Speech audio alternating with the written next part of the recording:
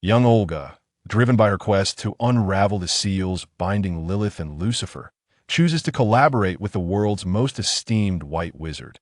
Dumbledore assists her in identifying a suitable candidate, ensuring Harry's survival during her time at Hogwarts. Upon her entrance to the school, Olga scornfully muses, "What could such repugnant, lowly humans possibly desire?" After settling in, Olga ponders, what ill intentions could these young wizards harbor? By her side stands a quietly devoted childhood companion, a proud and endearing young master of platinum lineage, a gentle and intelligent dark-haired boy, the most charming of twins, and a cunning yet innocent girl with a penchant for mischief. Alongside them are a delightful and perceptive young witch, as well as the foolishly naive Harry and Ron. Voldemort, that infamous Dark Lord? It is said he relentlessly pursues immortality, daring to challenge the divine. Miller and Sharia. In this impending battle, the bloodline will undoubtedly prevail. Chapter 1 Prologue. On the evening of October 31st, 1981, in Godric's Hollow, in a bedroom, a red-haired woman murmurs incessantly to an infant still swaddled, "We love you. We love you." The sound of footsteps ascending the stairs echoes from outside, the casual gate signaling the intruder's assured victory. With a resounding crash, the door bursts open, and the woman rises without hesitation to shield the infant, pleading in anguish. "I beg you, do not harm Harry. I implore you, I will do anything. Please, please." A flash of green light cuts through the air, silencing the woman's voice as she falls, eyes wide in shock. "Ha ha ha, Harry Potter, the boy of prophecy, let me witness how you intend to defeat me. Avada Kedavra!" In the kingdom of Satan. Thatcher. I sense my sister's soul fluctuating. Odysseus exclaims with excitement. It seems to be in the direction of England, where the magical energy appears unstable. Fortuna, rarely displaying urgency, interjects, "Godric's Hollow, a domain of wizards, Thatcher." Thatcher furrows his brow slightly, surprised to find himself in a wizarding realm, then turns to his youngest brother and instructs. Odysseus, confirm the situation swiftly. "I shall go at once," Odysseus replies before vanishing from sight. Amira comforts her solemn-faced elder brother.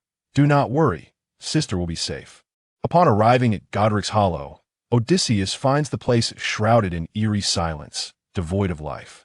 He surveys the surroundings before teleporting to the room where his sister's soul resonates most strongly, only to find a witch's lifeless body and a wailing infant. Bloodline magic, surviving under the killing curse. This child is truly either fortunate or unfortunate, he muses. Lily, no!" A man's urgent voice calls from outside. Odysseus casts one last glance at the boy who has miraculously escaped death, saying, "Good luck, little one." He pondered, knowing precisely how to awaken his sister. In 1991, beneath the shadowy eaves of the ancient castle, "Your Highness, we have observed an alarming number of owls lingering at the intersection with the human realm. It appears to be a wizard's scheme, for they are the only ones who favor employing such grotesque creatures to deliver correspondence."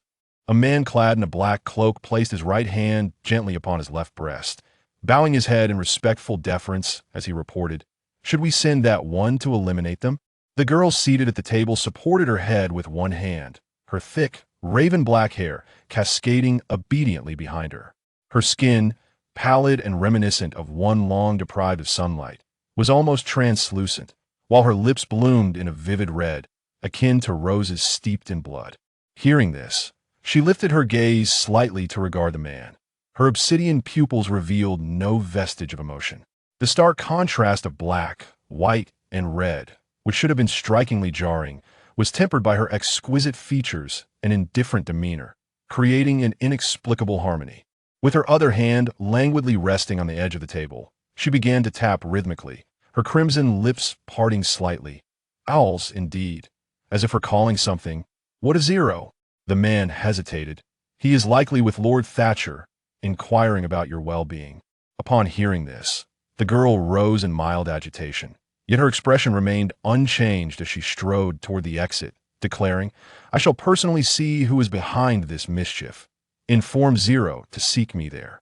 Hundreds, if not thousands, of owls soared aimlessly through the air, with many more joining their ranks, as if intent on gathering every hue and breed. When Zero arrived at the boundary, Olga had already been standing beneath the flock of owls for some time.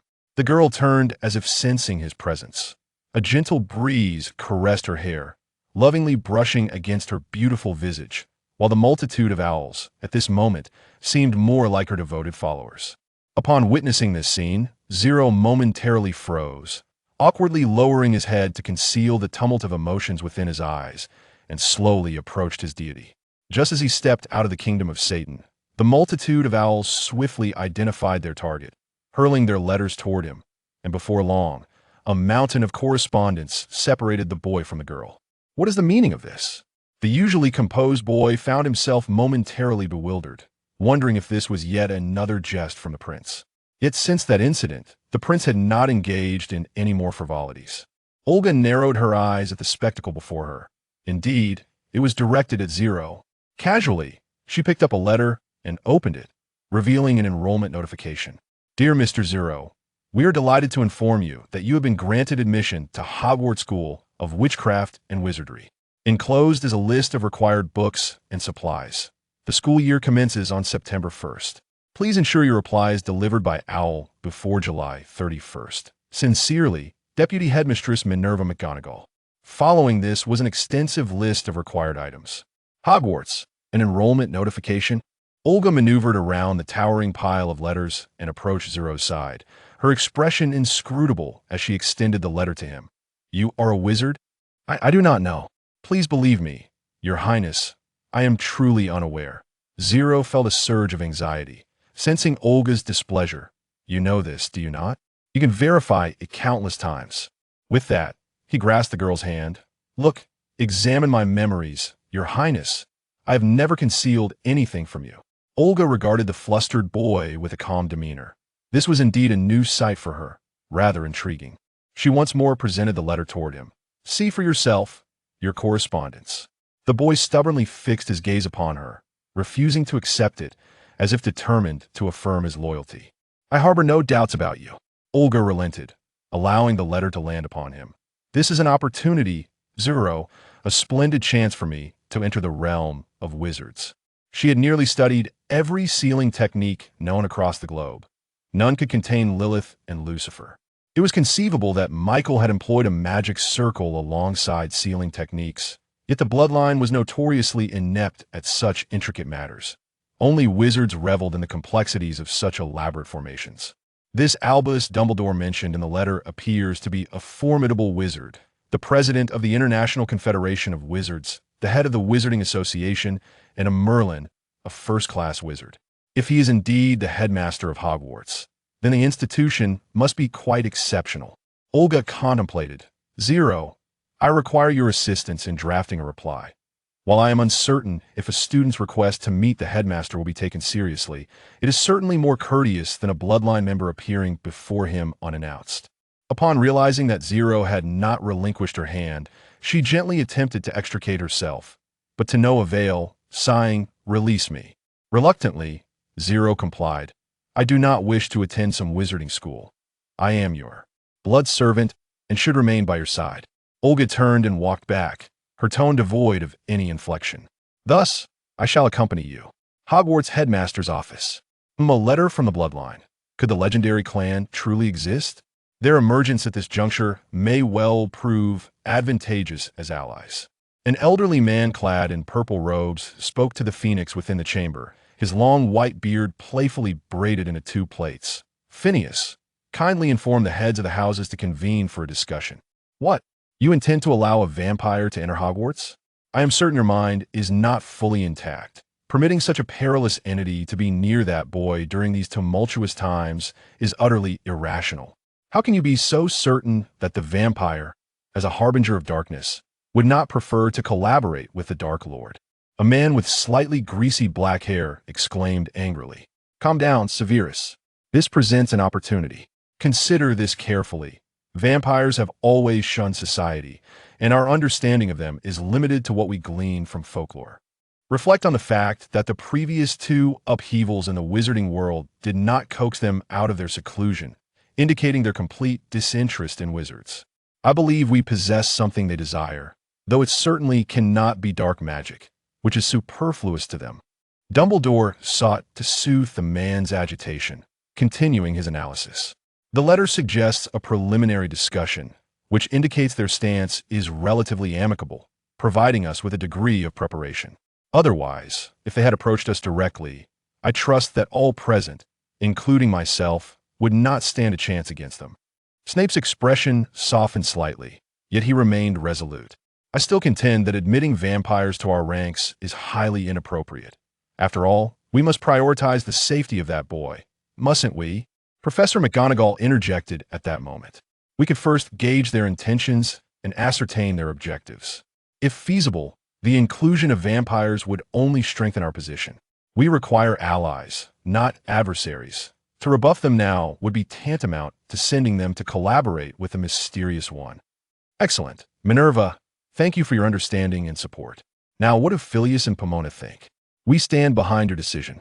Upon arriving at a cafe in County Clare, Ireland, as indicated in the letter, Dumbledore found Zero and Olga already waiting there. Apologies for the wait, Mr. Zero, and to you, the lovely lady. The scenery here is quite delightful, the elderly man with silver hair said with a smile. I am Albus Dumbledore. I believe we can dispense with unnecessary pleasantries. Mr. Albus Dumbledore, I am Olga, the heir to the vampire throne. This space is neither the domain of wizards nor that of vampires. This meeting serves us both well. Olga wasted no time in getting to the crux of the matter. You must have perused the letter. I can be candid. My objective is the study of magical formations.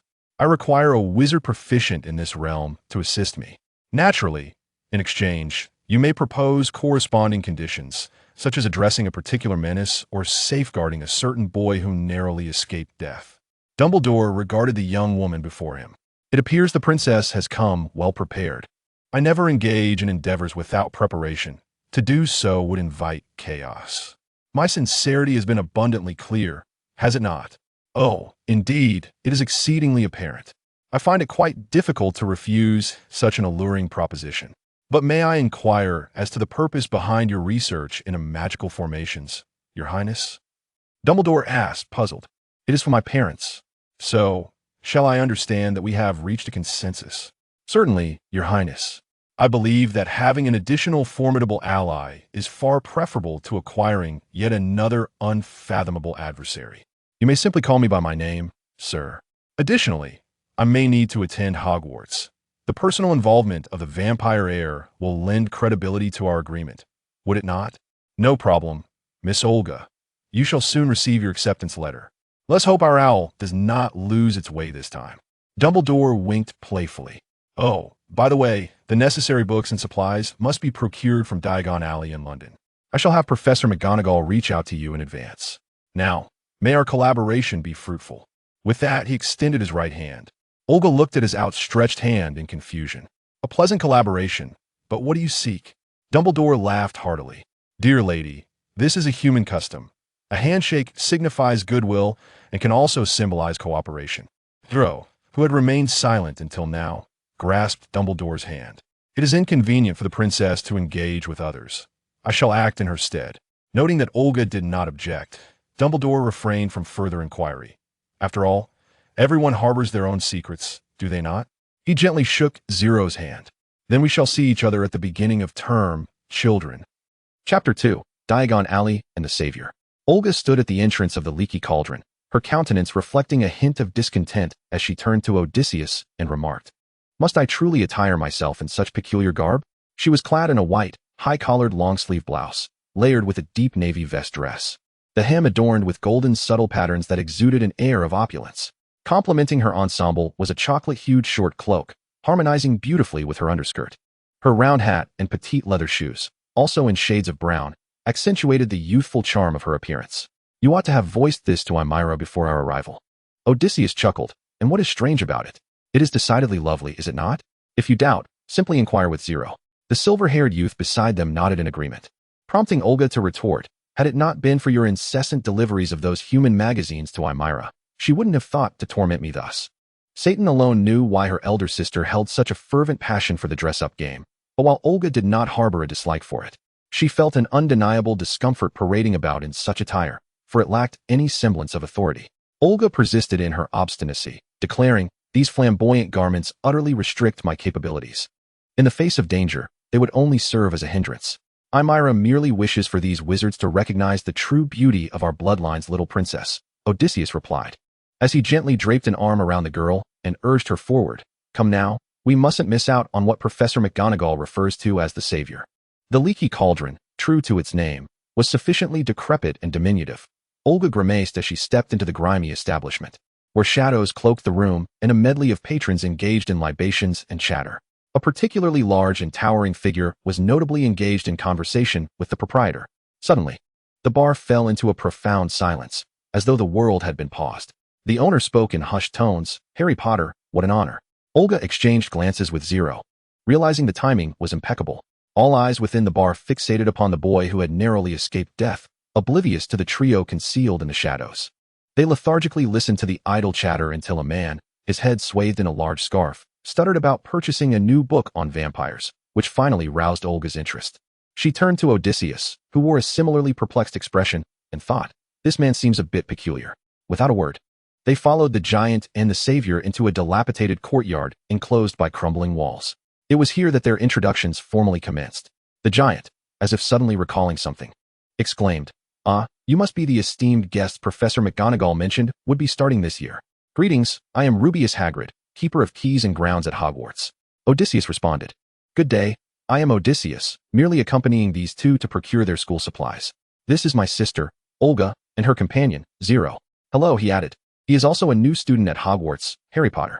Hagrid patted the quiet boy beside him. "Harry, greet your classmates."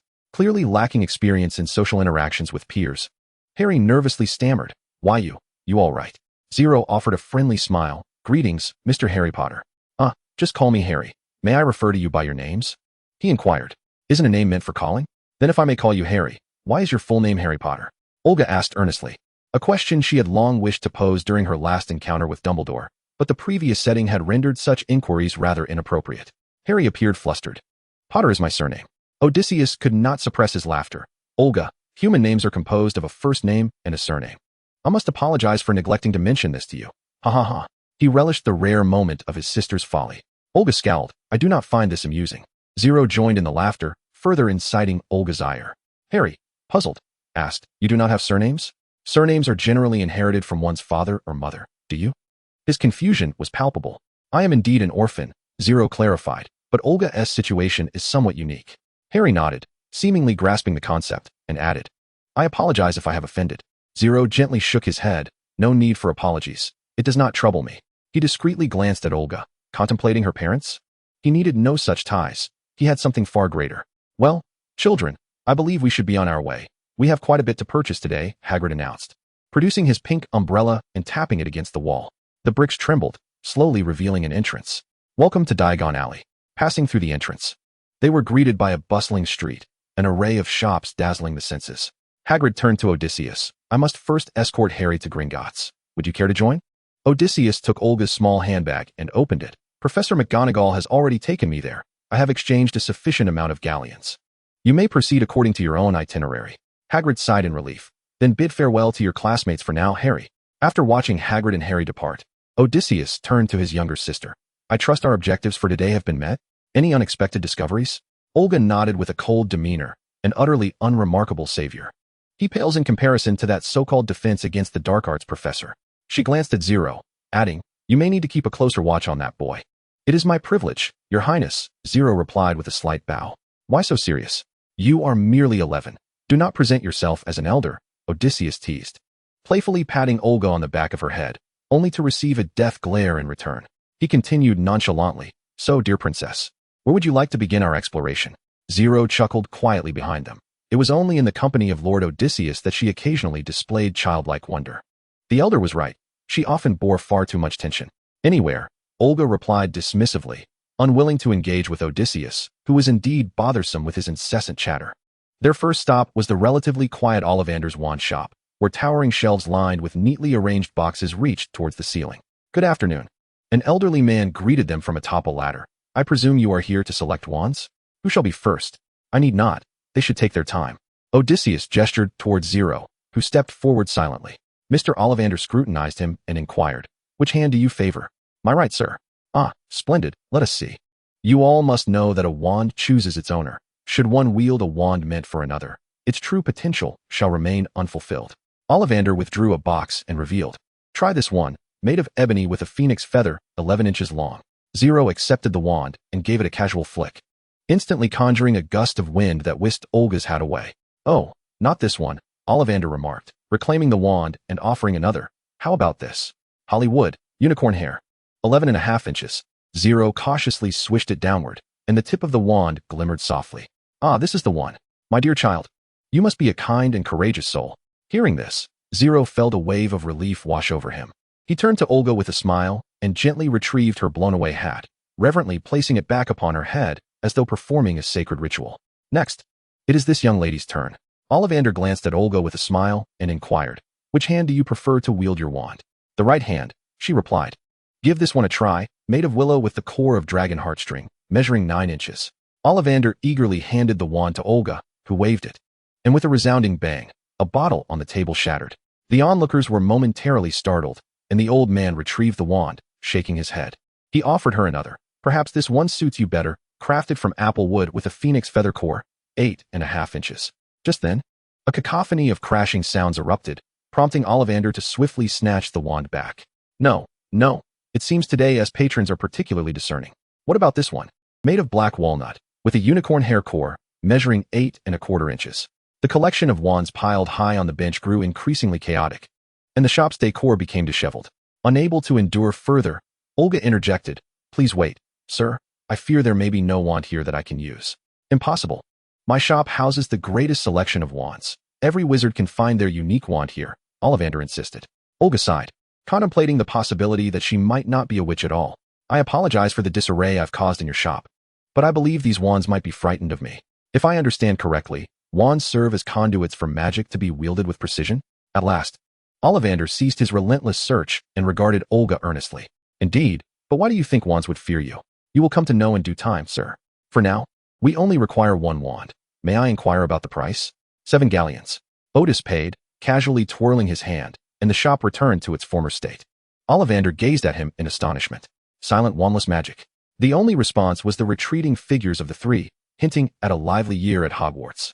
Chapter 3. The First Encounter with Draco. Silence enveloped the trio until Otis, unable to withstand the atmosphere any longer, broke it. "Do not fret, it is merely a wand, and you need not concern yourself with it, all right? If worse comes to worst, I recall that Thatcher has preserved one of our father's old staves. Far more precious than this wooden trinket. After all, you alone among the bloodline can wield it." Olga shot him a puzzled glance. "Why do you think that?" "I merely find it troublesome. Lacking a wand will make me more conspicuous. I detest the feeling of being scrutinized as if I were a monkey in a zoo. How could my little princess be a monkey? Trust me, they will only gaze at you with admiration." Otis exhaled in relief. "Bring the staff back, if memory serves. It is quite exquisite and would suit you perfectly." Olga feigned indifference, nodding slightly. "If it were indeed beautiful, it would not be out of the question. Shall we peruse the robe shop? My sister would look splendid in wizarding robes." Otis handed the handbag to Zero. "You two go inside. I will fetch you some other items, if that is agreeable." Olga had no objections. It was time to divide their tasks, as the crowd was overwhelming and noisy. Upon entering the shop, a short, plump witch greeted them with a smile. "Are you looking for Hogwarts uniforms, dear? Oh, this young lady is simply stunning. Where did you acquire this ensemble? It suits you perfectly, making you look like a gorgeous doll. The one who styled your outfit must be a genius." Perhaps Madame Malkin's enthusiasm drew the attention of a boy trying on clothes nearby. He appeared slightly pale, with striking platinum hair. Noticing the somewhat flustered girl, he saw sunlight reflecting off her dark hair, making her resemble a fairy bathed in light, filled with trepidation at her arrival in the mortal realm. He felt an urge to assist her and unconsciously spoke. Are you pure blood?" Upon hearing his own voice, he seemed to awaken from a dream. How could Malfoy be friends with a non-pure blood?" Draco became momentarily conflicted. Olga, uncertain of how to address the overly enthusiastic Madame Malkin, found Zero ensnared by a measuring tape, leaving her with little to attend to this side of the conversation. Hearing the boy's words, she sighed in relief and responded with gratitude. "Yes, I am. Pure as can be. If Lilith and Lucifer's daughter isn't considered pure blood, then who is?" "That's fantastic," Draco exclaimed excitedly. "Which family do you belong to? I am well acquainted with the Zabinis and the Parkinsons, and if you wish, we could hang out together in the future. Just as Olga contemplated how to respond to the boy, a voice called from the entrance, Draco, are you ready? We must be off. The boy's expression fell, and he replied despondently, coming, father. As he walked towards the door, he turned back to Olga and said, see you at school. Olga nodded, see you at school. It was a polite response, certainly not because she found the boy attractive. After Draco departed with his similarly haired father, he suddenly recalled. He had forgotten to ask the girl's name. This was such an uncharacteristic lapse for someone of his intellect. He resolved to have his father investigate which family the young lady belonged to. Surely she was not from England, as he had never encountered her before. Perhaps she hailed from a pureblood family in Germany? After Olga and Zero finished purchasing their robes, Otis returned just in time. Once they confirmed they had procured everything, they headed home together. On the day of the school opening, Imira repeatedly admonished Olga with concerns. Do not overexert yourself. Do not rush. Prioritize your own well-being. And do enjoy yourself. Do not worry about the affairs of the bloodline. Our eldest brother is here for a reason. She had always disapproved of her sister becoming involved in family matters at such a young age, as Olga was still just a child. Yet, apart from Otis, the other siblings insisted that their sister's talents should not be squandered. With Lilith and Lucifer's whereabouts unknown, and the Archangel Michael missing as well. After so many years of calm, it was uncertain when conflict might erupt again. They all wished for their sister to grow up happily, but even more so hoped she would swiftly acquire the means to protect herself. Imira sighed, gently stroking Olga's head. I will not interfere with your decisions. I trust that you will make your own judgments. But promise me, ensure your own safety, will you? Olga nuzzled against Imira's hand like a little kitten. Do not worry, Imira. I am strong. They cannot defeat me. She adored her big sister. And it was only in Imira's presence that Olga allowed herself to lean on her like a child. And there is Zero, so I am not alone. Imira tapped Olga's nose playfully. I know you are capable, but I fear you may become reckless and inadvertently harm yourself. Turning to Zero, she added, you are the more reassuring one. Zero, keep a close watch on her. Do not let her run amok. Rest assured, it is my duty to protect the princess. After bidding farewell to their siblings, Otis took the two children to King's Cross Station in London. Remember, to reach platform 9 3/4, you must walk through the barrier between platforms 9 and 10. I won't accompany you inside. It is too crowded, and the smell makes me nauseous. Otis grimaced in distaste.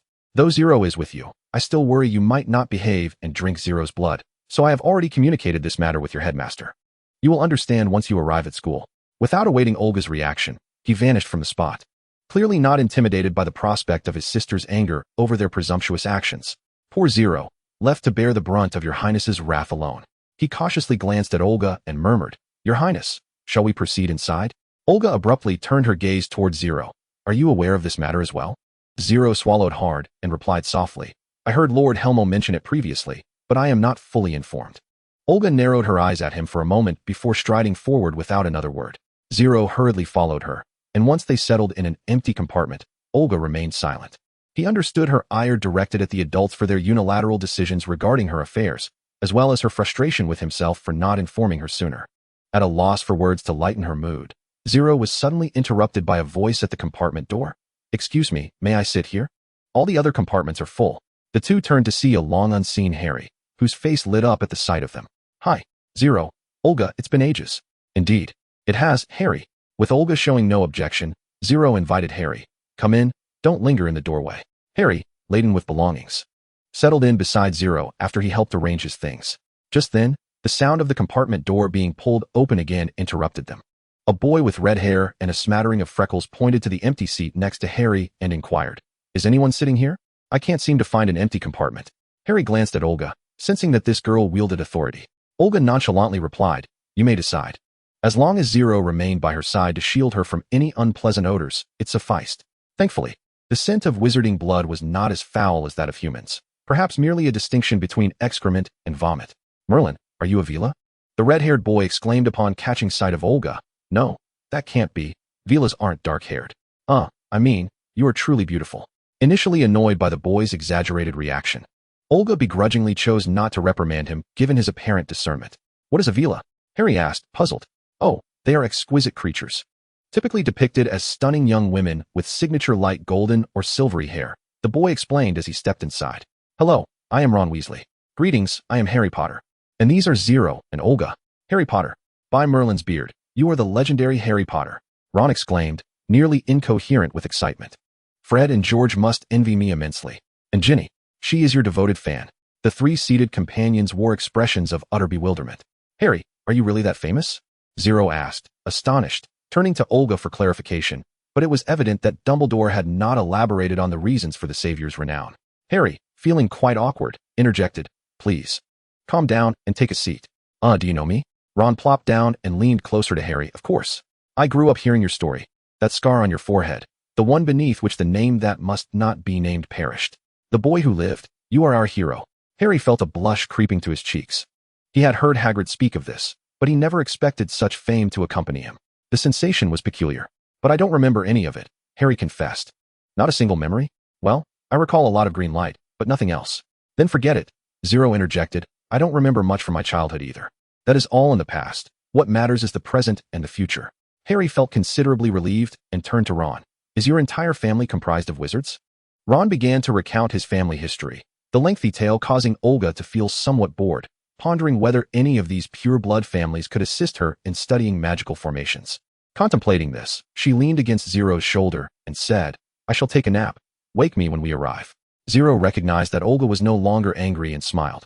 All right. Harry looked at them with envy and whispered, your bond is truly wonderful. Zero smiled back, remaining silent as he continued to listen to Ron's descriptions of the wizarding world. When Olga awoke, she found a little girl with thick brown hair animatedly discussing the reference books she had read. Upon noticing Olga's open eyes, the girl seemed momentarily taken aback. Did I wake you? Olga shook her head, rising to say, I'm merely caught up on my sleep. Do carry on. The girl's cheeks flushed slightly. I have finished. You all should hurry and change. We will likely arrive soon. Without waiting for a response, she hurriedly exited the compartment. Phew. Thank goodness that's over. Please don't let me be sorted into the same house as her. Ron exhaled dramatically. Which house do you wish to join? Harry inquired. My family are all Gryffindors, so I suppose I should be too, as long as I don't end up in Slytherin. Slytherins are all dark wizards, Ron asserted decisively. Isn't that the house where Voldemort was? Indeed. Most of his followers hailed from Slytherin. I would rather drop out than be sorted there. If that's your stance, why does the school still retain that house? Olga interjected, unable to suppress her dismay at the apparent house discrimination among wizards. Well, I am not sure. Perhaps because the school was founded by 4 founders? Ron replied uncertainly. Since it still exists, it cannot be as dreadful as you claim. I suspect that may be your bias, Olga retorted, unusually vocal. Just as Ron was about to respond, the compartment doors swung open once more. 3 boys entered, the leader being the platinum-haired individual Olga had encountered at Madame Malkin's. He had been intently observing Harry but paused upon seeing Olga, a faint blush creeping onto his pale cheeks. It's you. Realizing his reaction might have compromised his noble demeanor, he composed himself and continued, I forgot to introduce myself last time. I am Draco Malfoy. Uffed. Ron burst into laughter. Draco shot him an irritated glare. What? Is my name amusing? Oh, look at you. Red hair, freckled face, shabby robes. You must be a Weasley. My father told me there are so many Weasley children that they can hardly afford to feed them. With that, his 2 lackeys erupted into laughter. Olga cast a disdainful glance at the 2 chubby boys resembling bodyguards and thought, how unattractive. She then turned her attention back to Draco, acknowledging that his eyes had indeed been purified. Draco then addressed Harry, so you must be Harry Potter. Trust me. You will soon discover that some wizarding families are far superior to others, and I can certainly assist you with that, including the young lady beside you. He selectively ignored Zero, having previously witnessed him with the beautiful girl, and felt no jealousy. He extended his hand to Harry, but Harry coldly replied, I believe I can discern for myself who is worthy of friendship. Thank you. Draco, feeling humiliated in front of Olga, scowled. You will regret this, Potter. He then turned slightly toward Olga, inclining his head. Until next time, miss. With that, he stormed out in a huff. Ron imitated Malfoy in a mocking tone. Well then, we shall see you later, Mississippi. He felt utterly nauseated. Malfoy had just paraded around like a peacock. Olga nearly burst into laughter at his words. Were all these little wizards so juvenile? Zero found Malfoy particularly irksome and hoped they wouldn't be sorted into the same house. Chapter 4. The Sorting Ceremony. The train finally came to a slow halt, and the young wizards rushed to disembark. First years, gather here. Harry heard a familiar voice and excitedly rushed forward. Oh, Harry, long time no see. How have you been? Hagrid was always such a conspicuous figure amidst the crowd. Quite well, couldn't be better. That's good to hear. Hagrid's bearded face broke into a smile. Now, first years, follow me, and watch your step. They stumbled along after Hagrid to the edge of the Black Lake, where a majestic castle loomed across the water. No more than 4 to a boat. Hagrid gestured to the small vessels by the shore. Olga and her trio boarded a boat, and Zero curiously inquired, "Must we really take a boat to the castle? Isn't that rather inconvenient?" Ron shrugged nonchalantly. "Only first years take the boat. After that, we ride carriages." Olga, however, wondered why they couldn't simply use magic. As they were wizards after all. Before long, the boat docked, and they followed Hagrid to a grand hall where a stern-looking witch in a deep green robe awaited them at the entrance. "Thank you, Hagrid. I will take over from here." "All right, Professor McGonagall." Hagrid winked at Harry before departing. "Welcome to Hogwarts," Professor McGonagall announced. "The feast will commence shortly, but first, we must determine which house you will belong to, Gryffindor, Hufflepuff, Ravenclaw, or Slytherin. You will attend classes, reside, and spend leisure time in your respective houses. During your time at Hogwarts, exemplary conduct will earn points for your house, while any misconduct will result in point deductions. At the end of the term, the house with the most points will win the House Cup, a great honor." "Next, Longbottom," a chubby boy with buck teeth excitedly shouted, rushing to Professor McGonagall with a toad in hand. She shot him a disapproving glance, but said nothing, continuing, "Please wait quietly until your names are called. I will come for you when you are ready." With a nod to Olga, she departed. Harry, feeling a bit anxious, asked Ron, "How do they know which house will be sorted into?" "Fred and George said it involves fighting a dragon," Ron replied, his face pale. Olga furrowed her brow. While she felt no fear, she glanced at Zero, who offered her a reassuring smile. "Don't worry, the school wouldn't assign first years to dangerous tasks." It made sense. After all, a group of children sustaining injuries would be quite disastrous. Olga felt a bit relieved as she surveyed the newcomers, who looked rather apprehensive. The brown-haired girl from the train was muttering incantations under her breath, seemingly reviewing spells. Draco appeared relatively calm, though he too was evidently anxious about the sorting. Shortly, Professor McGonagall returned, instructing them, "Now, line up and follow me." The grand doors opened slowly, revealing an opulent dining hall. Harry marveled, having never seen such a splendid place. For long tables were filled with older students, gold plates and goblets adorning the tables, while thousands of candles floated above, illuminating the scene. Looking up, there was no ceiling, just a dark sky twinkling with stars. Olga sensed someone watching her, and turned abruptly to find a red-haired boy staring back. He seemed taken aback by her perceptiveness, but soon broke into a radiant smile. Just then, another identical face appeared beside him, mirroring his smile. The two boys were twins. She wondered if their blood tasted the same. Olga averted her gaze to the sorting hat, listening to its discordant song. Her attention shifted to the staff table, where a dark-haired man was intently observing Harry. As if sensing her gaze, he turned to meet her eyes. His expression was complex, and he reluctantly offered a slight smile. Beside him sat Professor Quirrell, still looking timid as ever. Professor McGonagall then unfurled a scroll of parchment, announcing, "When I call your name, please come forward and don the hat." She scanned the parchment. Hannah Abbott, Hufflepuff. Cheers erupted from the table to the right as the girl excitedly took her seat. Susan Bones, Hufflepuff. Olga watched the sorting with mild disinterest, pondering whether the hat would be as wary of her as a wand.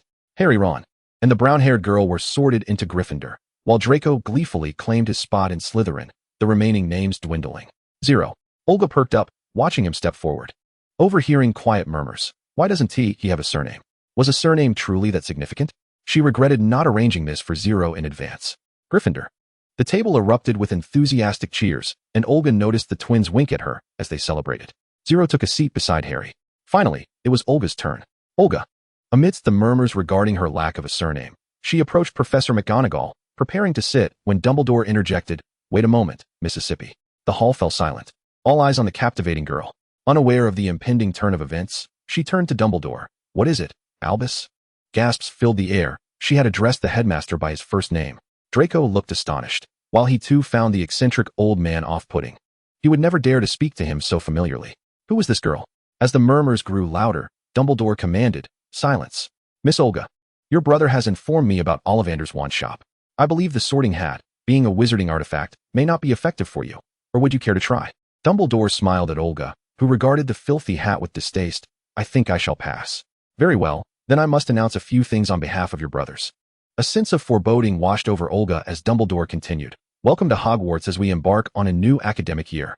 This year, we welcome a very special guest, who will soon become your classmate, that is, Olga, the princess of the bloodline." For a moment, time seemed to freeze, followed by a buzzing wave of discussion. "Bloodline? Is she a vampire? Ah, no wonder I found her so strikingly beautiful. She truly isn't human. Merlin, has the school gone mad? She truly won't drink our blood, will she? Ugh, How revolting, a blood-sucking monster. Aren't vampires supposed to be averse to sunlight? Does that mean she will only attend classes at night or sequester herself in the cellar all day, much like Professor Snape? Am I the only one curious if she can transform into a beast? Perhaps like a werewolf. Hey, think about it. She will be dining and residing with us. Goodness. It's best not to dwell on it. Are they afraid of silver? Should I ask my parents to send me some silver for protection? Olga, for the first time, loathed her acute hearing, which allowed her to discern every complaint. In exasperation, she exclaimed, "Silence." Everyone promptly hushed and directed their attention to the girl on stage, who began to speak clearly and deliberately. I shall only say this once. Firstly, I am of the bloodline. But I am not one of those wretched vampires you speak of. They are merely a trivial offshoot of the bloodline, not even worthy of being called half-breeds. Olga inhaled deeply to quell her rising anger. Secondly, if you fancy those laughable silver trinkets, feel free to wear them, but they are nothing more than mere ornaments. Attempting to harm a pureblood with them would be akin to preparing your own grave in advance. Lastly, you wish for me to drink your blood? Olga smirked derisively. Do you believe you are worthy? A gaggle of repugnant, fragile humans. After venting her fury, she seemed to recall something and turned to a few professors, adding, "Of course. I do not include the professors. You all smell tolerable." She then addressed the students below. "I hope you learn to respect other races. If so, I believe we can coexist amicably." With that, she gestured to Dumbledore. "Apologies, please continue." Now, children don't understand," Dumbledore reassured. "I apologize on their behalf." "So, do you have a preferred house?" Olga irritably pointed towards the quiet Slytherin table. "Them. I prefer tranquility." "Very well. We shall arrange a special seat for you at the Slytherin table so that you may dine in peace, as per your brother's wishes." Olga mentally noted several things to tally later when she returned home, regarding her beloved brothers. "I believe a seat is unnecessary. It would be best for me to minimize my presence in the dining hall so as not to diminish others' appetites." In a self-deprecating tone, she added, "Now, if you would permit me, I shall return to my dormitory and allow everyone to enjoy their meal." Dumbledore looked at the young girl with a twinge of sympathy. Coming alone into the wizarding world, she indeed had to endure much criticism. "Severus, would you be so kind as to escort our dear miss to her dormitory?" "Olga, he is your head of house. You may seek him out should you require anything." Olga nodded absent-mindedly and followed Snape out. 0. Just as he was about to rise and follow, an invisible force pressed him down. He looked at Olga in disbelief. "Listen, 0. This is your chance, an opportunity to break free from the bloodline. You could become a splendid wizard, rather than remain a mere blood slave in the bloodline." Olga's calm voice resonated in Zero's mind. "I know you are willing, but I cannot bear it. You deserve a bright future." "Your Highness, enough. We need not speak further. Under the current circumstances, it is ill-advised for you to be associated with me, a Slytherin and a member of the bloodline. You will be isolated. Do not display any closeness to me. Remember your task and pay more attention to that boy. Once this matter is resolved, I shall find a way to extricate you from the bloodline." With that, Olga severed the connection and departed the dining hall without a backward glance. Zero stood in a daze, watching the direction Olga had vanished. Harry, feeling pity, asked, "You didn't know about this, did you?" "I mean, she is of the bloodline." Hermione interjected, "What of the bloodline? One cannot choose their race. Besides, you all shared a compartment. Has she ever harmed you?" Ron retorted angrily. "Just because she hasn't tea before doesn't tea mean she won't tea in the future. Who knows if she'll bite your neck when she is hungry." "You," Hermione exclaimed in exasperation, "you foolish boys shall regret the words you've uttered today." At that moment, Dumbledore added, "Please trust that the school will ensure everyone's safety. Having chosen to admit Miss Olga, she shall undoubtedly become a good friend. Your concerns shall not materialize. Now, before the feast commences, I wish to say a few words, fool, crybaby, scum, twist. Thank you all." In the Slytherin common room, Snape regarded Olga with a measured tone. "My dear, I trust you remember how we entered without my needing to repeat it? The entrance password changes bi-weekly, so be mindful of the notices. Moreover, due to your unique circumstances and your dear brother's insistence, the school has arranged for you to have a single dormitory. Thank you very much." After bidding farewell to Snape, Olga returned to her chamber. Aside from the view of the Black Lake below, her room was nearly identical to her chamber in the castle. It seemed her brothers had indeed put in some effort and done something commendable. Olga lay back on the large bed, finally able to relax in the familiar surroundings. The words she had spoken to Zero were deeply considered. Since rescuing him 5 years ago, his existence as her blood slave had been unfair to him. Yet today had been rather abrupt, and Zero might feel as though he had been abandoned once more. Perhaps there would be another opportunity to explain things thoroughly. Draco felt that his 11 years of life had never been as fantastical as today, with emotions swinging from elation to despair and back to a tumultuous blend. His initial reaction to Olga joining Slytherin was, of course, joy, but then he recalled her bloodline identity. So when she had answered his question upon their first meeting, she had indeed stated she was a pure blood from the bloodline. She had not lied to him. Wait a moment. Dumbledore mentioned she was the heir to the bloodline? With this thought, Draco sprang to his feet, startling Goyle and Crabbe nearby, only to sit back down sheepishly. An heir, a noble member of the bloodline. Would his father accept it? Oh, Merlin, what was he thinking? It was merely a friendship. Father wouldn't concern himself too much. Reassured, Draco began to eat the food before him, contemplating how to greet Olga the following day. Chapter 5, Transfiguration Class and the Twins. The next morning, Olga stood at the entrance of the Slytherin common room, feeling somewhat lost. It seemed she had forgotten that she didn't possess a map of the castle. And only half an hour remained until the first Transfiguration class of the new term. To be honest, she might as well return and sleep. Professor McGonagall would likely not reprimand her, would she? Hey, Fred, look who we stumbled upon. One of the red-haired boys she had seen at the feast suddenly appeared before Olga. Oh, George, a solitary little snake. A voice emerged from behind her. The pair continued in perfect harmony, the esteemed, the mysterious, the intriguing, bloodline little princess. They concluded in unison. It's Heir, thank you very much. Olga corrected them with a serious demeanor. Calling me a princess sounds far too feeble. Wow, Heir, the future king of the bloodline. How splendid. Olga felt dizzy from the conversation between Fred and George, as they followed closely behind her on either side. Wait a moment, if I'm not mistaken, George. This doesn't seem to be the way to the Transfiguration classroom, she remarked. You are indeed correct, Fred. It appears our princess is unaware of the path to her class. The two communicated effortlessly over Olga's head. It is Crown Prince. Thank you very much, Olga reiterated now. Could you kindly inform me of the direction to the Transfiguration classroom, gentlemen? She halted, taking a step back to better see their faces, as they were rather tall. And she preferred not to strain her neck. A lost little snake princess, they mused, in need of a knight's assistance.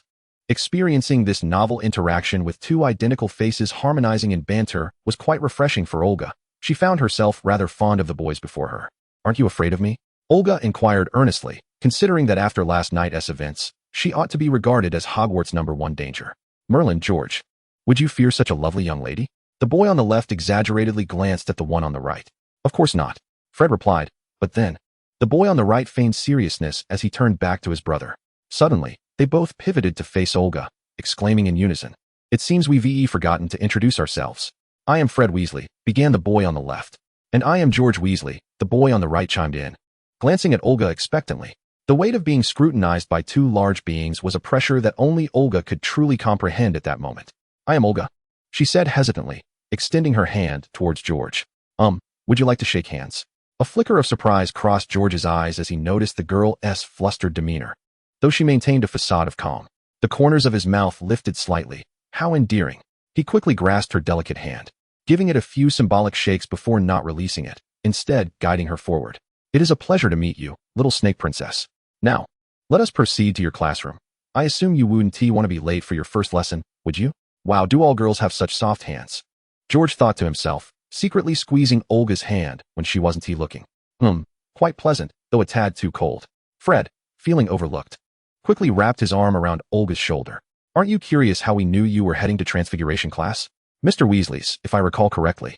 I came to school in the same compartment as Ron. Olga exhaled in relief, realizing her control over her powers had improved considerably.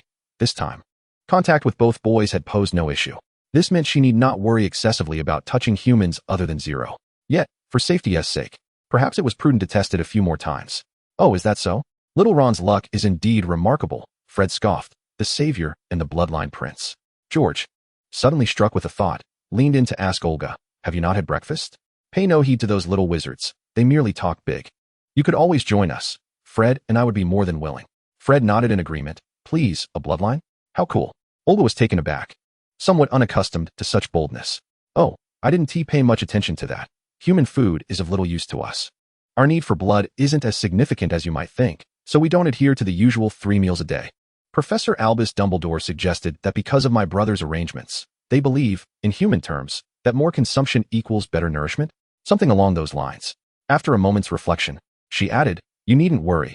We do not indiscriminately feed on human blood like those lower-class vampires. Our clan possesses an ample blood reserve, and purebloods are quite discerning about blood. As of now, I only have 1 blood servant. What about me? George interjected. Fred and I, judging by your words yesterday. should be able to smell our blood. Does that mean our blood is unappealing to you? Fred cast a surprised glance at his brother. Yet was intrigued to hear Olga's response. No, you both smell rather pleasant, Olga admitted, finding it difficult to articulate. It was more than just pleasant, aside from zero. She had never encountered such an appealing scent. George's eyes brightened, ready to continue, but Fred interjected, really? Then do we both smell the same? How could that be? Each individual is unique. Blood is no different. Can you tell us apart? George asked tentatively. With utmost ease. Fred felt a twinge of discomfort. He certainly didn't wish anyone to be able to distinguish between him and his brother, not even their mother. George, however, smirked. Then who smells sweeter? Well, that depends on personal taste. Olga felt the conversation veering into increasingly bizarre territory. What do you prefer? George halted abruptly, leaning closer to Olga's face. Olga was taken aback, forcing herself to maintain composure. That's hard to say. I haven't tried either. They're probably quite similar. Are you hungry now? Would you like to try? George leaned in even closer. I could let you sample it for free. Fred chimed in, me too. An arm? Or perhaps a neck? Just remember to tell us whose blood tastes better. That insatiable desire to compete. Olga unconsciously swallowed hard. Were these two slightly out of their minds? It was her first encounter with humans, so eager to offer her blood. Yet, strangely, she felt a flicker of temptation. How could this be? To regard her classmates as potential food on the very first day of school. Was she mad, or were they? Resolutely, she declined. No, thank you. Don't mention it. We're doing this willingly. The two faces before her winked, as if inviting her further. Really, it's not necessary. Plus, I'm going to be late for class. All right then, should you feel hungry, do seek us out. George finally relented, continuing to lead her onward, casually inquiring, what is a blood servant? It is a blood reservoir for a particular bloodline, exclusive to the bloodline itself. For instance, my blood servant can only belong to me. Sounds tempting. Is it a human? The ever-curious George pressed on. Not necessarily. It can be any creature, as long as its blood suits your taste. But how do other bloodlines know who a blood servant belongs to? What if their essay mix-up? That's impossible, Olga interrupted. A blood servant signs a contract with their master, creating a special bond between them. The servant will also bear the master's mark and scent. So it's utterly foolproof, unless it's a deliberate provocation. Cool. George, do you think Mom would mind if we became blood servants? Fred asked impulsively. I don't believe so, Fred, but you ought to seek this young lady's consent first, George advised, squeezing Olga's hand again. Would you mind having 2 more blood servants, Your Highness? Olga felt as though she had lost her mind. Please, gentlemen, this is no laughing matter. We couldn't be more sincere. They both declared in unison. Silence. You two lunatics. Fred and George burst into laughter as they arrived at the door of the Transfiguration classroom. Fred pulled a few candies from his pocket and offered them to Olga. Though we know you're not hungry, since you're reluctant to indulge in our offer, why not have a few sweets instead? I just mentioned that human food is of no use to us, Olga shrugged. Perhaps feeling a twinge of compassion, she accepted the candy from Fred, casually unwrapped one, and tossed it into her mouth, finding it as flavorless as chewing wax. Nonetheless, thank you. George, caught off guard, could only watch as Olga remained unresponsive for a few seconds before inquiring. No reaction? Was that normal candy? Fred also popped a piece into his mouth, exclaiming, impossible. I distinctly remember bringing only the fat tongue toffee today. No sooner had he spoken than his tongue swelled rapidly, turning a deep shade of purple. He found himself at a loss for words, his eyes wide with helplessness as he sought their assistance. At this sight, Olga finally burst into laughter. George and Fred were momentarily taken aback. Indeed, one could see stars reflected in her eyes. Under the influence of her smile, they unwittingly joined in, with George remarking, Little snake, you ought to smile more often. Fred nodded vigorously in lieu of his inability to speak. Olga's laughter grew more exuberant. It had been ages since she had laughed so freely. Despite their eccentricities, these two had a genuine talent for bringing joy. All right, gentlemen. Thank you for escorting me to class. I must head inside now. As Olga's smile faded, she turned to enter the classroom, suddenly adding, Your tricks won't work on me, you know. With that, she elegantly waved her hand in farewell. Fred felt his tongue returning to normal and exclaimed excitedly to George, Hey brother, I'm fine now. Does this mean we won't have to endure Mrs. Pomfrey's scoldings anymore? Little Snake's trick is far more effective than those dreadful potions. Indeed, she was quite remarkable. George watched Olga enter the classroom, nudging Fred's shoulder. Let us go, brother. Upon entering the classroom, Olga noticed that most students had already arrived. The divisions between Slytherin and Gryffindor were stark, each seemingly disdainful of the other, indicating a rather tense inter-house dynamic. As everyone noticed her, they quickly averted their gazes, pretending to be engrossed in their studies. Draco, seated in the front row, appeared quite animated, his platinum-haired head eagerly watching her. However, She had no desire to be the center of attention at the front of the class. Olga made her way to the Slytherin side, taking a seat beside a black-haired boy in the last row. She took a gentle sniff and thought, why does he smell rather pleasant too? Is it that I prefer the scent of wizard blood? The boy to her left seemed unfazed by her presence, focused intently on his textbook. Sensing her gaze, he looked up, revealing a pair of deep blue eyes reminiscent of the ocean, calm and undisturbed at that moment. After a brief exchange of glances, he merely nodded politely before returning to his own world.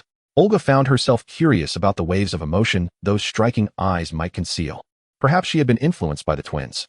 Zero observed the entire scene, including Olga's scrutiny of the boy and their brief eye contact. His expression darkened slightly, finding the moment inexplicably irksome. Olga sensed something amiss and spotted Zero among the Gryffindors. He looked surprised but immediately smiled at her. She subtly shook her head, diverting her gaze. Zero's smile faltered, and he lowered his head in disappointment. Focus on class. I will find you later. Zero lifted his head eagerly to look at Olga, who did not return his gaze but lightly tapped her fingers on the desk in a familiar manner. She was still his princess. Hermione, keenly perceptive, noted the undercurrents between them. Deep in thought. Just then, Harry and Ron burst into the classroom, exhaling in relief. Thank goodness Professor McGonagall isn't here, otherwise, her expression would surely be foul. As soon as Ron finished speaking, the cat on the desk leapt down, transforming into Professor McGonagall. Oh, that was quite a clever trick, Ron exclaimed, genuinely impressed. Thank you for your compliment, Mr. Weasley. However, I believe I should turn you and Mr. Potter into a pocket watch, so you won't be late, Professor McGonagall said sternly. We got lost, Harry said, somewhat sullenly. Then you can turn into a map, she retorted, refusing to accept their explanation but not pressing the matter further. After allowing them to take their seats, she began explaining the day's lesson. She distributed a matchstick to each student, instructing them to attempt to transform it into a needle during the class. Olga, a bit embarrassed, pulled out her wand. Odysseus hadn't informed her how conspicuous it would be. The wand was entirely white, which she could tolerate. The massive, translucent gemstone at its tip was another matter. The intricately crafted silver engravings along its shaft were yet another. But what did it mean that it emitted a radiant glow at all times? It seemed to proclaim its sanctity, nobility, and extraordinary nature to all. Who could have imagined that a bloodline heir would wield such a sacred wand? What a disgrace, a true embarrassment for her lineage. Thankfully, she was seated in the last row. Look, what kind of wand is that? A boy from Gryffindor exclaimed in surprise, drawing everyone's attention to Olga. At that moment, she wished she could toss the embarrassing object away. Mr. Thomas, please refrain from making a commotion in class, Professor McGonagall admonished, casting a somewhat apologetic glance at Olga. Professor, is it indeed the case? Hermione suddenly interjected, redirecting everyone's focus as she noticed Olga's discomfort. Oh, splendid. Miss Granger, 5 points to Gryffindor. Hermione's matchstick underwent a slight transformation, and Professor McGonagall appreciated her proactive effort to defend Olga. Finally, she wouldn't be subjected to ridicule. Thank the heavens for the girl who spoke up. Olga sighed in relief, only to hear a soft chuckle beside her. She turned stiffly to the black-haired boy, who was now filled with mirth in his azure eyes. Chapter 6, Theodore and Potions Class. You seem rather averse to being the center of attention, the boy remarked. Do you truly enjoy being observed like an animal? Olga retorted bluntly. It seemed today was not a good day for her to be out. She should have chosen to sleep in her dormitory from the very beginning. The bloodline prince appeared somewhat different from her expectations. He had presumed that exposing her discomfort would provoke her ire, yet all he received was an indifferent query in return. She resembled a domesticated kitten, all puffed up in anger, yet unwilling to strike back. As an heir of the bloodline, her temperament was surprisingly gentle. It seemed that the excessive attention she received at the opening feast had genuinely vexed her, prompting her to feign an unapproachable demeanor to deter everyone. As he contemplated this, the boy's smile broadened. You're right, that feeling is utterly dreadful. Olga's expression softened slightly, and she feigned seriousness in defense of herself. These little wizards are truly impolite. I would never allow such startled behavior within my lineage. It's far too unsteady. Even more akin to a kitten, it seems she could be easily soothed. The boy felt increasingly assured of his impressions. Indeed, I too dislike engaging in hollow conversations and meaningless actions with them. It is akin to squandering one's life. Olga felt a sense of relief and regarded him with appreciation. I find your perspective quite insightful, but as bloodlines possess eternal life, I do not fully grasp what it means to waste life. The boy's eyes flickered momentarily. Eternity? Isn't this the grand ambition that individual has long sought to achieve? The lifespan of a wizard, while considerably longer than that of a human, is still limited, averaging a mere 200 years. Within such finite existence, it is incumbent upon one to engage in pursuits of significance. Only 200 years. I had assumed wizards could live for at least 6 or 7 centuries. Thus, I completely comprehend and wholeheartedly support your choice. It is indeed an honor to receive your understanding and support, esteemed Prince Theodore. I am called Theodore not. I am Olga. You may simply call me by my name. It is a pleasure to make your acquaintance. Olga adeptly extended her hand, seizing the opportunity to test once more whether she could engage in normal contact with a human. Theodore, momentarily blank in thought as he beheld the petite hand before him, instinctively grasped it. This prince, no, Olga, was truly fascinating. I too am exceedingly pleased to meet you, Theodore expressed sincerely, in an effort to avoid drawing attention once more. Olga disregarded the content of the transfiguration lesson. However, it was not until nearly the end of class that she realized not a single Slytherin had succeeded. Is this what they call a pureblood academy? Had this lesson merely allowed Gryffindor to gain a 5-point lead? Olga could not abide the thought of being outperformed by anyone, least of all her own house. She raised her wand, which caused her great embarrassment, and with a gentle flick, the match undeniably transformed into a flawless silver needle, even adorned with the same intricate design as her wand. 5 points to Slytherin. Miss Olga, your transfiguration spell is absolutely impeccable, Professor McGonagall praised generously. Now, those who failed to effect any change in their match must submit a 2-page essay before the next class.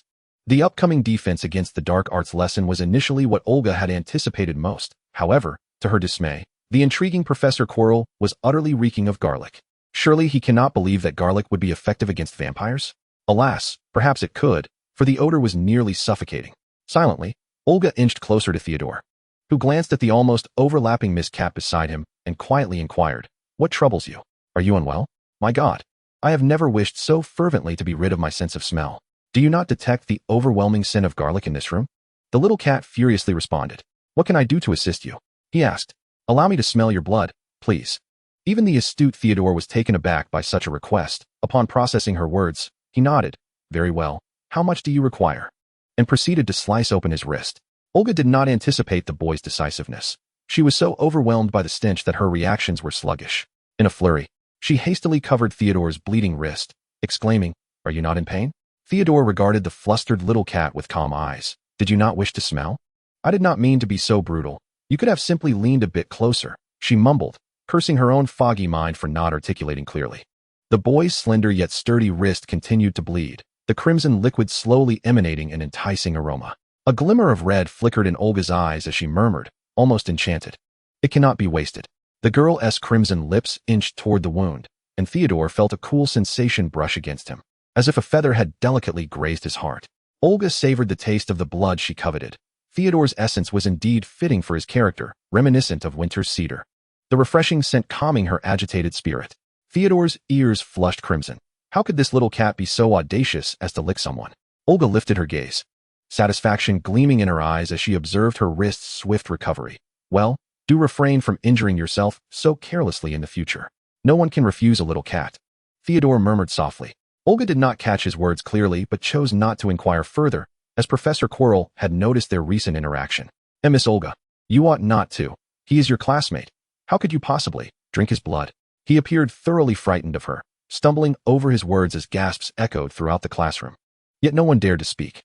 Zero unconsciously clenched his fists, while the illustrious Draco Malfoy wore an expression of disbelief. What? How could it be that Nott has managed this? Is he not utterly repugnant?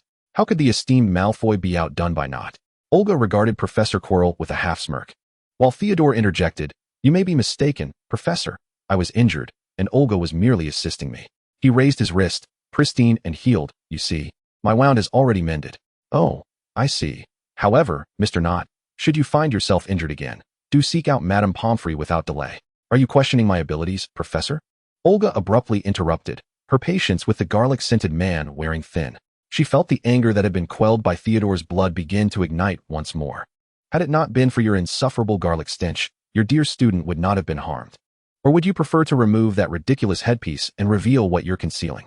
Though she had no desire to meddle in the affairs of the wizarding world, since Albus had chosen her to protect the Savior, she would not remain idle. Yet, this quarrel had begun to challenge her limits from the very first day of class. Was the garlic truly a manifestation of fear towards vampires, or was he hiding some secret? If the former, could it be construed as a provocation towards me?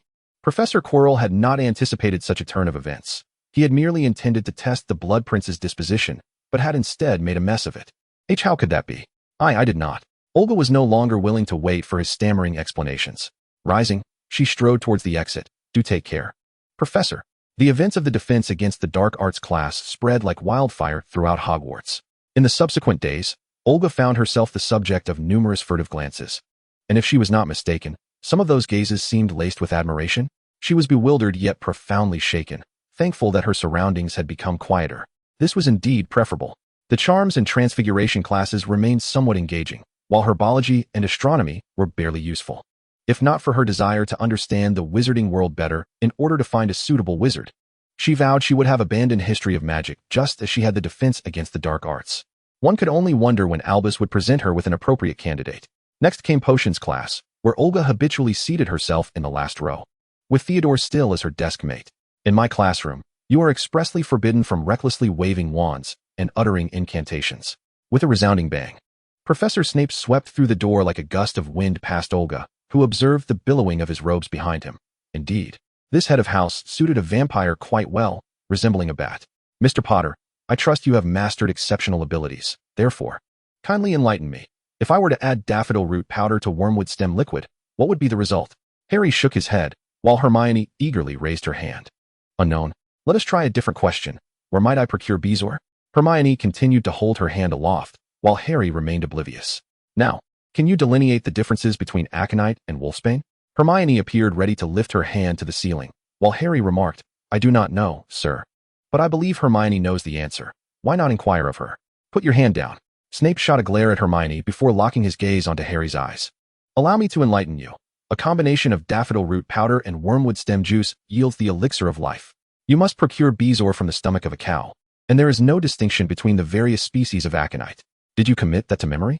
So why aren't you jotting these down? The young wizards hurriedly seized their quills to take notes. Potter, due to your insolence towards the instructor, Gryffindor shall incur a deduction of 1 point. With that, Snape averted his gaze, pausing momentarily as he passed by Olga before looking elsewhere. Today's potion lesson involved pairs concocting a remedy for scabies, and Olga stared incredulously at the slime-covered slugs on the table. Do not tell me that potions are concocted using these revolting creatures. During my time at Hogwarts, I shall certainly avoid any potion making. Just as Zero intended to hand Olga the slug he had prepared, he noticed that Nott had silently begun to slice into the slimy mass. He lowered his eyes slightly, concealing his disappointment. You truly are a brave soul, Theodore. Not wishing to witness Theodore's elegant hands grappling with the slugs, Olga swiftly redirected her focus to the potion in the cauldron, feigning intense concentration. Theodore caught a glimpse of this scene, a subtle smile gracing his lips, exuding an air of indulgence. As class neared its end, a sudden commotion erupted from the Gryffindor side, a loud hissing sound piercing the air. When Olga heard the explosion, she instinctively pulled Theodore behind her. And as the potion in the cauldron threatened to splatter onto them, an unseen barrier intervened. Neville and his classmates suffered the brunt of the incident, their robes singed with holes, and their bodies marred with swollen welts from the scabies, with Neville crying out in pain. You imbecile. You must have added the porcupine quills without removing the cauldron from the fire. Snape bellowed in fury, waving his wand to clean up the spilled potion and sending Neville to the infirmary. Potter, you had the opportunity to prevent your classmate from adding the quills. Gryffindor loses 5 points. After chastising Harry, he turned his attention towards the Slytherin side. Due to Miss Olga's assistance to her classmates, Slytherin gains 5 points. Additionally, please remain after class. Your poor old professor has a matter to discuss with you. Olga nodded nonchalantly, and Theodore leaned closer to her ear, whispering, Thank you. It was the least I could do. This lesson was largely thanks to you. Their potion had progressed smoothly, primarily due to Theodore's guidance, while Olga merely stirred the potion with mild disdain under his direction. After class, Olga remained seated, and as Zero passed by her, she seemed to casually brush her hand against his robes. He faltered for a moment, but continued to exit the classroom alongside Harry and Ron. Soon, only Olga and Snape remained in the dungeon, both silent. Just as Olga was growing bored, a deep voice broke the stillness. Miss Olga, do you harbor any dissatisfaction with my potions class? Olga was taken aback, bewildered, and astonished. She had presumed Snape sought her out regarding the defense against the dark arts class. Certainly not, Professor. On the contrary, I greatly admire your pedagogical approach. Oh, then why did you allow Mr. Nott to undertake the majority of the work today? He had noticed that their potion was flawless, but it was largely due to Nott's efforts, while this young lady had scarcely participated. Or do you wish to abandon the study of potions altogether? Absolutely not. I certainly contributed. Olga defended herself. If I am not mistaken, Miss Olga, You seem to believe that merely twirling your finger around the stirring rod constitutes assistance in potion making? Those are essential steps. We merely have clearly defined roles. Olga insisted. Very well. Then I would like you to take care of the remaining slugs tonight to demonstrate that your division of labor is indeed reasonable. Olga was left speechless. She felt an overwhelming urge to scream. In the great hall, Zero sat silently beside Harry, listening to Ron expound on the intricacies of Quidditch. Hermione settled down on Zero's other side, selecting food while whispering, "I saw it." Zero turned towards her, his gaze inquiring as to her meaning. Hermione inhaled deeply, as if having reached a decision. In Transfiguration class, she shook her head at you. In potions, you attempted to offer her slugs. Just now, she inadvertently healed the wounds caused by the scabies potion, and she paused, closing her eyes at the feast. You never finished addressing her as Your Highness. Chapter 7. An Unexpected Incident in Flying Class. Upon hearing Hermione's words, Zero lowered his head, lost in thought. Noticing his demeanor, Hermione quickly added, "Please don't misunderstand. I mean no harm." She bit her lip, as if gathering her thoughts. "I merely wish to ask if you were already aware of her identity, yet you remain friends, correct? This suggests that bloodlines are not quite as terrifying as they seem. Is it not? And what of it?" Zero suddenly lifted his head, fixing her with a cold gaze. Hermione flinched at his reaction. I merely want to alleviate the fear surrounding her, so she can attend classes at Hogwarts without issue." Zero's expression softened somewhat. "Thank you, but for now, that isn't necessary. She dislikes being disturbed. However, I shall relay your kind intentions." Hermione's face flushed slightly. "Do not thank me. I have not been of any assistance. It is you who should be thanked for your intervention in Transfiguration class. Is it that apparent?" Hermione replied, a bit taken aback. While Ron merely felt she was showing off, it is evident she must be aware as well. She can feel it? The girl's cheeks grew even redder. Zero suddenly recalled something, a fond smile gracing his lips as he murmured, "She is indeed Your Highness." That afternoon marked the first flying lesson for the first-year students, and the boys were all in a state of great excitement. Even the usually composed Theodore displaying considerable enthusiasm for the broomsticks. Olga lazily glanced up at the glaring sunlight. Oh, what a devilishly dreadful day. She squinted towards the Slytherin students, most of whom were gathered around Draco, who was loudly recounting his daring exploits on a broom. Evidently seeking someone's attention, perhaps that of the savior? Was the little platinum-haired boy still unwilling to accept defeat? As Draco animatedly narrated his tale, he also cast furtive glances in Olga's direction, contemplating whether she might prefer to avoid the sun. Theodore approached Olga's side and nodded at her, conveniently blocking the direct sunlight that bore down upon her. Olga leaned slightly towards him. Indeed, being tall had its advantages. Just then, Madame Hooch hurried over. "It's time for the first flying lesson. What are you all waiting for? Stand to the left of your broomsticks. Quickly, we're short on time." Olga regarded the shabby, worn broomsticks with disdain, randomly selecting one, fully anticipating the ensuing chaos. Placing her right hand upon the broomstick's handle, she commanded, "Up." The command resonated throughout the classroom, and Harry's and Draco's broomsticks promptly leapt into their hands, as did Theodore's and Zero's. However, such occurrences were evidently rare. Hermione's and Neville's broomsticks remained utterly still, while Ron's broomstick flew up and struck him in the face. Theodore, noticing Olga's lack of movement, understood. "It's all right. Just give it a try. Madame Hooch won't fault you for it." Resigned, Olga uttered the word "up," and the broom instantly responded. However, as soon as she grasped the handle, it began to thrash wildly, sending her soaring skyward before she could react. Madame Hooch's complexion was pallid and Merlin. This young princess must not come to harm at Hogwarts. She knew it. Miss Olga was seething with rage, releasing the wretched broomstick in frustration. Just when the young wizards feared she would plummet to her demise, a pair of ebony wings unfurled behind her, halting her descent approximately 10 feet from the ground. With her back to the sun, the onlookers could not discern her expression, yet her wings shimmered with an enigmatic radiance under the sunlight. "Miss Olga, are you all right? Do you require a visit to the infirmary?" Madame Hooch inquired with concern. Draco and Theodore finally regained their composure, regarding Olga with a mixture of bewilderment. Zero exhaled in relief, confident that the princess would emerge unscathed. Olga shook her head, signaling that she was fine, when a sudden gust of wind swept past her. It was the dreadful broomstick. It continued to careen wildly among the students, and poor Neville, caught unawares, was knocked unconscious. "Oh, child, are you all right?" Madame Hooch's face paled further as she rushed to assess Neville's condition. "I will take him to the hospital. None of you are to move. If I see that broomstick in the air again, the rider can bid farewell to Quidditch." Olga gradually descended, retracting her wings, leaving the onlookers momentarily speechless. "Well, that's one less class for us," Draco remarked, discontented with the gazes directed at Olga. Catching sight of something on the grass, he picked it up and taunted loudly. Look, it's the memory ball from Longbottom's grandmother. Noticing Olga's glance, he felt a surge of triumph. Hand it over, Malfoy. Harry stepped forward. Draco glared fiercely at Harry, this insufferable Potter, who had first humiliated him before Olga and was now attempting to steal the spotlight. Cursed be him. Otherwise, how could he still have had no opportunity to converse with Olga? This thought only fueled his ire as he mounted his broom. Come and take it, Potter. Ignoring Hermione's protests, Harry dashed after him, discovering that his flying prowess was quite commendable. In the air, Draco watched Harry, challenging, let us see if you can catch this. With that, he hurled the glass ball into the air. Harry accelerated, chasing it amidst the spectators' screams, ultimately catching the ball within a foot of the castle's outer wall. Ever mindful of Olga's task, Zero lingered nearby, relieved to see Harry safe, as Harry excitedly raised the ball for Zero to see. Excellent. Harry, we should head back.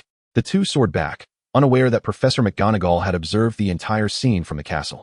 As the jubilant Gryffindors prepared to cheer upon their return, they were met with Professor McGonagall striding toward them with urgency. Harry, Zero, how dare you?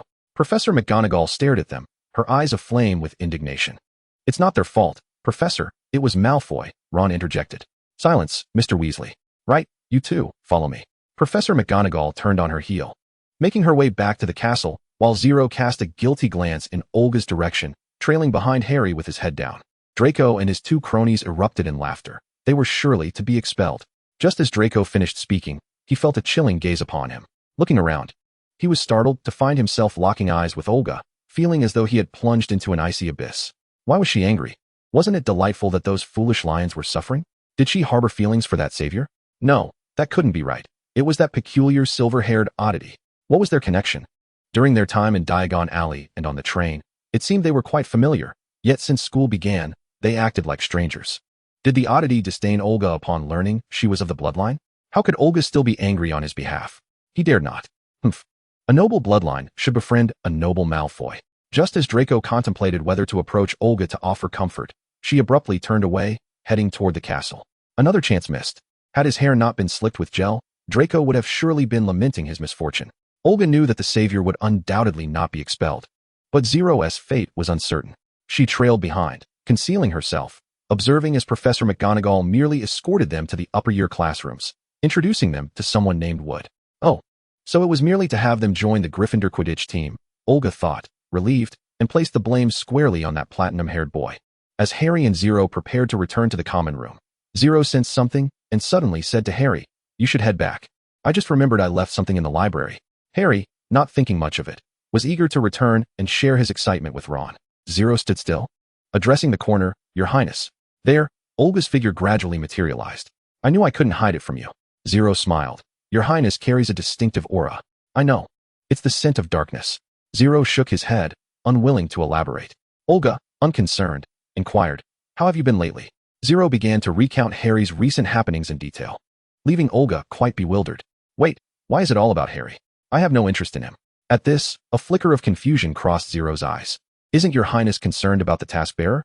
Olga sighed, pinching the bridge of her nose. As long as I ensure he remains alive, who cares about the trivialities? I merely asked how you've been, if you are adjusting well to life in Gryffindor. Suddenly, Zero's eyes sparkled with delight, exclaiming, So, Your Highness is concerned about me? Shouldn't I be concerned for you? You are my charge, she replied. Last time, I thought Your Highness had forsaken me. This thought plunged Zero back into sorrow. Olga sighed, carefully choosing her words. The last time was my fault. I failed to communicate clearly. Zero, you should understand the position of a human in the presence of a bloodline. Even though you are my blood servant, the other bloodlines refrain from being overly harsh due to their fear, yet you have not had it easy all these years. She did not afford Zero a chance to retort. You are well aware that if this continues, you will either be transformed into one of my kind or gradually reduced to a mere plaything. There will be times I cannot watch over you. To my knowledge, my brothers have attempted to convert you. That is the last thing I wish to see. But now, there is an opportunity to change all of this. Zero, you are a wizard. Once I graduate from Hogwarts, we can dissolve our contract, and you need not return to be a lowly blood servant. They will not pursue you in the wizarding world. Your future will be bright. Your Highness. Zero understood that she meant well, but breaking away from the bloodline also meant parting from her. Olga raised her hand, brushing the dirt from the boy's face. We have grown up together. No one wishes for your happiness more than I do. Being sorted into Gryffindor is fine. Although those lions are foolish, they are indeed warm-hearted. You need not force yourself with Harry. Just ensure he does not perish. Always prioritize yourself. Do not overextend. Zero struggled to suppress the urge to grasp her hand, bitterly replying, I understand. Although all I wish is to remain by your side. Shall we continue to pretend to be strangers? Whispers of our connection have begun to circulate. Who? Olga inquired, astonished. Hermione Granger, the young lady who came to your aid during Transfiguration class. Ah, her. Such an astute little witch. In contrast, that so-called savior appears rather oblivious. Despite being in Diagon Alley and on the train with Zero, she failed to raise any suspicions. Let us maintain a cordial demeanor. The general aversion towards bloodlines should have softened by now. Very well, Your Highness. Zero's spirits lifted slightly. May I offer you my blood? You have not fed recently. No need. There is no depletion of magical energy here. My brothers have prepared ample blood. Should the need arise, I shall seek out Albus. Zero recalled the events of the previous defense against the Dark Arts class and tentatively asked, Do you enjoy that blood from Not? How long ago was that? Why does Zero still remember? Olga felt a pang of anxiety. Well, it was acceptable, but don't tell my brothers. If those ruffians find out, Theodore will undoubtedly transform into her personal blood bank during her tenure at Hogwarts. Perhaps a blood slave as well. That pervert, Helmo, could very well resort to such measures. So, Your Highness has found a preferable alternative and no longer requires me. Upon this realization, Zero lowered his head in disappointment. Olga, observing Zero's demeanor, recognized his misunderstanding and clarified, Do not overthink it. I have no intention of feeding on others' blood. If I truly find myself in need, it is you I shall generously turn to. Zero's cheeks flushed slightly as he murmured, That is precisely what I ought to do. Very well. I shall take my leave now. As Olga prepared to depart, she suddenly recalled something. Oh, I almost forgot to congratulate you on becoming a chaser for Gryffindor. In the Slytherin common room. Blaise, are you certain this is feasible? Draco paced nervously. While Blaise maintained that the heir of the bloodline should indeed be welcomed with a celebration, ideally orchestrated by the esteemed Malfoy family. The remaining sharp-witted little witches would undoubtedly be eager to comply. Draco found Blaise's notion sound, yet he could not shake an unsettling feeling. Could it be true, as Not suggested, that Olga truly detests such gatherings? Noble girls typically relish attending soirees, as evidenced by Pansy and Daphne's excitement prior to every event. Blaise spoke with confidence, believing no one understood a girl's psyche better than he did. Moreover, this would demonstrate your regard for her. What girl would not relish being perceived as special? Chapter 8, Draco's Apology. Upon Olga's return to the common room, she was met with a throng of people, leaving her momentarily at a loss. One by one, introductions followed. Olga maintained her stern expression as each individual stepped forward to announce their name and lineage, making way for the next as if this were not a spontaneous gathering. Theodore remained in the corner, quietly observing his little cat, ready to whisk her away should she become agitated. Esteemed Princess Olga, allow me to formally introduce myself. I am Draco Malfoy. My father serves as a governor of Hogwarts, and should you encounter any grievances within these walls, I assure you that my father can remedy them. Most Slytherin students hail from pureblood families. Only a select few are half-bloods, and the filthy Muggleborns would never dare to set foot here. I believe this aligns perfectly with the ethos of the bloodline. I hope in the days to come, we may become your most loyal allies. Draco concluded his introduction with an air of nobility. He approached Olga gracefully, performing a gentlemanly bow and extending his right hand toward her. Olga squinted at the platinum-haired boy before her, recalling his behavior during their flying lesson. Today, he had inadvertently trespassed upon her boundaries, not once but twice. Allies, you lot. She leaned closer to Draco, a mischievous smirk playing on her lips, utterly inadequate. The bloodline does not require companions who merely dabble in frivolous tricks. Draco could scarcely believe his ears. He had envisioned countless scenarios, but never anticipated Olga would mock him. The boy's pallor deepened, his already pale complexion rendered ghostly. His gray-blue eyes wide with disbelief and hurt. Olga would never confess that she felt a twinge of sympathy upon gazing into those eyes, it must be said. The platinum-haired boy possessed a striking appearance. She averted her gaze, surveying the silent little snakes surrounding her, her ruby lips parting. My apologies, everyone, but I am not swayed by such antics. With that, she turned away without a second glance at Theodore, striding towards the dormitory. This is what it feels like to be a scapegoat, Theodore mused. As the appointed time for her meeting with Snape approached, Olga walked despondently toward his office. Suddenly, two imposing figures flanked her, the twins exuding an air of intimidation. Look who it is. A heartless little girl. George pinched Olga's cheek, astonished that she had not sought them out even once. Olga widened her eyes at George. George, how dare you? George felt a momentary cessation of breath, realizing the sensation of being unmistakably recognized. Fred, seizing the opportunity as Olga began to speak. reached out to stroke her silky black hair. Ah, the texture is exquisite. Akin to satin. Olga, incredulous, glanced toward the other side, Fred. The Weasley twins were amused by Olga's reaction. At Hogwarts, there is nothing we fear, Fred declared with pride. How disheartening it is to hear you proclaim you do not require our blood, only to turn around and seek out Nod instead. He must be more delectable, yes? George feigned sadness, clutching his chest. How could this transgression go unaddressed? Olga pondered. I did not. He merely cut his own hand. Like this? Fred swiftly slashed his own wrist, presenting it to Olga's lips. Olga gazed in disbelief at the bleeding hand. Your intentions are rather transparent, sir. George yanked his impulsive brother back. Ignore him. Turning to Olga, he asked, where are you headed at this late hour? Is the little snake princess planning a nocturnal escapade? Huh. A midnight adventure does tempt me, but I fear Professor Snape would not afford me the opportunity. The mention of her painful predicament ignited Olga's frustration. That old bat dares to impose a detention upon you? What have you done? They both inquired simultaneously. Olga sighed deeply.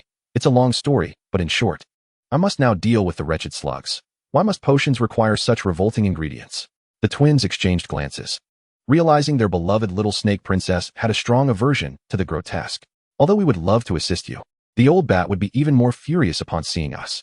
We can only wish you good fortune. Fred and George escorted Olga to the entrance of the dungeon, giving her a playful pat on the head before sprinting off, laughing at the death glare she shot them.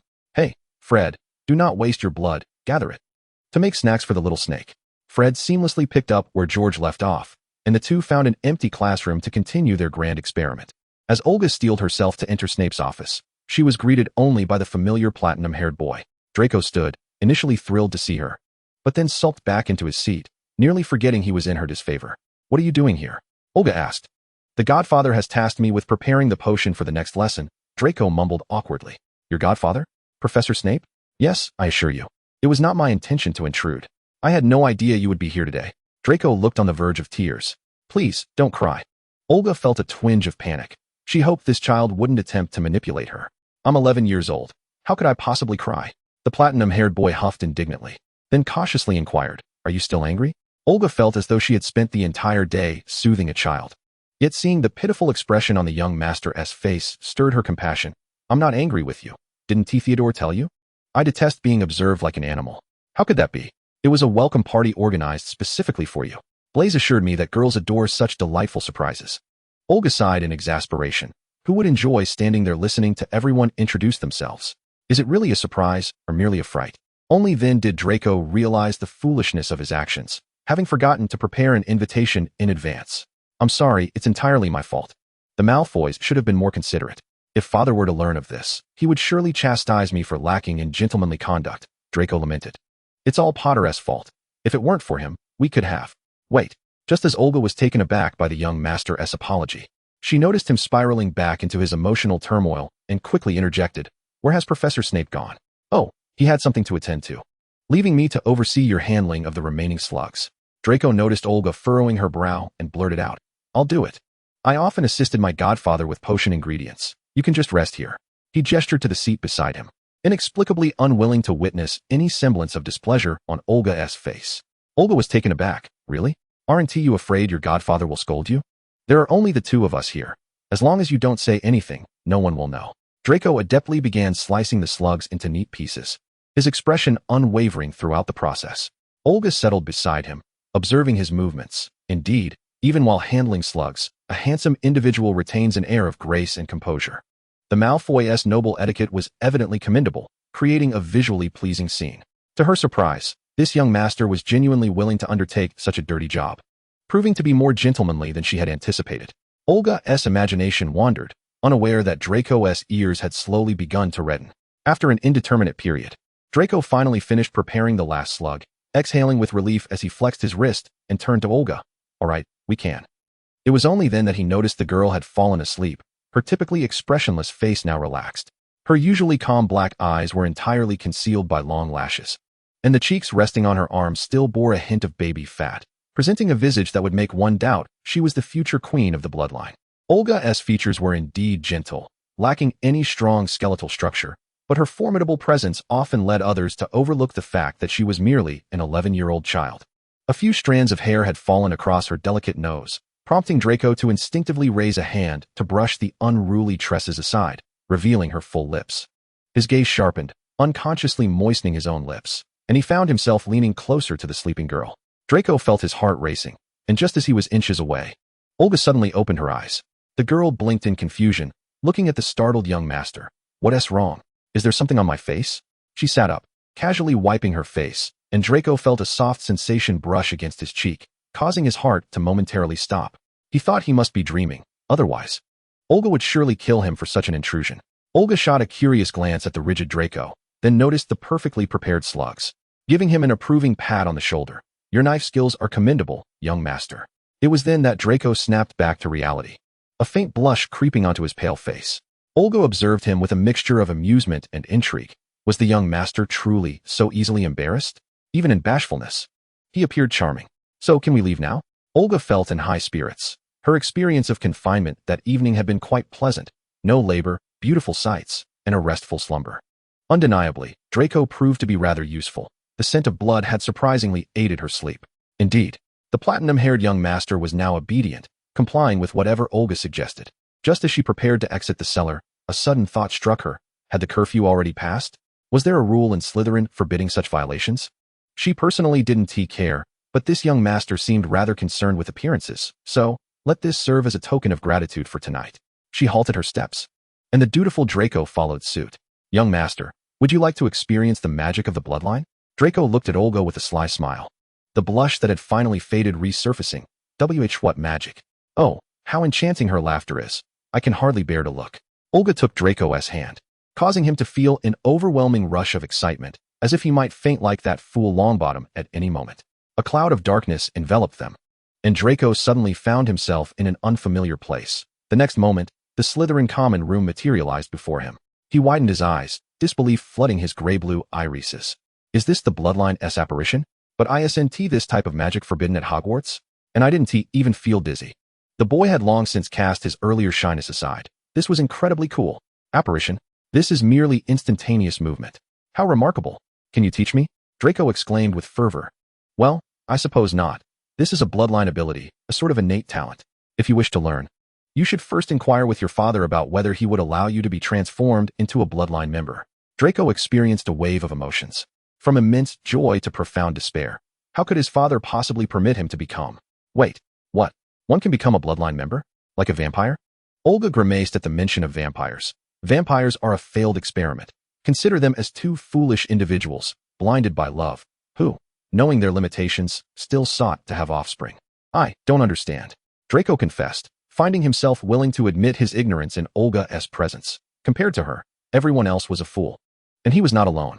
I'm not well versed in your wizarding ideals of pure blood, but the distinction between bloodline purebloods and half-bloods is substantial. To put it simply, the birth of a bloodline member occurs in two ways. One is akin to humans, where a male and female unite to conceive offspring, and the other is through the initial embrace. The former is straightforward. When both parents are bloodline members, if the female is pure blood, the offspring will undoubtedly be pure blood. If the female is half-blood, the offspring will invariably be half-blood. Those who advocate for both parents to be pure blood likely do so for the sake of lineage, believing that the purer the blood, the stronger the power. Thus, despite any internal turmoil within the bloodline, it will never affect me or my siblings. No one is stronger than us. Well, except for our parents. Consequently, the power of a bloodline member from the previous generation will always exceed that of the next, as the purity of blood diminishes over time. Indeed, that is mostly the case, but not necessarily so. For instance, my elder sister and brother's children are not inferior to the two of them. What? You, your sister, and your brother? Related by blood? Draco exclaimed in astonishment. Of course, there is no need for such surprise. This is quite common among bloodlines. However, for you humans, it likely poses significant issues, so do not attempt to replicate it. Who would want to imitate that? I have no siblings. No, even if I did, I wouldn't follow suit. Then how many older siblings do you have? 3 brothers and 2 sisters. Draco felt something amiss as he listened, cautiously inquiring. No younger siblings? None. I am the youngest. Had I not been asleep for so long, I would be thousands of years old by now. Asleep? What happened? It's a bit complicated. Just know that my parents disappeared. I came to the wizarding world seeking assistance in studying magical arrays. If your father knows of anyone suitable, do let me know. Olga had never intended to conceal her purpose, believing that the more who know, the greater the possibilities. Oh, I shall convey that to him. And what of your second brother and sister? They are not together. Just as Draco was about to breathe a sigh of relief, he heard Olga's voice again. But I believe it will happen soon. His heart sank as he thought. Does that mean your third brother should be with you? Olga looked at Draco. Puzzled. I am merely 11 years old. Odysseus is thousands of years old. He is not that twisted. Moreover, who can predict what may happen in the future? Olga shrugged nonchalantly. The wise do not fall in love, as she merely wished to reunite with her parents sooner rather than later. Chapter 9. Halloween Eve and the Troll. Odysseus, he remembered. After all, Olga was currently at Hogwarts, and he would have ample opportunities. He meant opportunities for amicable interactions. With that thought, Draco perked up. About what you just mentioned regarding the initial embrace, Olga suddenly turned serious. A human embraced by a pure blood becomes a half-blood. But if embraced by a half-blood, they transform into a lesser monster, known as what you refer to as a vampire. Vampires possess numerous vulnerabilities. Their craving for blood is intense, and their self-control is weak. Thus, the bloodline prohibits half-bloods from unilaterally converting humans and forbids intermarriage with humans. For any offspring would inevitably be failures. This is one of the reasons the bloodline has chosen to remain reclusive. Human nature is far too complex. The bloodline is not foolish, fully aware of the consequences, yet stubbornly adheres to their beliefs. One can only call them fools. But if a half-blood falls in love with a human, wouldn't it be simpler for a pure-blood to turn that person into a half-blood? Why pursue relationships with humans and embrace others? Draco was perplexed, because they lack the courage. The naive young master, your father has shielded you well. May you remain carefree. She turned away. How could there be light in a dark realm? Get some rest, Draco. Olga approached the staircase, casting a glance at the shadowed corner, but refraining from voicing her thoughts. Once Olga's figure vanished at the end of the steps, Theodore slowly emerged from the shadows. What is the world of kittens truly like? He was curious. Were he and she alike? Upon returning, Snape noticed the beautifully arranged slugs, instantly realizing they were the handiwork of his eager pupil. Yet, he held no grievances. Every time he prepared a special meal for Draco, he would also invite Olga. Under the pretense of being study partners, Olga remained steadfast in her ways, refusing to touch repugnant ingredients, while diligent Draco toiled without complaint. Their relationship flourished in the confines of the cellar lessons. Snape chose to ignore their little antics, as his only objective was to observe the bloodline, ensuring Harry's safety. When Draco learned that Harry and Zero had exceptionally become Gryffindor Quidditch players, he could scarcely believe his ears. It is known that Quidditch tryouts only begin after the second year, yet those two foolish lions were mere first-year students. I must tell my father, this is utterly absurd. During Draco's nth complaint to Olga, her patience finally wore thin. Draco, I'm here. Draco instinctively replied. Perhaps you might want to try flying without a broom? Olga felt as though she had encountered cotton and had to reluctantly amend her words, considering it a token of gratitude for his assistance in dealing with those revolting matters. Draco swiftly dismissed thoughts of Quidditch, eagerly urging Olga to take him to experience broomless flight. Do not rush. We must wait until after curfew. There are too many people now. He longed to express that he rather enjoyed the attention, but dared not. The impending life experience seemed to overshadow a forgotten promise. Meanwhile, Harry, Ron, Hermione, and Zero stealthily slipped out of their dormitory after curfew, having arranged a duel with Malfoy that night. However, upon arriving at the trophy room and waiting an eternity, they found no sign of Malfoy or Crabbe, but rather encountered the patrolling Filch. In a panic, the four dashed into the forbidden room on the 4th floor, discovering a fearsome three-headed dog, which appeared to be guarding something. Just as the quartet embarked on their thrilling adventure, Draco stood eagerly at the edge of the forbidden forest, watching as Olga slowly unfurled her wings, her dark feathers exuding an air of mystery in the night. Draco held his breath as he gazed at the girl illuminated by moonlight. He thought the moon goddess herself could not rival her beauty at that moment. Olga extended her hand toward the mesmerized Draco. Hold on to me. As the boy grasped her hand, he felt an unexpected lightness envelop him, and he nervously looked at Olga. The girl's lips curled into a smile. Do not be afraid, timid young master. I shall not let you fall. With her words, her wings began to flutter gently, and before Draco could retort, he found his feet lifting off the ground. As the rhythm of the wings quickened, so too did their ascent. Draco watched as the forbidden forest shrank beneath them, excitement gradually overtaking him. Olga soared with him around the castle. Draco beheld the once towering spires now within reach. They glided past the Quidditch pitch he so adored, the shadowy Black Lake, and Hagrid's vegetable patch, finally pausing above the Whomping Willow. Are you satisfied now, young master? Draco fervently nodded, eager to express his exhilaration.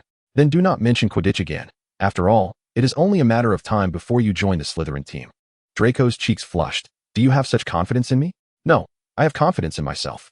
I have already taken you flying. If you cannot even ride a broom properly, Do not dare claim to know me. Draco's face darkened. Understood.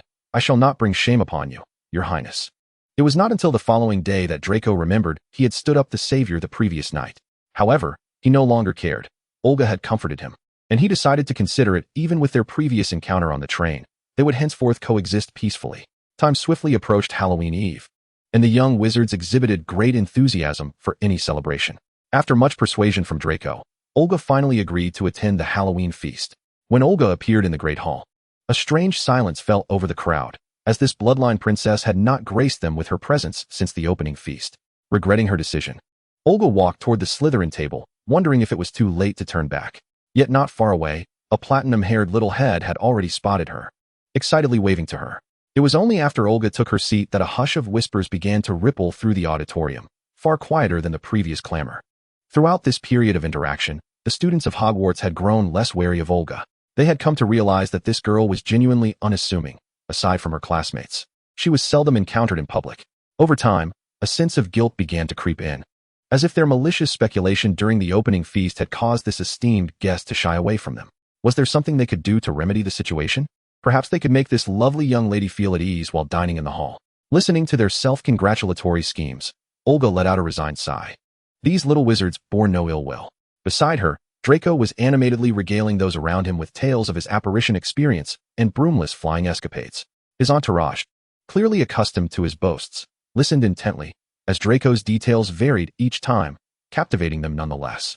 The more Olga listened, the more her brow furrowed in confusion. What on earth was he babbling about regarding the displacement of internal organs and battling dragons in midair? Just as Draco was about to weave another exaggerated tale about encountering magical creatures during his flight, Olga could no longer contain herself and coughed heavily. To her surprise, this single sound not only silenced Draco, but also hushed the other young wizards at the long table. This left Olga feeling somewhat embarrassed. She could only feign composure and politely told Draco to temper his tales, assuring everyone not to mind her. Across the Gryffindor table, Fred and George exchanged glances, acknowledging the formidable aura of the little snake princess. They clinked their goblets together in silent agreement and downed their drinks. Lee was somewhat taken aback. He had not anticipated the princess's presence in the hall today, nor her apparent familiarity with that arrogant boy. Harry and Ron, however, were solely focused on the evening's menu. After a brief silence, Draco resumed his complaints to Olga.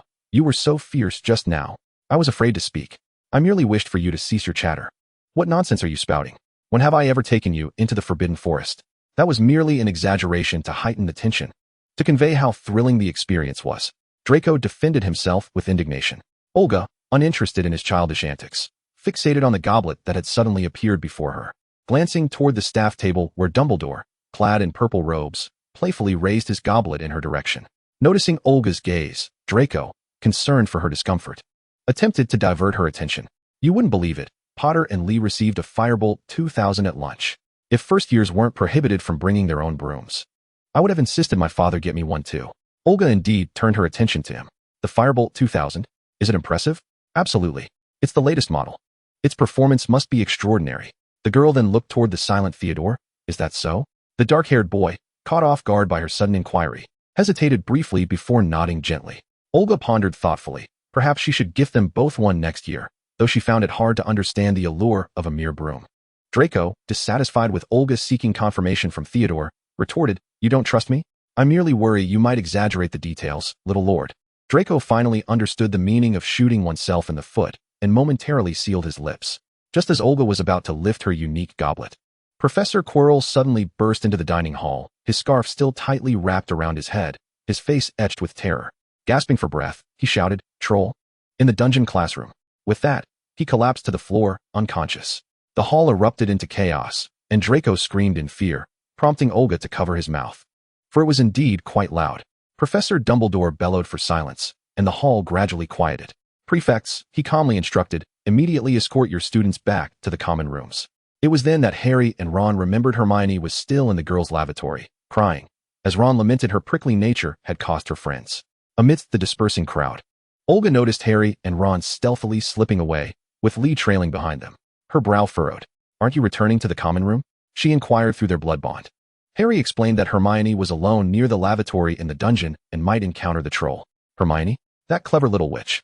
As Olga prepared to follow, she felt Draco gripping her arm anxiously. She forcefully broke free, instructing Draco to stay close to the Slytherin prefect, before turning to pursue the direction where the three had vanished. Draco felt as if Olga had vanished like a gust of wind, leaving him no time to question her departure. He then noticed Theodore also breaking away from the crowd, and sensing that Not might know where Olga had gone, he gritted his teeth and followed suit. On the Gryffindor side, George had been keeping an eye on Olga, and as she dashed toward the corridor, he realized her intent. He took a shortcut to intercept her before she reached the dungeon. "Little snake princess, are you going to confront the troll alone?" Olga was slightly taken aback to see George, assuming the twins were inseparable. "What, are you coming with me?" She offered no further explanation and simply walked past him.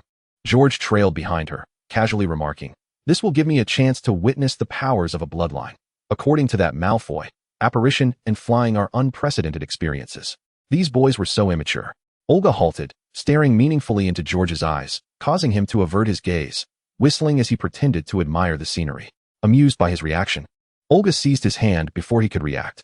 "Sir, please express your intentions directly next time." As her cold little hand released him, they found themselves in the girls' lavatory on the lower floor. Meanwhile, Fred, having just caught up with his brother, watched in disbelief as the two vanished before his eyes. "Damn it, George. Why wouldn't you include me in such a delightful occurrence?" As George reveled in the thrill of Olga's apparition, he suddenly found himself in the girls' restroom. Before he could feel embarrassed, a foul stench hit him. Slowly turning around, he spotted a massive shadow approaching them. Olga had located the weeping Hermione and was hesitating to speak when she heard George's exclamation, "Troll, it's coming." Hermione, startled by the boy's voice, turned to find Olga standing behind her. She opened her mouth as if to say something, but Olga raised a finger to her lips, signaling for silence. Hermione covered her mouth, her eyes wide with disbelief. George stepped in front of Olga, reassuring her, "Don't be afraid. It's just too big and ugly."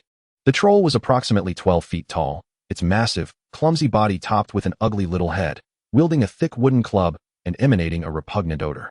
Olga felt her senses assaulted as the troll lumbered closer to the three young wizards, raising its club to strike. At that moment, Harry and his companions burst into the room. When Zero witnessed the troll's club swinging towards Olga, his mind went blank. In a frenzy, he drew his wand and uttered a spell, yet the troll, with its tough hide and robust physique, remained utterly unaffected by the assault. Chapter 10, Snape's Wound. As Hermione and George observed the club descending, panic-stricken, they could only embrace Olga simultaneously, attempting to shield her from the impending blow. However, in the next instant, they were transported to Harry's side. Caught between two forces, Olga wondered if she might be crushed. Just as she was about to ask them to release her, Zero rushed forward, pushing them aside and enveloping Olga in a tight embrace. Harry and Ron exchanged glances, suddenly feeling as though their presence was unwarranted. Under the relentless onslaught, Olga began to doubt her physical resilience for the first time, gently patting Zero's shoulder to indicate he could let go.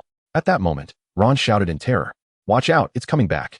The troll, enraged by the sudden disappearance of its intended victims, howled in fury and turned to charge at the nearest group. Its speed evidently increased, causing the very floor to tremble beneath them. Harry dashed to the other side, hoping to divert the troll's attention, but his efforts proved futile. In a moment of desperation, he leaped onto the troll's club and clambered atop its head, inserting his wand into the creature's nostril. The onlookers struggled to maintain their composure. It was utterly revolting. Olga, unable to contain herself, exclaimed, "That hideous creature can't possibly be a rare magical beast, can it?" "Of course not," came the reply. "Well, then, it doesn't matter if it gets hurt or maimed." A swirl of black mist began to rise around the washroom, and Olga raised her right hand as if lifting something. Harry felt himself being lifted by an invisible force and gently lowered back down. Ron hurried to Harry's side to check for injuries, while Zero led the others back upon seeing the dark mist. With the people above vanished, the troll prepared to attack Olga, only to find its legs ensnared by the black mist, rendering it immobile. Olga's fist clenched, and the mist coalesced into a massive fist, which she directed to strike the troll. The young wizards watched in awe, swallowing nervously. It was terrifying, yet they found themselves feeling a hint of pity for the troll. With a resounding crash, the troll collapsed, lying motionless on the ground. "Is it dead?" Ron ventured cautiously. "I think not," Zero replied. "The prince is merely playing with it. It is likely just knocked out." George and Hermione turned to Zero, the former with a look of curiosity, the latter astonished by his candor. "Is this what you call playing?" Ron exclaimed, visibly shaken. Just then, Draco, Theodore, and Fred arrived, witnessing the scene of the troll being subdued, and they overheard Zero's words. The expressions of the group varied greatly.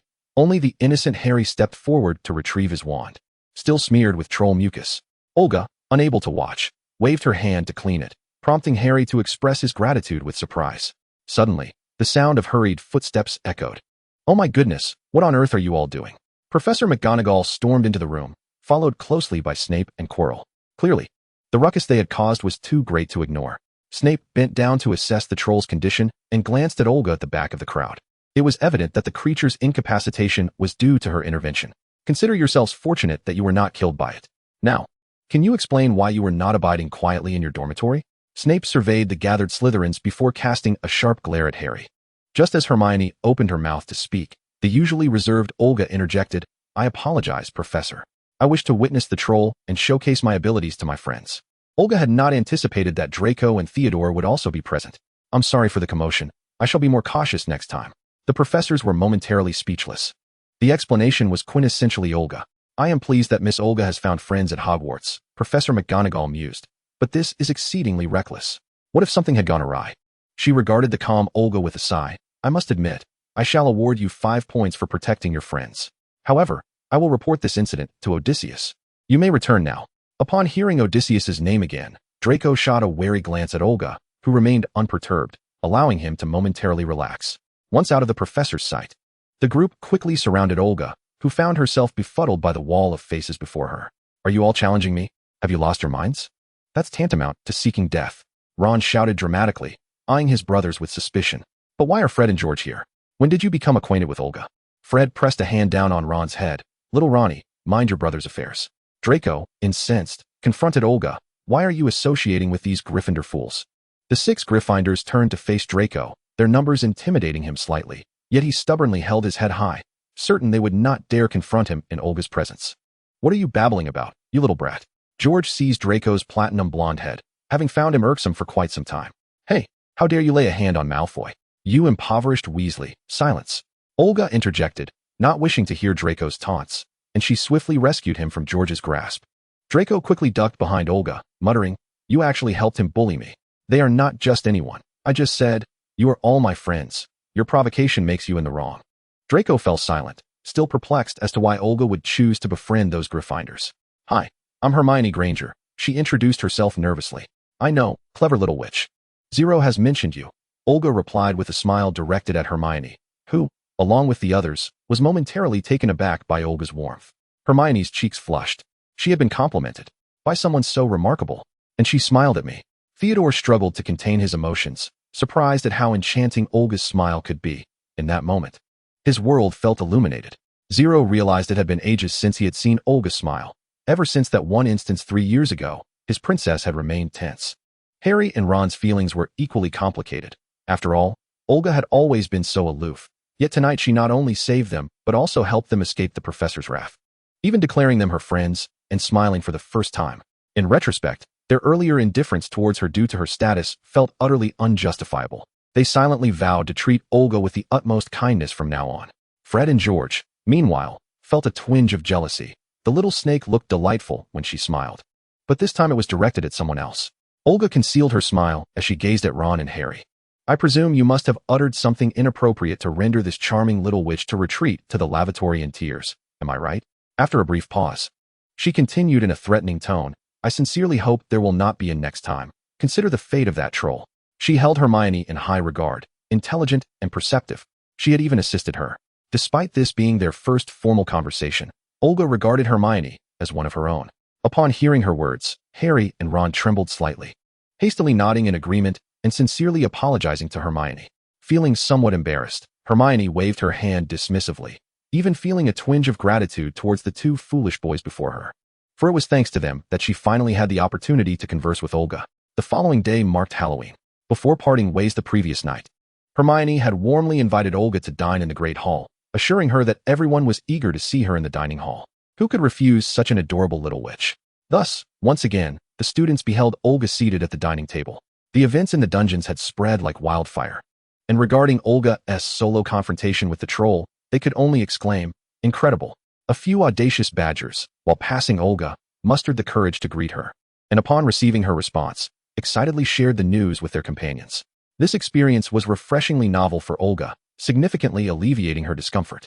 As everyone enjoyed their meal in peace, a small black bat flitted into the great hall, elegantly bowing before Olga and gently placing a letter at her feet before hanging motionless from a candle. The abrupt silence that enveloped the hall prompted Olga to roll her eyes. This was undoubtedly the work of that insufferable Odysseus. She swiftly tore open the letter, scanning its contents in an instant before tossing it aside, watching it dissolve into ashes midair.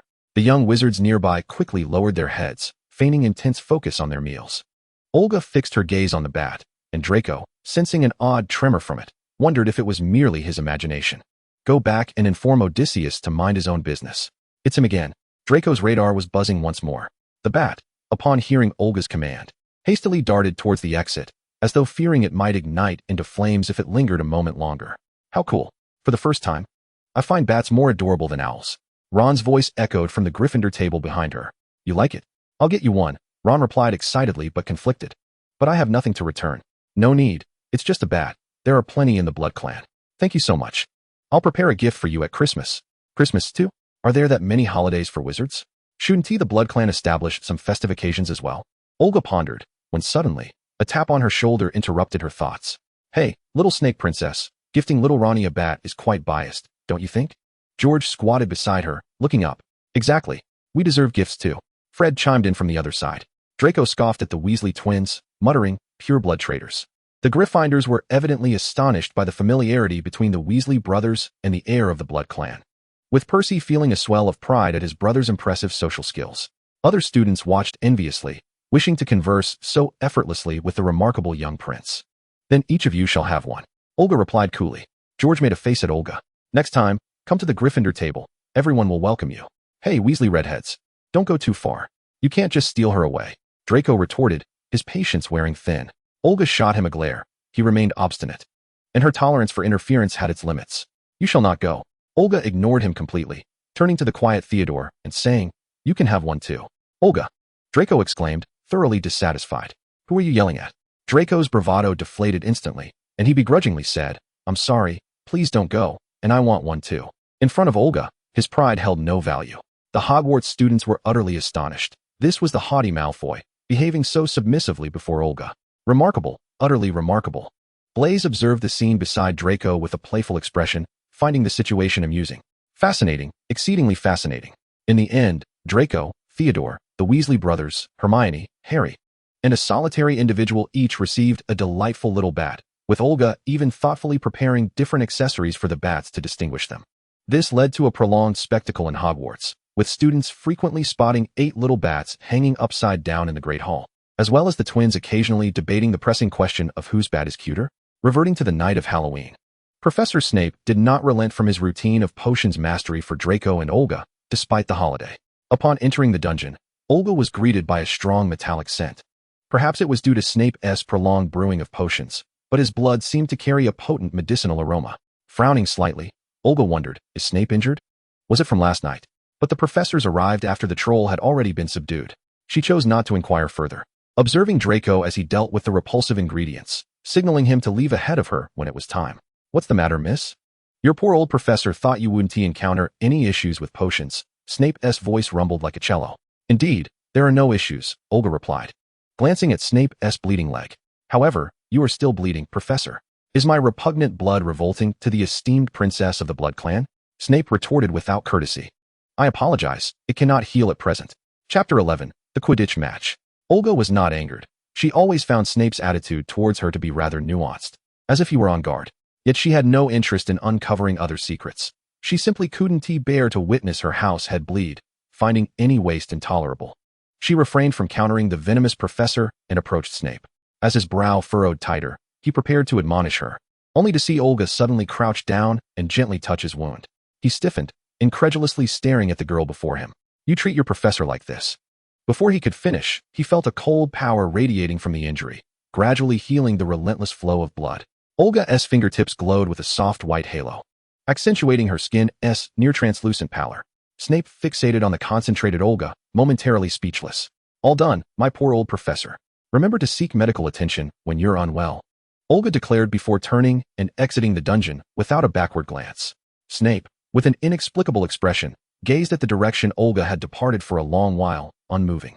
After November set in, London grew exceedingly cold. Draco frequently complained that between the drop in temperature and Olga's cool demeanor, he felt as though he were perpetually ensconced in a crypt, on the verge of becoming a mere corpse.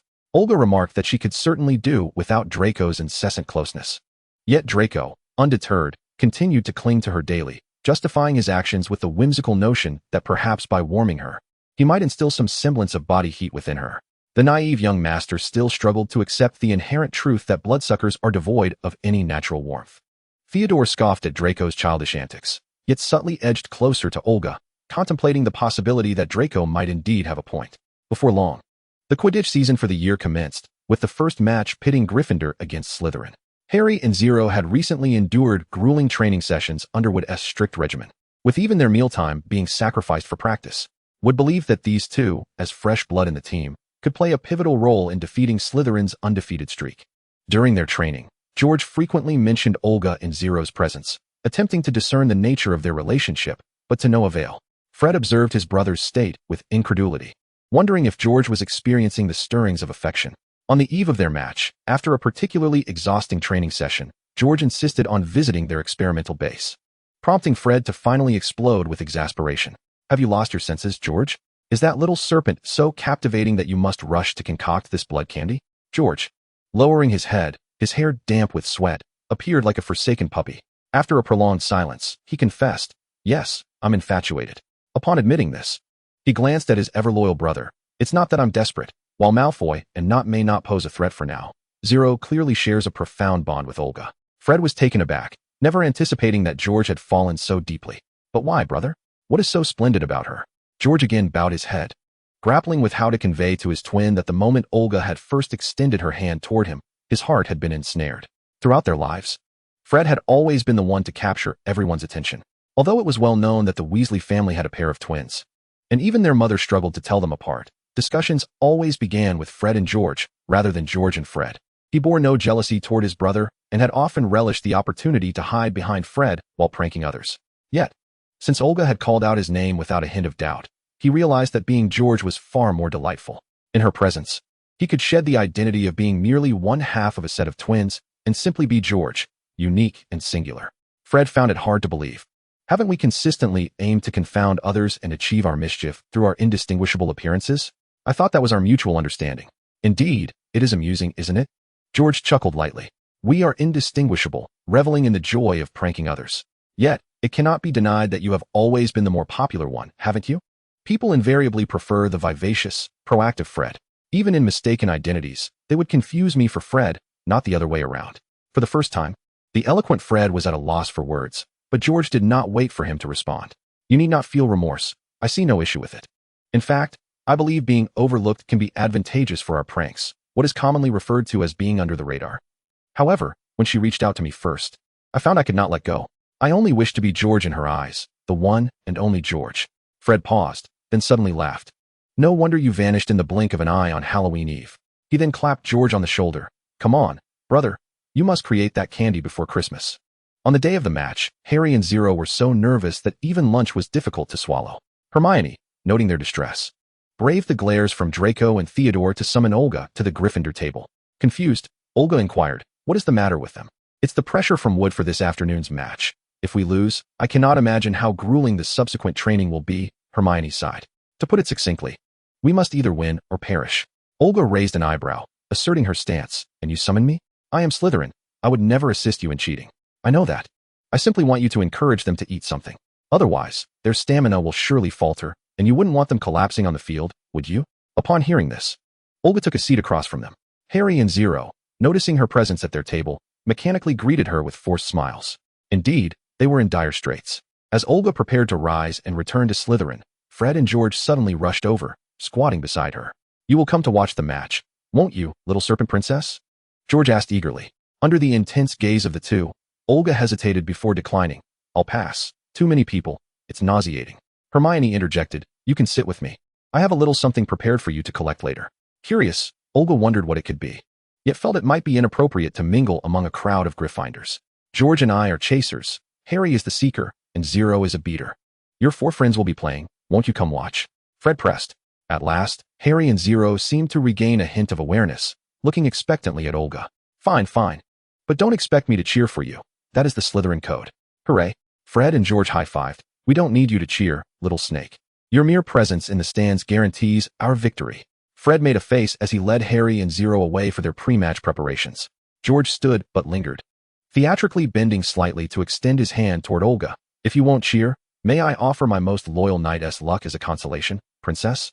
Olga nearly laughed at George's antics and graciously placed her small hand in his, replying, You shall ever be fortunate, sir. As they clasped hands, a radiant light illuminated their palms. George gazed in astonishment at the glow. What is this? It is your luck. I speak no empty words, Olga declared proudly, lifting her chin. George, with affectionate admiration for his proud princess, bent his head to kiss the back of her hand. Thank you, princess. Hermione watched George depart with a satisfied smile, thinking, boys. Draco harbored grievances about Olga attending the Quidditch match with that mudblood, especially sitting in the Gryffindor section. Do you not remember you are a Slytherin? Draco fumed. I will not cheer for them, Olga retorted defiantly. Then you cannot sit with the foolish lions. Olga chose to ignore the young master, thinking it absurd for him to dictate her actions. Draco, receiving no response, grew angrier, resolving that he would never again engage with her, unless she could coax him back. Hermione extended a jar of jam to Olga in the courtyard, its contents ablaze with blue flames. I know you won't feel the cold, but I still hope this brings you a touch of warmth, she said shyly, aware that this little flame should remain lit throughout the entire winter. Who could possibly refuse the kind gesture of an adorable young witch? Olga cherished this thoughtful gift, smiling gratefully at Hermione. Once again, Hermione was struck by Olga's radiant smile, only regaining her composure when they arrived at the Quidditch pitch. Olga was taken aback by the overwhelming turnout. Nearly the entire school had gathered to watch, the stands teeming with spectators. Hermione noticed Ron and Seamus preparing a massive banner for Harry and Cedric. She took Olga's cold hand, and together they navigated through the crowd, finally reaching the highest vantage point. Before Olga could catch her breath, Hermione handed her a pair of binoculars, which she declined with a shake of her head. The atmosphere intensified as the players entered the field. Goodness, is this the fervor of wizards? It's quite deafening, Olga thought, instinctively huddling closer to Hermione. As the Gryffindor team took to the field, they scanned the area, seemingly searching for something. Look at the banner, Harry exclaimed, spotting the display Ron had prepared. And there's Draco, Fred shouted, waving conspicuously at Hermione and the others. George and Cedric quickly turned to see Olga's expression of sheer disillusionment. They all burst into laughter. She must surely be regretting this moment. George was laughing so hard his eyes were nearly closed. The crowd soon noticed a Slytherin had infiltrated the Gryffindor seats. Directing their gazes toward Olga, with a calm nod, she leaned against Hermione's shoulder, hoping that Snape wouldn't be too furious upon discovering her presence. Across the pitch, Draco seethed with anger as he observed this scene through his binoculars, angrily tossing them to Crabbe and sulking in his seat. As Madame Hooch's whistle signaled the start of the match, Angelina Johnson of Gryffindor seized the quaffle. Oh, she is indeed an exceptional chaser, strikingly beautiful as well. I've always wanted to ask her out, Jordan commented. Professor McGonagall sat beside commentator Lee Jordan, determined to keep him in check. Apologies, Professor, he replied as Angelina flew gracefully, executing a perfect pass to Cedric. Both he and Harry, being first years, were exceptional enough to be included in the team. The quaffle returned to Angelina, who dashed past the Slytherin players and scored. Gryffindor led with 10 points. The roar of the Gryffindor supporters was deafening, leaving Olga nearly overwhelmed. Fred and George stood out on the field as well, their twin synergy as beaters unmatched by any other team. Utilizing their height and reach, they expertly struck the bludgers. Olga noted the twins' popularity among the Gryffindor crowd. When Fred hit a bludger away from Harry, the girls erupted in cheers, leaving her astonished. With Gryffindor temporarily in the lead, Slytherin players began to employ some rough tactics, as Captain Flint charged at Harry, nearly knocking him off his broom. Gryffindor was awarded a free kick at the goalpost, which Cedric seized. The silver-haired youth's remarkable performance captivated many girls, and cheers for him grew louder as he skillfully controlled the ball and passed it toward the goal. Watching him in the air, Olga felt a sense of pride. At his age, he should be passionately reveling in such spirited endeavors. Slytherin grew increasingly frustrated. Wood was struck by a bludger, and Angelina was knocked off her broom amidst a fierce attack. Observing these aggressive maneuvers, Olga wondered if this was truly the nature of Slytherin's gameplay and worried for the safety of the 4 Gryffindor players. With the score tied, Harry struggled to locate the golden snitch, anxiously watching as his teammates sustained injuries. Suddenly, a glimmer of gold flickered before him, and he hastily maneuvered his broom to pursue it. However, an unexpected turn of events occurred. Harry's broom began to act erratically, spinning and leaping as if under external control, threatening to unseat him. Olga's brow furrowed, recognizing this as a deliberate act. Look at Snape. He's up to no good, Hermione exclaimed. And Olga's gaze swiftly shifted toward the professor's box. No, he is protecting Harry. It's Quirrell. Olga retorted angrily, frustrated by his inability to learn. Hermione swiftly redirected the binoculars to Quirrell, noticing him muttering incantations. Recalling what Olga had mentioned during their first defense against the dark arts class, she speculated that something sinister lay beneath Quirrell's large scarf. With a snap of her fingers, a fire ignited on Quirrell's head, forcing him to cease his spellcasting. He stumbled away from the pitch, clutching his scarf in a panic. After this brief interlude, Harry's broom returned to normal, and Ron looked at Olga with admiration, exclaiming how impressive she was. The match resumed with fervor. Both seekers had pinpointed the snitch's location, though the elusive little creature led them both toward the ground. At a critical moment, Slytherin's seeker chose to abandon the chase, but Harry, embodying the bravery of a true Gryffindor, slowly rose on his broom, seizing the opportunity to dive for the golden snitch. After a few somersaults on the ground, he finally emerged victorious, clutching the golden ball. The crowd held their breath until he triumphantly revealed it, securing Gryffindor's win.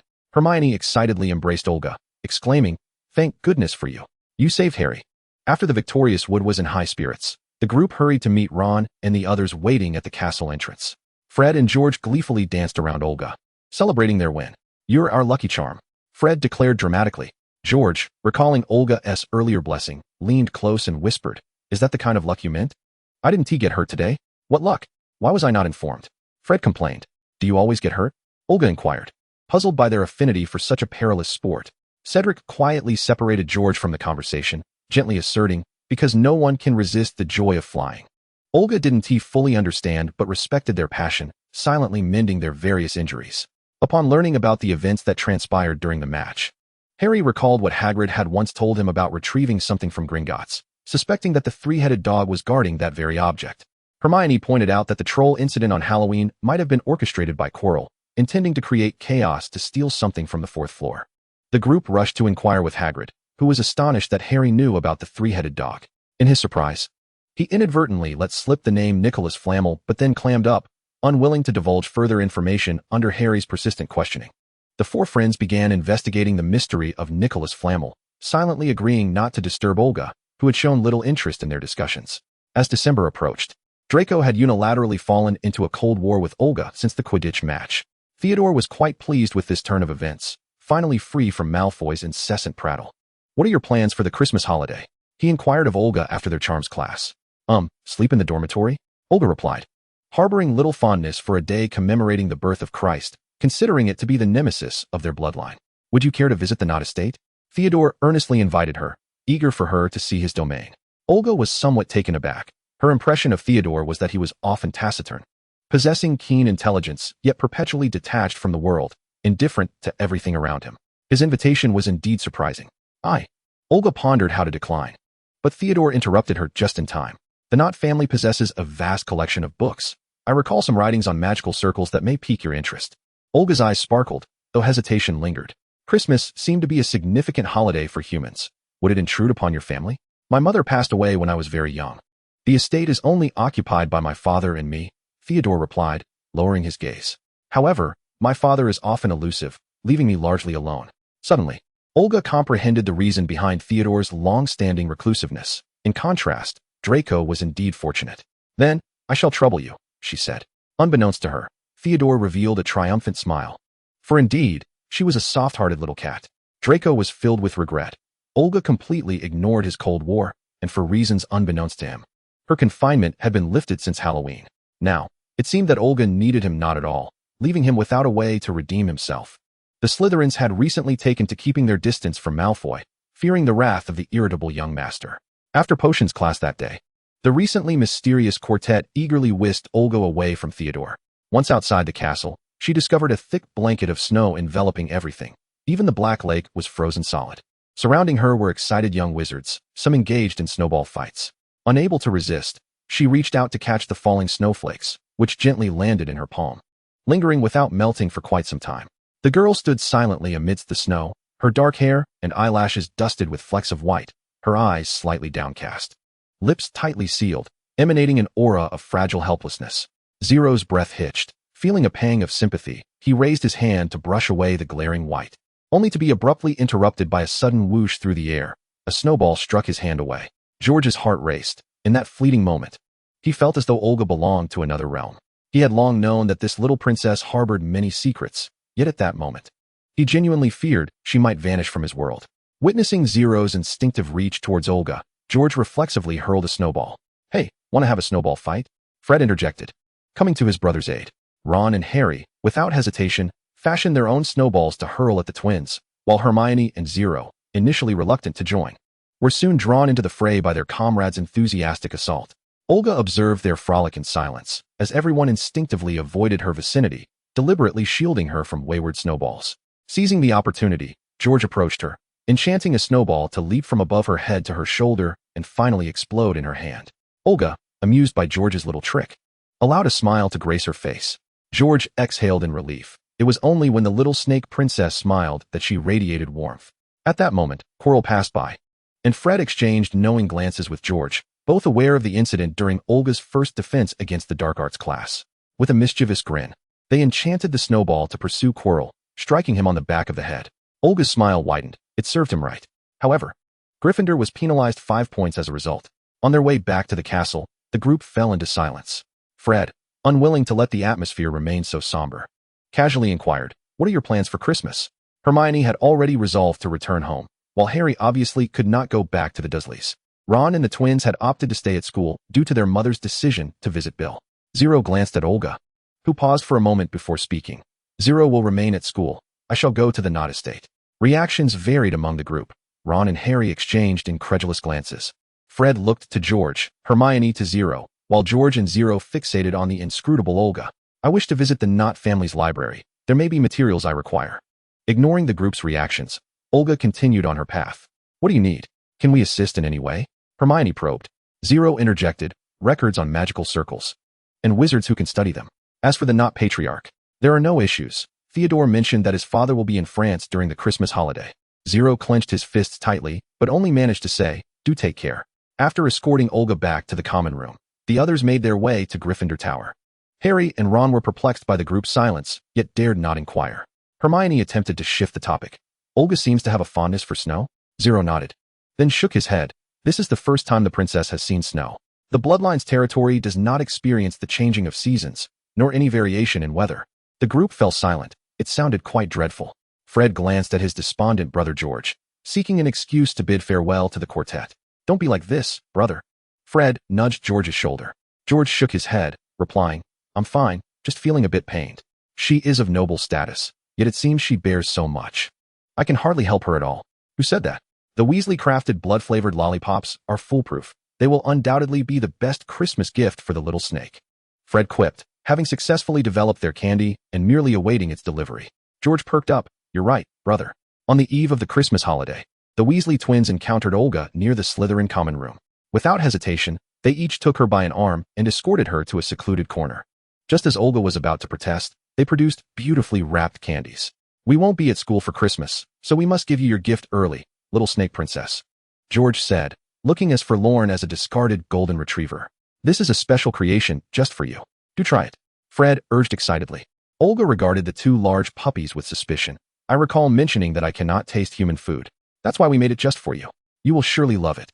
They both insisted in unison. Reluctantly, Olga accepted a candy, tore open the wrapper, and tossed it into her mouth, only to widen her eyes in astonishment. "Is this... Fred? Did you add your blood to the candy?" Upon hearing his name, Fred felt his heart skip a beat, yet feigned indifference. Raising an eyebrow at George, "You lost. She ate mine first. She merely picked one randomly. You were just lucky," George retorted, unwilling to concede. "Try mine, princess." With that, he picked up another candy and held it to Olga's lips. Olga parted her lips to accept, while George's fingers trembled slightly as he discreetly withdrew his hand behind his back, gently caressing the spot recently kissed by Olga. The skin behind his red hair had turned a vivid crimson. "So who do you prefer, Fred or George?" Fred, seemingly oblivious to his brother's emotional turmoil, stubbornly sought a definitive answer. Olga choked slightly, casting a surprised glance at the audacious Fred. Only then did Fred realize the absurdity of his words, his face flushing as he stammered, No, I meant, candy. Yes, the taste of candy. Whose is better, Fred's or George's?" George, keenly perceptive, exchanged a knowing look with Fred before gently patting Olga's back to soothe her. Once Olga regained her composure, she gratefully smiled at George, ignoring Fred's question. "How did you do it?" George smiled mysteriously, leaning down to scrutinize Olga's face, inquiring earnestly, "Do you like it?" Olga nodded honestly. Fred chimed in. "We've been researching for quite some time on how to preserve blood. We wanted to ensure that adding blood to candy wouldn't alter its original flavor, while also enhancing the longevity of the blood-infused treats. This is our most successful endeavor yet." Olga furrowed her brow many times. "Where are your wounds?" The twins chuckled awkwardly, attempting to divert the little princess's attention. "Try this lollipop. It's our finest creation. It contains both of our bloods. See how it tastes?" Fred boasted, holding up the most visually appealing lollipop. "Oh, a delightful two-tone one." Olga neither accepted it nor spoke, merely continuing to gaze at the troublesome redheads. "It's your fault for being so talkative." George shot Fred a glare, and both resignedly rolled up their sleeves.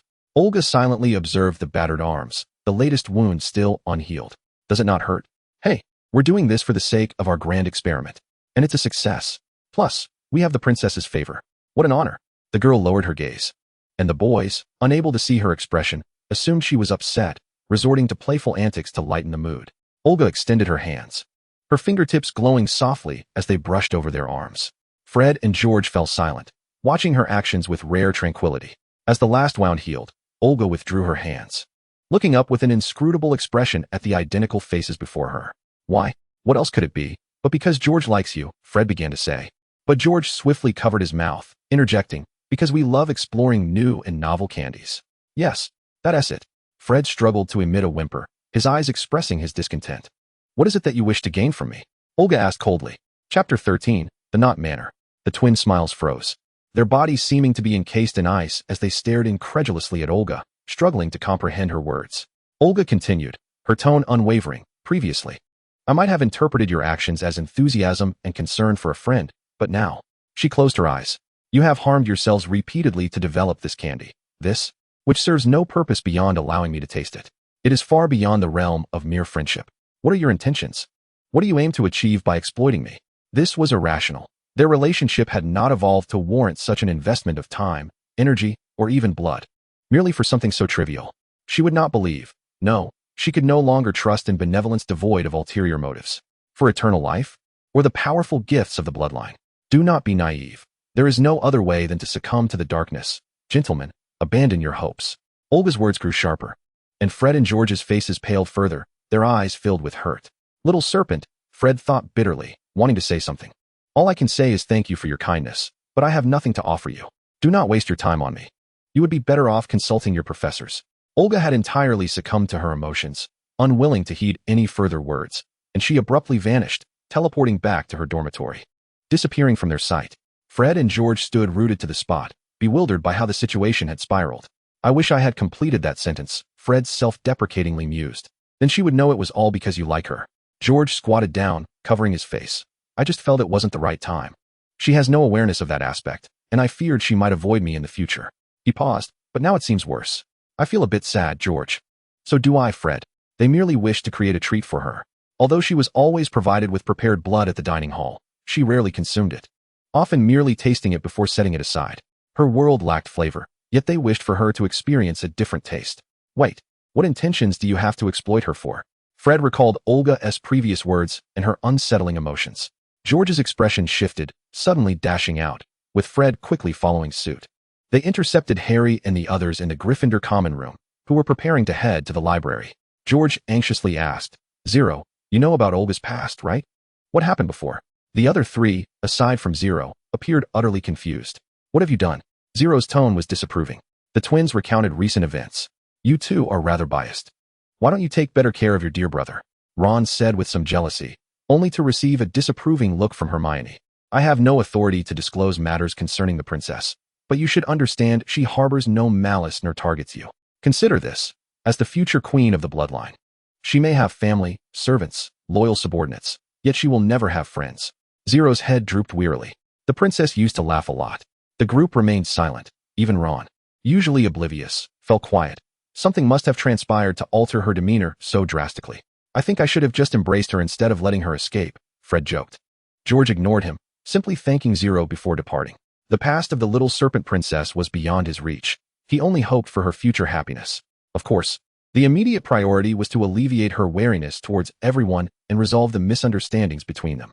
By the time Christmas break arrived, Draco had yet to coax Olga.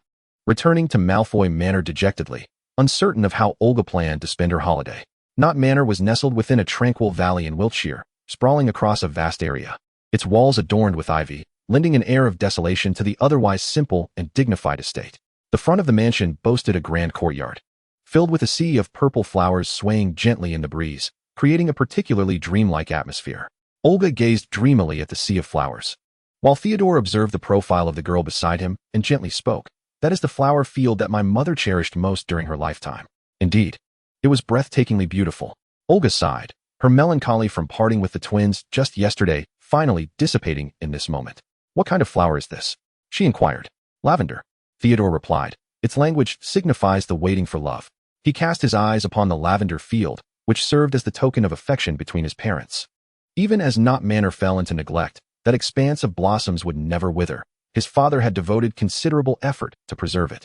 Olga turned to Theodore and remarked, "Your father loved your mother deeply." "Yes," he affirmed, "so much so that after her passing, he no longer seemed to notice their only son, disappearing for days on end. He was likely off in search of a way to resurrect his great master." And Theodore could not fathom why this group of individuals remained so steadfast in their belief that the mysterious figure could grant them immortality. A sardonic smile crept across his lips, for it was truly pitiful. "Shall we first take a look at your room?" Theodore suggested, his gaze softening as he looked at Olga. "The scenery around the manor is quite pleasant, and we have the entire holiday to savor it." He led her to a bedroom on the 3rd floor, opening the door and saying, "Do let me know if there's anything you find unsatisfactory." The room was elegantly understated, yet it radiated the owner's attentiveness. The furniture was a tasteful walnut hue, and the vanity was thoughtfully equipped with a comb and various small trinkets. Olga approached the window, peering out to catch a glimpse of the flower field. Next to the window, the wall was adorned not with ivy, but with a type of red flower that resembled a rose, its stems and leaves intertwining, with several branches reaching towards the window as if eager to bloom within the room. "This is a climbing rose," Theodore seemed to sense Olga's thoughts. "I had Marcy plant it here because I thought you might like it. If you find it bothersome, I can ask her to remove it." The climbing rose, with its slender yet resilient stems, ascended fearlessly despite its thorns, embodying a contradiction of toughness and softness, much like his little cat, both enigmatic and alluring. "I adore it." "Thank you," Olga whispered. She opened the window to touch the vibrant red blooms, only to inadvertently prick her hand on a thorn. "Be careful," Theodore's voice laced with urgency, as he grasped Olga's hand, wanting to inspect the wound. To his astonishment, the injury healed at a visibly rapid pace. He was momentarily stunned, but soon found it reasonable, admonishing her, "The stems are all thorny. Take care not to hurt yourself." Neither of them noticed a drop of Olga's blood staining the delicate petals, which only seemed to enhance their vividness. Olga felt a peculiar tug and turned to see the branch of flowers behaving as if alive, reaching into the room and brushing against her cheek. Theodore, usually composed, found himself wide-eyed at the sight. "It may have come into contact with my blood," Olga mused, equally astonished, for she seldom found herself in harm's way. Yet this was an unexpected delight. The branch of roses continued to nuzzle against her, prompting Theodore to whimsically ponder. What would happen if your blood were to touch a person? Olga blinked in surprise. "What, do you wish to try?" Theodore nodded, then shook his head. "I'm quite curious, but perhaps it's best left alone. I wouldn't want you to feel any pain." After a moment's thought, Olga replied, "I'm intrigued as well, but let us wait. With the siblings away, it would be too risky if something unexpected were to happen." A faint smile graced Theodore's lips. "Agreed." The branch of roses seemed to regard Theodore, inching closer, and upon sensing his indifference, it playfully brushed against his face before retreating behind Olga. Olga laughed, and Theodore's smile widened. "Does it, like me?" "It certainly appears so," she replied, teasingly ruffling the leaves. "You won't be lonely at home. This little one seems quite lively." "Home?" Theodore's eyes sparkled with a hint of excitement. "My room is right next door. You can call for me anytime. The library is on the 2nd floor. Take some time to rest today, and I shall accompany you tomorrow." Olga nodded in agreement, and with a hint of regret. Theodore let go of the kitten's paw and exited the room, closing the door with a gentlemanly grace. "Settle down," Olga sighed, gazing at the rambunctious little rose. "Perhaps if you're bored, you could visit next door and not pester me." The rose, displeased, shook its branches, yearning to continue its affectionate antics, only to receive a fierce glare from Olga. "If you don't wish to be pricked, I suggest you retreat." Realizing Olga was serious, the little rose hurriedly darted out the window, presumably heading towards Theodore. Olga flopped onto the bed, spacious enough to accommodate 2 or 3 people, and the image of 2 wounded hazel green eyes resurfaced in her mind. Damn it, how could she utter such words? Those two golden retrievers were nothing like the sinister creatures of the Blood Clan. They harbored no malice. They had gone to great lengths to present gifts, only to be scolded mercilessly. What could she do to make amends? Olga felt a wave of frustration wash over her. Upon returning home, Draco remained sullen. Narcissa, perplexed as to why her son, who usually loved sharing tales of school life, was now so withdrawn, wondered if anyone dared bully a Malfoy at school. Aside from that bloodline. However, from Draco's previous letters, it seemed his relationship with that prince was nothing short of amicable. Narcissa struggled to comprehend this, but decided to respect her adolescent son's privacy, seeking insight from Lucius. As Lucius, with his own platinum hair, received Draco, he quickly deduced that his son was likely quarreling with the bloodline princess he often mentioned, most probably a one-sided conflict, reminiscent of his own past disputes with Narcissa. How useless. Can't he charm the girl? Is he waiting for someone else to do it for him? Has the Malfoy gentlemanly decorum fallen to the wayside? Mr. Malfoy, filled with exasperation, contemplated his son's shortcomings. Yet, respecting his wife's concerns, he was unwilling to have Narcissa worry about others, nor his son. During dinner, Lucius casually inquired, "Would you like me to host a Christmas party? We could invite your pureblood classmates." Draco, who had been despondent, suddenly perked up at the suggestion. "Yes. How did I not think of that? It's all thanks to you, Dad. I should talk to you more often about my problems." Narcissa, taken aback by Draco's sudden enthusiasm, wondered if she ought to take him to St. Mungo's for a checkup. "Thank you, Dad.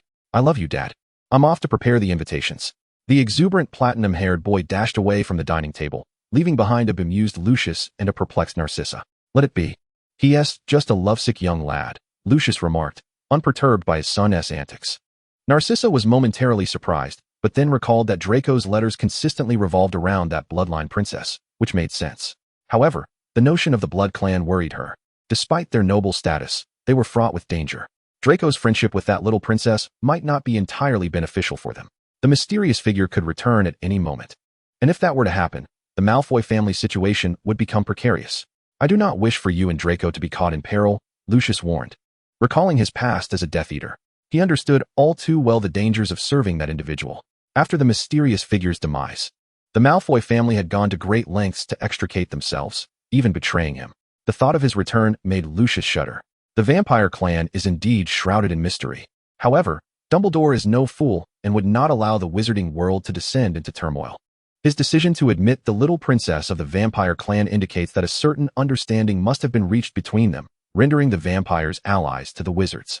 As allies, it is prudent to cultivate goodwill, providing an additional path should the need arise. Narcissa comprehended Lucius's intent. For the Malfoy family, nothing is more paramount than family. Therefore, one can only hope to encounter that enigmatic little princess at the banquet, provided Draco has not truly offended her. Olga followed Theodore into the library, which, as expected from a family of 28 purebloods, was impressively vast. Faced with such a formidable collection, Olga felt overwhelmed. The vampire's archives were already extensive, and the haunting memories of the past decade under duress resurfaced, leaving her desiring to escape from it all. Hermione and Fortuna, that peculiar pair, demanded she familiarize herself with and comprehend all the arts and traditions amassed by the vampires over millennia, to the point that the mere sight of books now made her feel nauseous. Noticing Olga's pallor, Theodore expressed concern, asking if she felt unwell. Afterward, he rolled up his sleeve and extended his arm towards her mouth, offering, "You may drink my blood." Olga glanced down at the slender, pale arm, veins subtly protruding, indicating that its owner was not as fragile as he appeared. The familiar scent of cedarwood wafted toward her, providing a modicum of relief to her troubled spirit. "Thank you. But I merely..." Olga leaned her face against his arm, unwilling to pick up a book. Chapter 14, The Malfoy Banquet. Theodore felt his heart melt. The little kitten was being utterly adorable, far too irresistible. He yearned to embrace her, but feared disturbing her, instead tentatively stroking the top of her head. How obedient she was. Olga, lost in thoughts of the myriad books surrounding her, lacked the energy to thwart Theodore's affectionate gesture. His expression softened further as he indulgently reassured her, "Do not worry, I am here. If you do not wish to read, you may explore or return to your room to rest. It is entirely up to you." He felt the little kitten's head gently shake in response. "That won't do. I must accompany you. It would be too unfaithful otherwise." Theodore's heart raced. Since his mother's passing, he had always lived in solitude. Never had anyone expressed the desire to be by his side. "It is my honor." The boy restrained the impulse to embrace the girl, instead bowing in a gesture of reverence. Theodore was a frequent visitor to the library. Lacking other hobbies, he spent most of his time reading. He vaguely recalled encountering some ancient texts regarding magical arrays. Sunlight streamed through the window, illuminating the contours of the boy's profile. Olga reclined on the sofa, idly observing the focused Theodore. Indeed, a boy deeply engrossed in his studies exuded a unique charm. If Draco resembled a princely figure, then Theodore, at that moment, was undoubtedly an angel. The sunlight softened his aloofness, rendering him exceedingly gentle. Suddenly, a small bat appeared at the window, its wide eyes fixed on Olga as if imploring her to open the window. Theodore noticed the commotion, looked up, and squinted against the sunlight. Is that Draco's bat? He opened the window, and the bat promptly flitted into Olga's embrace. She grasped its wings to extract a letter, casually tossing it aside. The bat emitted a disgruntled squeak, then hung upside down from the chandelier, clearly displeased. Upon opening the letter, Olga discovered it was an invitation to the Christmas banquet from Draco. Just as she began to inquire of Theodore, another unexpected guest arrived, a swan from the Malfoy family, proudly delivering another invitation to Theodore's desk. Theodore scoffed. This must have been a scheme by the elder Malfoy, suggesting that Draco was not enjoying his Christmas holiday. Will you attend? Theodore asked softly. Pondering, Olga rested her chin on her hand. The library at Malfoy Manor must also be quite grand? I am uncertain, but Mr. Malfoy has extensive connections, Theodore replied earnestly, aware of Olga's interest in magical arrays. Olga's eyes brightened. Then let us go and see. You will accompany me, won't you? Of course. I will always be by your side, just as you have said to me. On Christmas Day, Olga donned the beautiful dress that Aimara had prepared for her in advance. At last, she had to commend her older sister's foresight. Otherwise, she would have lacked an appropriate gown for the banquet. She recalled Aimara's deft hands as they styled her hair into a low, somewhat tousled bun. Indeed, not all bloodline members possessed the same touch. Feeling a bit awkward, Olga lowered her hands, thinking, well, a disheveled beauty is still better than loose hair. Successfully comforting herself, Olga rose and exited her bedroom. Upon seeing her emerge, Theodore momentarily lost his breath, frozen in place, gazing at Olga. A tumult of unnamed emotions swirling in his eyes. His little kitten. What's wrong? Olga waved her hand before Theodore's face and glanced down at her attire. Do I look strange? The girl, clad in a flowing white gown, revealed her graceful silhouette with each step. The outer layer of sheer fabric danced in the breeze, resembling an ethereal sprite gracing the earth. The high-necked white veil gently encircled her neck, accentuating its elegance and hinting at a regal demeanor. Her flawless, pale arms were now slightly raised, waving before the boy.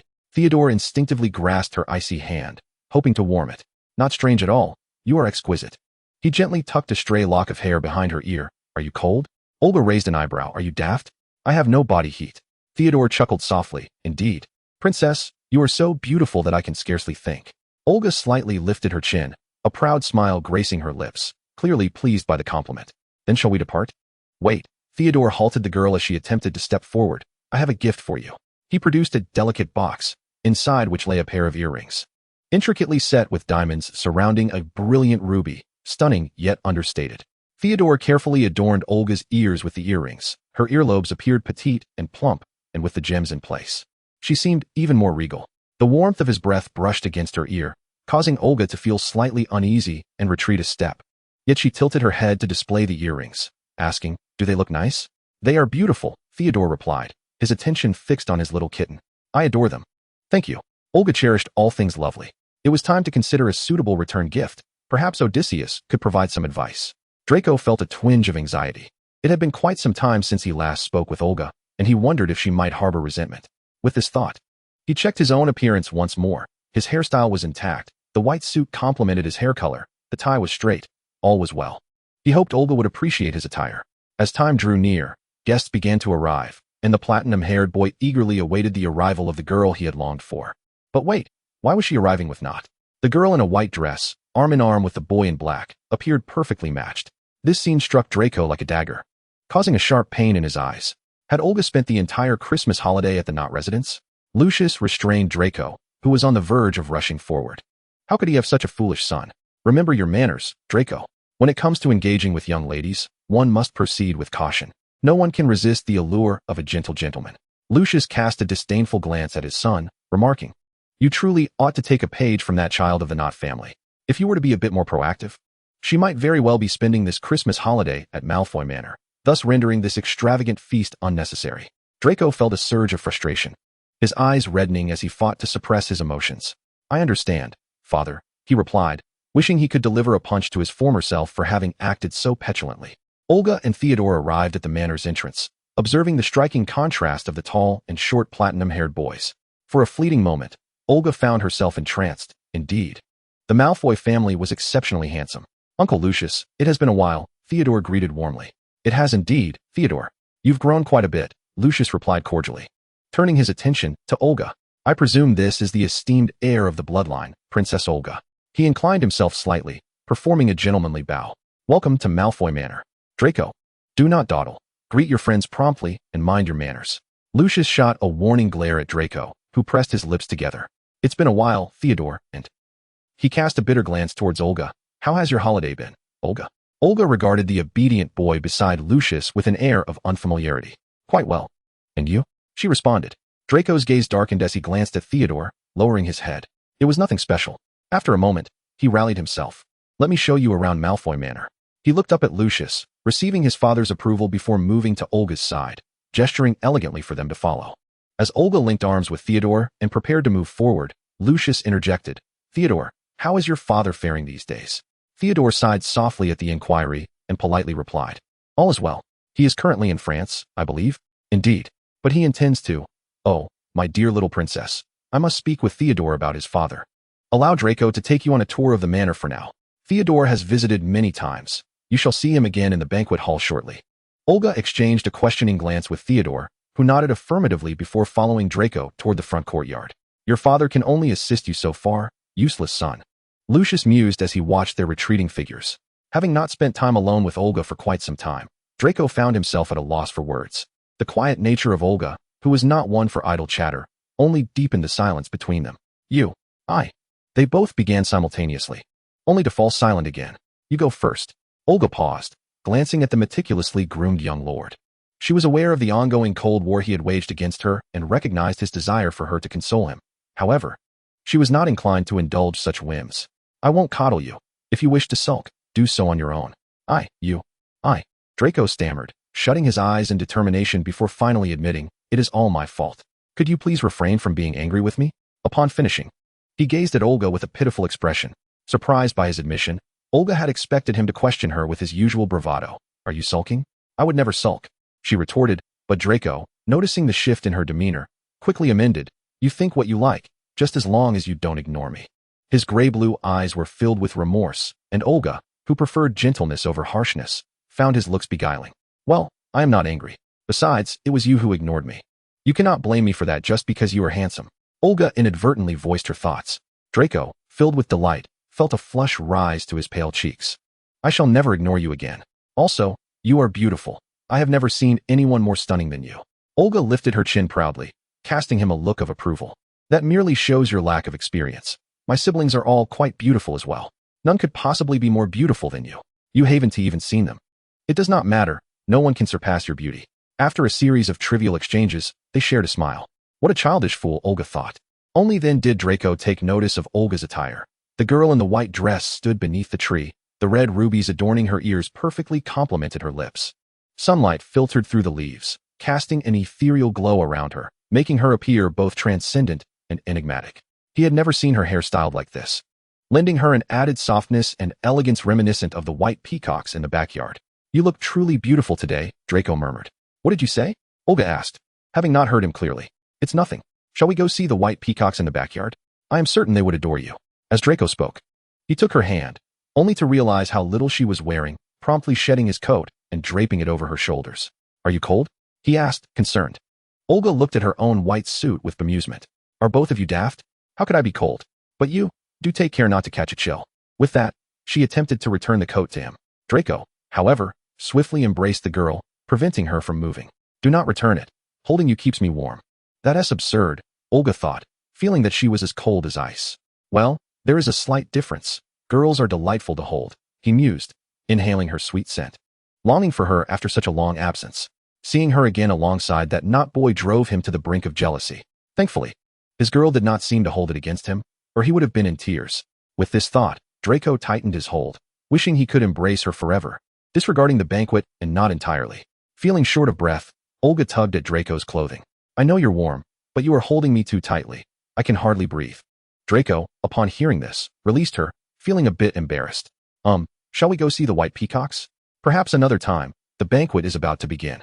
Very well, Draco replied, a hint of disappointment in his tone, but quickly brightened, recalling his father's advice not to rush. There would be plenty of opportunities ahead. He took Olga's hand and led her toward the hall. The grandeur of Malfoy Manor was in stark contrast to Not Manor, with every detail, from the gates to the courtyard, the porch, and the mansion, radiating opulence and prestige. Olga surveyed her surroundings, understanding at last why the young lord was so ostentatious. The entire Malfoy family embodied this extravagant style. Upon entering the banquet hall, they found the guests largely assembled. The resplendent hall was alive with movement, filled with laughter and clinking glasses. Some guests noticed Draco, the only son of the Malfoy family, while curiosity surrounded the girl at his side. Her attire was clearly borrowed from the young lord, and they appeared quite intimate. Could it be that the Malfoys were contemplating a union? Expressions varied among the onlookers, some eager for the opportunity. The young lady seemed unfamiliar, likely not from the British aristocracy, perhaps enhancing their own family's prospects. Olga felt uncomfortable under their scrutinizing gazes, as if she were an object being appraised.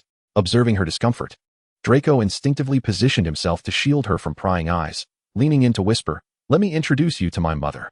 Chapter 15. Lucius and Narcissa. Olga nodded, following Draco as they navigated through the crowd. Everyone was eager to greet young Malfoy, while Draco merely acknowledged them with an air of haughty indifference. "Draco," a feminine voice called out, prompting both to turn and discover it was Miss Parkinson from the Parkinson family. Pansy subtly glanced at Olga before casting a gaze laden with complexity upon Draco. From a young age, she had been aware of the fate that awaited her.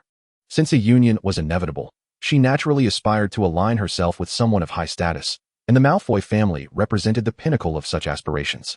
Moreover, she had harbored feelings for Draco for quite some time. The families maintained a cordial relationship, and she and Draco could be considered childhood companions. Though Draco was not particularly affectionate towards her, he was certainly more amiable compared to others. Pansy had once believed that the prospect of a marriage alliance between the Parkinsons and the Malfoys was highly promising, but everything had shifted upon entering Hogwarts. The proud and disdainful young master had taken to spending his days in close proximity to Olga, his gaze seemingly fixated upon the bloodline princess. Initially, Pansy resolved to move on, acknowledging that despite the Parkinsons' pure blood status, they could not compete with the allure of a noble bloodline. However, after the Quidditch match, a sudden cold war had ensued between Draco and Olga. Pansy understood Draco well. He would never acquiesce. And that little princess did not appear to possess a yielding nature either, leading her to believe she still had a chance. Then came the Christmas banquet. Though the family was oblivious, Pansy knew all too well that this gathering was orchestrated by Draco to mend his relationship with Olga. Uncle Lucius must have been aware of Draco's intentions, and his willingness to indulge him implicitly suggested that their connection could continue to flourish. The pangs of unrequited young love were disheartening. How could she accept such a fate? Pansy envied Olga immensely. Of noble birth and formidable strength, even Dumbledore treated her with deference. And the professors at school indulged her. Those classmates who had initially feared or shunned her now clamored to be near her. She needed do nothing. Yet admiration flowed freely in her direction. Strangely, Pansy found it difficult to harbor resentment towards Olga, a sentiment that had been utterly foreign to her when it came to other girls near Draco. Yet, despite this, Pansy was determined to seize an opportunity for herself. "Merry Christmas. How was your holiday?" she asked with a smile, linking her arm through Draco's. Draco instinctively withdrew his hand, casting a furtive glance at Olga. Upon realizing that Olga remained unresponsive, he felt a mixture of relief and disappointment. "Quite well, I suppose. Thank you for your Christmas gift. I truly adore it. Did you see the present I sent you?" Oh, I haven't had the chance to unwrap it yet." What had he given her again? He had spent the days prior wondering if Olga would forgive him, noting that his classmates' gifts were likely prepared by their mothers. Understandable. Today must be quite busy, huh? Olga found their exchange somewhat dull, her gaze wandering in search of Theodore. Noticing Olga's distraction, Draco feared she might abandon him to seek out Nott, and thus interrupted Pansy's pleasantries. "Mother is waiting for us. We must excuse ourselves." Pansy watched as Draco led Olga away, both clad in white, with the girl draped in the boy's coat, presenting a picture of young lovers. "Stop staring," Blaise remarked after observing them for some time. "It's no longer your concern." Pansy bristled. "What business is it of yours?" Blaise chuckled. "Indeed, it concerns me not. I merely cannot bear to see such a beautiful lady in silent distress." "Spare me your insincere flattery. Save it for another girl," Pansy retorted, unwilling to engage with the notorious flirt. "It is truly disheartening. I speak only from the heart," Blaise said dramatically, clutching his chest. He then shifted the topic. "Tell me, When do you suppose Olga will uncover Draco and Theodore's little secrets? Or who do you think will confess first? Pansy, suddenly amused by the thought, replied, one is utterly oblivious to romance, while the other simmers at a slow boil. I dare say the Gryffindor twins stand a better chance. They are fervent and proactive, capable of melting even the iciest of hearts. Blaise raised an eyebrow in surprise. I assumed your thoughts were consumed entirely by Draco, yet you seem quite perceptive of the situation. Pansy rolled her eyes. Who in Slytherin is blind to it? Only they are lost in their own delusions. Are you not distressed? Draco has feelings for Olga, Blaise prodded gently. Initially, I was quite heartbroken. But now it seems more a matter of stubbornness. Truthfully, witnessing Draco face setbacks brings me a peculiar joy. Blaise erupted in laughter. You are absolutely right. From afar, Narcissa spotted Draco and Olga together. It was no wonder Draco was so enamored with that young princess. Even she found herself charmed. With an exquisite visage and an ethereal grace, it was difficult for anyone to associate her with a bloodline. Yet, it was gratifying to note that her son had begun to care for others. Such growth was indeed rare. Mother, this is Olga, the one I often mention. Draco introduced as they approached Narcissa. Oh, how delightful to meet you. My dear, you are simply stunning. I have heard so much from Draco about a noble bloodline princess at school, and I never imagined she would be such a lovely young lady. No wonder he speaks of you so often. Narcissa warmly took Olga's hand. My goodness, you are so cold. Do you wish for me to fetch you a warmer garment? Draco, pleased that Narcissa held Olga in such high regard, interjected, Mother, she is naturally this way. She doesn't feel the cold. Do you know I don't feel cold, yet you insist on offering me clothing? Olga shot him a playful glare before turning to the elegant Narcissa. Good day, madam. I am Olga. Thank you for your concern, but I actually do not possess body heat, so temperature does not affect me. Narcissa gazed at Olga with affection, gently brushing her fingers against her cheek. I sincerely apologize, young princess. It is quite all right. You may simply call me by my name. Narcissa reminded Olga of Amira. They both exuded a gentle demeanor. Narcissa's smile grew warmer. Olga, your dress is exquisite. Did you select it yourself? I have never seen such a style. It was my elder sister Amira who prepared it for me. She is passionate about researching beautiful garments. I must say, your sister possesses exceptional taste. And these earrings, paired with your lip color, are simply delightful, Narcissa observed, recognizing the earrings. Are those from the Knot family? Indeed, they were a gift from Theodore this morning. Draco turned sharply, glaring at the earrings with frustration. Damn it, he beat me to it. My gift hasn't even been given yet. Narcissa's gaze turned enigmatic. If she was not mistaken, those were not ordinary earrings, but rather symbols of the future mistress of the Knot family. She glanced at her foolish son, thinking, the path is fraught with challenges. Theodore is far more astute. To her astonishment, Theodore's taste was commendable. Draco ought to take notes. Narcissa felt a tinge of disappointment as she remarked, Did you style your hair yourself? Olga blushed slightly, yes. I tried to recall how my sister used to style my hair, but I overlooked the fact that our hands are rather different. Narcissa chuckled at the young girl. If you don't mind, I could help you restyle it. That would be wonderful. While chaos can be beautiful, having strands fall out is quite bothersome. Let us retreat to a room. Draco, you stay here and tend to your other classmates. Though Draco was reluctant to part from Olga, he secretly wished for her to bond well with his mother. Thus, he obediently released her hand, watching as they entered the room together. Narcissa's hands were remarkably skilled. In just a few deft motions, she unraveled Olga's hair and then elegantly styled it anew, even weaving in a few charming white flowers on either side. As she gazed at the girl sitting obediently in the mirror, her affection for Olga deepened. Heaven knew how much she longed for a daughter of her own. Well then, are you satisfied? Narcissa inquired. Olga nodded modestly, realizing that this looked far more splendid than anything she could have achieved herself. Madame Malfoy is truly impressive. Shall we head to the hall? Draco is likely quite anxious, Narcissa suggested, eager to assist her foolish son as much as possible. Wait, madam. I actually came today to discuss some matters with Mr. Malfoy. Olga recalled her original intention. I wonder if Draco has mentioned my purpose for visiting the wizarding world. It's for research on magical circles. I have heard that Mr. Malfoy's connections are extensive. Perhaps he could help me keep an eye out for anyone proficient in this field. Of course, the bloodline will offer appropriate compensation. Narcissa paused, suddenly aware of the air of authority that surrounded the girl. I understand. I will convey your request. After finishing his engagement with the elder Malfoy, Theodore entered the banquet hall. He was not particularly fond of such gatherings, having only come to accompany Olga. After casually greeting a few classmates, he settled into a corner. Observing that most of those who approached him were merely interested in the status of the Knot family, utterly uninspiring, Theodore found himself idly daydreaming in the shadows. He recognized that Lucius was assisting his son, but he did not care much. Draco posed no immediate threat. Suddenly, a chorus of gasps captured his attention. and he looked up to see Olga descending the stairs alongside Narcissa, her refined hairstyle making her look breathtakingly beautiful, to the point where he felt an overwhelming desire to hide her away. Many boys around them were entranced, eager to approach the lovely young lady.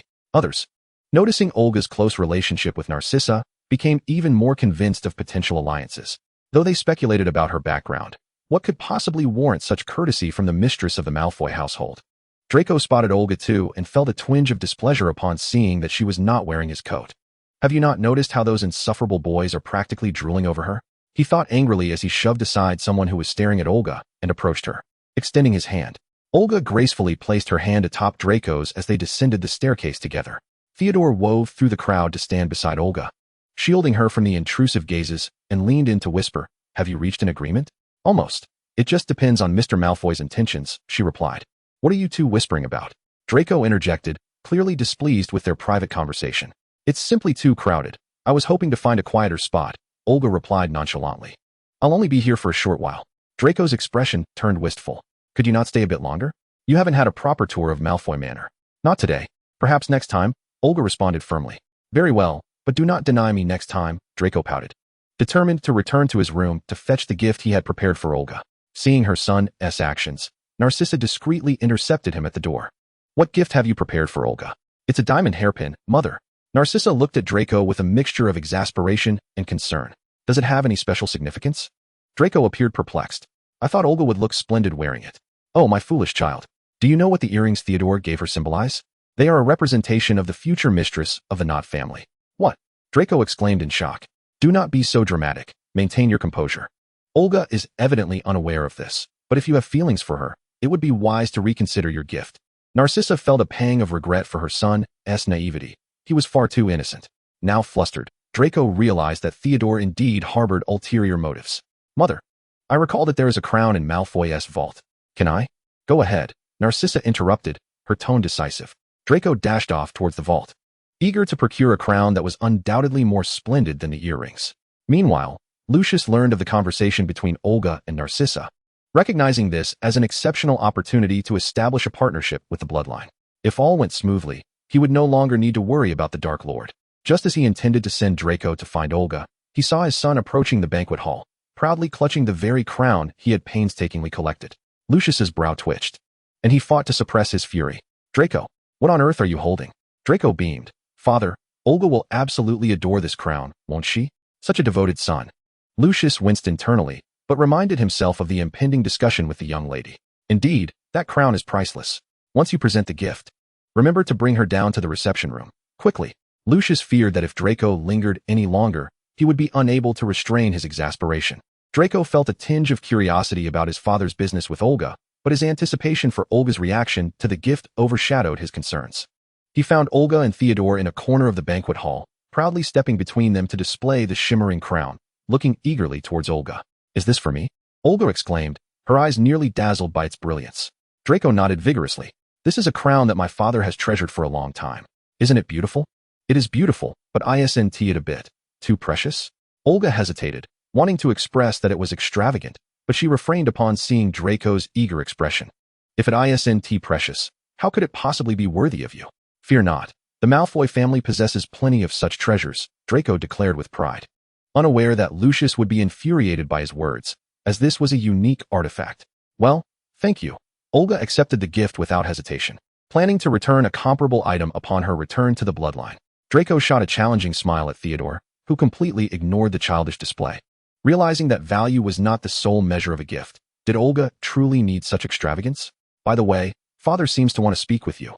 Let me escort you to the reception room," Draco said to Olga. Understanding passed between Olga and Theodore as they rose to follow Draco. "Here we are." "I'll wait for you outside," Draco said, holding the door open for Olga. Olga nodded and entered the room. Lucius sat upright at the table, and upon seeing Olga, he gracefully stood and bowed. "My esteemed young lady, Narcissa has informed me of your conversation. Shall we proceed directly to the matter at hand?" "Of course, Mr. Malfoy. I appreciate your straightforwardness," Olga replied, her admiration for Lucius's directness evident. They engaged in a discussion regarding the magical circles and related individuals, with Lucius assuring her that he would do his utmost to assist in her search. "And what are your conditions?" Lucius paused, seemingly taken aback by Olga's forthrightness. "Please do not take offense. I have always favored candor. If you assist me, I shall reciprocate in kind, she stated. Are you aware of the Dark Lord's affairs? Lucius ventured cautiously. Are you referring to Voldemort? Upon hearing that name, Lucius involuntarily shuddered, haunted by terrifying memories. Indeed, at the time before his demise, the Malfoy family was in his service, and later. I am aware of all that, Mr. Malfoy. I can offer you an exit, Olga interjected. But I do hope you plan ahead, for he shall return soon. Lucius's pupils constricted. Are you certain? Olga, momentarily unclear of Dumbledore's intentions, refrained from disclosing matters regarding Quirrell. I never speak indiscriminately. I harbor no desire to meddle in the affairs of the wizarding world, hence I shall not interfere with your decisions. However, I do hope you will consider Draco and your wife more thoughtfully. What do you think I should do? Lucius pondered, reflecting on the deeds of the two Dark Lords. To be frank, I hold little faith in Voldemort. In comparison, Grindelwald's prowess is evidently superior, yet he too faced defeat, did he not? Lucius appeared contemplative. Fear not, for at any time, the bloodline can serve as a sanctuary for the Malfoys. This is my promise to you. Draco was quite astonished to witness Lucius escorting Olga out, sensing his father's unusually buoyant mood. Very well, I shan't intrude further. Olga bid farewell politely. Thank you. Do visit Malfoy Manor during the next holiday. Lucius sincerely invited, recognizing that his son still held some value. What did you and father discuss? Draco inquired after parting with Lucius. Adult matters are best left to children, Olga replied dismissively. But we are of the same age, Draco countered defiantly. Huh. Olga's laughter unsettled Draco, who retorted, I shan't inquire further. After parting ways with Theodore, Olga promptly disapparated back to Knott Manor. Theodore, experiencing the bloodline's magic for the first time, was filled with astonishment and delight, pondering just how many surprises his little cat still held. Christmas at Hogwarts was notably less festive than usual, with only a few students remaining at the school. Fred and George remained in a lackluster state. Even the wizarding firecrackers at the feast failed to uplift their spirits. Percy found their silence disconcerting and strongly suggested they visit the hospital wing. Meanwhile, Harry and his friends spent their days either playing wizard chess or searching for information about Nicholas Flamel. The only source of joy came when Harry received an invisibility cloak on Christmas Day, said to have been left to him by his father. That very night, he donned the cloak and ventured alone to the restricted section of the library, eager to discern the true nature of Nicholas Flamel. Unexpectedly, he startled Filch and, in his haste, took refuge in an abandoned classroom, where he stumbled upon an exceedingly grand mirror. Removing the cloak, Harry approached the mirror, only to be met with the sight of his deceased parents. Overwhelmed with excitement, he rushed back to the dormitory, awakening Ron and Seamus to share his monumental discovery. Look, this is the mirror. I can see my parents. Ron and Seamus stepped before the mirror, yet they could not see Harry's family. Oh no, I see myself. But not quite as I am now. I appear to be the head boy, Ron exclaimed, holding aloft the house cup and the Quidditch cup, Merlin's beard. I'm even the Quidditch captain. Do you think this mirror can show us the future? Ron asked in exhilaration. How could that be? My family is gone, Seamus replied quietly, gazing at the reflection of a grown Olga, who was smiling joyfully, standing beside him, embracing him with happiness and planting a kiss upon his cheek. Seamus stood transfixed, witnessing a vision he had never dared to dream. Seamus, what do you see? Harry asked, not wishing to argue with Ron. Suddenly, a sound echoed from the corridor, prompting the three to hastily don the invisibility cloak. Moments later, Mrs. Norris appeared in the classroom, glancing in their direction before turning to leave. The trio, fearing Filch might be summoned, hurried back to their dormitory. In the ensuing days, both Harry and Seamus appeared somewhat distracted, visiting the mirror almost daily, while Ron's attempts to dissuade them proved futile. Poor Ron began to realize Hermione's worth, as she would surely have delivered a multitude of cogent arguments to persuade them. Seamus, however, remained reticent about the vision he had witnessed, while Harry's mind was consumed with memories of time spent with family. Until, one day in that classroom, they encountered Dumbledore. I trust you have discovered the allure of the Mirror of Erised, Dumbledore said with a smile. Harry and Seamus, sensing Dumbledore bore no anger, breathed a sigh of relief. We did not know it was called that. It allowed me to see my family. And allowed your friend Ron to see himself as head boy, Dumbledore remarked. Turning to Seamus, though I wonder what this gentleman beheld? Harry's eyes widened in disbelief. Do not be alarmed. I assure you, I require no invisibility cloak to vanish. Dumbledore winked at Harry. So, do you comprehend what the Mirror of Erised reveals to us? Harry shook his head, while Seamus regarded the mischievous headmaster with an enigmatic expression. Let me put it this way. Those who see only themselves in the mirror are, without a doubt, the happiest individuals in the world. Do you understand? So, the mirror allows us to behold our deepest desires? Harry slowly articulated. That is one interpretation. It indeed reveals our most fervent longings, yet it imparts no knowledge nor truth. Before it, people merely waste away, and some are driven to madness. Seamus lowered his gaze, feeling somewhat disheveled. His most ardent desire was, perhaps, the princess. Thus, tomorrow the mirror shall be relocated, and I implore you refrain from seeking it again. It is of no benefit to indulge in fantasy while neglecting reality. Why not don that splendid invisibility cloak and return to your slumber? Professor Dumbledore, what did you see? As for me, I beheld a pair of thick woolen socks. You see, one can never have enough socks, yet I have never received a single pair for Christmas, Dumbledore expressed with a hint of regret. During the remainder of the Christmas holiday, Olga remained at Knot Manor with Theodore, diligently researching. Oh, it was Theodore who researched. She primarily offered companionship. At last, just before the holidays end, they made some progress. I found it, Theodore exclaimed with rare excitement. This records a powerful ancient magic circle, though it appears to be a fragment. Let me see. Olga carefully took the tattered book, discovering it filled with obscure Hebrew text interspersed with numerous complex symbols. I must admit, the bloodline is not particularly adept at such intricacies. I appreciate your efforts, Theodore. Olga glanced at the text and decided to pass it on to Dumbledore. Perhaps he could decipher it. Theodore shook his head, content to have the little cat's company. However, the original must remain with you. As Olga summoned her wand, she began to carefully transcribe the contents onto a blank sheet of paper. Theodore watched her with rapt attention, only coming to his senses once Olga paused her task. Is this also a bloodline ability? He wondered. Not quite. Anyone can achieve this with precise control of their magical power. If you're interested, I could teach you. As a token of gratitude for this time together. That would be splendid, Theodore replied gently. On the eve of their return to school, as Olga and Theodore prepared to leave, the clingy little moon rosebush kept nuzzling against them, reluctant to part ways. All right, Hill, we must head to school. We shall return for the summer, Theodore said with a hint of reluctance. He named the little rose after himself and Olga, a fusion of their names. Whenever boredom struck, he would bask in the sunlight, reassured by the presence of Marcy, the house elf of the Knot family, who would tend to him. Theodore, aware of Olga's aversion to unsightly creatures, had refrained from letting her appear during this period. The rose, drooping slightly, longed to approach Olga but hesitated. I will visit you when I have the time, little one, she mused. Olga cast a glance at the rose that straightened up instantly, unable to suppress a smile. Albeit a tad bothersome, it was at times rather endearing. Theodore found the scene before him exceedingly heartwarming, embodying the very essence of what he envisioned home to be. If only his mother were still alive, she would surely have adored Olga. Let us depart, Olga said, grasping Theodore's hand, and they instantly transported back to Hogwarts. Upon returning to her dormitory, Olga was astonished to discover an abundance of Christmas gifts awaiting her, from Harry, Ron, Hermione, and even Mrs. Weasley. With wonder, she unwrapped one gift, revealing a white sweater adorned with the letter O, presumably the initial of her name, alongside a letter that she gently unfolded. Dear Olga, I hope this gift does not inconvenience you. I am the mother of Fred and George, and of course, Ron. I often hear them mention you in their letters. I was told you gifted each of them a charming little bat as a messenger. Such a generous gesture. And I am sincerely grateful that you have allowed our elderly Errol to enjoy his twilight years, referring to the Weasley family's notoriously clumsy owl.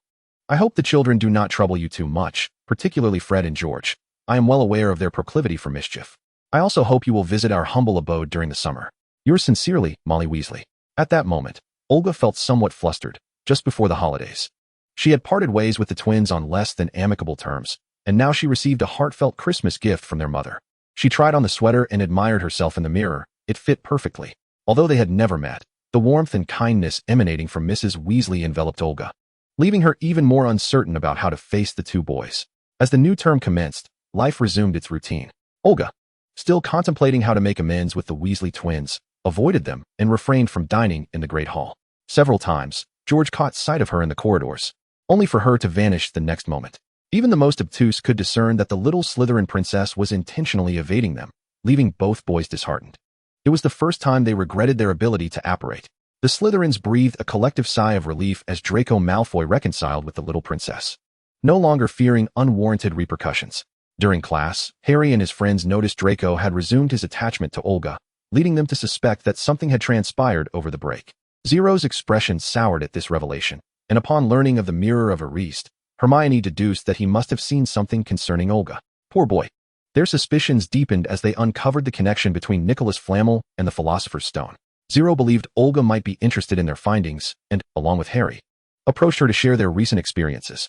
You mean to say the Philosopher's Stone can not only transmute base metals into gold, but also grant immortality? Olga summarized. The four nodded vigorously, resembling chicks pecking at grain. And Nicholas Flamel is the creator of this remarkable object? They continued to affirm. Thus, if he can conjure such magical wonders, he must also have knowledge of intricate magical circles? They nodded yet again. Understood. I shall inquire with Dumbledore. Thank you all. Olga expressed her genuine gratitude. Please, do not mention it. We only considered this after discovering the truth about the Philosopher's Stone, Hermione replied shyly. If it truly yields results, you will have greatly aided me. Olga fondly ruffled Hermione's fluffy hair, finding her utterly adorable. No wonder so many enjoyed patting her head. But what prompted you to investigate this? Because we suspect Quirrell intends to steal the Philosopher's Stone. The troll incident during Halloween was merely a diversion for him to access the chamber on the 4th floor. Ron blurted out, too late for Harry to cover his mouth. The 4th floor? Which chamber? Olga inquired, perplexed. Chapter 17, Olga's Compensation. It was then that Zero, feeling somewhat guilty, revealed the entire situation. Yet Olga paid little heed, lost in contemplation regarding the Philosopher's Stone housed on the 4th floor. Dumbledore had chosen this moment to secure such a unique object within Hogwarts. She found it hard to believe it was without purpose. Everything seemed orchestrated for this savior, including the mirror that purportedly reveals one's innermost desires. It appeared she ought to have a candid discussion with the cunning headmaster. The following day, after classes, Olga found herself alone at the entrance to the headmaster's office, pondering whether to apparate inside, lest she startle the venerable professor. Just then, Snape appeared before her. Since their last encounter, following her healing of his injury, they had not exchanged a word. Noticing her standing by the door, Snape paused momentarily before uttering the password, Honeydukes, and proceeded inside without checking if Olga followed. Dumbledore, surprised to see both of them arrive simultaneously, greeted them with a smile. Severus, you have come. Oh, dear Miss Olga. It has been quite some time. Are you adjusting well to life at Hogwarts? Seeing Snape remain silent, Olga dispensed with pleasantries and directly stated her purpose. Quite well. Thank you. I have come to clarify a few matters. Firstly, how would you characterize your relationship with Nicholas Flamel? Nicholas is an old friend of mine. What of it? I have heard he has created the Philosopher's Stone and possesses considerable knowledge of alchemy. Does he also delve into the study of magical circles?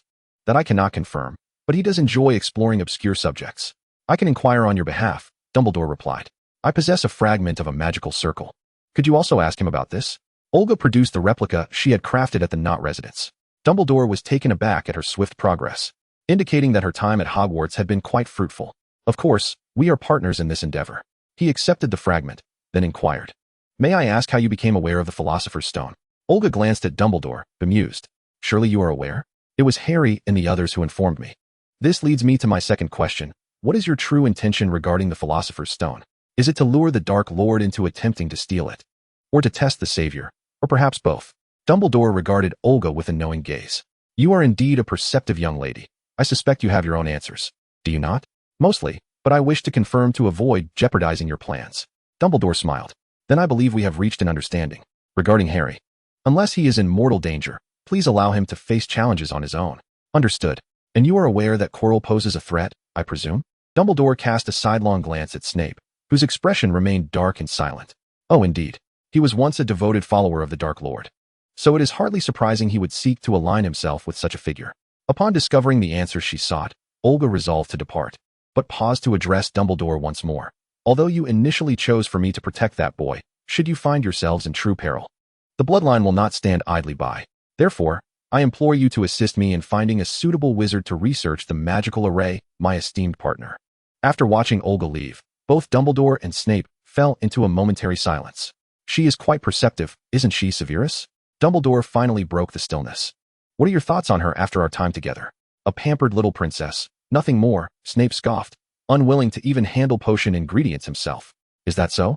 Yet, did she not assist you in treating your wounds? Dumbledore teased. You, and that wretched three-headed dog. All thanks to that dim-witted Hagrid you trust, Snape retorted, exasperated. Oh, do not be vexed, Severus. No one will mock you for losing face before a student. Dumbledore chuckled, thoroughly amused. Snape shot a fierce glare at the old fool before returning to the matter at hand, discussing his recent confrontations with Quirrell, the man's intentions, and his concerns for Harry. Do not fret. You have observed that Harry and Olga share a commendable rapport, which is advantageous for him. Quirrell's words need not be taken to heart. He poses no significant threat. Merely consider it a trial for Harry. Soon enough, the second Quidditch match arrived, with Gryffindor facing Hufflepuff. If Gryffindor emerged victorious, they would break Slytherin's 7-year reign over the House Cup. Consequently, Wood's training for the team became increasingly ruthless, leaving Harry and Ron little time to ponder the Philosopher's Stone. On the eve of the match, the desperate twins sought out Hermione, inquiring if Olga would attend their game. In truth, I attempted to invite her, but Hermione hesitated, reluctant to reveal the truth. The Gryffindor common room had recently lost much of its joy, as the mischievous duo was too preoccupied to focus on their pranks. The Weasley brothers appeared quite disheartened, yet they forced smiles as they bid farewell to Hermione. Fred, George, they began in unison, only to sigh simultaneously. The following day, Olga indeed did not attend the match, but the Weasley twins had overthought. She simply despised crowded places, noisy and foul, and found the match's atmosphere rather crude. She had already devised a plan to make amends with the kind-hearted boys. During the match, Harry and Ron were far less anxious than before, and Gryffindor triumphed effortlessly. The jubilant crowd celebrated as they returned to the common room, while the twins lingered at the back, their spirits dimmed despite the victory. "Excuse me." A familiar voice called from behind them, and they turned in disbelief, finally laying eyes on the girl they had longed for. It's been a while, gentlemen," Olga greeted, feeling slightly awkward when the two remained silent. Fred and George finally snapped out of their reverie and rushed to Olga's side. George enveloped the longed-for princess in his arms. Choking back emotion, "I thought you would never speak to us again." Fred merely stroked the girl's hair, overwhelmed with joy at their reunion. Olga felt somewhat flustered. Sighing as she confessed, "I apologize for saying such hurtful things. I have been pondering how to rectify the harm I caused you, considering your intentions were pure, and I." George tightened his embrace, wishing to meld her into him. "You never need to apologize to us." He was nearly overwhelmed with affection. "We only wish to see you happy, so do not dwell on the past." Fred added softly, "Oh dear, now I feel even guiltier." Olga lamented, realizing how considerate they were, regretting her absence had caused them sorrow. She pushed against George, but he held firm. Fred, thinking she was about to retreat again, panicked and joined in the embrace. "Do not escape again, little serpent." Olga felt as if she were trapped between two mountains, the weight of their affection causing her to question her existence. "I am not trying to escape," Olga protested, but her struggles only elicited tighter hugs from both. In exasperation, she teleported behind them, causing them to collide heads with a resounding thud. They scarcely paid attention to the pain in their foreheads, merely searching for Olga's presence. "Behind you, gentlemen." Both identical faces turned in unison, with George's eyes glistening. "Please, do not cry." Olga panicked, hastily reaching out to touch George's head, causing him to bend down to ease her effort. Fred, feeling slighted by Olga's favoritism, seized her other hand and placed it atop his head. Olga chuckled at the boy's childish antics. "Oh, you troublesome serpents, disappearing at will." Fred pressed on, seeking further affection. The two gentlemen seemed quite unaware of their height and weight. "You nearly crushed me," Olga exclaimed. Fred's face flushed with an odd thought. "Well, I lost control for a moment. I did not mean to hurt you." George, sensing Fred's increasingly absurd remarks, interjected, "I missed you." Both Olga and Fred froze. "I have thought about what you said that day for quite some time. I apologize. We actually inquired with Ron about your past." George quickly added, noticing Olga's expression darken. "He did not divulge anything, only mentioned that you used to smile a lot." George felt Olga's hand attempt to retract, but he swiftly grasped it against his cheek. "We know not what you have endured, but it cannot have been pleasant memories." At this juncture, George seemed to make a decision. "You truly need not be wary of us, because we wish to see you smile." Fred interrupted, his emotions in disarray, inexplicably unwilling to hear George's confession. George looked incredulously at his twin brother, bewildered by Fred's reaction. Fred, unable to meet George's gaze, continued, "We can make an unbreakable vow, promising that our confectionery creations are not meant to exploit you. If we lie, then..." Olga swiftly placed a hand over Fred's mouth, stifling his words. "Stop saying such things. I trust you. Otherwise, I would not have sought you out today." Olga took a deep breath, calming herself. "In any case, the previous issues were mine. Do not overthink it." The twins vigorously shook their heads, eager to express more, but Olga interrupted. "Now, please listen carefully." Olga withdrew her hand, striving to appear more formal. "I wish to inquire if you would be interested in entering a business venture with me. I mean, a business with the bloodline." The twins were taken aback, clearly unprepared for her proposition. "You both possess remarkable talent, particularly in the realm of innovative inventions. I believe your creations would be immensely popular among the bloodline. I can provide you with access to blood resources and financial support, sparing you from self-harm, allowing you to explore your research freely. Reflecting on it now, merging blood with human food to allow the bloodline to savor flavors." These two gentlemen were nothing short of genius. Fred and George were rendered speechless by shock. Noticing their silence, Olga continued to persuade them. "I understand that you might prefer to focus on creating those prank products, But the two endeavors are not mutually exclusive, are they? Through collaboration, you could secure more funding, allowing you to eventually open your very own Weasley shop. Of course, if you would consider allowing me to invest. You could even have your shop right now. Their eyes widened in astonishment. George, pinch me. Am I dreaming? George, in a fit of frustration, pinched the soft flesh of Fred's arm, eliciting a yelp of pain. Ouch, ouch, ouch. You're murdering your own brother. Fred complained, but after receiving an angry glare from George, he glanced at Olga with a hint of guilt. If you need time to ponder, that's fine. We don't need to think about it. The two chorused in unison. This is a significant matter. Perhaps you should discuss it with your family first. Don't be too hasty in rejecting my offer. Olga presumed they were hesitant. What are you talking about? How could we possibly refuse such a charming little serpent princess? Fred teased while pinching Olga's cheek. Fred, Olga said, visibly displeased. George promptly swatted Fred's hand away, gently touching Olga's reddened cheek and whispering, You've considered everything for us. How could we possibly disagree? Aren't you both concerned about the risks of doing business with the bloodline? Don't say I didn't warn you. Those individuals are not to be trifled with. George's tenderness left Olga somewhat flustered. But you'll be there too. George chuckled, half squatting to meet Olga's gaze. You wouldn't let us come to harm, would you? In George's earnest eyes, Olga perceived sincerity, anticipation, and an indescribable emotion. His hazel green irises seemed entirely filled with her, as if they could hold nothing else. She averted her gaze, responding with a distracted murmur. Fred found their interaction rather glaring and moved closer to Olga, wrapping an arm around her shoulders. So, do bloodlines engage in commerce? Absolutely. Our business is omnipresent. At this point, Olga stood a little taller with pride. However, due to our reclusive principles, we primarily choose to employ humans who merely believe they are working for an ancient family. So, you're suggesting you want to hire us? Olga hesitated, then clarified. It's not hiring. It's a partnership of equal exchange. However, should I invest in the Weasley joke shop, it would resemble a hiring relationship since, apart from funding, I wouldn't be able to provide any assistance. Fred and George couldn't help but chuckle at Olga's candor, finding her utterly delightful. So actually, if you're not in a rush, it would be best to wait until you have sufficient startup capital before opening the shop. I have a hunch that your shop will be immensely popular. You have such confidence in us? George asked, wrapping an arm around Olga's waist. Chapter 18, The Forbidden Forest. These two towering mountains left Olga speechless. It's not that I have confidence, it's in your capabilities. Just look at the students of Hogwarts. They may feign fear of your pranks, but secretly, they adore them. Even the pretentious pure-blood wizards of Slytherin are quite intrigued by Weasley products. At that moment, Fred and George were utterly soft-hearted, listening to Olga earnestly analyze the pros and cons and affirm their talents, a novel experience for them. It was worth noting that even their mother believed they were wasting their time, while Olga envisioned their potential for greatness. Trust my judgment, gentlemen. I have never backed a venture that has incurred losses. We unconditionally believe in you, Your Highness, George declared, taking Olga's hand and placing a gentle kiss upon it. However, opening the joke shop isn't feasible at the moment. We haven't graduated yet, Fred lamented. Oh, dear, I overlooked that. I forgot you still have school. Perhaps we should postpone dealings with the bloodline. That won't affect our studies. Fred interrupted. This is research for our beloved princess. George chimed in. We couldn't ask for more. They both exclaimed in unison. Then, it is settled. A representative will contact you regarding the subsequent collaboration. Olga felt overwhelmed by the twins' enthusiasm. However, I have one request, George suddenly interjected. Olga looked at him quizzically. When the day comes for us to open the Weasley shop, please be sure to join us. Fred was taken aback by George's request, but did not object. Olga assumed she had misheard. What? Become our boss lady. Fred's eyes sparkled with excitement. What? An investment? Olga shot him a disgruntled glare. An investment is fine, but the role of boss lady is off the table. Why not? They both queried simultaneously. You wouldn't be at a loss. It's not like you're sacrificing anything, Fred muttered under his breath, while George appeared slightly disenchanted with his brother.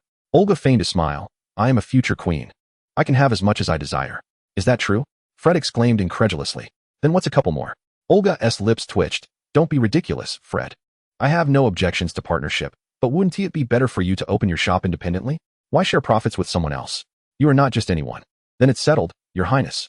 George playfully tapped Olga's nose, earning a frown from her. If you're not afraid of losing out, then do as you please. Olga turned to leave, but paused to add, and congratulations on winning the competition, Fred and George. As her words faded, Olga half raised her hand and twirled her finger, causing Fred and George to feel their pains vanish. In an instant, they bounded toward her like eager puppies, heading together to the Slytherin common room. What you just said, is it true? George asked cautiously, leaning closer to Olga. What do you mean? I mean, about being able to have as much as you want, George struggled to articulate. You can joke, but I can't? Olga replied with a blank expression. You're kidding. Fred, who had been eavesdropping, couldn't he help but interject. It's a mixture of yes and no. Huh. I truly have no intention, but if I did, who could stop me?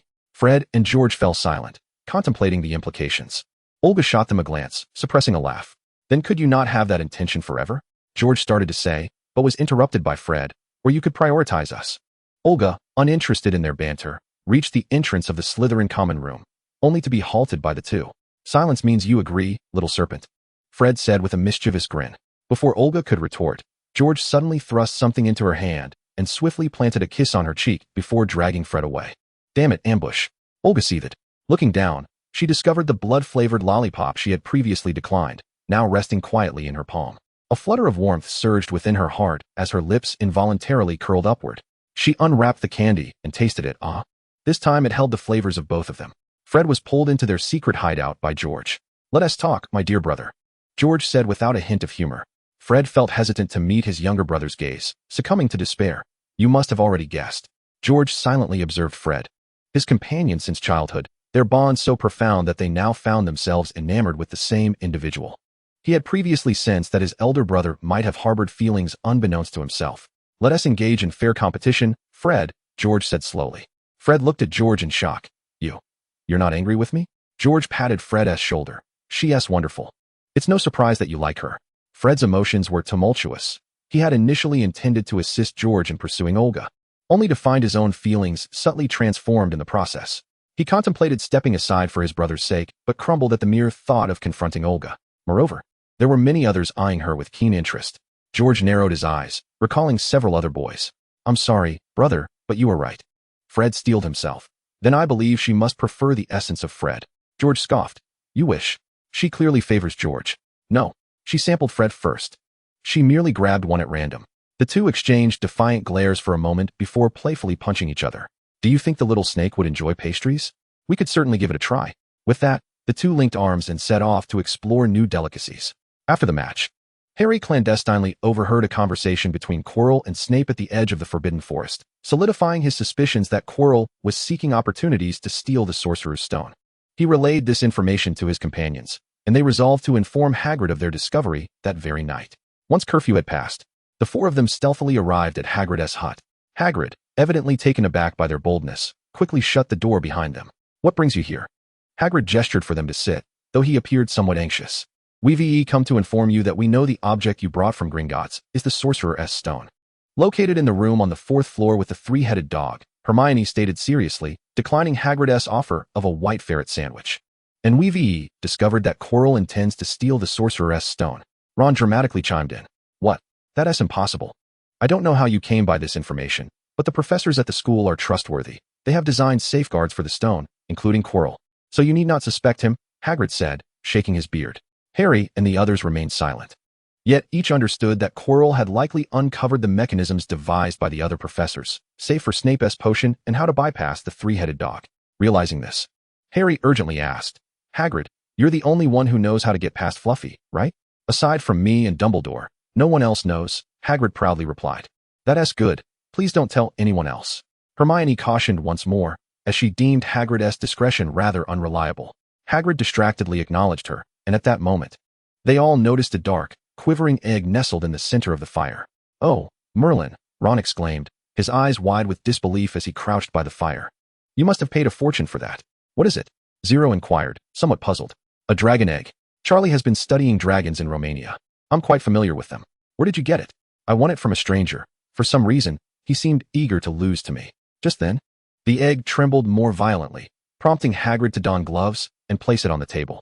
The group stared intently at the dragon egg, and with a crackling sound, it began to split open. A small dragon wobbled to its feet, sneezed, and emitted a spark from its nostrils. Isn't it beautiful? Oh, it must think I'm its mother. Hagrid gently reached out to touch the little dragon's head, which shook and breathed fire, singeing Hagrid's beard. Harry and the others jumped back, but Hagrid remained unfazed. It's just excited, right? Little Norbert. He had already named the dragon. But what do you plan to do with it? This is a Norwegian ridgeback. It will grow quite large. Where will you keep it? Ron asked, somewhat concerned. I know I can't keep it forever, but right now, it's still too small. I can't just abandon it, Hagrid replied, sorrowful. Who is there? Zero suddenly demanded, rushing to the window and pulling back the curtain, revealing a platinum blonde head. It's Malfoy. Harry's face paled. He would surely inform the professors of everything that transpired here. The four hurriedly left the hut and made their way back to the castle, hoping to reach their dormitory before the professors. Draco was quite displeased with the frequent secretive meetings between the Gryffindor group and Olga, especially that insufferable savior who had stolen the spotlight during both Quidditch matches. Thus, when he inadvertently spotted the four conspiring, his instincts warned him they were about to breach school regulations. He successfully caught them at the castle entrance. But who would have guessed that the foolish giant had actually procured a dragon? A living, breathing dragon. After the group was discovered, he dashed to Professor McGonagall to report them, selfishly omitting the detail about the dragon. As Merlin knew, he had pleaded with his father numerous times to own one of his own. When he intercepted the four with Professor McGonagall, Draco relished the sight of their terrified expressions. I can hardly believe it's you lot. Don't forget it's 1 a.m. Please explain yourselves. Professor McGonagall was furious. Harry and the others were at a loss for words, and for a moment, only Draco's mocking laughter filled the air. I have never encountered such a situation, for individuals roaming the castle at night. What if something had happened? 50 points from Gryffindor. 50. Harry gasped. That's 50 points each. Professor, please. No more words, Mr. Potter. Each of you must face the consequences of your actions. You 5 are all to serve detention. Professor McGonagall stated coldly. Wait, Professor, I must have misheard. 5? Draco, who had been enjoying the spectacle, stared wide-eyed at Professor McGonagall. Your hearing is perfectly fine, Mr. Malfoy. While I appreciate your well-intentioned warning, it cannot be denied that you, too, have violated school rules. Now, you lot, go to bed. Draco shot a furious glare at Harry before storming off to bed. In the days that followed, Harry and his friends found it difficult to cope, as the house lost a total of 200 points, prompting eye rolls from their fellow Gryffindors. Only the Slytherin students greeted them with enthusiasm, for the generosity of the savior had all but secured the house cup for them. Don't let it bother you. They'll soon forget all about it. Ron comforted Harry. But they've never lost 200 points all at once, have they? Harry lamented. Not quite, Ron admitted. But we did it for the Sorcerer's Stone. There are always setbacks before victory. Perhaps you're right, Harry replied, still feeling dejected. Olga expressed her exasperation at Draco's tiresome antics, but refrained from reprimanding him, offering him encouragement just before he faced detention. Good luck, she said, and without a second thought, returned to her dormitory. What a heartless act, Draco grumbled. Filch observed the 5 students sentenced to detention, a sinister smile creeping across his face. You should consider yourselves fortunate. In the past, students punished with detention would find themselves suspended from the ceiling. I still have those chains in my office. And who knows when they might come in handy again. Draco, pale as a ghost, was visibly terrified. Filch led the group to the edge of the Forbidden Forest, where Hagrid had been waiting. Don't even think about running away. That would only make matters worse. Today's detention entails venturing into the Forbidden Forest, he warned, casting a cautionary glance at the group. The Forbidden Forest. I refuse to enter. I've heard there are werewolves inside, Draco exclaimed, abruptly halting in his tracks. That's not up to you, Hagrid replied coldly. Time is of the essence. We must set off. Unlike Draco's reaction, Harry and the others felt a surge of gratitude at the prospect of accompanying Hagrid. I absolutely will not step into this Forbidden Forest. If my father finds out. Draco protested. Your father isn't at Hogwarts. If you wish to remain at school, you must go inside, Hagrid stated without mercy. Draco pouted, falling silent. Now, listen carefully. What we are about to do is exceedingly dangerous. Follow me, Hagrid instructed. Chapter 19. The Blood of the Unicorn. Hagrid guided the young wizards along a darkened path until they stumbled upon a pool of silvery blood at a fork in the road. Do you see that? That is our objective today, to investigate the cause of the unicorn's injury. I cannot fathom who could be so wicked as to harm these beautiful, gentle creatures, Hagrid lamented. We may need to split into 2 groups. Hermione and Ron will accompany me, while Harry, Draco, and G will form another. I want Yaya. Draco interjected swiftly. No problem. But I must warn you, Yaya is quite timid. Draco gritted his teeth and, lantern in hand, proceeded down the other path alongside Harry. I cannot believe I am reduced to doing the work of a servant. Draco fumed. Are you scared? Harry inquired, attempting to take the lantern, only to be evaded by Draco. How ridiculous. This is the only source of light in the darkness. He walked ahead, leading Yaya, with G and Harry trailing closely behind. As they neared the end of the path, they suddenly spotted a shadow looming over a pure white creature, seemingly draining its blood. Draco could no longer contain himself and let out a scream, retreating with Yaya in tow. Meanwhile, Harry's scar throbbed painfully, causing G to worry for him. The hooded figure slowly rose and approached the two, and G instinctively positioned himself in front of Harry, sensing a terrifying aura emanating from all directions. The oppressive weight of fear rendered him momentarily paralyzed. "Kill the irritating pest," the shadow commanded. "Very well, master." In the dormitory, Olga abruptly awoke, sensing G was in danger. In the next instant, she materialized in the forbidden forest, intercepting the green light that surged toward G. "Your Highness," Olga exclaimed angrily. "How dare you lay a hand on my people?" Her dark eyes transformed into a crimson hue, and her waist-length black hair swiftly cascaded down to the ground. "I had no intention of intervening, Quirrell, Professor," she declared, teleporting beside the shadow and gripping its neck before slamming it to the ground. With a pained gasp, the shadow hastily spoke. "Miss Olga, you must be mistaken." "Mistaken about what? Do you not intend to kill G?" Olga retorted, yanking the figure's hood and tossing it onto a nearby large stone. The impact caused Harry to shudder involuntarily. How ferocious, he thought. Olga was disinterested in idle chatter, treating the shadow as if it were a mere toy, tossing it around with ease. As she grew weary of the game and prepared to deliver a fatal blow, Quirrell shouted, "I know someone skilled in magical circles," successfully halting Olga's assault. "You had better not be deceiving me, or your demise will be far worse," she warned. Quirrell gasped for breath, his body feeling as though it had been shattered, almost numb from the pain. "And no, I would not dare. Do you know Voldemort?"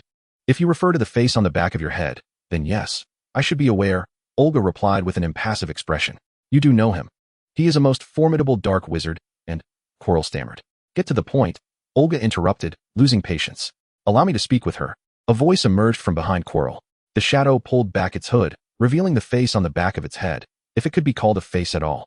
Olga grimaced in disgust. It was hideously grotesque. "Delighted to meet you, my dear lady," Voldemort proclaimed, attempting to sound elegant, which only made Olga feel nauseous. "This is hardly a matter for delight. Do not waste my time." Voldemort, though angered by her audacity, no one had ever spoken to him in such a manner, decided to play along.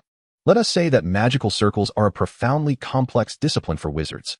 Only those with immense power and remarkable talent can grasp its secrets. I assume you have consulted Dumbledore, but since even he cannot decipher the magical circles, you do not intend to claim you possess such capability, do you?" Olga mocked, cutting him off. The disfigured face seemed to smirk slightly. "No wizard in this world is more gifted than I. If I cannot unravel them, then you are destined to return empty-handed. Then pray tell, how did such a powerful being become this wretched creature?" Olga scoffed. Voldemort faltered.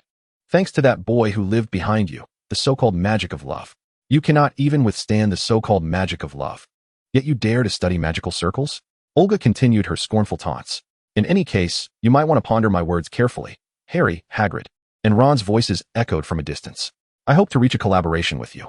Voldemort hastily uttered before vanishing like a wraith, and Olga did not impede his escape. Draco, accompanied by Hagrid and the others, rushed over, astonished to find Olga, who should have been resting in the dormitory, standing there. "Were you worried about me? Why has your hair grown so long?" Olga turned to him, her crimson eyes causing Draco to widen in alarm. "Why are your eyes also red? Are you hurt?" He reached out to touch her red eyes, but G blocked him, displeased. "Your Highness, it is all my fault. I am too weak, and I have troubled you to save me." Olga regarded G, her eyes gradually losing their scarlet hue, her hair returning to its former length. She reached out, gently stroking G's silver hair, noting its stubbornness, much like the boy himself. "Do not dwell on it. You have only been at school for a few days. You have already done remarkably well." G cherished the tender touch on his head, although he did not wish to be a burden to his Highness. He felt a despicable joy in knowing that she cared for him. Draco observed their interaction, sensing something amiss. Why did Olga seem to possess an awareness of G's peril? "Hagrid, is everyone all right?" He panted as he approached the group.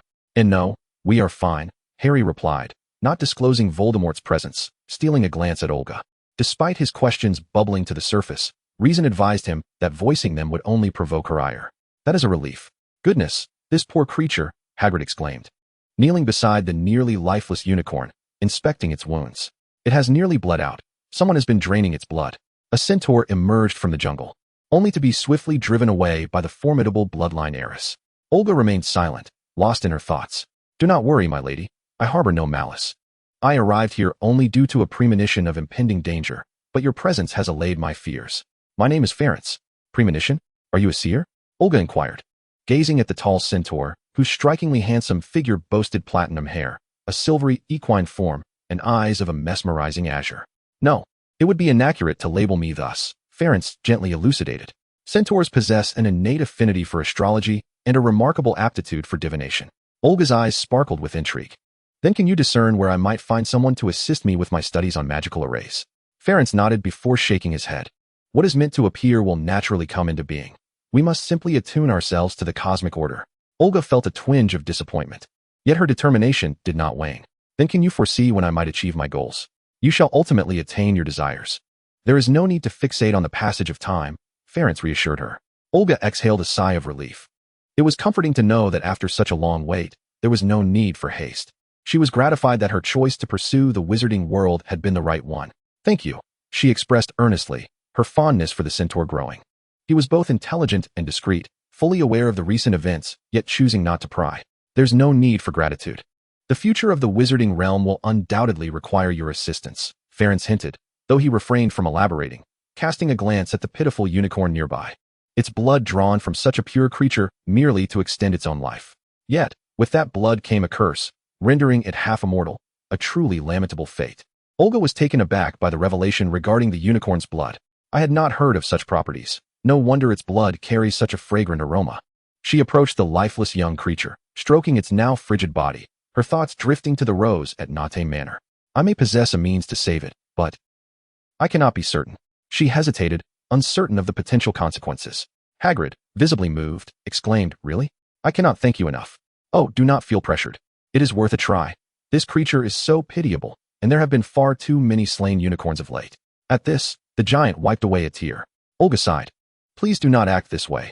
It is better not to harbor expectations. She then sliced her palm, prompting simultaneous gasps from Draco and Zero, who exchanged glances of discontent before ultimately directing their worried gazes towards Olga. The girl allowed her blood to drip onto the unicorn's body, which absorbed it the moment it made contact. Under the expectant gazes of those around her, the deceased unicorn gradually began to breathe once more. Only when it opened its eyes did Olga cease her self-inflicted wound, permitting the injury to heal on its own. Does it not hurt? Draco finally mustered the courage to speak, cradling Olga's now unblemished hand, blowing on it incessantly. How can you be so hard on yourself? Zero silently watched the insufferable platinum-haired boy grasping the princess's hand, yet he dared not mirror the action, resentful that he could not take Olga's place in suffering. Olga disregarded their concerns, intently observing the seemingly revived unicorn. Was it true that her blood could indeed bring forth life anew? Did this miracle apply to all living beings? Ferenc, equally astonished by the success of the endeavor, gazed at Olga with admiration. This young princess truly represented their hope. Hagrid, overwhelmed with emotion, wept unabashedly while embracing the unicorn, prompting Hermione to rush to his side to console him. Hagrid was not only large in stature but also boisterous in voice. The unicorn struggled to free itself from Hagrid's embrace, stood up, shook its coat, and affectionately nuzzled Olga's head before licking her cheek. Taken aback by the unexpected gesture, Olga quickly stepped back, stammering, Why you? Do not come closer. The unicorn appeared aggrieved, while the others burst into laughter at the endearing scene, creating a rare moment of warmth. Realizing her earlier reaction might have been somewhat unrefined, Olga cleared her throat to alleviate the awkwardness and extended her hand to stroke the unicorn's neck, channeling white light through the gaping wound until it gradually healed. The unicorn let out a joyful whinny, prancing around Olga in delight, which reminded her of Little Shield. She wondered how it was faring at Nate Manor. She caressed the unicorn's soft fur, pleasantly surprised by its texture. All right, go find your companions now. That individual should be hesitant to act recklessly for the time being. The unicorn, reluctant to depart, gazed at Olga with dependence. Be good. The outside world is not suited for you. Stay here, and I shall visit when I can, Olga reassured it with a gentle pat on its head. The little unicorn cast one last lingering look at Olga before letting out a long whinny and darting into the depths of the jungle. Shall we? Your confinement should be at an end, no? Olga turned to address the group of young wizards. Oh, indeed, it has concluded splendidly.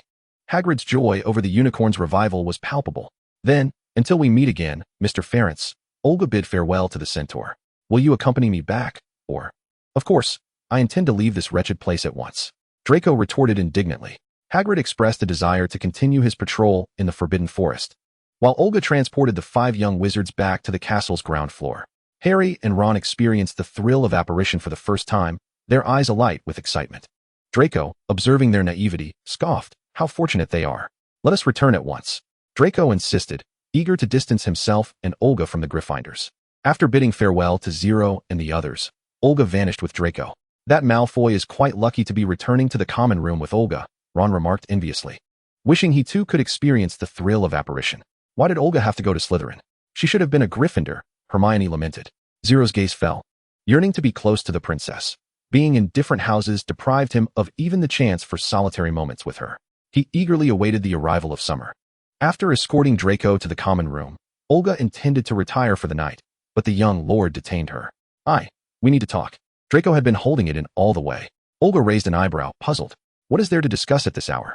Draco led her to a seat before the fireplace and began. What were you doing in the Forbidden Forest tonight? Was it because of that fool, that Zero? Olga realized she had indeed arrived at a rather opportune moment.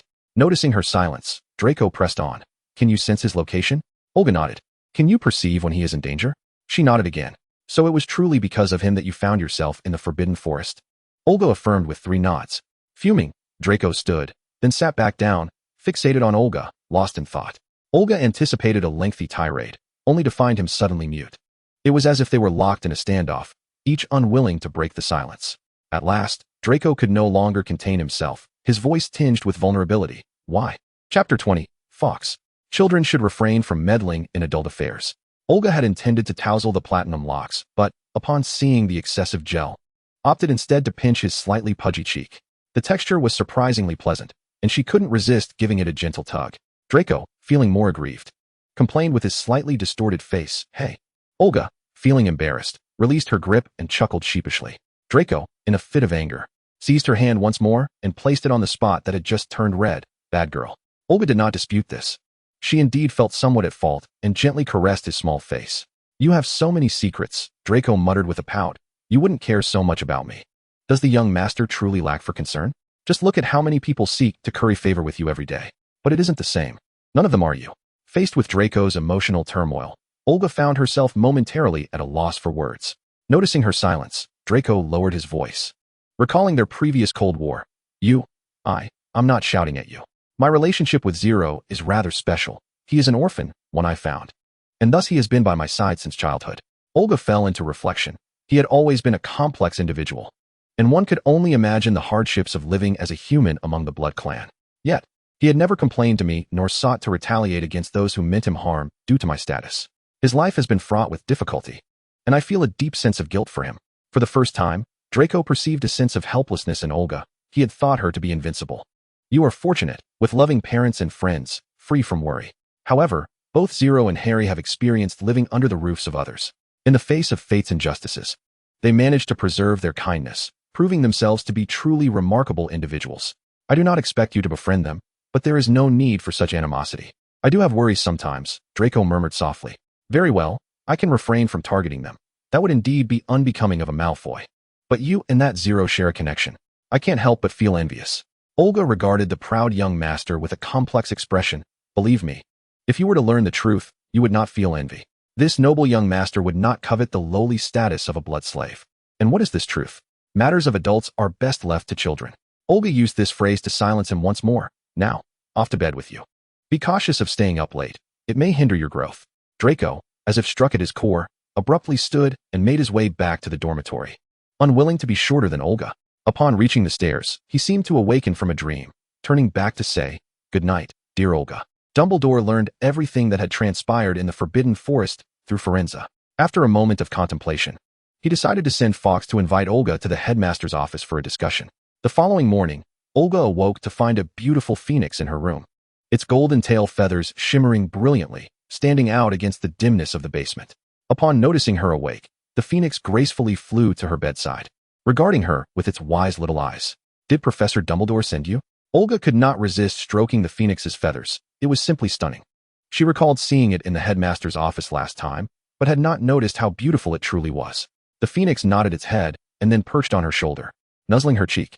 Olga secretly smiled, and once she had composed herself, she instantaneously transported to the headmaster's office with the phoenix in tow. Dumbledore, seated at his desk, was momentarily startled by Olga's sudden appearance, his eyes widening slightly behind his glasses. Ah, Miss Olga, I suppose this is the Blood Clan's method of teleportation? Have you summoned me regarding any developments from Nicodemus? Olga walked over and took a seat, the phoenix remaining motionless on her shoulder. It seems Fawkes has taken quite a liking to you, Dumbledore remarked with a smile. Nicodemus has replied, expressing a strong willingness to assist. He discovered that the magical array bears a remarkable resemblance to alchemical principles, so perhaps your fragment could further enhance his alchemical pursuits. Olga beamed with the most genuine smile she had worn since arriving at Hogwarts. This was simply marvelous. I cannot thank you enough. Oh, no need for such formalities. My dear, this is what we had agreed upon, is it not? Dumbledore was delighted by Olga's joy. You are correct, sir. Olga recalled her encounter with Voldemort the previous night. By the way, something transpired in the Forbidden Forest. I suspect you are already aware. That Mr. Firenze should be a familiar face to you. Indeed, nothing escapes your notice, Dumbledore replied, tilting his head slightly in resignation. Firenze did inform me of your conversation with Voldemort, but do not read too much into it. He is merely concerned about the events that may soon unfold at the school. Olga understood. It seems he has foreseen the future through astrology once more. So, what do you intend to do about Quirrell? This is precisely what I wish to discuss with you. Quirrell is an exemplary student, yet his character is rather timid. He poses no real threat. Meanwhile, Voldemort is now so weakened that he must rely on a servant's body to sustain himself. He is hardly a danger.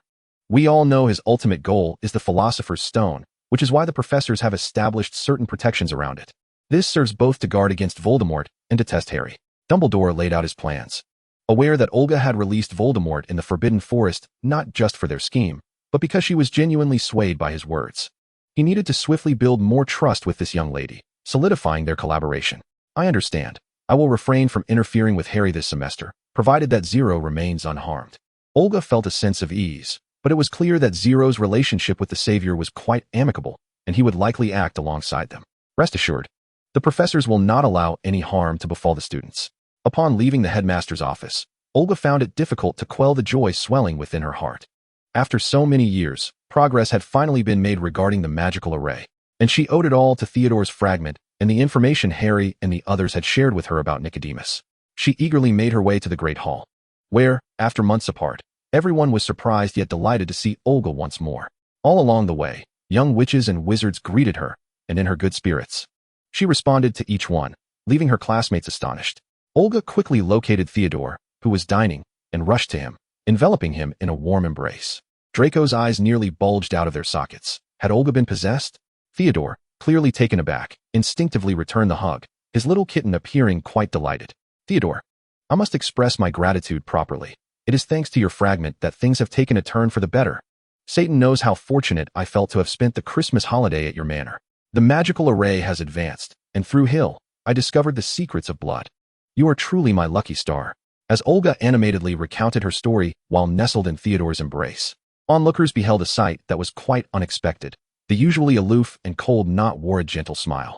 Listening intently and affectionately to the Blood Clan princess whispering in his ear, while the usually expressionless young lady seemed exhilarated, clearly sharing her joy with Knot. Had these two become an item? The students of Hogwarts were taken aback, while the Hufflepuff Badgers curiously observed the pair. It must be said, the sight of these two together was indeed pleasing to the eye. Theodore had never felt so fulfilled. He had finally held his little kitten in his arms. And with her there, it felt as though he possessed the entire world. As he listened to Olga speak, he gently stroked her hair, wishing desperately for time to stand still. Theodore, do you have any wishes? You helped me achieve my goals. I should assist you in return. Seeing Theodore remain silent, Olga withdrew slightly from his embrace, gazing earnestly into his eyes as she inquired. Theodore felt an unexpected emptiness in his arms, resulting in a sense of discomfort. He fixed his gaze on Olga, replying, "It brings me immense joy to be of assistance to you." In his azure eyes, there existed only the reflection of her figure, and Olga felt as though she were enveloped by the vast ocean, struggling for breath. I must do something for you. Then just call me Theo. He responded, relishing the intimacy with which Olga addressed him. Olga furrowed her brow. That's insufficient. Do you not have any aspirations you wish to fulfill? I never did before. But now I do, Theodore mused inwardly. Yes, but I shall reveal it to you later, he added with a mischievous smile, prompting those around to realize just how handsome Nate truly was. Very well, Olga resolved to ponder Theodore's preferences thoroughly. At that moment, as if struck by inspiration, she dashed towards the Gryffindor long table, where the other students appeared visibly taken aback, still absorbed in the notion of Nate and Olga together. To their astonishment, Olga embraced Harry, followed by Ron, Hermione, and finally Zero. The group stood frozen in shock at Olga's sudden exuberance. Listen, children, I am utterly enamored with all of you. Thankfully, you informed me about Nicolas' affairs, and upon consulting Dumbledore, I learned that the formidable alchemist is eager to assist me in my research on the magic circle. Moreover, There is a connection between the two. This implies that I might genuinely achieve something. Once the group comprehended the situation, they felt elated, realizing they had indeed aided Olga. Hermione and Ron's faces flushed with excitement, while Harry appeared somewhat bashful. Zero wore a look of contentment, relieved that the young princess could finally relax a bit. "You shall have your heart's desire," Hermione exclaimed, her cheeks aglow as she gazed at Olga, realizing how easily the young princess's joy was infectious. She sincerely wished for Olga's happiness to endure. Hearing Hermione's words, Olga laughed even more heartily and embraced the sweet little witch, finding the articulate girl utterly charming. Hermione, taken aback by the swift arrival of happiness, reciprocated the embrace, wondering how Olga had become so slender. "Has it been too long since you last nourished yourself? Should I prepare some blood for you?" Before Hermione could finish her thought, she was forcefully shoved aside by Draco, who had finally reacted and rushed between them, separating the two with a fierce determination. Even he, dim-witted as he was, understood that they and that Nate must have helped Olga with something, likely concerning the magic circle. How infuriating. It was the first time he felt so utterly useless. As Draco turned, he caught sight of Olga's radiant smile, and in that instant, he forgot whatever he had intended to say, standing there in a daze. Not far away, George and Fred observed the scene, remaining at a distance, fixated on Olga's smile. Suddenly envious of Zero, who had witnessed Olga's past self. They could hardly imagine how enchanting the joyful Olga must be. "What are you staring at?" Olga, in high spirits, attempted to ruffle Draco's hair, only to encounter the stiffness of hair gel. Resigned, she settled for pinching his delicate face, exclaiming, "When will you abandon this dreadful hair gel? It's utterly unmanageable." Only then did Draco snap back to reality, mumbling, "So, after ruining my face, you intend to ruin my hair as well? Oh, such harsh words. How can you call it ruining?" Olga retorted playfully, choosing instead to show off by tousling Zero's hair, the boy lowering his head to allow her to mess it up. Without comparison, there can be no harm. Zero is truly well-behaved. Olga couldn't stop smiling today. She was so immensely happy that she felt she might fall in love with Hogwarts. Everything here appeared so pleasing to her. "Bad girl," Draco pouted, watching Olga's antics, struggling to conjure a more scathing remark. "Sister is in a good mood, and one tea hold it against you. Now, let us proceed to class," Olga declared, her voice imbued with joy. After the group left the hall, the remaining young witches and wizards began to speculate. Was Olga truly involved with Nate? Or perhaps with that Malfoy? Or was it the talented Quidditch player from Gryffindor, Zero? Their inability to discern the truth was utterly perplexing. Olga had not anticipated that her exuberant behavior would lead to an array of romantic rumors circulating throughout Hogwarts. The most outlandish of these speculations suggested that the bloodline princess, unwilling to remain alone, was simultaneously courting two pure-blood Slytherins, while also harboring feelings for the recently popular Gryffindor Quidditch player, openly teasing the unsuspecting boy in public, a matter that elicited both indignation and silence. Meanwhile, the ever-inquisitive Miss Granger seemed quite displeased, harboring her own impure thoughts regarding the chaser, but feeling compelled to yield under the pressure of bloodline expectations. After learning of this from the twins, Olga found herself intrigued by the rich imagination of the wizards. She was not angry, rather, she thought it would be quite amusing if the initiators of such rumors were to compile a book based on their speculations. "Can you still manage to smile?" Fred exclaimed, incredulous at Olga's cheerful demeanor. "Isn't it rather amusing? If you say so, then so be it," George replied resignedly, content as long as she was happy. Chapter 21, The House Cup. "I only hope that the next leading man will be me," George added. "And me," Fred chimed in, unwilling to be outdone. Olga found their thought process perplexing. "So, gentlemen, do you truly relish campus gossip? It seems you are rather experienced." "Hey, bad little snake," resorting to tattling, Fred protested.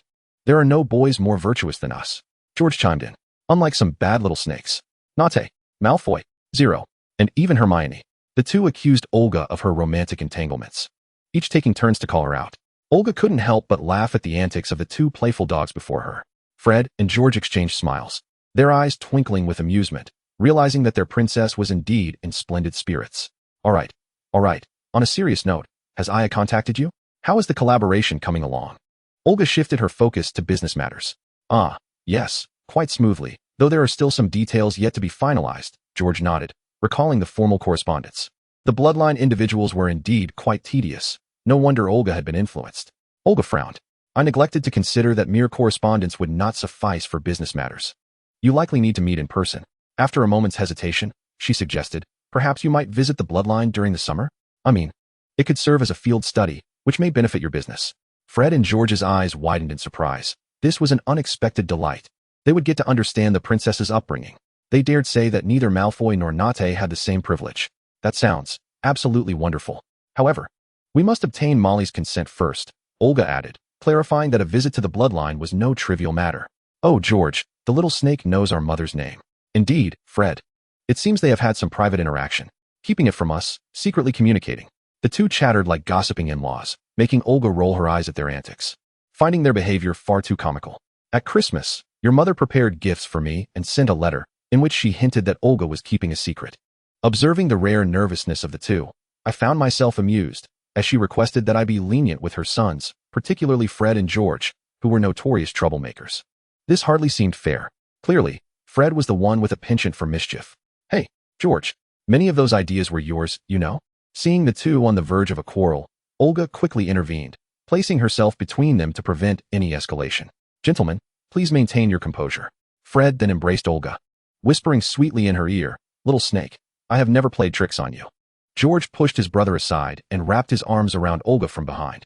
Have you forgotten the candy Fred slipped you the first time we met? He wasn't being innocent. He simply lacked the skill to pull it off. Fred, undeterred by his brother's revelation, leaned in closer to Olga and lamented. That was merely an accident. The idea for the two-colored lollipop was mine. Left speechless by the antics of the two golden retrievers, Olga conceded. All right. You're both the best.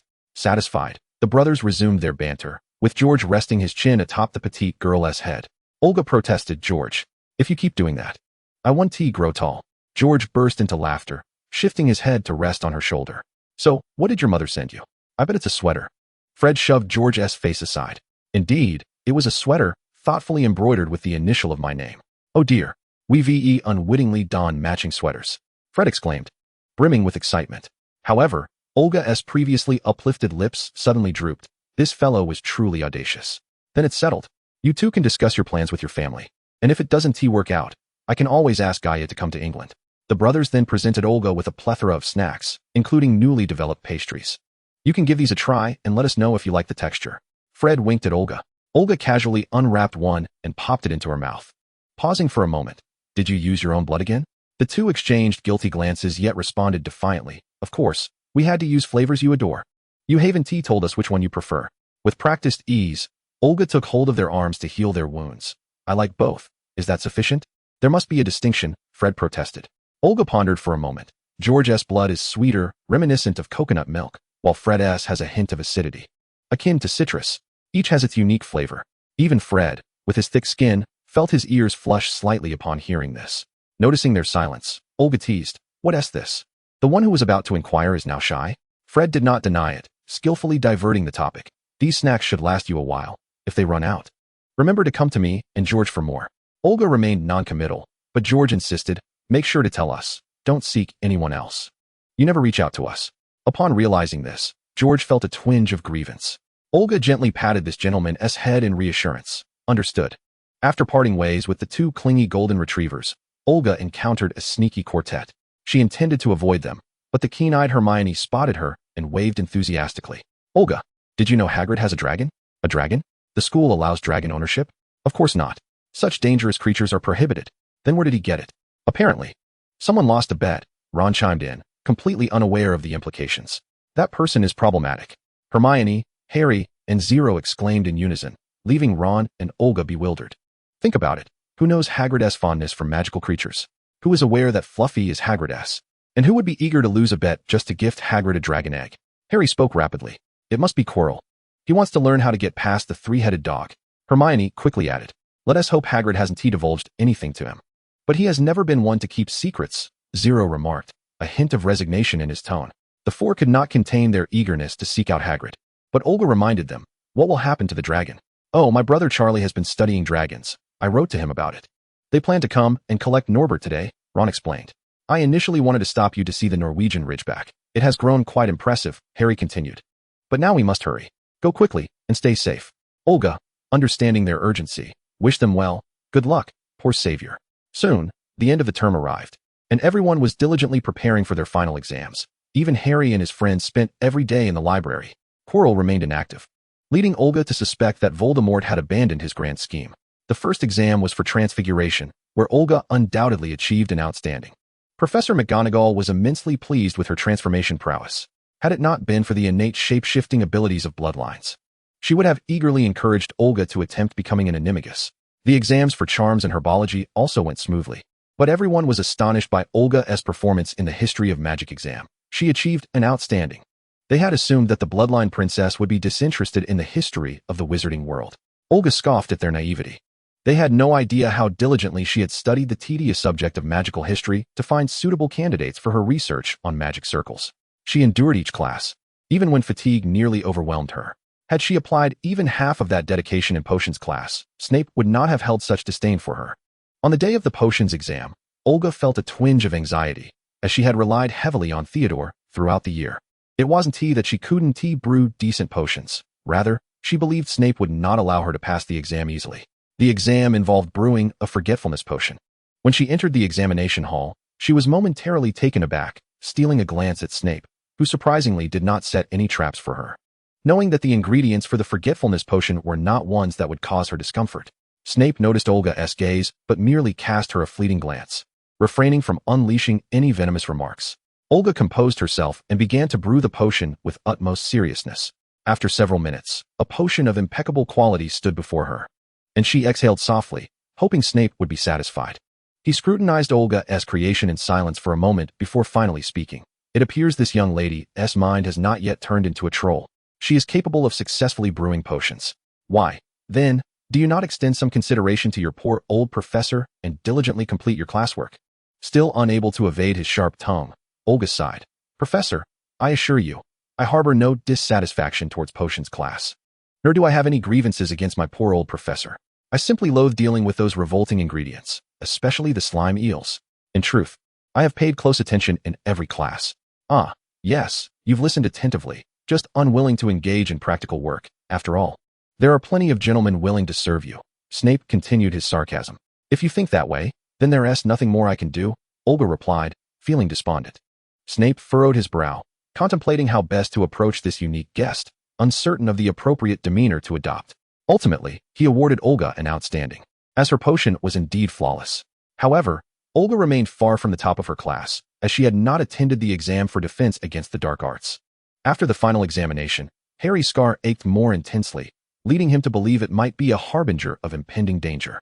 He intended to confide this matter to Dumbledore, only to be informed by Professor McGonagall that Dumbledore had departed from the school. This indicated that there was no one left at Hogwarts to instill fear in Voldemort. No, that was not entirely accurate. There was still Olga. With this thought in mind, Harry and his companions hurriedly sought Olga, but they were unable to locate her, as the Slytherin students were unwilling to assist them in calling her from the dormitory.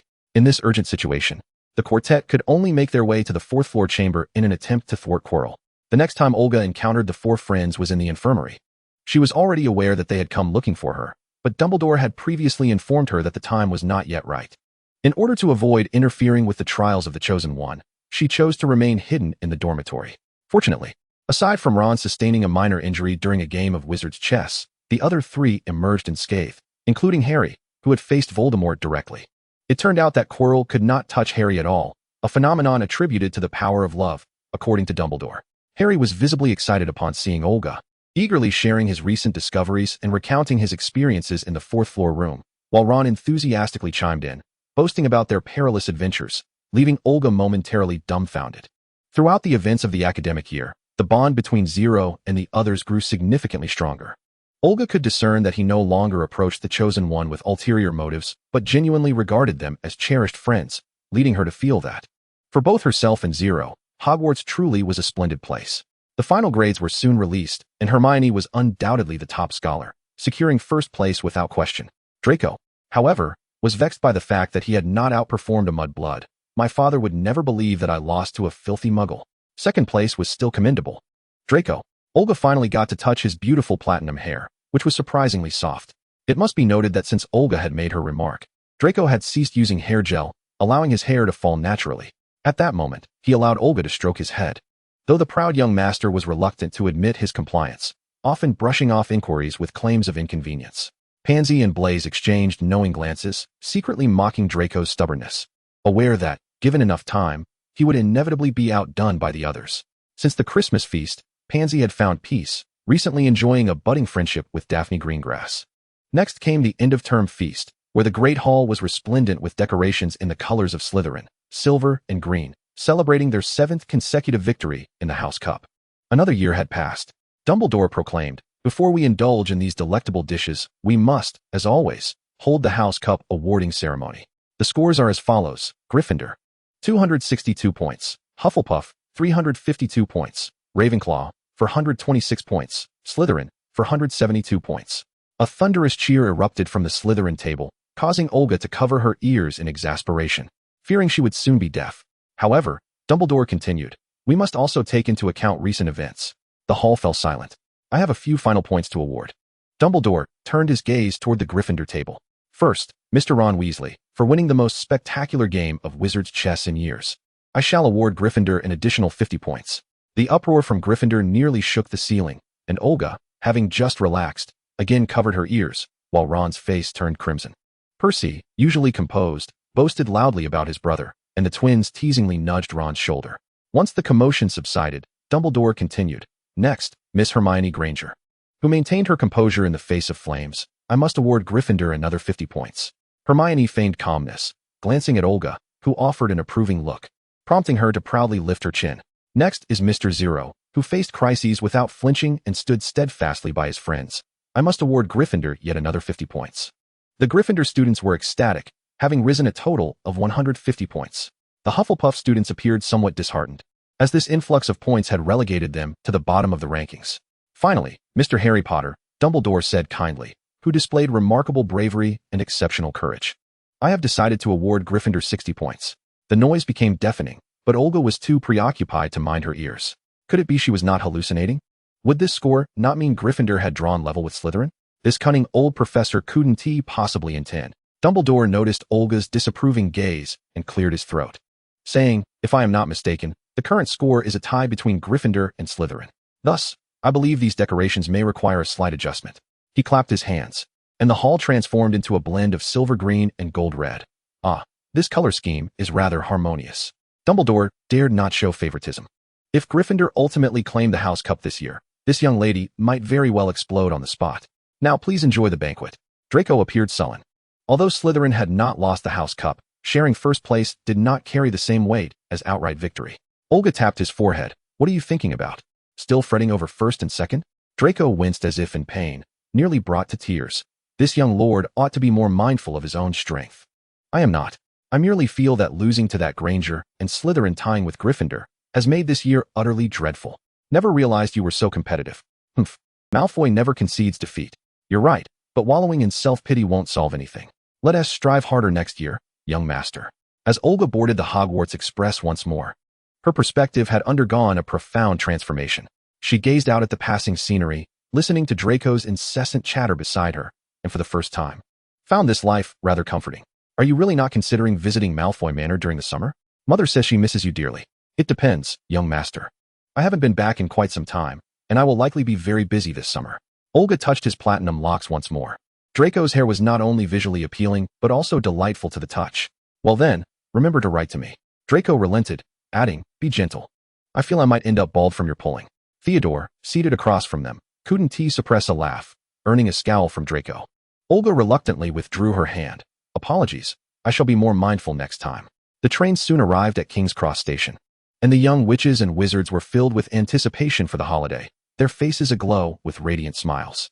After bidding farewell to Draco and Theodore, Olga waited at the station entrance for Zero. Some passing students warmly waved goodbye to her after a year of interaction. Everyone had grown fond of this seemingly aloof yet warm-hearted young lady. "Little snake," Fred's voice called out, and before Olga could turn around, she was enveloped in a bear hug. "Fred, must you be so reckless? How can you treat a lady with such disregard?" A melodic female voice echoed through the air, drawing Olga's attention to a bewitching witch who gazed at her with a warm smile. "Mother, you've made a mistake again. I am Fred," George exclaimed dramatically beside her. "Oh, my apologies, Fred." "George, release her at once." "Madam, I believe you have been misled. The one next to you is indeed George," Olga remarked, feeling exasperated by the twins' mischievous antics. Molly gasped. "You can actually tell them apart?" "Goodness, I find it quite challenging myself." "Well, I think you should be able to as well. It's just that these two relish their pranks. What mother could possibly confuse her own children?" "Hey, little snake, that S rather dull," Fred muttered, releasing Olga and moving to the other side of Molly to make a face at her. You are right. They are exceedingly naughty. Molly shot a disapproving glance at her troublesome sons before turning her affectionate gaze towards Olga. You must be Olga, am I correct? Such a lovely girl. I hope Ginny will grow up to be as beautiful as you. Olga politely nodded at Molly. I am certain your wish will come true. Molly felt an instant fondness for the young girl before her, who was both charming and articulate, far superior to her rambunctious sons. Unable to resist, she stepped forward and embraced Olga. Taken aback, Olga stiffened slightly, seemingly unaccustomed to such elder affection. Yet, there was a comforting aura about this lady, and she could feel the genuine kindness radiating from Molly. Oh, dear child, you are so thin it's quite distressing. Is there anything we can do to help you gain some weight? Molly gently caressed Olga's cold cheek, adding, do not hesitate to partake of Fred and George's blood if it proves beneficial. They must have caused you quite a bit of trouble. And your assistance to our family has been invaluable. Fred and George exchanged incredulous glances, while they would gladly offer their blood to the little princess. Their mother's favoritism was glaringly apparent. Surely they could not be her biological children. Olga felt a bit at a loss. She had no experience interacting with elders and was unsure how to respond to such intimacy. Madam, you are too kind. Fred and George are quite decent. They often look after me, and besides, I haven't done much. Molly's expression softened even further. Dear child, you need not speak on their behalf. I am well aware of their true natures. It's a miracle they don't cause more trouble. The brothers could no longer contain themselves. We are indeed quite considerate. Perhaps you should ask Ron. How do his elder brothers typically care for him? They even made an unbreakable vow with him. He nearly met his demise due to their antics. Molly's mention of this incident sparked her anger. Is the consequence of an unbreakable vow truly severe? Olga pondered, recalling how Fred had also attempted to bind her to a vow. It was an ancient incantation, and should the vow be broken, the one who violated it would perish instantly. What's the matter, dear? Did Fred trick you into making a vow? Molly's ire grew as she prepared to twist Fred's ear. Fred quickly darted behind Olga, exclaiming, Mother, I didn't tea. I was going to vow to her. But she interrupted me. Molly, upon hearing this, became even more incensed. Is this a jest? Olga shielded Fred, soothing Molly, Madam, please rest assured. The vow has not been established. Molly, considering Olga's words, softened her demeanor, smiling at her. Thank you so much. I thought Fred would learn his lesson after Arthur had dealt with him as a child. At that moment, Harry and his companions appeared within their line of sight. Ron excitedly shouted Mom, leaving Mrs. Weasley somewhat exasperated. Forgive me, Ron. You are not demonstrating the decorum expected. It's quite all right, Madam. Ron is also my friend. Olga reassured her. In the presence of so many people, Molly refrained from discussing the twins' collaboration with the bloodline. My dear, Fred and George have already informed me about the summer plans. I will need to rely on you, as they are quite restless, and I hope they will not trouble you too much. Mom, George protested, feeling that their mother was not giving them any credit in front of Olga. Not at all. They are quite entertaining, Olga replied. That is splendid. Please do make time to visit our humble abode. We can together venture to Diagon Alley for next semester's supplies. Molly extended her invitation to Olga, then turned her gaze towards Zero. You must be little Ron's friend, Zero. Do join Olga in our visit. Both Olga and Zero found it impossible to decline the warm invitation from Mrs. Weasley, and thus agreed. I almost forgot to say thank you for the sweater you sent. I truly love it. Olga expressed her heartfelt gratitude. After bidding farewell to the Weasley family, Olga embraced Hermione. Until next semester, Hermione. See you when school starts, Olga. I will write to you using that little bat, Hermione said wistfully. May I ask if you are prepared? A stout middle-aged man barked at Harry. Zero quietly explained to Olga that this was likely Harry's uncle. Olga cast a sympathetic glance at Harry, who she had intended to invite to visit the bloodline, hoping he could accompany Zero. But Dumbledore had informed her that Harry must spend 2 months each year with his aunt and uncle before reaching adulthood to ensure the efficacy of the bloodline magic. Oh, the cost of growing up is invariably steep. After parting with everyone, Olga and Zero arrived at the designated meeting place previously arranged with Odysseus, only to find they were greeted not by him, but by the gentle Aymira. Overjoyed, Olga dashed into Aymira's embrace. She had missed her older sister dearly throughout the year. Aymira was taken aback, yet filled with warmth. Since Olga turned 8, she had not so openly expressed her emotions, indicating that her life in the wizarding world had been rather pleasant, allowing her to lower her guard slightly. It's been a while, Olga. You've grown quite a bit. But you are still so thin, Aymira remarked with concern as she stroked her head. You must not be eating properly. Zero hung his head in shame, feeling he had not adequately cared for her. Zero has also grown taller. Do not fret. I meant no blame, Aymira reassured him with a smile. I know all too well how she can be. Aymira. Olga pouted playfully. I am indeed very easy to manage. Yes, our Olga is the most formidable. Aymira cooed as if soothing a child. Come now, They are all waiting for us in the castle. By the way, why are you the one picking us up? Where is Odysseus? Olga squinted slightly. Is he too afraid to come? There is a score to settle between us. Myra found Olga's expression amusing. Odysseus is indeed hesitant. He knows that if he were to come alone, you would undoubtedly give him a thorough reprimanding. He was delayed with some matters and sent me to fetch you. After all, your anger will at least dissipate by the time you see me. What could he possibly be dealing with? He spends all his time wandering around, Olga muttered. Odysseus is the most idle among us siblings, refusing to involve himself in any family matters, claiming to be searching for our parents. Thus, he was often elusive, with only Olga able to rein him in. As they arrived in the kingdom of Satan, the moment the three returned, Thatcher and the others sensed their presence and instantly teleported before them.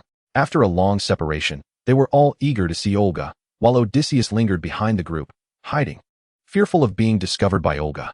Olga, though not blind, chose to disregard the unreliable third brother, embracing her two elder brothers and second sister in succession while pointedly ignoring Odysseus.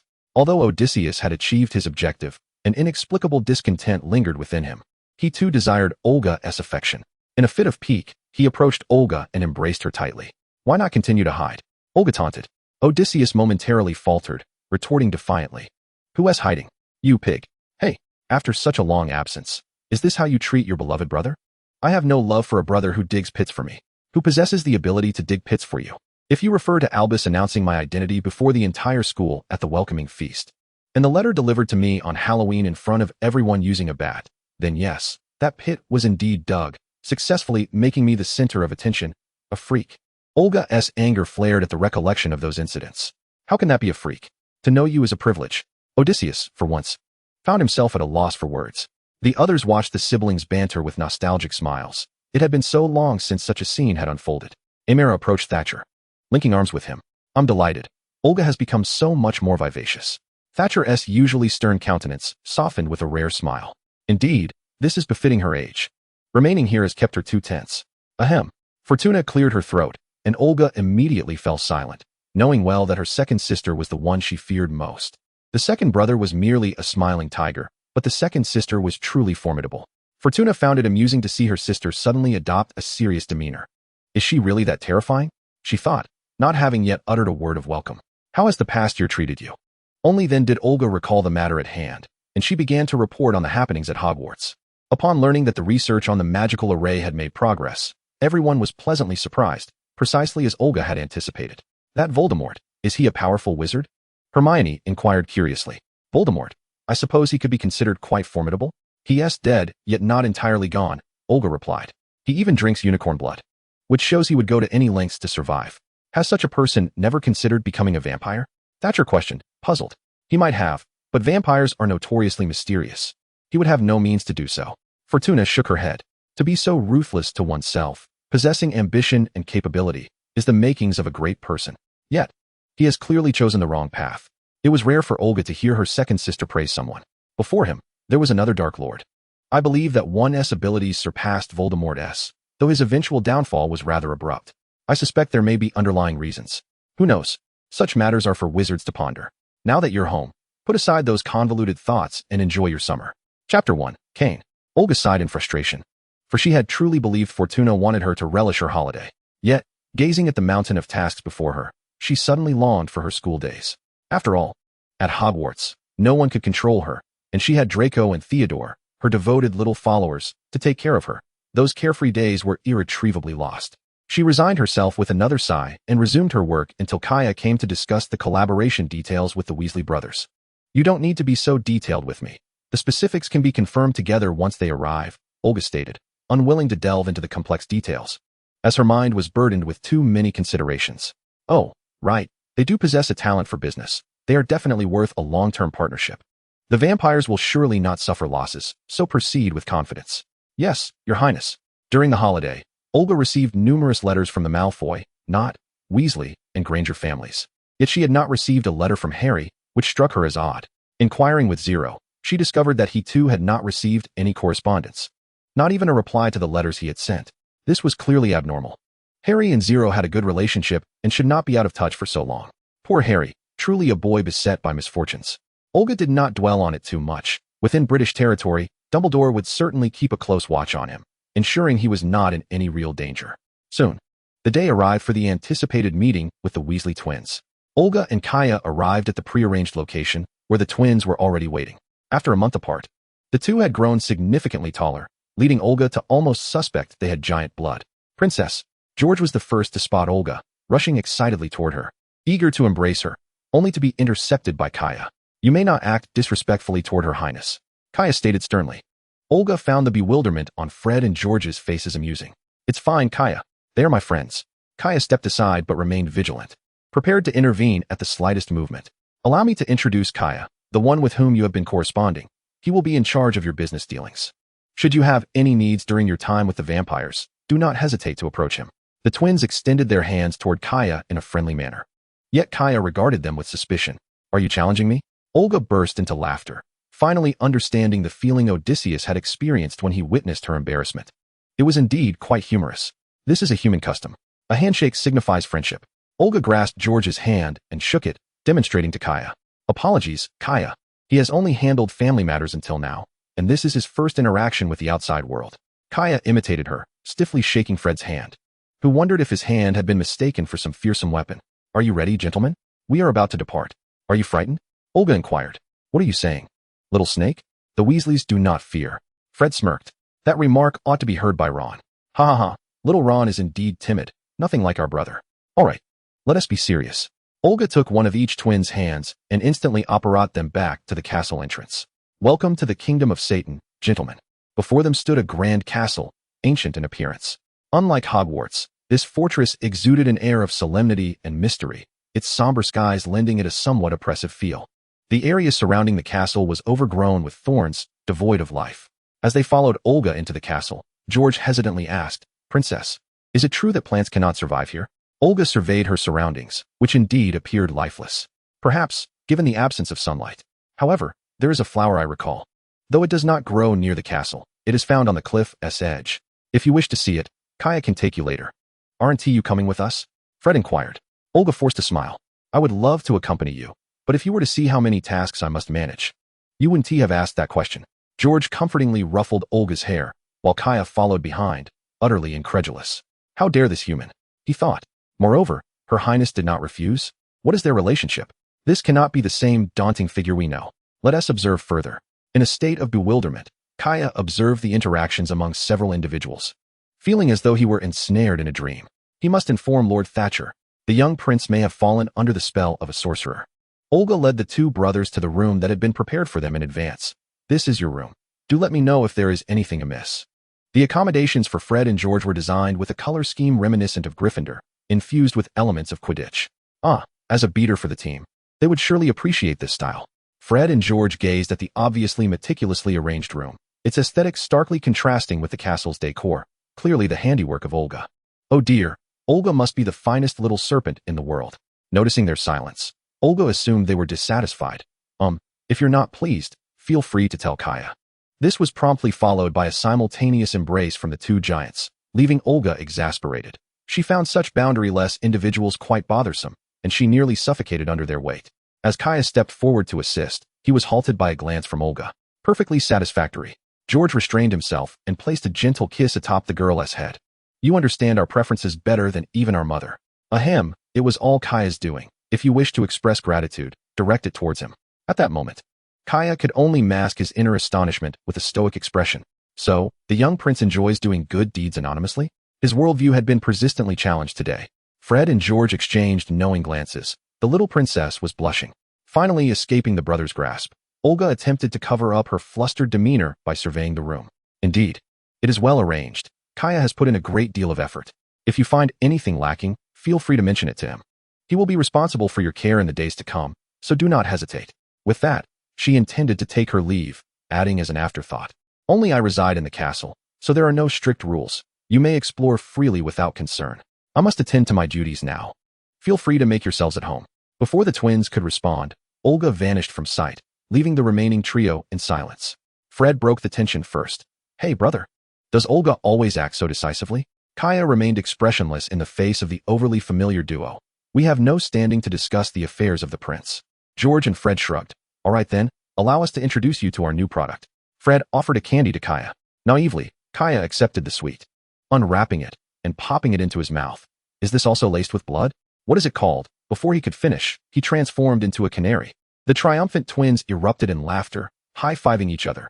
They had assumed that all bloodkin were unaffected, which meant their product range could be expanded. The ignored canary flapped its wings in indignation, vowing to lodge a complaint. He would ensure Lord Thatcher punished these two intruders severely. As for why not Olga? It was evident that the young prince would undoubtedly protect them. She had been bewitched. Haha, brother, don't fret. The candy's effect lasts only 10 minutes. After 10 minutes, the furious Kaya glared at the two jesters, listening as they boasted about the popularity of their product among the stern, serious bloodkin who surely required such mood-lifting trinkets. No one would appreciate such dreary items.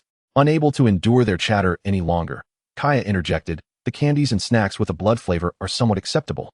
But these prank products will only incite chaos within our clan. How could that be? Fred said congenially, draping an arm over Kaya's shoulder in a conspiratorial manner. Let us make a wager. During our time with the bloodkin, we can conduct a survey on these products. And if the results prove favorable, then we shall increase our share by 20%, George chimed in. Little foxes, Kaya mused, yet he remained unimpressed. Deal. He harbored no belief that anyone would appreciate such macabre humor. In the days that followed, Fred and George accompanied Kaya to experience the customs of the bloodkin, finally grasping why Olga appeared so lifeless during their initial encounter at the welcoming feast. The kingdom of Satan was shrouded in perpetual darkness, and the nobility seemed devoid of any entertainment. Life resembled a stagnant pool, and anyone who lingered too long would surely lose their vitality. It was far more joyful in the company of their princess, yet they had gone days without seeing her. How could she be so busy? In this vast bloodkin community, was there truly no one to assist her? Speaking of which, they had not seen Zero. Was he not raised alongside the princess? Their questions multiplied, feigning indifference as they inquired, Kaya, why have we yet to see Zero? Isn't he quite close with the princess? Kaya shot them a disdainful look. Are you unaware of his status? He is not here. What status? They asked in unison. He is the princess. Suddenly, a somewhat juvenile male voice interrupted. The group turned to see a boy with rosy lips and white teeth, appearing slightly younger than Olga, perhaps around 10 years old. Looking exquisitely delicate, almost like a young girl. Kaya frowned. Cain, what are you doing here? The boy displayed no fear, sticking out his tongue. I heard you were with the prince's friends, and I grew curious, so I followed. Can I join too? I've finished all my homework. He then turned to the twins. So, you are wizards? How can you look exactly alike? Kaya was about to reprimand his brother for his rudeness when Fred interjected, because we used a secret method that allows us to share a face, making it difficult for others to distinguish us, which is quite convenient for mischief. Kaya's lips twitched, though he refrained from offering an explanation after days of interaction. He had grown accustomed to the twins' nonsensical antics. Is that so? But you smell a bit different, Cain remarked skeptically. So it's merely a little trick of wizards, meant to deceive the ignorant humans, but it won't fool a little one with a keen nose. All right, so is this why the princess chooses to befriend you? Cain probed. That's not the case. The little snake certainly likes us enough to be our friends. When venturing beyond their territory, one's status relied solely on their words. And Fred embodied this principle to the fullest. The princess likes you. Before Cain could respond, Kaya could no longer contain himself. Is that truly surprising? Think carefully. Are we not the first outsiders to enter the bloodkin? Not so. The first was Zero. Well then, aside from Zero, has the princess invited anyone else to visit? That was for business, Kaya argued. Then why did she choose to conduct business only with us? If she didn't like us, she could easily collaborate with more capable wizards, George gently coaxed. Kaya found himself ensnared in their reasoning. Their arguments were rather compelling. Could it be that the princess truly held affection for these two? No wonder their interactions had appeared so intimate when she received them. Was it truly as they said? Cain regarded his elder brother with exasperation. His brother was wonderful in every regard, except for his lack of wit. He feigned innocence, asking, if the princess likes you, then why hasn't she disclosed her relationship with Zero? Indeed, he had intentionally interrupted Kaya. What if Olga did not wish for others to know of their connection? His brother could land himself in trouble. George looked at the young boy in surprise, far more astute than the older Kaya. Kaya finally realized that these two individuals were most likely just spouting nonsense, and he felt a sense of relief that Cain had timely interrupted his response. The twins did not answer Cain's remark. Instead, Fred produced a piece of candy from seemingly nowhere and handed it to Cain, saying, Little one, since you're here, you must give it a try. Crafted by the Weasleys, it's foolproof, and I assure you, you'll love it. Cain cautiously accepted the candy, inspecting it multiple times before deciding it was safe enough to eat. However, upon seeing the mischievous smiles on the twins' faces, he realized something was amiss and had no time to spit it out. helplessly watching as he transformed into Kaya's second little canary. Kaya erupted into laughter upon witnessing his usually astute brother fall victim to their prank. It was a delightful sensation to successfully pull off a joke. As long as the embarrassment did not fall upon him, such games could indeed be quite entertaining.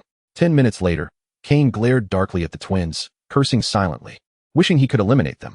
George smirked slightly. No more pretending? This little rascal has certainly learned a thing or two about theatrics. Cain scoffed. If it weren't for the fact that you are guests of His Highness, you would be nothing more than two lifeless corpses before me. Chapter 2, Blood Slave. Fred lightly tapped Cain on the head, seemingly unfazed by Cain's anger. Little one, don't resort to threats at such a young age.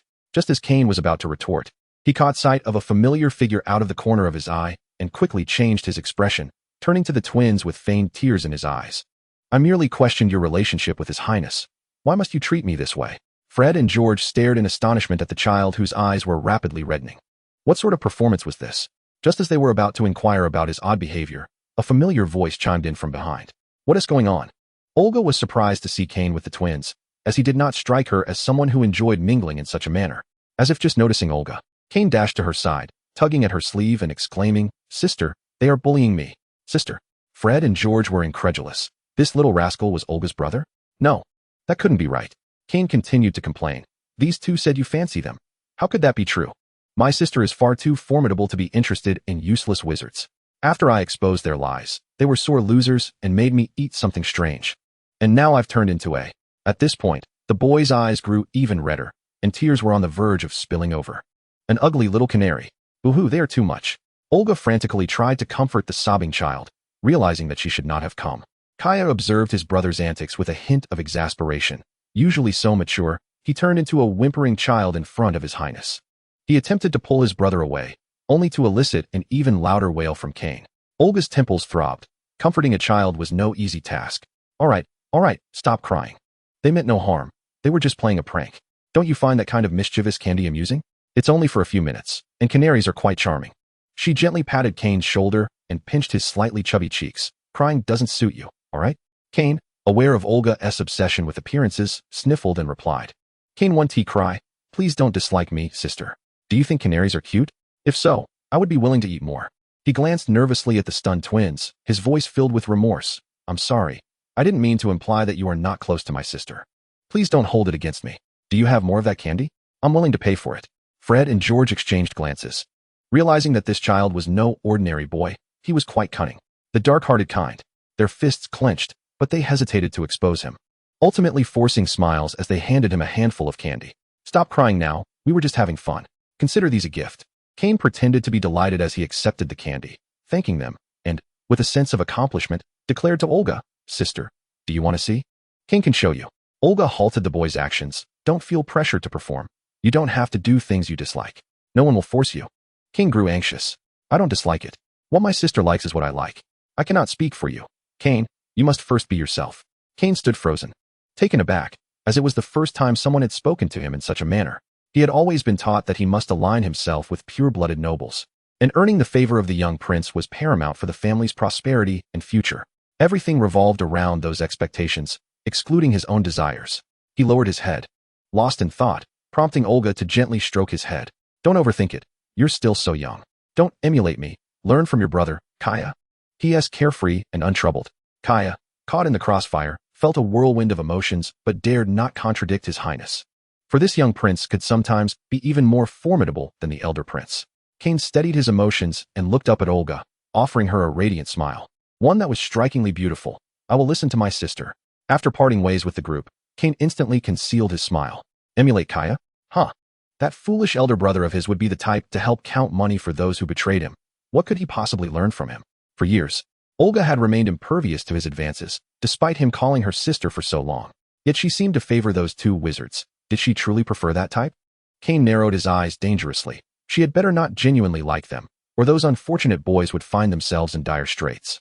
He would never allow anyone to interfere with his plans. Absolutely not. Fred and George were still absorbed in the whirlwind of Cain's antics. They had thought their thick skin was invincible, only to find that the true performer was right here. Olga had finally found the time to check on how the twins were adjusting to the bloodline, only to stumble upon this scene. The twins were quite audacious, daring to experiment with bloodsuckers and unafraid of the consequences. The little rascal, Cain, was far from simple. I hear you made a bet with Kaya? Olga inquired.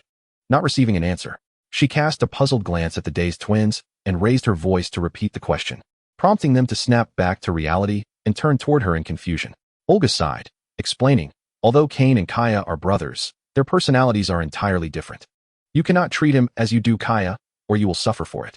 Seeing the twins still lost in thought, she added, had I not come today, he would have undoubtedly retaliated against you without a trace, leaving no evidence behind. Kaya wanted to defend Cain, but fell silent under Olga's scrutinizing gaze. The princess was always right. Fred then remarked with a hint of envy, calling her sister so affectionately, how close they are. Indeed, George chimed in, nodding vigorously in agreement. Olga cleared her throat, recalling how, in her youth, beauty had bewitched her. She had been called sister by that child ever since. That was merely an accident. It's not significant, just a title. Is that so? Sweetheart, lying is unbecoming of a good child. George squatted down, gazing intently at Olga while casually ruffling her hair. Olga's eyes widened in shock. George, what on earth are you saying? Hey, darling, don't take it to heart. It's just a term of endearment, Fred mimicked.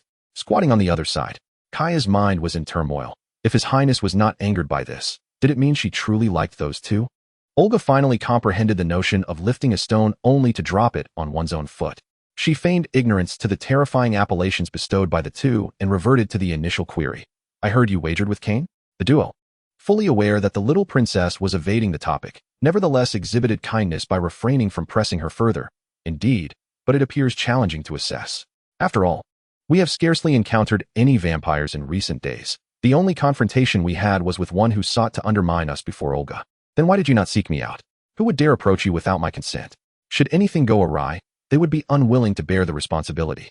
Fred and George stood dumbfounded. They indeed wished to see her. You did not mention where to find you. Oh, I forgot. Olga awkwardly touched her nose, then snapped her fingers, causing two exquisite brooches to materialize on the twins. If you need anything, simply use this to call my name, and I shall know. The twins, intrigued, began to toy with the brooches. Is there a range limitation? None within the realm of vampires. Outside, there may be distance constraints, but I have not tested that, so I cannot say for certain. What is the principle behind it? Is it vampire magic? That is somewhat accurate. My power has been infused within these, allowing me to sense when they are activated. Can we only seek you out? Can you converse with us? The twins transformed once more into curious children. I can also communicate with you using this. Defeated, Olga thought to herself, who could deny the inquisitive charm of these two handsome golden retrievers? Oh Merlin, this is simply too convenient. George, do you think we could develop something similar? I believe it is worth a try. George, equally captivated, thought. Collaborating with these two had indeed proven to be the right decision. Their minds were perpetually brimming with innovative ideas. Olga mused with a sense of satisfaction. I will issue a directive to ensure that everyone ceases avoiding you. Subsequently, should you wish to understand the preferences of the vampires or assess their acceptance of your products, that shall be within your purview, gentlemen.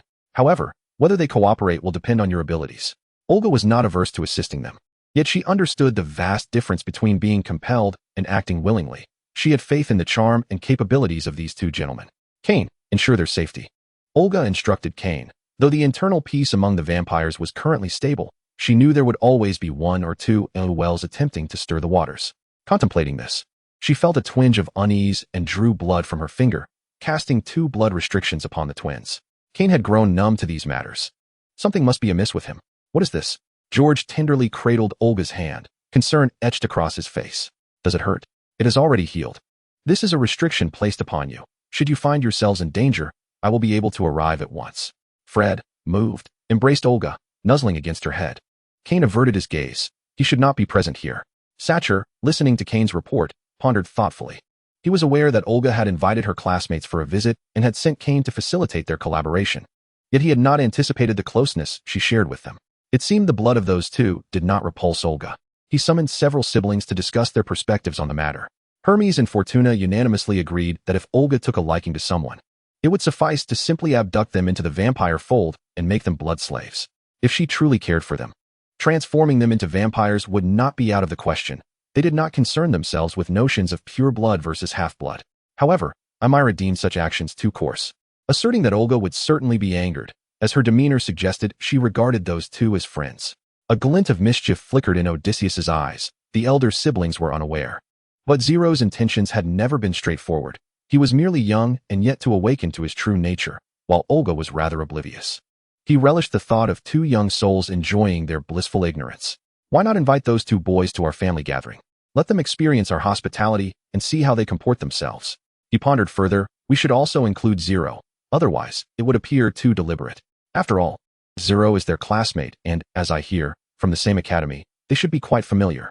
Sacher contemplated Odysseus's suggestion and deemed it quite feasible. Aimira hesitated, voicing her concern. Are you certain we should not discuss this with Olga beforehand? Are you not afraid she will be furious? Odysseus dismissed her apprehensions. She should be pleased that her friends are being valued, especially since they wish to conduct business with the vampires. Our acquaintance would greatly benefit them. Furthermore, with Aimira present, Olga would hardly hold a grudge against her elder sister. After reaching a consensus, they promptly extended an invitation, including an unsuspecting Olga. Upon receiving the invitation, Olga was perplexed. What is this spectacle? After a year, why has Sacher begun to indulge in such ceremonious affairs? As if hosting a so-called family gathering? In the past, they would simply gather for casual drinks. They never dined together, which struck her as odd. Thus, when Olga arrived at the banquet hall and saw the twins along with Zero, her sense of unease deepened. How could a family gathering include outsiders, especially humans who do not partake in blood? With suspicion, she took her seat. Upon noticing her, Zero visibly brightened, his reticence dissipating. The twins, ever sociable, had already engaged in lively conversation with the equally affable Odysseus before her arrival and greeted her with playful gestures. Sacher, seeing that everyone had gathered, began with a perfunctory address. It has been quite some time since we siblings dined together. We might as well take this opportunity to celebrate the progress made with the magical array, which also attests to the soundness of Olga's decisions. Furthermore, he glanced towards Zero and the twins, his normally stoic expression cracking into a semblance of a smile in an attempt to appear congenial, prompting Odysseus to stifle a laugh. He shot a disapproving look at his frivolous brother, cleared his throat, and continued earnestly. This also owes a portion of its success to Zero. Had it not been for the Hogwarts letter, we would not have had the opportunity to collaborate with the wizards. Zero, taken aback, hurriedly responded, Your Grace. You overestimate my contribution. Had it not been for the prince, I might have perished in London long ago. Fred and George exchanged astonished glances toward Olga, intrigued by the unfolding narrative. Olga, oblivious to the conversations around her, lowered her head, lost in thought. Your humility is misplaced, Zero, Odysseus interjected suddenly. After all, you have indeed paid a corresponding price, have you not? To remain among the vampires, you willingly became Olga's blood slave. Odysseus, Olga interrupted sharply, her anger flaring as she finally grasped the source of her discontent. Zero was the last person who should be present here. The twins were collaborators, and as outsiders. Sacher and the others were merely curious, but Zero's position among the vampires had always been precarious. Sacher typically overlooked him. This was undoubtedly Odysseus's scheme. Only he could be so trivial. Chapter 3, Zero's Heritage. Olga, furiously suppressing her rage, fixed her glare on Odysseus, enunciating each word with precision. Was this your intent? How much disdain do you harbor for Zero that you would so humiliate him? Is he not suffering enough? As her anger escalated, her pupils began to shift to a crimson hue, and her hair gradually lengthened. I should never have heeded your words and brought him back to the vampires. How could a human possibly remain safe here? You merely saw my fondness for his essence, and had long since resolved to make him my blood slave. With that, she lunged at Odysseus, who, slightly taken aback, dodged and attempted to explain, I did not intend to humiliate him. In her fury, Olga was impervious to his words, lost in her own thoughts. For all these years, apart from Aimira, you have held him in disdain, and now you wish to unveil his identity before his classmates? As Olga spoke, she unleashed her wrath upon Odysseus, who now regretted his every action.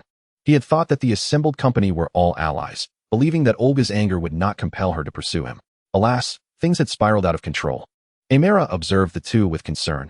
In her fully transformed state, Olga was a force to be reckoned with. Even Fortuna, the strongest among them, dared not intervene. Hermes and Fortuna, however, appeared indifferent, viewing their younger brother's antics as a mere lesson in humility. Moments later, Odysseus bore the brunt of Olga's fury, for the radiant power within her inherently countered the Blood Clan's formidable regenerative abilities. Seizing the opportunity, he sought refuge behind Zero, prompting Olga to halt her assault. How shameless! Can you not let me finish speaking? Odysseus felt a pang of injustice. He truly bore no ill will. Was it not merely a matter of two newcomers appearing after all these years, seeking to offer him a chance? Surely, he knew that Zero was a reticent soul. Olga blinked her crimson eyes lightly. Her capacity for rational thought had diminished, and she vaguely grasped that Odysseus intended to assist Zero. Her fury subsided slightly. Yet she remained aloof, But you should not intentionally expose his identity. You know well how humiliating this is. I do not perceive it as a humiliation, Zero interjected softly. His gaze fixed on the irate princess before him, feeling his heart sink. I have always considered it an honor to be your blood servant, and I am grateful to have encountered you. He mused that he would likely never forget the day he first met Olga. Awakening at the doorstep of an orphanage in London, the headmistress, taken by his appearance, had intended to sell him to a local merchant with peculiar tastes. Hoping for a lucrative deal, perhaps sensing the impending danger, he had fled. Yet, as a 5-year-old child, devoid of money and memories, survival proved challenging. By the time he crossed paths with Olga, he was on the brink of starvation, battered and in rags. Are you all right? A gentle female voice whispered in his ear, as if fearing to disturb him. He opened his eyes to behold a pair of jet-black eyes, brimming with concern and care. He would forever remember those eyes. They marked the beginning of his redemption. When he failed to respond, the owner of those eyes spoke again. Can you talk? Are you unwell? You look quite ill. He finally took in the girl's full appearance. Her long, silky black hair cascading down her back, her skin pallid, yet her lips of vivid crimson, resembling blood, set against her dark eyes, rendering her hauntingly beautiful, almost inhuman. Are you an angel? He heard himself whisper. Yet, instead of delight at the compliment, the girl widened her eyes in terror, turning to Odysseus in disbelief. Do I resemble that loathsome creature in any way? This is utterly disgraceful. She then turned back, glaring at him as if in mock ferocity. You must retract that statement and proclaim me the greatest blood clan member in the world, and then I shall save you. Olga, do you not detest the stench of humans? A man interjected from behind her. Well, he does smell rather delectable. Is that so? How rare indeed. Odysseus smirked slightly. If that is the case, you may take him with you. The girl hesitated. But humans live amongst the blood clan. You are the crown prince.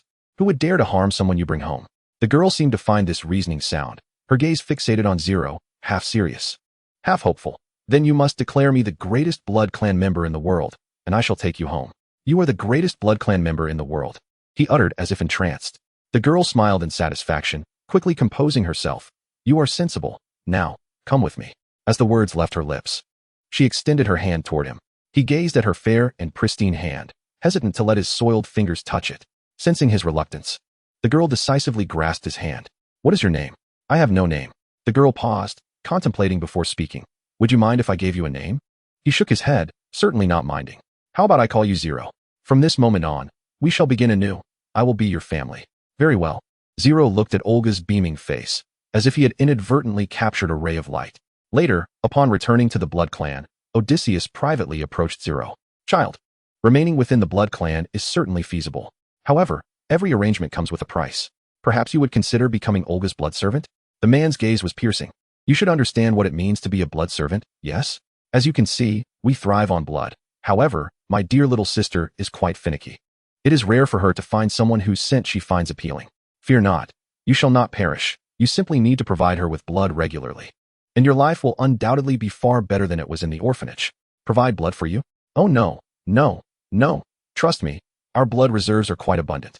Besides, how could my sister's sustenance be shared with others? You shall belong solely to her. Only to her. I am most willing. She saved his life. It was merely a matter of blood. Excellent, clever boy. The man summoned Olga to explain the situation, but the girl appeared reluctant. I merely wished to save him. I am here willingly. Miss, Zero quickly interjected. Did he threaten you? Do not listen to him. You are the one I rescued, and you need only heed my words. I truly wish to, miss. I want to repay you. Olga frowned, yet Odysseus disregarded his sister's protests, drawing a drop of blood from each of their hands to forge a contract. Zero felt an unexpected surge of strength coursing through his body. How is it, child? Do you not feel so weak anymore? Though blood servant may sound akin to slavery, once the contract is established, you shall gain a portion of your master's power. Many would desire to be my sister's blood servant. Consider yourself fortunate. Of course, your life and death rest in my sister's hands, so I advise against betrayal. You would not wish to discover the consequences. Enough, Odysseus. Zero smiled contentedly. He had become the sole blood servant of the princess, special and valuable. She was the only light in his shadowy existence, illuminating and saving him. He could think of no greater debt than to protect her with every fiber of his being. Olga also recalled the moment she had taken Zero in, a youthful act of kindness that had inadvertently brought infinite trouble upon him. She gradually regained her composure. Allowing Fred and George to breathe easily, the recent display of Olga's fury had been formidable, but so enchanting, I adore it. Yet infuriating. She is angry on behalf of others. Zero cautiously took Olga's hand, You may confirm my true thoughts at any time. I know you worry for me. From your perspective, a blood servant signifies degradation, lack of freedom, and being at the mercy of others. He lightly smiled. Yet from the moment you rescued me, you have treated me as an equal and granted me the utmost freedom. I have never felt wronged. Olga had confirmed this countless times. She understood Zero bore no grievances, only gratitude. Yet it was precisely this realization that deepened her regret. Do not think I am unaware of how they treat you behind the scenes. The denizens of the vampire realm are inherently opportunistic. Initially, upon encountering Zero, who was merely Olga's blood slave, they sought to ingratiate themselves with him in hopes of gaining favor with the exalted crown prince. However, upon realizing that Zero was impervious to their flattery, they resorted to bullying him. Though they initially showed some restraint, Zero's steadfast refusal to complain, he would rather swallow his broken teeth and blood than reveal his plight, emboldened them to act with increasing impunity. Had it not been for a fortuitous moment when Olga witnessed his injuries, Zero might have endured their torment far longer. It was then that this seemingly indifferent young prince erupted with rage, decisively reprimanding all who had wronged Zero, revealing his formidable side. Yet, while their physical assaults diminished, their scornful mockery persisted, for oftentimes, the sting of words can wound deeper than blows. I remain unaffected. They are who they are, and you are who you are. Your unwavering demeanor is my greatest solace. I require no one but you, Zero mused inwardly. Olga, as if jolted by an electric current, swiftly retracted her hand. Having heard his unspoken thoughts, she felt overwhelmed, particularly towards those she believed she owed something to. A peculiar silence enveloped the hall, prompting Odysseus to cautiously break it. So, have we calmed down? Olga shot him a cold glare, warning, there must not be a next time. Odysseus rolled his eyes, exasperated at the antics of these impish youths, who, despite their youth, possessed an abundance of schemes. He resolved to disengage from their affairs henceforth. After a moment of contemplation, Olga turned her gaze to the twins, who seemed to sense her unease and simultaneously assured, we promise not to speak of this. If it would ease your mind, we can swear an unbreakable oath. Fred added, indeed. Olga knitted her brows in disapproval. Do you not heed Molly's words? Silence. Fred, though miffed, complied, for while he might disregard his mother's admonitions, he dared not ignore the serpent's counsel. Returning to her seat, Olga lifted her goblet and took a sip, casting a scrutinizing glance at Thatcher. He cleared his throat. It is Cain who wishes to express regret for his previous indiscretion. Olga, upon hearing this, fell silent, her gaze fixed on a distant point, lost in thought. With the farce concluded, Thatcher resumed his earlier discourse. Furthermore, we have guests from afar, fellow classmates of Olga. It is her inaugural invitation to friends, and we must extend our hospitality. I hear there is a forthcoming collaboration with the vampires, correct? I have heard whispers of your intriguing inventions from Cain, quite commendable. The Weasley twins, uncharacteristically serious, responded, you are too kind. Olga has always looked after us. This opportunity to engage in business with the vampires is largely thanks to her efforts on our behalf, and we feel rather embarrassed in light of it. Do not be so modest. Olga has never trifled with business. Her willingness to consider you as partners speaks volumes of your worth, Thatcher remarked, his tone laden with significance. Helmo seized the moment. The delightful treats Olga indulges in must surely be crafted by your hands? The twins nodded shyly, merely trifles to occupy her time. She is quite finicky and scarcely partakes in meals at school. Helmo cast a reproachful glance at Olga. Indeed, a disobedient little sister. You are not using blood from the blood bank, are you? Olga detests that. No, we utilize our own blood. We discovered by chance that she does not mind our flavor, Fred confessed earnestly. Helmo and Fortuna exchanged knowing smiles, such a rarity. To this day, Zero remains Olga's sole blood slave. Others in the vampire clan either fail to pique her interest or are repugnant to her. She would rather endure the monotony of the blood bank than sample another's blood. Clearly, you hold a special place in her regard. Upon hearing this, Zero clenched his fist slowly, contemplating their insinuation. Gentlemen, might you be interested in remaining with the vampires? Fortuna inquired directly. Olga, lost in thought, suddenly snapped to attention. Fortuna. Shoo. I did not inquire of you, she retorted, shaking her head at the twins, who seemed intent on securing one another's stay. Are you suggesting leaving Zero as her blood slave? George asked coolly. That depends on Olga's wishes. Should she desire you to remain, you might even consider becoming her male consort. Odysseus interjected recklessly, his memory evidently lacking. Odysseus. Fortuna chided. Must we endure this brother of mine? Fred and George's faces flushed at the suggestion of becoming a male consort, an outrageous notion, yet they found it oddly appealing. Do not mind him, he is merely jesting. Should you wish to stay, you may continue your business, but of course, even as wizards, to dwell within the vampire realm long-term. One must offer something in return, either become a blood slave or join our ranks. Join our ranks. They echoed, intrigued. Undergo the embrace and become one of us, Helmo elucidated. While transformation inevitably renders one a half-blood, we value your worth far more than such trivialities. Your merit lies in your business acumen and your blood. Furthermore, the vampires can bestow upon you not only eternal life, but also myriad unexpected abilities and talents. Chapter 4, Oslia. Olga could bear it no longer. The so-called benefits you speak of amount to condemning others to eternal darkness? She turned to Fred and George. Do not harbor false hopes. This realm is far more complex than you perceive. Consider carefully. You will no longer savor the exquisite delicacies of life, condemned to dwell perpetually in a shadowy abyss. Since I have refused to grant Zero the embrace, I shall not acquiesce to your transformation into my property. You are both capable of becoming exceptional wizards. There is no need to wade through this murky water. Once more, silence enveloped the hall. As Thatcher and the others recognized that Olga's decision was immutable for the time being, and they refrained from pressing the matter further. It was merely a suggestion. The decision rests with you, he concluded. The twins pondered, and Fred suddenly inquired, what of the blood slaves? Do not lose your mind. Our family is not to be discarded. Do not even entertain such thoughts, Olga admonished sharply. The twins exchanged glances, feeling slightly aggrieved that Zero could be so favored while they could not. Seemingly attuned to their sentiments, Olga softened her tone. If you had participated in the blood feast, you would understand that blood slaves are not a dignified existence. Zero, being so young, found it advantageous to be the blood slave of the crown prince, which facilitated his establishment here. Yet, to this day, it remains my gravest regret. Your Highness, Zero is distressed, he interjected. Olga raised her hand to silence him. This is not about your wishes. It is my burden to bear. The atmosphere grew tense, prompting George to attempt to alleviate the awkwardness. Let us not be so somber. Regardless of identity, we shall regularly provide Olga with blood, as our treats are rather favored by the little princess, are they not? Fred chimed in, absolutely adored. Irresistible, truly. Witnessing the twins' playful antics was a rare sight. Even Thatcher, typically stoic, displayed a hint of amusement, having been drawn from her reverie by their banter. Olga found herself at a loss for words. Ah, yes, indeed. You are correct, she replied dismissively.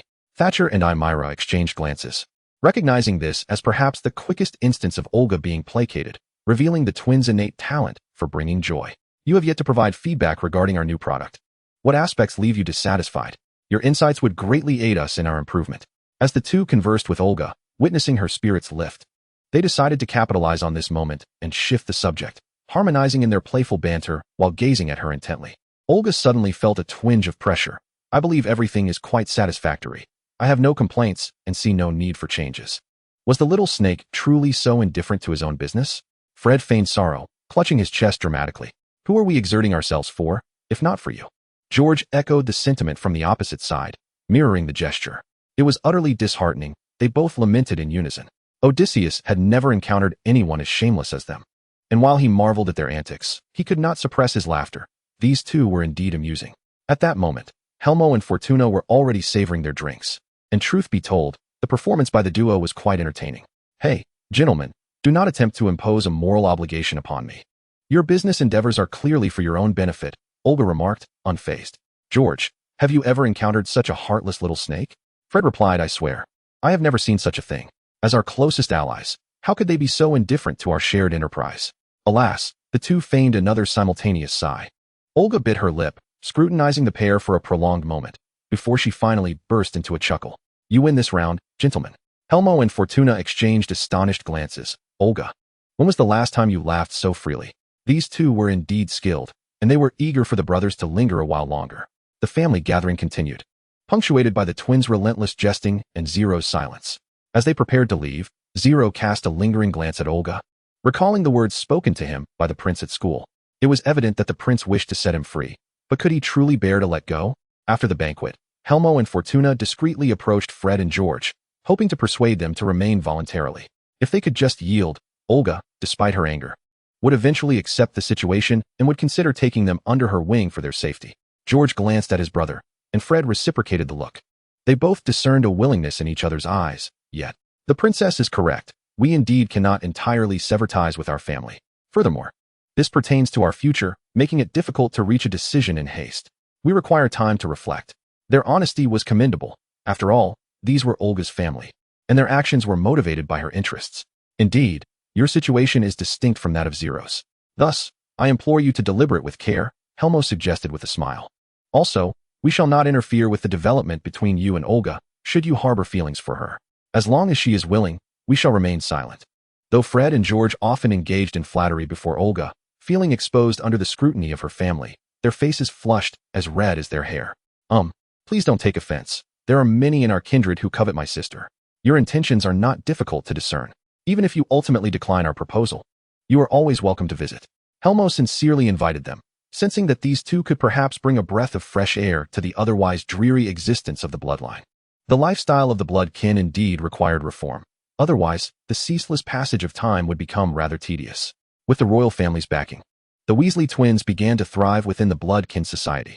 Even the initially dubious members found themselves enchanted by their mischievous products, eagerly placing orders, including bespoke snacks tailored to unique blood flavors, which garnered significant acclaim from the community. Adia conceded a 20% cut without hesitation. However, a divergence arose regarding product pricing. The twins believed the low production costs allowed for lower prices to attract greater purchasing power, while Adia contended that there was no need to economize for the bloodkin, most of whom boasted substantial wealth due to their long histories. After much back and forth, the stubborn trio ultimately brought their dispute before Olga. After listening to both sides, Olga proposed a fair solution. Why not classify the products into tiers, high, medium, and low, corresponding to 3 price points? This way, families with limited purchasing power can have options. For the affluent nobles, we can offer exclusive custom services, such as the bespoke blood flavor requests you are currently receiving. The pricing for this segment can be elevated, as it cannot be mass-produced. Sometimes, exorbitant prices can be more enticing to the wealthy. After a moment of contemplation, she added, of course, this is merely a preliminary plan. Once your product range becomes sufficiently diverse, categorization can be more nuanced, creating various series to gradually cultivate distinct user groups. At that point, market research can yield more precise feedback, facilitating product optimization. This approach will reinforce brand recognition, ensuring that even when competitors emerge post-launch, Weasley remains an irreplaceable name. Fred and George gazed at Olga as she eloquently articulated the future of Weasley, even considering the implications of brand effect. Their hearts softened immensely. This was their little snake. Ever so thoughtful and considerate. Adia could no longer contain himself. Your Highness, the brand name has yet to be decided. Why is it solely Weasley? This is a collaboration. After all, Adia felt somewhat aggrieved but refrained from voicing it. Olga, momentarily bewildered, responded, isn't it only natural for the name to reflect those who develop the product? George affectionately tousled Olga's hair. Little princess, it's not quite as simple as that. Strictly speaking, the bloodkin provided us with funding and resources. We are merely the developers, and it is not customary for developers to monopolize the name. Fred leaned in to pinch Olga's cheek. Besides, thanks to our little snake's discerning eye, we wouldn't even have this business opportunity. But, George interjected gently, these products were specifically developed for you. You hold the ultimate authority. Indeed, you have even established the development guidelines. According to the standards of our collaboration, you are the decision maker. Fred raised an eyebrow in agreement. No, that is. All right, it is settled then. The brand name cannot be Weasley. Fred interjected before Olga could protest. Adia raised his hands in agreement. Very well. It is your business. You may decide as you wish. I merely offered a suggestion. How you choose to implement it is up to your deliberation. Do not drag me into this, Olga warned, tilting her chin defiantly. Adia could not suppress a chuckle, quickly covering his mouth in alarm. He genuinely found the little princess adorable, but would his laughter be misconstrued as mockery? Would he survive to see the dawn of another day? Satan, there is no sun here. What a disaster. He felt doomed. Fred and George erupted in laughter at Adia's antics, finding the tiny snake, despite her diminutive stature, to possess a commanding presence. Olga rolled her eyes, exasperated by their immaturity. To her surprise, Adia's eyes widened in fright, prompting him to take a step back. Go ahead and laugh. No one will harm you. What a fool, Olga sighed in exasperation. It was only then that Kaya felt a sense of relief.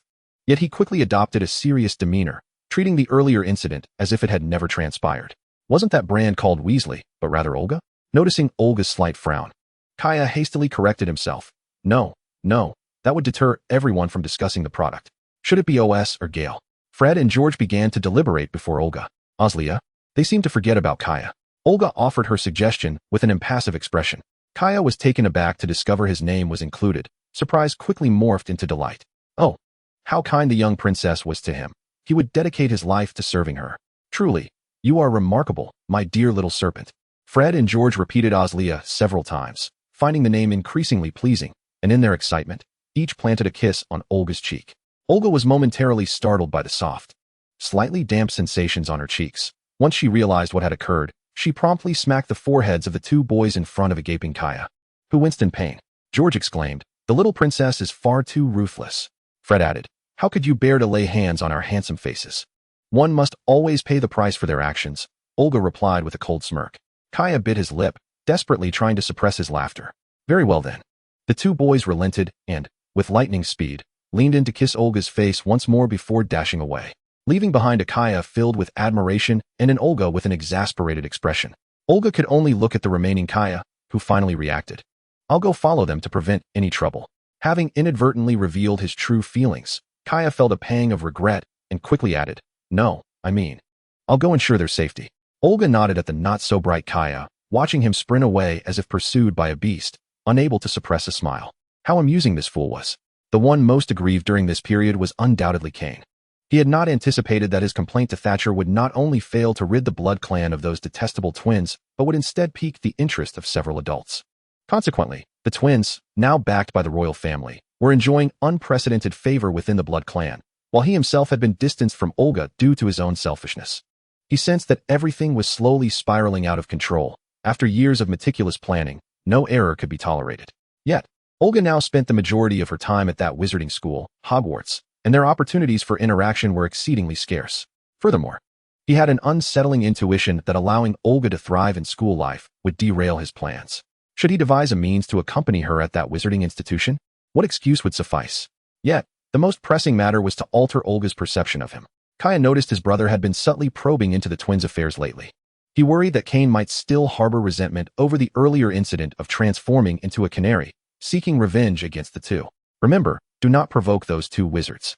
They are not only the princess's friends, but also favored by the adults. He recalled the image of the twins kissing Olga and added mysteriously, "Perhaps they may even become the princess's consorts in the future." Before Kaya could finish his thought, he witnessed his usually gentle brother crush a cup with his bare hands. Chapter 5, The Consort. "Why would you think that?" Kane forced a harmless smile. Kaya was startled by his brother's abnormal behavior. "Why are you wearing such a creepy smile?" "It's quite frightening." Kane quickly dropped his grin. "So why is that?" Seeing his brother return to normalcy, Kaya brushed it off and elaborated on the incident of the two brothers kissing Olga, embellishing the tale. Finally, someone was willing to indulge his gossip. Satan knew how long he had endured silence, particularly with the princess appearing so unguarded. You wouldn't believe it. The usually aloof princess is incredibly indulgent toward those two. "Isn't that love?" Kaya asserted with conviction. Kane could no longer muster a smile. Given the current circumstances, he couldn't even plot against those arrogant wizards discreetly. He was on the verge of frustration. Kaya, belatedly realizing something was amiss with Kane, suddenly had a thought flash through his mind. Could it be that his brother? The more he pondered, the more logical it seemed, and his expression began to shift to one of horror. You wouldn't?" Kane, having guessed that his dim-witted brother was concocting some bizarre thoughts, shot him a disbelieving glance. "I have no intention of seeking revenge on them. You want to be the princess's consort too, don't you?" The two voices chimed simultaneously, and Kane finally realized what Kaya was rambling about. His lips twitched. Yet he did not deny it, instead asking, "Based on your understanding of the princess, do I have any hope?" Kaya's expression grew complex. He had not anticipated his brother would harbor such thoughts. As Olga's capable aide, how would he face her in the future? I'm unsure. The princess is adept at concealing her intentions. As her subordinate, one must refrain from speculating about her romantic life. But you just said your dear princess loves those two damned wizards. Kane remained expressionless. You heard wrong. I said nothing. After trailing behind the Weasley twins for so long, Kaya had mastered the art of evasion. I must attend to my duties. The recent surge in orders necessitates additional manpower." As Kaya muttered to himself and turned to leave, he regretted speaking out of turn for the sake of gossip. Kane watched Kaya depart with a sardonic expression. What charm did those two wizards possess that even his brother would side with them? He lowered his head maliciously. To his surprise, Olga treated those two exceptionally well. He could no longer afford to remain passive. On her way back to the castle, Olga encountered Kane, who was lurking like a predator. She was somewhat surprised yet not entirely taken aback. It would have been odd for him not to act. Upon seeing Olga, Kane immediately donned a perfect smile, so exquisite that even Olga, accustomed to beauty, momentarily faltered. One could not deny that, despite his strong ulterior motives, the boy was undeniably handsome. Kane, noticing Olga's lack of anger, casually approached her, Slightly tilting his face to meet her gaze at a perfectly angled position, as if summoning courage, he asked, "Are you still upset with me, sister?" The meaning in Olga's eyes was inscrutable as she replied flatly, "Why would I be angry with you?" Because Cain hurriedly exclaimed, his eyes beginning to glisten, "I changed your blood without your permission." Olga sighed inwardly. She sometimes admired Cain's unique skill of crying on cue. Unfortunately, her resistance to the tears of an attractive young boy was quite weak. No crying. She feigned severity, attempting to prevent the boy from weeping. Ironically, this only caused Cain's tears to flow even more profusely, leaving Olga helpless as she raised her hand to wipe his tears. Cain seized Olga's hand, refusing to let her withdraw. "I'm sorry, Cain won't cry. Please don't ignore me, sister." For the first time, Olga felt the warmth of tears in her hands, resignedly stating, "I am not angry. Without Thatcher's permission, you lack the ability to change my food. This is not your fault, and there is no need for an apology. I have not been ignoring you. I am conversing with you quite well, am I not? Well, for the sake of Cain, let us indulge this child. It is certainly not due to any charm of beauty." Upon hearing this, Cain smiled but then pouted, appearing quite aggrieved. "But sister has been reluctant to see Cain lately. I have been exceedingly busy. I hardly have time to see even Kyra," Olga replied. At the mention of Kyra, Cain's recently subdued tears began to flow once more, even more violently than before. Olga, now genuinely anxious, hastily asked, "What is it with you again?" Cain cried in gasps, intermittently saying, "But," Kyra said, "sister, just a couple of days ago, she met those two wizard boys and said." Olga patiently inquired, "What else did she say?" "She said sister wants to take them as her male pets." Upon uttering this, Cain could no longer contain himself and began to wail loudly. The veins on Olga's forehead throbbed. It seemed Kyra was not busy enough after all. "You know how foolish Kyra can be. His words hold little weight," she remarked. Cain, now ceasing his sobs, looked at Olga with wide, innocent eyes. "Is it true?" Olga was struck by the child's perceptiveness. It was rather unfair. This child was simply too clever and adorable. She instinctively lowered her voice. "Of course, how could I possibly have male pets?" "Then sister will never have any in the future?" Cain probed further. "Absolutely not. Ridiculous. Men would only impede my sword-drawing speed." Cain laughed joyfully, sweetly affirming with a Seeing this, Olga silently breathed a sigh of relief. The child's heart was as elusive as a needle in the ocean. "Will sister have a king consort in the future?" Olga, dismissively unconcerned, replied, "Perhaps." Hearing this, Cain expressed his disappointment. "Then sister's king consort must be the most outstanding pureblood." Olga frowned slightly. "There is no need for such pretentiousness. Even someone as traditional as Thatcher does not place great importance on this. Does sister mean that half-bloods are also acceptable?" At this realization, Olga understood the little rascal's intentions and replied with a half-smile. Perhaps he might even be a mere human, utterly devoid of strength. Cain, realizing he had been seen through, shyly smiled. "Sister is joking again." "I am not joking," Olga stated, patting Cain's head. "Leave adult matters to adults." Cain covered his head, declaring, "Cain will grow up soon. Wait for me, sister." Olga tapped the child's head again. "Though you are young, your thoughts are quite numerous. Instead of pondering these trivial matters, you should focus on your studies." Cain, undeterred, merely needed to ensure that the twin boys posed no immediate threat. There was always time ahead. After bidding farewell to Olga, Cain purposely waited on the path that Kyra and the twins would traverse. Upon seeing Kyra, he feigned delight. "Kyra, I just met sister.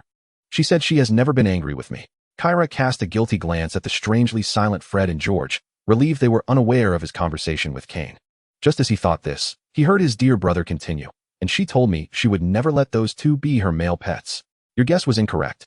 Kyra felt two sharp gazes fixate upon him. He averted his eyes, glaring at the seemingly innocent yet devious Cain, recognizing this as retaliation for his previous evasion of the issue. "You must be mistaken. I have never uttered such words," Kyra insisted, signaling to Cain that they would discuss matters back home, as these two ancestors were still present. Cain, seemingly oblivious to Kyra's hint, continued to embellish. "You clearly said last time." Kyra, leveraging his height, swiftly covered the rambunctious child's mouth and donned a standard smile.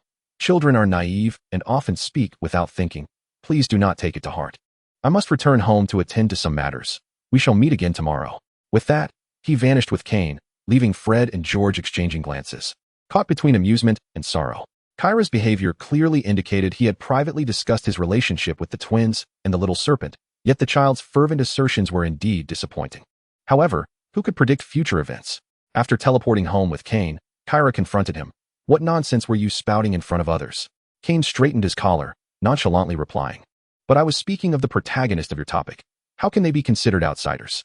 I merely wish to let certain individuals know that they should not harbor unwarranted thoughts. The prince is not a mere ant they can covet. Kyra stared at Cain in disbelief, as if seeing this brother of his for the first time. He seemed entirely ignorant of Cain's motives and behavior. Realizing that the prince had not been mistaken, indeed, his brother's mind appeared to be rather vacant. Was there a way to remedy such ignorance? Perhaps he should consult Fred and George. They seemed quite intelligent. Olga glanced at the stack of letters on the table, feeling a headache coming on. Draco's correspondence was rather excessive. A letter every day was one thing, but each was lengthy. And she suspected he would even detail how many times he visited the lavatory in a day if he could. She truly wished he would grasp the adage that silence is golden. In the latest letter, he lamented her indifference, claiming she never initiated correspondence and rarely replied to his letters. With a sigh, Olga picked up her quill. Dear Draco, if memory serves, I informed you before the holiday that my summer is not as leisurely as one might envision. As the crown prince, there are numerous matters I must attend to, and I apologize for not being able to elaborate in detail through letters. I have read your letters with great care, but as your friend, I must remind you that you could use the time spent writing letters to practice on your broomstick instead. Do not forget our agreement. Slytherin cannot afford to be without you in this year's Quidditch. Olga hoped the young lord would heed her sincere advice. Hermione's letter appeared much more typical. The young witch, true to her academic prowess, always offered insightful perspectives on scholarly matters, making communication with her quite engaging and often prompting new lines of thought. After some contemplation, aside from replying, she also used a shrinking charm to have a little bat retrieve some unique records about the bloodline, hoping this book-loving girl might find the customs of the bloodline intriguing. Perhaps next time, she could invite her to visit. Ron's letter was rather straightforward. After inquiring about the lives of his brothers, which was likely a demand from Molly, given his somewhat reluctant tone, he focused on the inability to contact Harry. This was most unmagical. Poor Harry must be restricted by his wretched aunt. He was determined to rescue Harry and specifically asked the all-knowing Olga for any good solutions. Olga felt a twinge of concern that this reckless little lion might undertake some outrageous act, and she quickly sought to soothe his emotions, assuring him that Dumbledore would absolutely ensure Harry's safety, and his aunt would never truly harm him. If he remained worried, she could check on Harry when she visited the burrow. Olga set down her quill, flexing her stiff wrists, and finally turned her attention to Theodore's letter. Since the holiday, Theo has not written her many letters, unlike Draco, whose every correspondence is filled with grand expectations for her replies. Most of the time, he simply advises her to avoid overexertion, to rest adequately, and to remember to dine in a timely manner. Thoughtful reminders of this nature. He even emphasizes at the end of his letters that she need not feel compelled to respond. Sighing, Olga mused that such intangible tenderness truly complicates matters. She has yet to decide what to gift this gentleman in gratitude. However, the conclusion of his latest letter bore a slight alteration, replaced by the simple phrase, I miss you, Theo. She recalled the climbing rose she had unexpectedly infused with new life at Nate Manor during the Christmas holiday, falling into deep contemplation. That little creature was indeed a bit raucous, yet undeniably charming at times. Recalling her soothing words to Theo before departing, promising to visit him when time allowed, the crown princess must not renege on her word. Calculating the days, Olga realized that Fred and George were likely due to return soon. During this time, she had been tirelessly working overtime, managing affairs to a satisfactory degree. The remaining tasks could be entrusted to her elder brothers without issue. Why should she return only to act as a carefree dilettante indulging in romance, without a hint of sibling affection? Thus, it seemed entirely feasible for her to visit Nate Manor to check on that little fellow before heading to her humble abode, and perhaps also pay a visit to Malfoy Manor to spare Draco from incessant murmuring. The more she contemplated, the more perfect the arrangement appeared. She would temporarily refrain from responding to Theo's letter and instead offer him a delightful surprise upon her arrival. As for Draco, she picked up her quill to write to Lucius. Just as she completed her letter, Olga sensed Fred and George calling for her. A first for the two using that brooch to summon her. Anxious for their safety, she set her quill down and instantly transported herself before them. The moment they laid eyes on her, their excitement was palpable, flanking her on either side as they proudly exclaimed, Look, do you like it? Chapter 6, House Elves. Olga glanced over and noticed that the previous snacks had been repackaged, the new packaging adorned with a logo resembling a bat, with serpentine elements surrounding the elegantly scripted letters that vaguely formed ASLY. Did you design this yourselves? Olga inquired with curiosity. The twins proudly circled around her, declaring, Indeed. George and I toiled through several nights. This version is our finest work. Olga, upon hearing this, frowned slightly, observing the dark circles under their eyes. There's no rush. You could have asked someone else to assist. You must prioritize your rest. Do you not wish to grow taller? She paused, contemplating. for these two would indeed be rather impolite if they grew any taller. Merlin, I truly do not wish to grow any taller, as of now. We stand at 6 feet 3 inches. Any taller, and I want to be able to see your faces clearly. Fred exaggeratedly widened his eyes. Olga felt a surge of annoyance. She was still in her growing phase. George elbowed Fred aside and leaned closer to Olga. Don't listen to his nonsense, though. Being taller would indeed be somewhat inconvenient. George did not finish his thought, yet Olga sensed a peculiar nuance in his expression, though she never expected the gentle George to harbor any ill intentions. Fred, however, was not as naive as Olga. He was acutely aware of George's thoughts. He pushed George aside and returned to the initial topic. So what do you think? Are you satisfied, boss lady? Olga playfully covered Fred's mouth and pushed him away. The logo is quite nice, but if you dare call me boss lady again, I shall tear your mouth apart. Fred emitted muffled protests, while George, witnessing his brother's defeat, found no sympathy, instead reveling in the moment as he excitedly hugged Olga and twirled her around. George, just because you're tall doesn't mean you can act as you please. Olga scolded, slapping his shoulder in frustration. This is a celebration of the princess appreciating our hard work, George said, gently setting her down and leaning in to whisper in her ear. But do avoid staying up late next time, Olga reiterated, for these two gentlemen were indeed a source of endless concern. Oh, by the way, shouldn't you be returning home? I recall that the deadline agreed upon with Molly was a month. At this mention, Fred and George suddenly seemed to lose all vigor, nodding dejectedly. Yes, we ought to return, otherwise, Mother will be upset. Olga chuckled at the sight of the two golden retrievers appearing suddenly crestfallen, unable to resist ruffling their somewhat unkempt red hair from lack of recent grooming. What's this? You still have many days ahead to visit. I hear that the two of you have quite a few admirers among the bloodline supporters? She teased. Not our admirers, but rather fans of Aslyria. The twins corrected with utmost seriousness. Ah, is that so? I heard that the enchanting charms of you two wizards have even caught the eye of a noble lady from the Eric family. Fred and George's faces flushed crimson. It was undoubtedly that blabbermouth, Gaia, who had been spreading tales in front of Olga, who knew that peculiar bloodline lady had set her sights on both of them, wishing to keep them as husbands. If it weren't for Gaia's constant presence, they would have surely been taken by now. No wonder Olga was concerned about them acting alone. The customs of that bloodline were indeed fierce.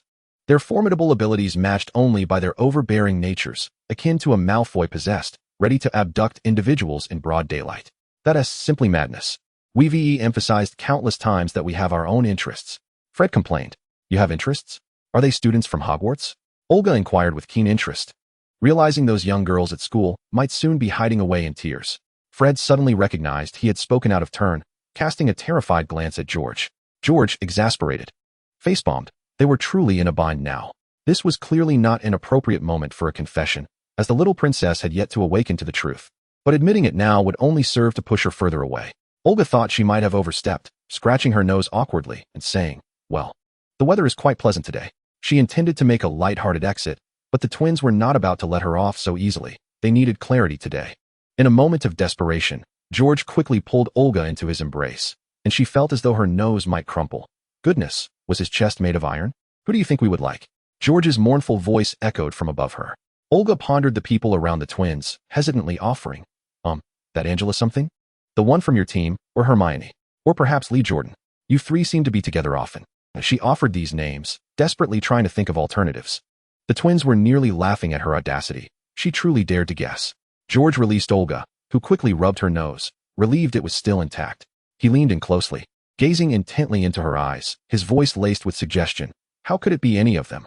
Think about who we care about the most. Olga felt the answer on the cusp of revelation. She thought she perceived a depth of affection reflected in George's gaze. Her breath quickened, and in an act of avoidance, she diverted her gaze, only to meet Fred's equally intense eyes. She found it difficult to hold their gaze, unwilling to delve deeper into the implications. If at ISNT, then at ISNT. Fred was about to clarify further, but George's eyes silenced him. They had reached their limit. Pushing further might lead the little princess to shy away from them entirely.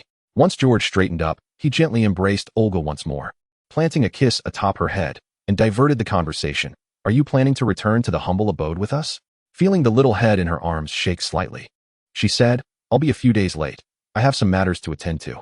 I'll go with Zero then. The girl's humming voice resonated from her chest, prompting George to sigh softly. This was perfectly acceptable.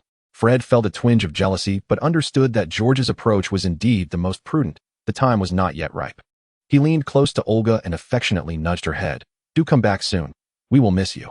After ensuring that Kaya would safely escort the two brothers to their humble abode, Olga made her way to the family vault to select a fitting gift. The crown Draco had gifted her at Christmas was a cherished relic of Lucius, and she felt it necessary to reciprocate with something equally splendid. Ultimately, she settled on an exquisite scepter, recalling that Lucius was often seen with a cane. Thus, Draco, inheriting his father's tastes, might also appreciate such ostentatious trinkets. Among the Weasley twins' departure, none was more elated than Kane, who could finally be rid of those two bothersome fellows. Calmly, he positioned himself in a spot Olga would inevitably pass by, contemplating how to subtly instill a dislike for the wizarding world and the princess when he spotted Kaya appearing solo in the distance. Kane furrowed his brow but quickly donned a mask of surprise. Kaya? What a coincidence. Why are you alone? Since witnessing his brother's other side, Kaya had ceased to be deceived by his seemingly innocent demeanor. Indeed, he was not particularly clever, yet he was amenable to advice. Since both the princess and those two brothers had hinted at Kane's complexity, he realized he should not remain oblivious any longer. Fred and George have gone home. It's not odd for me to be alone. He pretended not to grasp Kane's underlying insinuation and diverted the conversation. Heh, I had you fooled, didn't I? You didn't expect me to fall for that. Kaya felt a twinge of glee.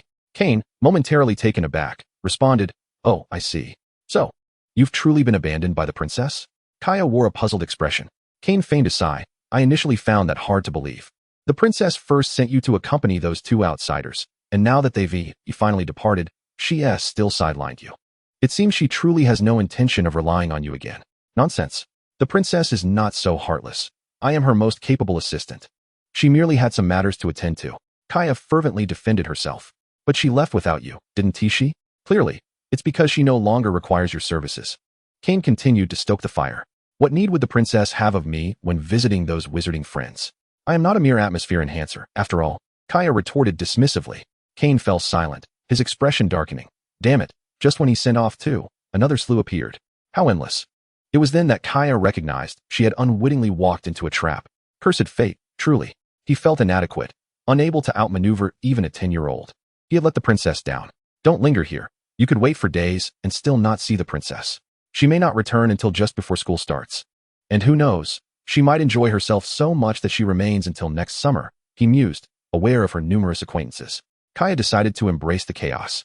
Letting slip a few more grievances to vex Kane, she departed without a hint of mercy. Frustrated, Kane returned home, utterly exasperated by that Weasley character. What a ridiculous place. To so enthrall Olga that she wouldn't even linger with the bloodline during the holidays. He needed a plan, whether as a companion or a blood servant. He must follow Olga. Otherwise, all his years of effort would be in vain. By the time Olga arrived at the Knot Manor, evening had fallen, and she had taken a detour to Diagon Alley. Although she was unsure of Theodore's preferences, he had gifted her a lovely pair of earrings for Christmas and rendered her significant assistance. Thus, it felt remiss not to bring him something. While the treasures in the family vault were precious, she instinctively felt they were not what Theodore would desire. After perusing several shops, she eventually settled on a pair of cufflinks adorned with rubies, hoping the unassuming and reclusive boy would appreciate them. To her surprise, the first person she encountered was not Theodore, but the elusive Marcy, who had not shown herself during her previous visit. Satan, I was genuinely startled. I had never seen such an unusual creature, the legendary house elf. Marcy's reaction was even more pronounced. Olga only heard a piercing scream, followed by the elf, who had been trimming the garden, repeatedly striking her own head with scissors, even attempting to stab herself in the abdomen. Olga's eyes widened as she quickly teleported to Marcy's side and seized the scissors. What are you doing? Marcy, now even more terrified, turned her back to Olga, covering her face and crying out. Marcy is guilty. Marcy deserves to die. Marcy promised the young master never to appear before Miss Olga. But now Marcy has not only shown herself to Miss Olga, but has also caused Miss Olga to worry for Marcy's safety. Marcy is truly wicked. She then began to bash her head against the ground. Olga, holding the gift in her left hand and the scissors in her right, was bewildered by the scene unfolding before her. Had she made a mistake in coming here? Hearing the commotion, Theodore hurried to the front yard and found the girl he had been longing for all summer, standing frozen before the flower bed that had been his mother's favorite. Seemingly torn between stopping the frenzied Marcy and fearing she might provoke further madness. Upon seeing Theodore, Olga felt as though she had found her savior. Theodore, you must do something. If no one intervened, she would surely burst into tears. At her young age, she had no desire to take a life. Oh dear. House elves were truly terrifying. Theodore offered a calming smile to Olga before addressing the prostrating Marcy. Marcy, enough. Cease your actions. At last, Marcy timidly lifted her gaze to Theodore. Marcy has erred. I beg the young master to punish Marcy. No, you have done nothing wrong. It is my fault for appearing here so suddenly, Olga stammered. Oh no, it is all Marcy's fault. At the sound of this alarming statement, Marcy seemed to react as though she had heard something dreadful. The esteemed Miss Olga can do no wrong. Marcy deserves to die? Marcy has caused Miss Olga distress. Olga felt her composure slipping. She should have remained silent. Desperately, she glanced at Theodore, unsure of how to proceed. Enough, Marcy. Stop this instant. Right now? Theodore's tone turned slightly stern. Marcy had a penchant for dramatics. And Olga had come all this way. She must not frighten her away. Marcy immediately fell still, her large eyes brimming with tears. It seemed the young master was displeased. You were to go play with Hill immediately. Yes, young master, Marcy replied, vanishing from sight. Finally, Olga exhaled in relief. Thank goodness, the world is quiet once more. Theodore gazed hungrily at the relaxed Olga. It had been too long, little cat. He hesitated, afraid this might be but a fleeting dream. It was then that Olga turned her attention to Theodore, who had clearly grown taller. His once boyish features now bore the faint traces of adolescence. Standing there like a charming young prince, she smiled warmly, extending her arms. It's been a while, Theodore. Chapter 7, Hill. Theodore, in a moment of unrestrained emotion, rushed towards Olga and enveloped her in a fervent embrace, wishing to meld her into his very being. It was only at this instant that his heart found solace. She had truly arrived, standing palpably within his arms. Heaven knows how much he longed for Olga, although each letter exchanged during the holiday appeared tranquil, merely composed of simple greetings. Only Theodore understood the tempest of yearning that had nearly consumed him. Yet, he was acutely aware that Olga's assertion of being busy during the break was not a mere excuse. His little kitten had never been one to deceive. Fearing that expressing his longing in his letters might burden Olga, he kept his words to a minimum. The most recent letter, which mentioned Hill, subtly conveyed his feelings of missing her. Olga discarded the bothersome scissors she held and returned the embrace, commenting, You've grown taller and seem to have lost weight. Haven't you been eating well during the holiday? As she tilted her head slightly to observe him further, Theodore instinctively pressed her head back against his chest, as if terrified she might slip away. Olga did not resist. Sensing Theodore's heightened emotions, she dutifully allowed him to hold her. I miss you, Hill. Theodore murmured softly into Olga's ear after a moment. I know, you mentioned it in your letter. I miss you too. Before Olga could finish, Theodore continued. So this isn't a dream, right? Olga momentarily lost her train of thought, suddenly perceiving a fragility in Theodore. If this were a dream, then surely the me in your dream must possess warmth, right? Olga sought to lighten the heavy atmosphere, having intended to create a surprise. Yet it seemed to shatter Theodore instead.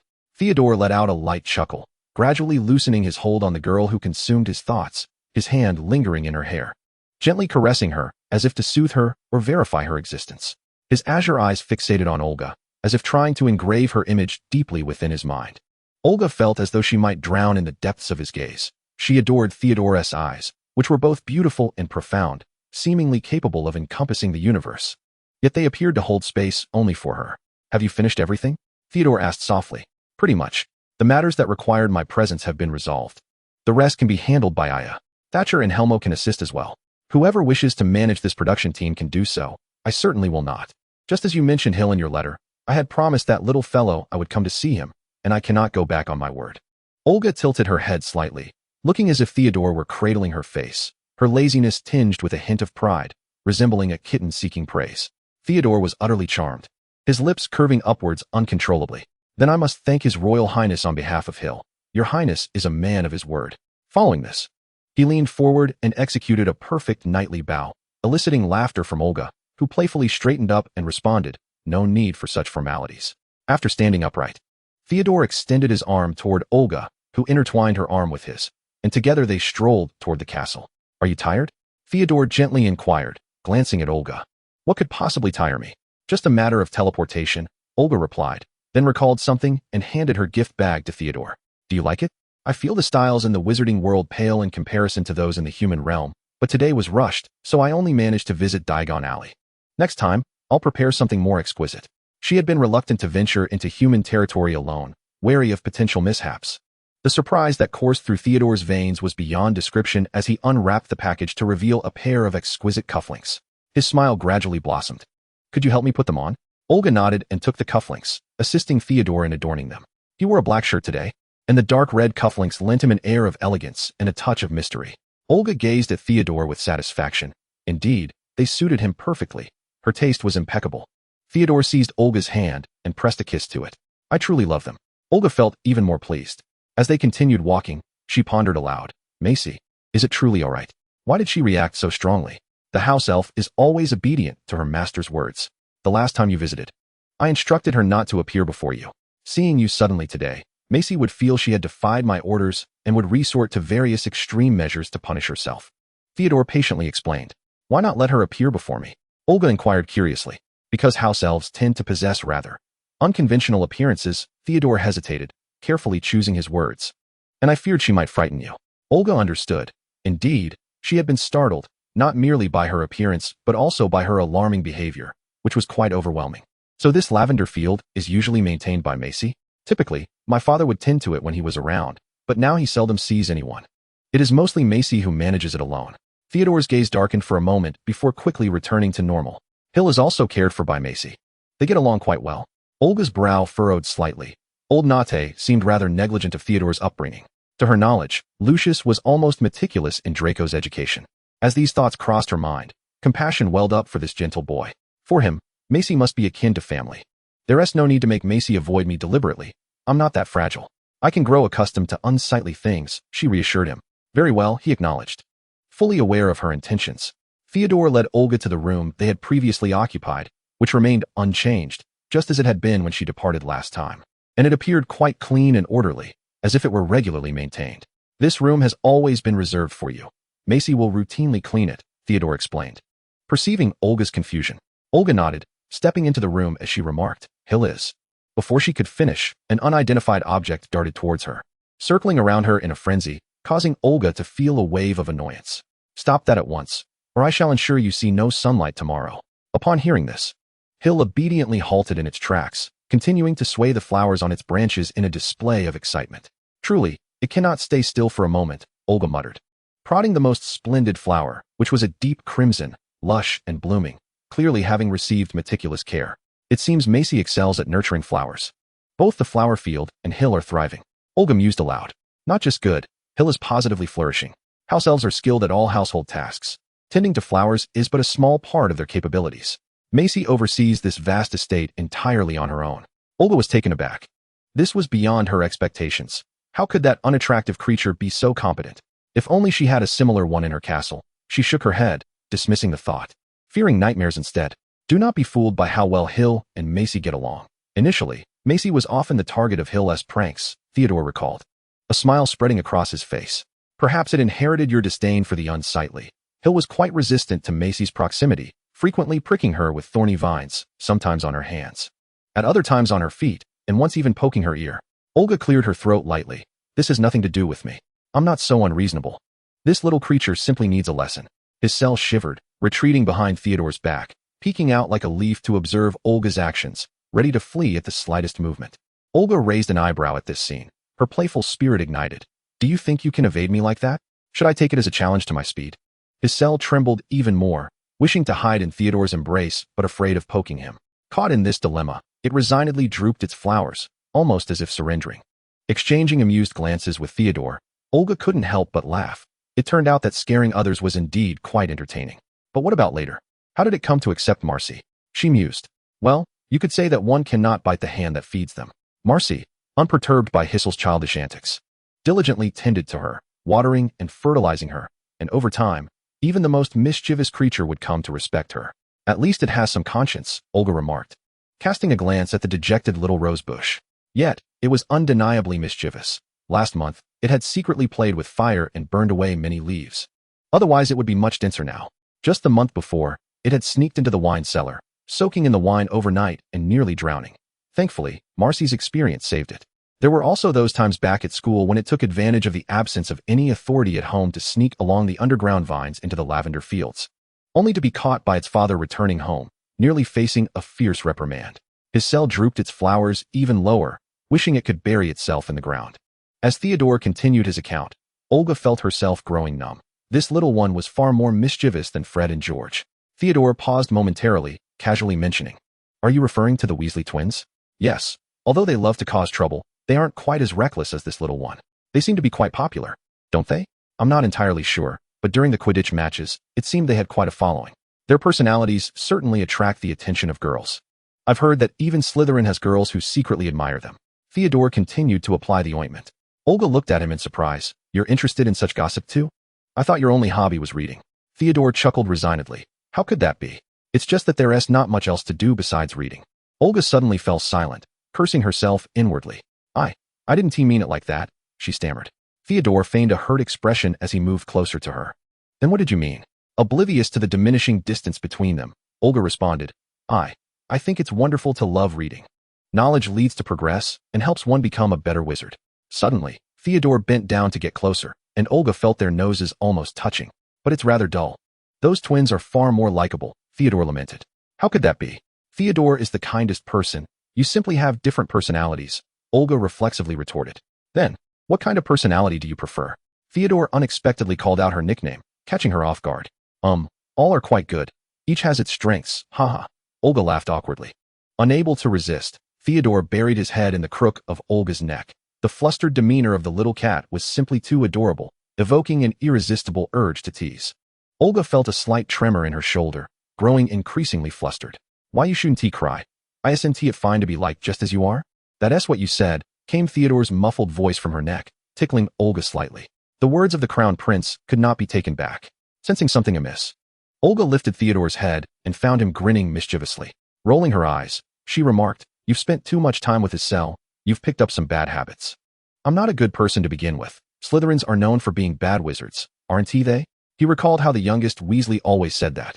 What defines good and bad? You are good, and I am bad. Olga keenly sensed Theodore's underlying turmoil, as if he were trapped in some obsessive thought. Had he experienced something? One should never judge solely by appearances. I'm not a good person. After all, who among the good could become a crown prince? Olga joked lightly. You are very good. You are the best Olga in the world, Theodore insisted stubbornly, unsure how to comfort him. Olga caught a glimpse of his cell moving stealthily and felt a spark of inspiration. Where's the little monster running off to? The room fell into an immediate silence, and his cell froze in place, not daring to meet Theodore's gaze. Olga knew her recent behavior must have seemed quite foolish. Yet, she pressed on. It can be considered a monster now. It was once just an ordinary climbing rose, but my blood gave it consciousness. Neither flower nor creature. Isn't that a monster? The more she spoke, the more convinced she became, successfully persuading herself, and even lifted her chin defiantly.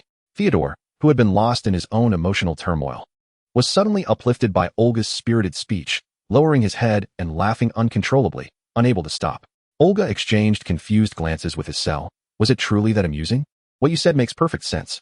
His cell is quite the little monster, Theodore continued, following Olga's lead. His cell shook the leaves on its vines in discontent. How can I be a monster when I am this adorable? But evidently, no one was willing to pay it any mind, and after a moment of sulking, it drooped down further. Olga raised her hand, infusing a stream of white light into Hissel's branches, instantly revitalizing it. It's the power of the master. How delightful.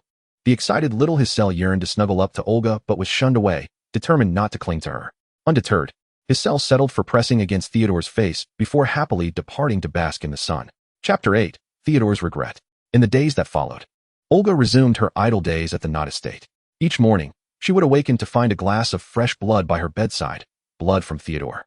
She had admonished him numerous times, insisting that it was detrimental to his health, but Theodore insisted that she wouldn't be staying long, and he wanted her to feel comfortable during her time there, hoping she would be loath to leave. With such a delectable glass of blood placed before her, resisting was nearly impossible. Thus, after futilely refusing, Olga ultimately acquiesced, promising herself to provide him with extra healing power before her departure. However, Theodore's reaction that day lingered in Olga's mind, troubling her. She discreetly sought out Marcy, who greeted her with a respectful bow. Miss Olga, is there something you need me to do? Marcy appeared much easier to communicate with in her normal state. Olga pondered for a moment before inquiring. Do you know about Theodore's childhood? Oh, the young master was incredibly adorable when he was little, small, soft, like a little angel to hold. Marcy embraced herself, seemingly lost in nostalgia. The young master was always well-behaved, never noisy nor ungrateful. Marcy adored him the most. And what about Theodore's relationship with his father? Marcy's expression grew somber as she lowered her gaze. Before the mistress passed away, the master was very caring towards the young master, but everything changed afterward. The master was consumed by grief over the loss of the mistress and hardly paid any attention to the young master, who was only 5 at the time. The master has been neglecting the young master. At this point, Marcy became agitated once more, banging her head against the wall. Bad Marcy. Marcy must not speak ill of the master. Olga, fearing that Marcy's commotion might attract Theodore, gently urged, Good Marcy, listen to me. You are not criticizing your master. You are merely recounting past events to your young master's friend. We all care for Theodore. Is that true? Marcy did nothing wrong. Marcy gazed at Olga with wide, pitiful eyes. Olga nodded affirmatively. Do you not believe my words? Oh, of course not. The young master has said that whatever Miss Olga says is right.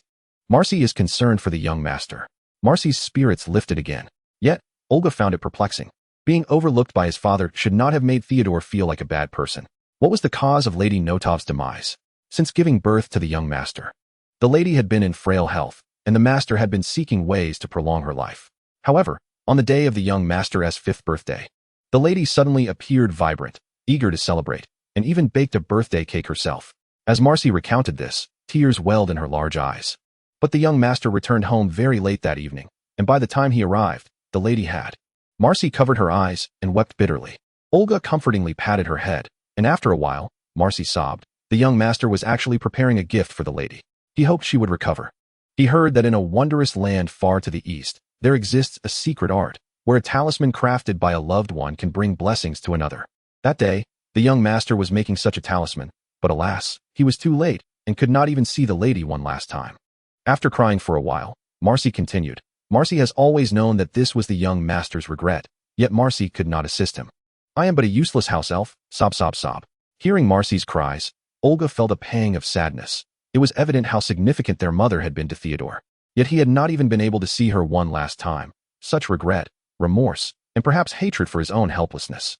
If only he could relive that moment. Wait, Olga's eyes lit up. Yes, all they needed was a second chance. Marcy, stop crying for a moment. Do you wish to help your young master make amends for his regret? Marcy's sobs abruptly ceased as she looked up at Olga with anticipation. Can Marcy? Indeed. I have a plan, and I need your assistance, Olga replied with a mysterious smile. When Theodore next encountered Olga, it was already evening. He assumed Olga was simply too lazy to leave her room and thought little of it. Unexpectedly, Olga dashed straight towards him, not stopping in time and colliding into the boy's embrace. Theodore instinctively wrapped his arms around the girl's waist to prevent her from falling. Olga looked up at him with a beaming smile and exclaimed, Theo, I have prepared a surprise for you. The sudden sight of Olga's radiant smile momentarily dazzled Theodore, and upon regaining his composure, he wondered, what is it? Follow me, Olga said, tugging him along while adding, I've learned some things that may require you to brace yourself. Theodore felt an inexplicable sense of tension. Olga's words sounded mysterious, hinting that the forthcoming experience would be extraordinary. They arrived at a secluded corner of the basement, where a similarly anxious Marcy awaited. Upon seeing Theodore, Marcy momentarily lit up with surprise, but just as she was about to speak, she quickly covered her mouth. Marcy would never betray Miss Olga.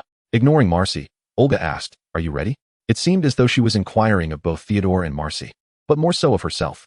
Taking a deep breath, she murmured, To be honest, I've never tried this ability before, but I believe it should work. She took hold of Theodore and Marcy's hands. No matter what happens next, remember to hold on tightly to my hands. Otherwise, the river of time will make it difficult for me to find you. Although Theodore and Marcy did not fully comprehend, they nodded obediently. Now, let us embark. As Olga's voice faded, the three of them felt as though they were plummeting into an abyss, descending at an unimaginable speed. Theodore and Marcy squeezed their eyes shut in discomfort, while Olga focused intently on every crevice until she discovered something and joyfully exclaimed, I found it. Suddenly, Theodore and Marcy felt a powerful force propel them outward, landing them on the ground. Standing before them, Olga sheepishly said, I apologize, it was my first time, and I didn't control the force well. You both weren't hurt, were you? They shook their heads, and Theodore rose to survey their surroundings, realizing they were in the same place they had just left, albeit with subtle differences. Marcy, now it's your turn, Olga said. Marcy bowed to Olga, please rest assured. Miss Olga, Marcy will surely complete the task. With that, she vanished from sight. Theodore's curiosity grew. He did not understand the riddle Marcy was playing with the cat, nor what kind of surprise awaited. Patience, we must wait for Marcy to distract everyone here. After all, Olga assessed Theodore. It will be challenging to explain to them what you will look like as you grow up. Theodore felt even more bewildered. What did she mean by what I will look like when I grow up? Before long, with a loud thud, Marcy returned, exuberantly declaring that she had successfully completed her task. Olga, pleased, affectionately patted Marcy's little head, which made her even happier.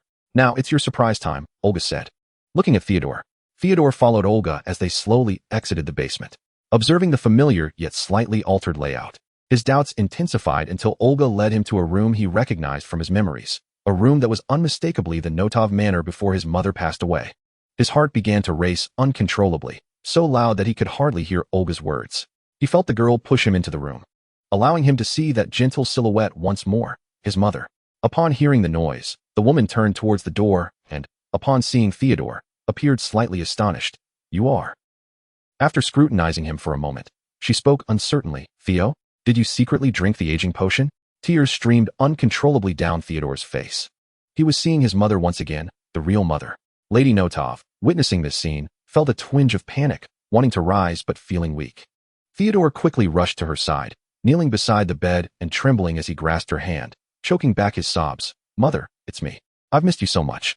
The woman smiled affectionately, stroking Theodore's dark hair. "Silly child, I am here, drinking the aging potion to act like an adult. Yet your emotional age remains unchanged. Today is your birthday. How can the birthday star cry?" Theodore suddenly remembered something and hurriedly asked, "How old am I today?" Lady Notov feigned reproach. "You can't even remember how old you are? Your father should really teach you better. You are already 5 years old, my darling." Theodore clenched his fists. Indeed, Olga must have known what happened that day and brought him back to amend his regret. Seeing that Theodore remained silent, Lady Notov assumed it was merely the nature of a child and continued, "Mother has also prepared a birthday cake for you, Marcy." Marcy appeared in the room, casting a discreet glance at Theodore before respectfully asking, "What does the lady require of me? Please bring the cake into the room." It's perfect timing since Theodore has returned. Yes. Within moments, Marcy reappeared in the room with the cake. The cake, though not particularly exquisite, bore the mark of Mrs. Knott's frail condition from prolonged illness. It was not large, yet Theodore regarded it as the most beautiful cake he had ever seen, irreplaceable in his eyes. He assisted his mother to the table, where Mrs. Knott gently placed candles one by one, murmuring, "I have always wished to make you a birthday cake with my own hands, and today, that dream has finally come true." She turned to the silent Theodore, her greatest desire being for him to grow up healthy and happy. "No matter where I may be in the future, remember, my love for you is everlasting." Theodore gazed at his mother with sadness, aware that this might be his final opportunity to see her. "I often imagine what you would be like when you grew up. It seems you resemble your father more now." As Mrs. Knott observed Theodore's reaction, she seemed to understand something. "Yet, you are far more handsome than your father." She winked and then glanced towards the door. "So, is that little girl at the entrance your friend?" Theodore suddenly thought of Olga and explained, "Yes. She has come to celebrate my birthday with me." "That's where you are mistaken. How could you leave a friend unattended? Invite her in." Just as Theodore began to rise, a knock echoed from the door, followed by Olga's voice. "May I come in, madam?" "Please do." Olga entered, holding a bouquet of lavender. "I heard from Theodore that you have a fondness for these flowers, so I brought a few from home." Mrs. Knott looked at the bouquet in delight, finding it even more beautiful than those in the Knott estate's flower fields. "Thank you so much, dear girl. The gardener must have taken great care of them." "Yes, because they are loved," Olga thought to herself. This bouquet was freshly picked from her reality, and naturally, the lavender cultivated by old Knott and Marcy over the years surpassed that of this era. "You're welcome, madam. I'm Olga. May I call you Olga?" Mrs. Knott asked gently. "Of course," Olga replied with a smile, causing Mrs. Knott to pause, taken aback by the girl's beauty. "You needn't call me madam. It feels too formal. You can call me Auntie." Olga hesitated for a moment before obediently saying, "Annie." Mrs. Knott smiled even more warmly. "What a good child you are."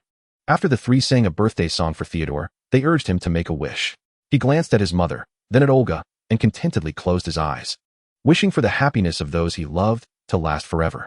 When it came time to cut the cake, Mrs. Knott handed the largest piece to Olga, who barely had time to protest. Yet, who could refuse a kind elderess gift? She bit into the large slice as if facing a sentence, thinking of Fred and George, and truly, the candle was quite unpalatable. Yet, she had to feign enjoyment. Theodore stifled a laugh at Olga's reaction, finding her utterly adorable.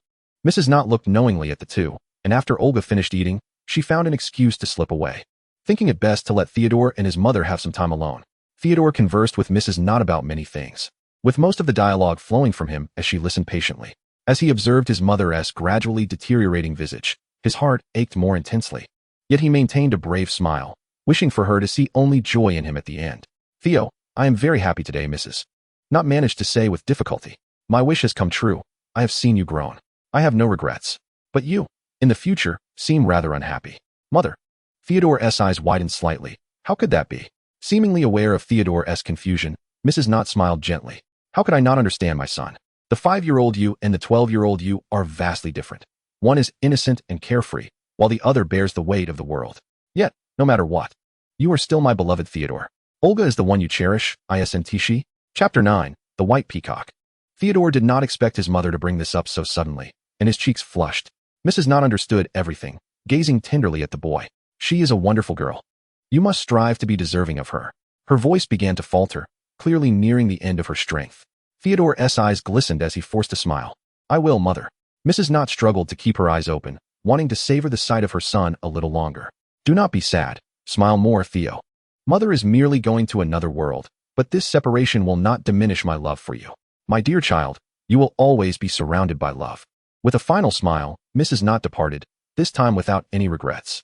Theodore gazed at his mother's lifeless form, whispering softly, I love you too, mother. Olga found herself hiding amidst the lavender fields, beginning to understand why Mrs. Knott adored these flowers.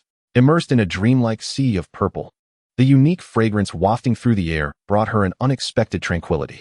Time passed, and once Theodore had gathered his emotions, he slowly exited the castle. Spotting Olga seated in the flower field, his previously heavy heart suddenly felt light. For so many years, he had harbored a knot within, believing he had missed his mother's final moments due to his own arrogance. Someone had sought him out that day, informing him that his mother was waiting for him. Yet he thought one day was trivial. Once he had completed his protective charm, he believed he would have ample time with her. Little did he know, this missed opportunity would last a lifetime. He had initially thought he would live with regret forever. However, now, looking at Olga, his lips involuntarily curled into a smile. His little cat had made the most improbable of dreams come true. Theodore recalled his mother's words at her end. Mother, I'm so glad you liked her. I will pursue her endlessly and never give up. Olga seemed to sense something, turning to find Theodore gazing at her with warmth. He appeared somewhat different. It seemed that the significance of this journey had been fulfilled, allowing for a fitting conclusion. She too smiled and extended her hand to Theodore. Theo, it's time to go home. Upon returning to reality from the past, everything seemed to resume its usual pace, yet subtle changes had indeed occurred. Marcy had become Olga's most ardent supporter, obediently heeding her every word without objection, even exhibiting a tendency to surpass Theodore. Miss Olga is simply remarkable. She truly found a way to return to the past. The best part is that she is so powerful yet does not disdain Marcy. She even allowed Marcy to experience the feeling of time travel. Marcy is the happiest house elf. Each time Marcy encountered Olga, such thoughts filled her mind, and she would gaze at her with admiration. Theodore's most significant transformation was that he smiled much more and began to cling to Olga, leading her to wonder if he had mistaken her for his mother. Yet it did not quite seem so, for he still attended to her every need meticulously. Unable to comprehend these perplexities, Olga chose to let them be. After spending another 2 days at the Knott estate, the time for her prearranged meeting with Lucius approached. Olga felt it was time to depart, fearing for Theodore's health. Although he felt a twinge of reluctance when she suggested leaving, he respected her decision, accompanying her to the estate gate. All right, this is where we part. See you at school, Theo.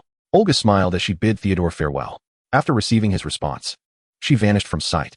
Theodore lingered for a while, gazing at the spot where Olga had departed, before he slowly turned and made his way back.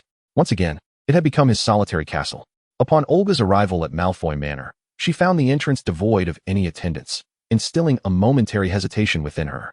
Was it impolite to simply enter unannounced? Suddenly, a timid voice broke the silence from behind. Excuse me, are you Miss Olga? Turning around, Olga beheld a house elf. Momentarily stunned as she nearly uttered the name Macy. Forgive her, they bore an uncanny resemblance. Were all house elves fashioned in the same mold? Regaining her composure, Olga nodded eagerly. Oh, splendid. My master instructed me to wait for you at the door all day, fearing I might miss your visit. Please, follow me. This little elf appeared considerably more composed than Macy, albeit still somewhat timid. As Olga trailed behind, they entered the manor, where Lucius and Narcissa were engaged in conversation. Their eyes widened with surprise upon seeing Olga, and they rose warmly to greet her. My dear Olga, it has been far too long. I have missed you dearly. Narcissa embraced Olga, exclaiming, Oh, my dear, you have grown so much taller since we last met. The little girl, who had once barely reached Narcissa's chest, now stood at her chin. In response, Olga smiled sincerely and uttered a heartfelt thank you. She had finally grown taller. Satan, please allow her to grow even more. It has been ages, little princess, Lucius remarked, maintaining his usual haughty demeanor, yet his expression revealed a pleasant mood. Greetings, Aunt Narcissa, Uncle Lucius, she replied, recalling that Mrs. Knott had instructed her to address them as such. Narcissa and Lucius exchanged a moment of surprise at Olga's address, but their joy was evident, for it signified Olga's closeness to them. Draco is currently preparing for the upcoming semester. I shall summon him at once. He is unaware of your visit to Malfoy Manor. Narcissa informed her. Hold on, sissy. I have some matters I wish to discuss with Olga first, Lucius interjected. Very well. Otherwise he would surely cling to Olga and refuse to let her go, Narcissa teased, though upon seeing Olga's placid expression, her disappointment was palpable. It seemed Draco would need to try harder. I shall prepare some refreshments for you both. Olga had no time to dissuade the eager witch. Narcissa, well, it was merely a matter of chewing on wax once more. Is there any progress, Uncle Lucius? Olga inquired first. Lucius nearly lost himself in the repeated address of uncle and cleared his throat. Well, I hear you have reached an agreement with Nicodemus? Olga realized Lucius was probing her stance, but bore no resentment. After all, merchants ought to prioritize their interests. Fear not, Uncle Lucius, no matter who I partner with. It shall not affect our agreement. Lucius felt relieved and continued. Nicodemus is indeed a remarkable wizard. The Malfoys have sought to connect with him multiple times. For the Philosopher's Stone holds undeniable allure for wizards facing the limits of their lifespans. However, he has secluded himself for too long, disregarding the overtures of pureblood families, choosing instead to ally solely with Dumbledore. Thus, your collaboration must be mediated by him. Though phrased as a question, Lucius spoke with certainty, for as a governor of Hogwarts, he held a fair understanding of the headmaster's capabilities. Indeed, this ties back to my agreement with Albus, Olga candidly replied, revealing no secrets. Without Dumbledore, she would not have gained entry to Hogwarts. Lucius nodded, steering the conversation to the crux, the fragment that Nicodemus is studying. The Malfoy family possesses a portion as well. Olga's eyes sparkled with interest, ready to speak, but Lucius continued. Yet, I would advise against entrusting it to Nicodemus. One should not place all their eggs in one basket. Otherwise, it is all too easy to end up sewing garments for others. Olga pondered briefly and grasped Lucius's meaning. Indeed, the more fragments Nicodemus acquired, the easier it would be for him to fulfill his own ambitions, which did not bode well for her original intentions. But, do you have any suitable alternatives? Lucius paused, casting an enigmatic glance at Olga. There is, but I am not acquainted with him. Confused, Olga wondered how one could know of another's capabilities without being introduced. The individual you mentioned previously, Gellert Grindelwald. Olga was slightly taken aback, but found it reasonable. The original Dark Lord must possess some merit, but I recall he was imprisoned. If I were to approach him recklessly, would it not be construed as a provocation against the wizarding world? My status is somewhat precarious. Although she could indeed stealthily negotiate with that dark wizard, it would render her future interactions with Dumbledore exceedingly difficult, instilling a sense of betrayal. Business must be conducted with integrity. Lucius's true intention was for the young princess to seek out the Dark Lord privately. After all, he had harbored disdain for Dumbledore for quite some time. As long as it would vex Dumbledore, he would be pleased. Yet, he did not anticipate Olga to be so principled. In that case, I suggest you consult Dumbledore. He was the one who personally imprisoned Grindelwald in Nurmengard. That dark wizard did not even resist. Olga was utterly astonished.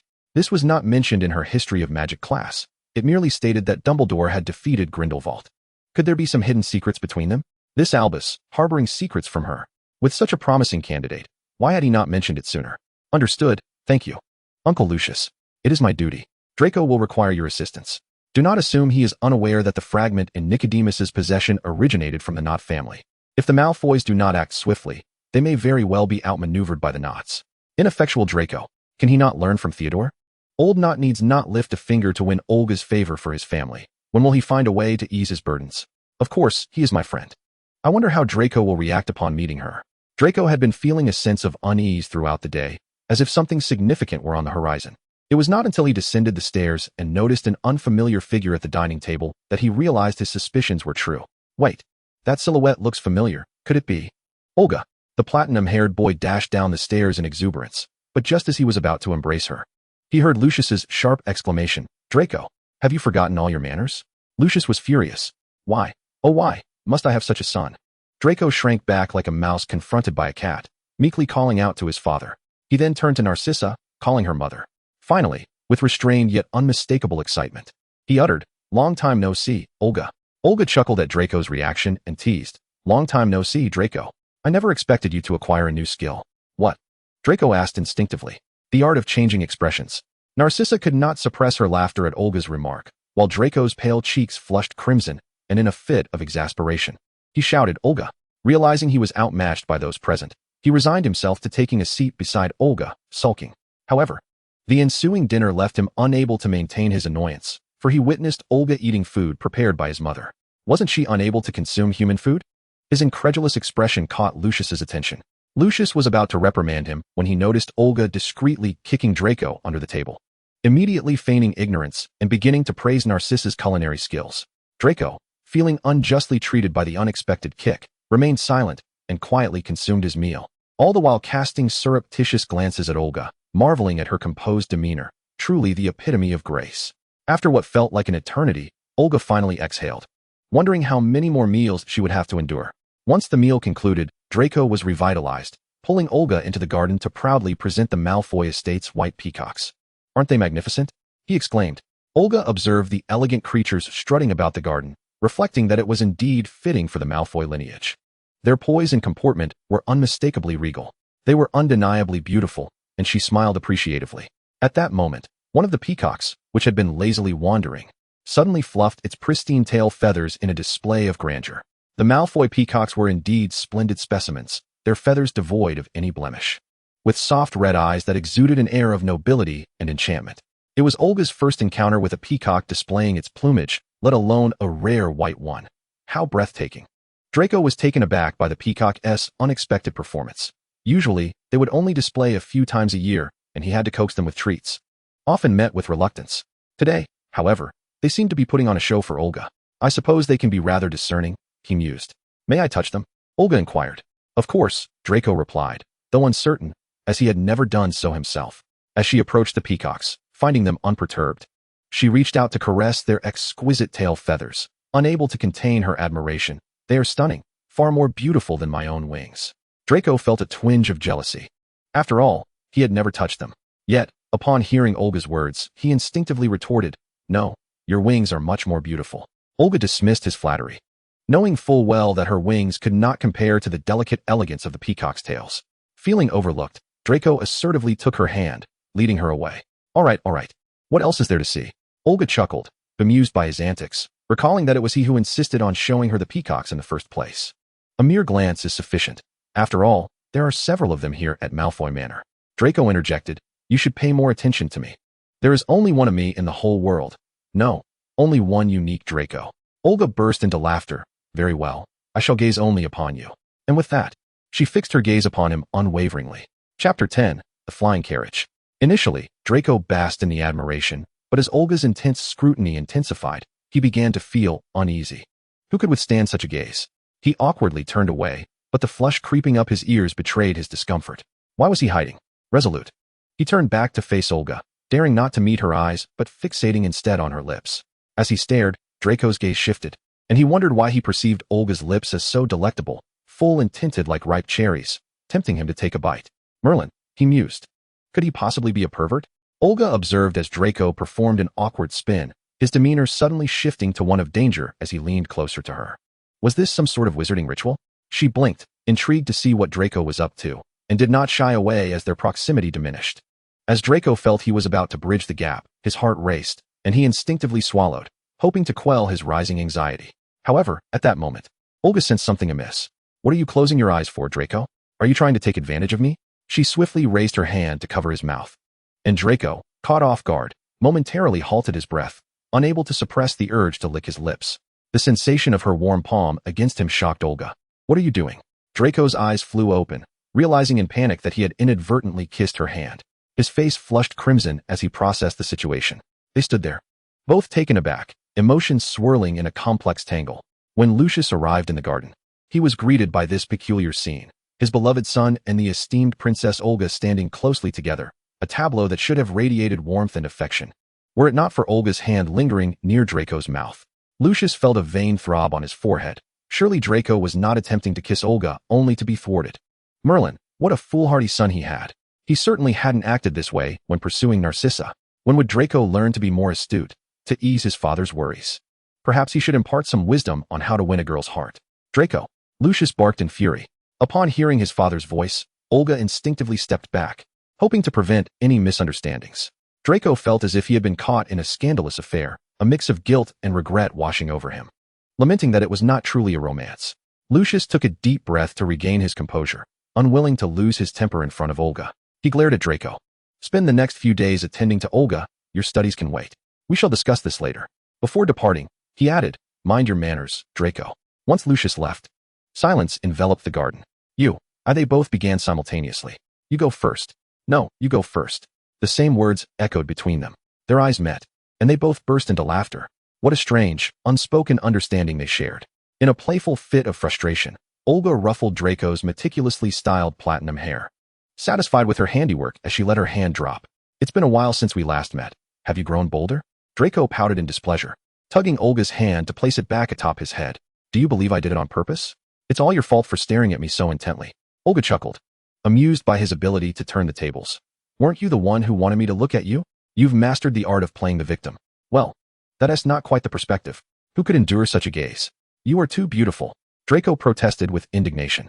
Sighing, Olga resolved to spare him from a reprimand. Considering his flattering remarks, unaware of his narrow escape, Draco continued to ramble on. You mustn't gaze at other boys like that. Not even girls. It's so unfair. What if someone takes advantage of you before he could finish? Olga playfully tugged on his ear. Are you daring to bring that up? The pain was secondary to the embarrassment. Thankfully, the garden was deserted. Draco's face turned a shade of crimson, yet he did not dare to retaliate, falling silent. Observing this, Olga released him and turned toward the castle. Take me to the guest room to rest. Draco trailed behind her like an obedient spouse, responding earnestly. You don't need to go to the guest room. After your last visit at Christmas, I had my mother prepare a room for you in advance. It's been waiting for your arrival. Olga paused, recalling the force with which she had pinched Draco's ear. Good. I didn't use too much strength. Well, I suppose that could be considered a sign of his affection. The following morning, Olga was dragged by Draco to witness the flying techniques he had recently acquired during the holidays. Watching Draco soar through the sky on his broomstick, Olga found herself puzzled by the boy's fervent passion for this sport. However, she chose to respect it and even endeavored to help Draco identify areas for improvement in his flying skills, as she too desired Slytherin to triumph in the Quidditch matches. Draco attempted to follow Olga's advice and discovered that it indeed enhanced his speed and made flying less strenuous. He was overjoyed, vowing to defeat Potter once he joined the team. He deftly maneuvered his broom to hover in front of Olga, exclaiming, You are incredible. If you were to join the Quidditch team, Slytherin would surely vanquish all opponents. Firstly, I need a broom that isn't afraid of me, Olga replied, ignoring Draco's eager enthusiasm. Secondly, I need to fall in love with this sport. Unfortunately, she lamented, I cannot achieve either of those. Draco pouted slightly, conceding that if she didn't like it, then so be it. After all, Olga had promised to watch him play. Can you let me experience flying without a broom once more? He implored. Olga remained noncommittal. This request was far more manageable than persuading her to participate in Quidditch. Spreading her wings, she grasped Draco's hand and soared into the sky, executing the motion so swiftly that Draco barely had time to react before they were suspended in midair. Are you ready? Truly embrace the sensation of flying. It will greatly assist your skills, Olga advised before accelerating. Summoning his courage, Draco extended his other hand to feel the rush of wind flowing around him. The tailwind was swifter than the headwind. Yet if one could conquer resistance and ignore the wind's velocity, they could become the master of the skies. Upon concluding their exhilarating flight, Draco seemed to have gained an epiphany and was eager to return to his broomstick. Olga, however, was running low on patience. Draco, I'm right here, he instinctively responded, his gaze clear and focused on her. Seeing his reaction, Olga found herself momentarily at a loss for words, not wanting to watch him dart around aimlessly. I've just thought of something to give you, Olga exclaimed, her mind racing. What is it? Draco asked, his attention successfully diverted. Olga flipped her right hand, revealing an exquisite wand. This is for you. Draco accepted the wand, his face lighting up with delight. Did you prepare this especially for me? Olga was noncommittal. You gifted me a crown for Christmas, and as a bloodline, I do not celebrate such holidays, so I did not prepare a gift. Consider this a return gesture. Draco was utterly enamored with the wand, exclaiming, It's absolutely stunning. I've never seen a wand like this. The key point was that the wand and crown sounded like a perfect pair. Was Olga hinting at something? Of course, this is a piece from the Bloodlines collection, selected from the vault. I felt you would appreciate this style. Extravagant and ostentatious, tailored just for you, Malfoy. I adore it, Draco exclaimed, enveloping Olga in a jubilant embrace, vowing to carry the wand with him every day. In the days that followed, Draco seldom parted with the wand, even taking the time to polish it before meals. Lucius and Narcissa could hardly bear to watch. Draco's antics resembled those of an unsophisticated rustic. Olga feigned ignorance, elegantly sipping her beverage.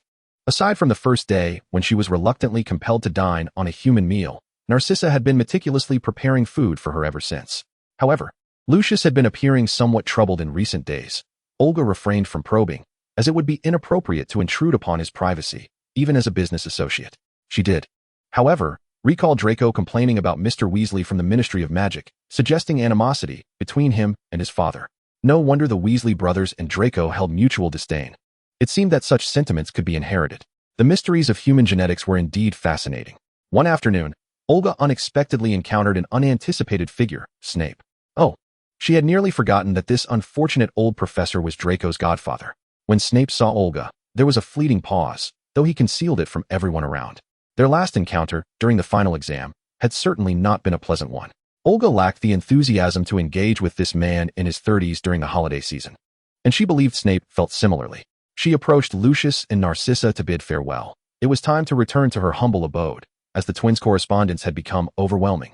Particularly after learning she was at Malfoy Manor, they were practically itching to come and take her away. Lucius and Narcissa expressed a modicum of regret, yet they did not press her to stay longer. Perhaps it is for the best.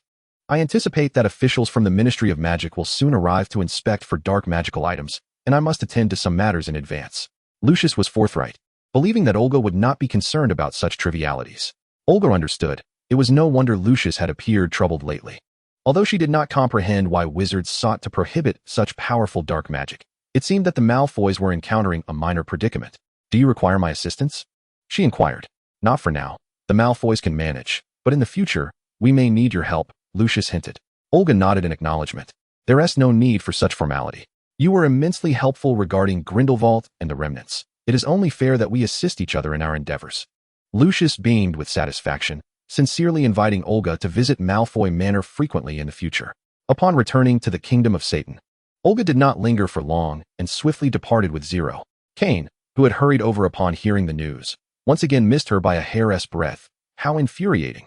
Olga and Zero instantly transported to Ottery St. Catchpole, just outside the village, but were greeted only by a series of small hills and trees, which appeared devoid of habitation. Zero watched Olga, who looked perplexed, remaining silent. He was rather uninterested in meeting the twins. It was not that he disliked them. Rather, he felt a pang of jealousy at their ability to endear themselves to others so effortlessly. Well, the surprise visit has failed. I hope the enthusiastic Molly hasn't tea prepared too much, she mused, employing her powers to summon George. To her bewilderment, she found herself questioning why the direction pointed skyward.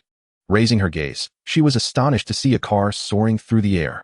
If her memory served her correctly, she had once witnessed such a contraption speeding along the roads in the human world. It could fly? Meanwhile, George, who had been chatting with Harry in the back seat of the car, suddenly felt a warm sensation in his chest, followed by Olga's voice emanating from the brooch. George, could you tell me the precise location of the humble abode? There doesn't seem to be a suitable place to reside in the village you mentioned. The car fell silent for a moment before Ron exclaimed incredulously, "What is this? Why is Olga's voice coming from here?" Fred, who was driving, grumbled. "Why did the little snake come looking for you first? Biased little snake." Harry, intrigued, glanced at the brooch on George's chest, sincerely inquiring, "Is this magic? It seems similar to a telephone."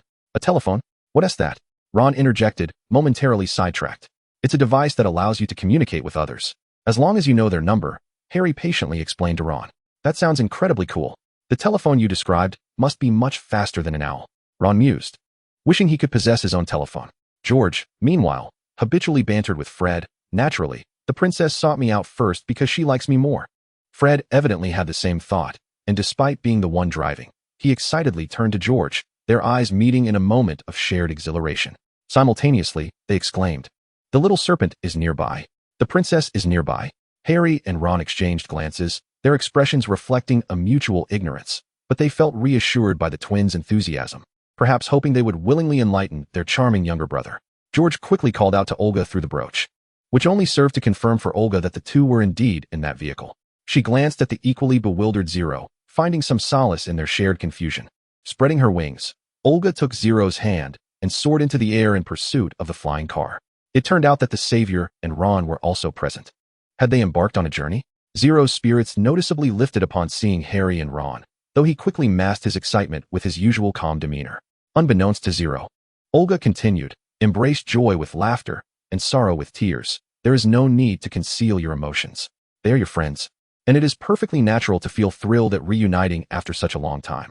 Zero slightly pursed his lips, replying, "The first part of your statement applies equally to His Highness." Olga was taken aback, not expecting the usually obedient Zero to retort, and she found herself unable to counter his remark. Well, this was indeed a sign of Zero's growth, which brought her a sense of satisfaction. Chapter 11. The Dismal Abode. Ron's wandering gaze was the first to spot Olga and Zero trailing behind the car. He gawked in astonishment, pointing shakily in their direction. That. Harry, look quickly. The three inside the car turned in confusion, and Fred and George once again shouted in unison, "Little serpent! Princess! Merlin, George! Have you ever seen the wings of a little serpent?" Fred admitted, "To be honest, I just saw them today." The two were utterly entranced as the expressionless girl approached, her presence exuding an aura of sanctity that was intriguingly juxtaposed with the dark wings extending from her back, an exquisite contradiction, a breathtaking beauty. Beside her stood a similarly expressionless silver-haired boy. Was it merely their imagination, or did they find an uncanny resemblance in the demeanor of the two? Perhaps it was a silent understanding between a bloodline and its thrall, a connection that inspired both envy and admiration.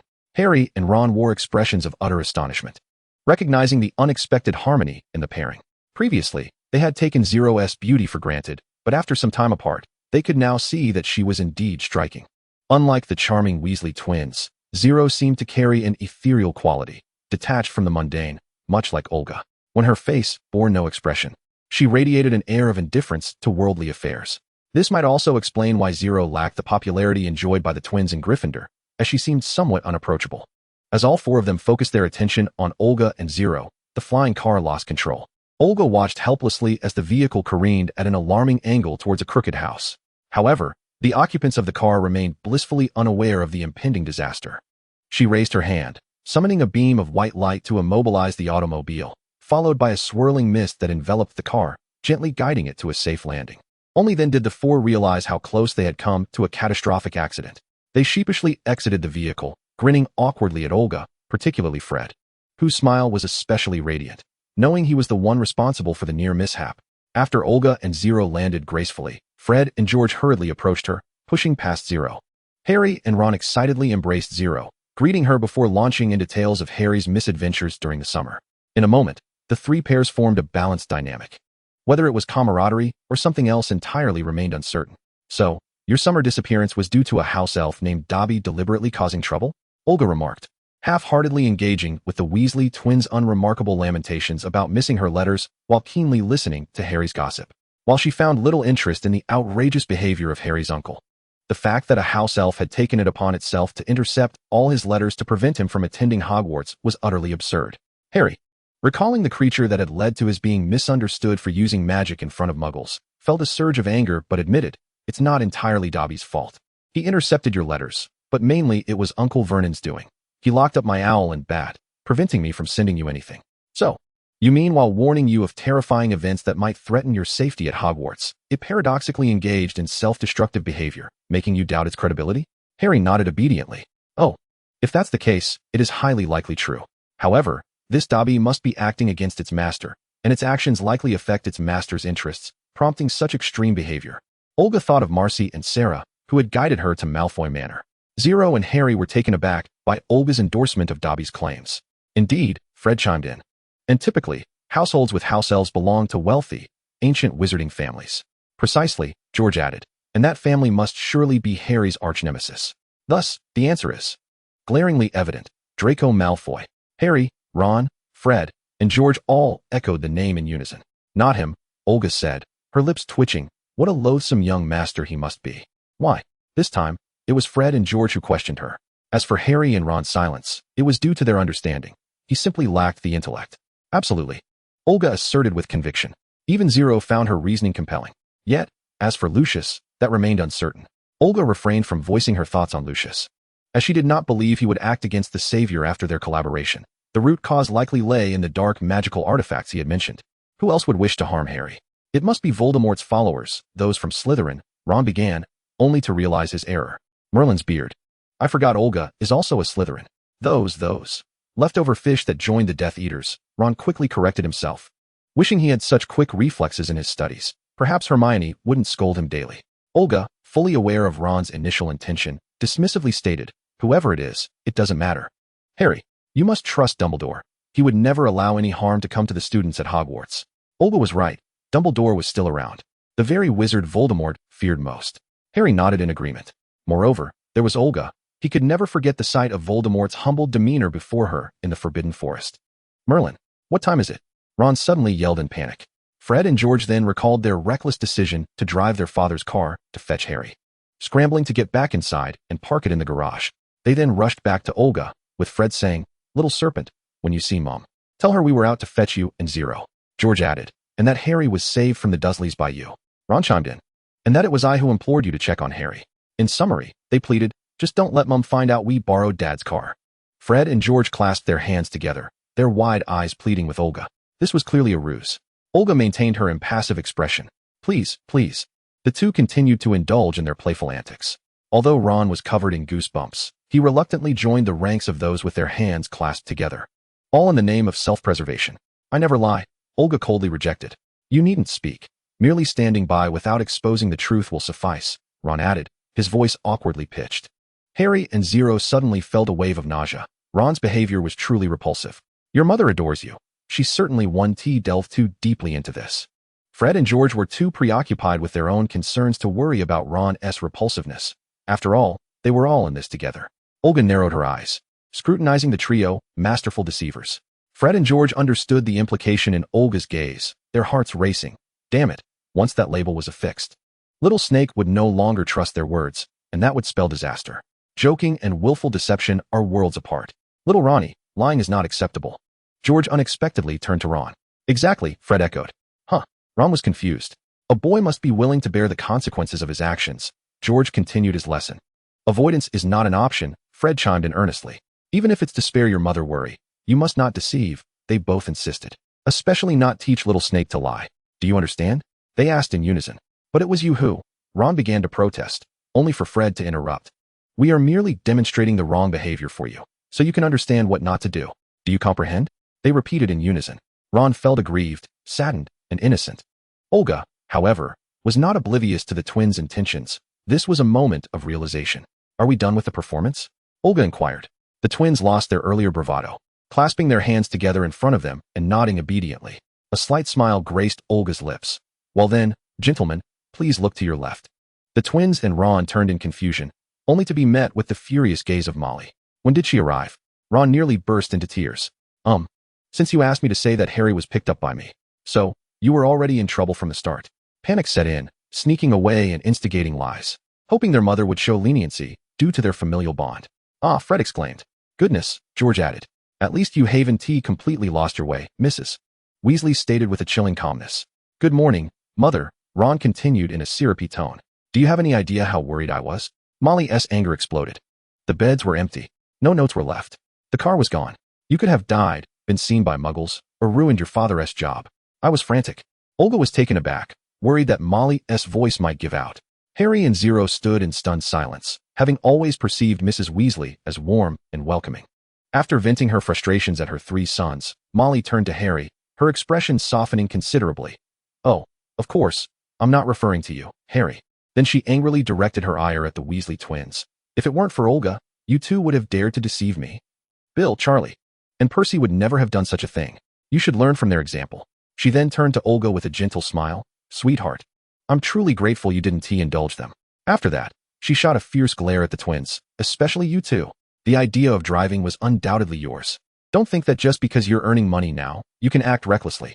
Finally, she affectionately addressed Zero. "I'm delighted to see you, dear Zero. Come in for some breakfast." Olga marveled at Molly's remarkable ability to shift her demeanor. Draco had much to learn.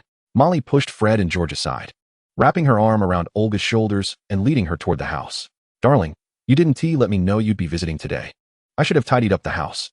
"No trouble at all, Aunt Molly. I didn't want to impose, which is why I didn't inform you in advance. I hope you don't feel it's abrupt." Upon hearing Olga's address, Molly's expression softened even more. "You're so considerate, darling." The boys exchanged glances. "Let us go," Ron said in an irritated tone to the somewhat anxious Harry and Zero. Fred and George brought up the rear. "Did I hear that right? Mother's terms of endearment for Little Snake have changed 3 times. Fred muttered under his breath. "You heard correctly. Sweetheart, dear, darling, and princess, all were embraced. She treats her like a mother," George remarked with a hint of jealousy. "She even calls her Aunt Molly. She directly addresses Dumbledore by name." The two exchanged a look. feeling a strange sense of envy towards their own mother as they sensed a mutual affection between Olga and her. How contradictory. Shouldn't it be a joyous occasion for Little Snake to have a pleasant relationship with her mother? Yet here they were, envious of their own mother. Olga followed Molly into a small courtyard, which stood in stark contrast to the neatly trimmed gardens of the Knot and Malfoy estates. The garden of the hovel was overgrown with weeds and entangled trees. By the pond stood a uniquely shaped house, one Olga had never seen before, undoubtedly constructed with magic. As they crossed the yard, the chickens scattered in all directions. Upon entering the house, Olga surveyed the interior. The kitchen and dining area flowed seamlessly into one another, featuring a long table that gleamed with cleanliness and several chairs, while a sink was diligently washing the dishes. The yarn on the low couch in the living room was busily weaving, and Olga thought that her own sweater must have been crafted in a similar manner. The wall clock had no numbers. Instead, it marked various locations. After Fred, George, and Ron stepped inside, the hands, adorned with their faces, slowly shifted from missing to home. The interior felt somewhat cramped. I hope you don't mind, Molly said. Of course not. I find it charming here, Olga replied, appreciating the signs of life and the evident care of the homeowner. That's a relief, Molly sighed, suddenly recalling the overlooked Harry and Zero. Oh, I do apologize, gentlemen. I nearly forgot you were here. Please wait a moment while I prepare breakfast. She then turned to Fred and George. Make sure to get Olga's portion ready as well. The Weasley twins shrugged. Their mother's favoritism was becoming increasingly evident. Harry and Zero marveled at everything in the house. It was all so unfamiliar to them, discovering what a wizard's home truly looked like. It isn't very large, but it's still a home, Ron whispered to the two. I think it's wonderful, Harry remarked sincerely. Very cozy, Zero added. Even Olga nodded in agreement. Just then, Percy, still in his pajamas, descended the stairs, clearly surprised to see so many people on the ground floor, especially upon noticing Olga, causing him to feel slightly awkward. After a moment's thought, he decided to head back upstairs to change, as he felt it inappropriate to be seen in pajamas before a Slytherin. After all, he was a prefect. Chapter 12 Mother. Have you seen my slippers? A clear voice rang out as footsteps thudded down the stairs. Shoo, shoo, Ginny, we have guests. Percy intercepted the source of the voice. Who? Ginny curiously peered down, but Percy blocked her view. Fred and George incessantly spoke of a certain bloodline princess, causing Harry and Zero to gasp in surprise. Ginny dashed upstairs, her steps echoing.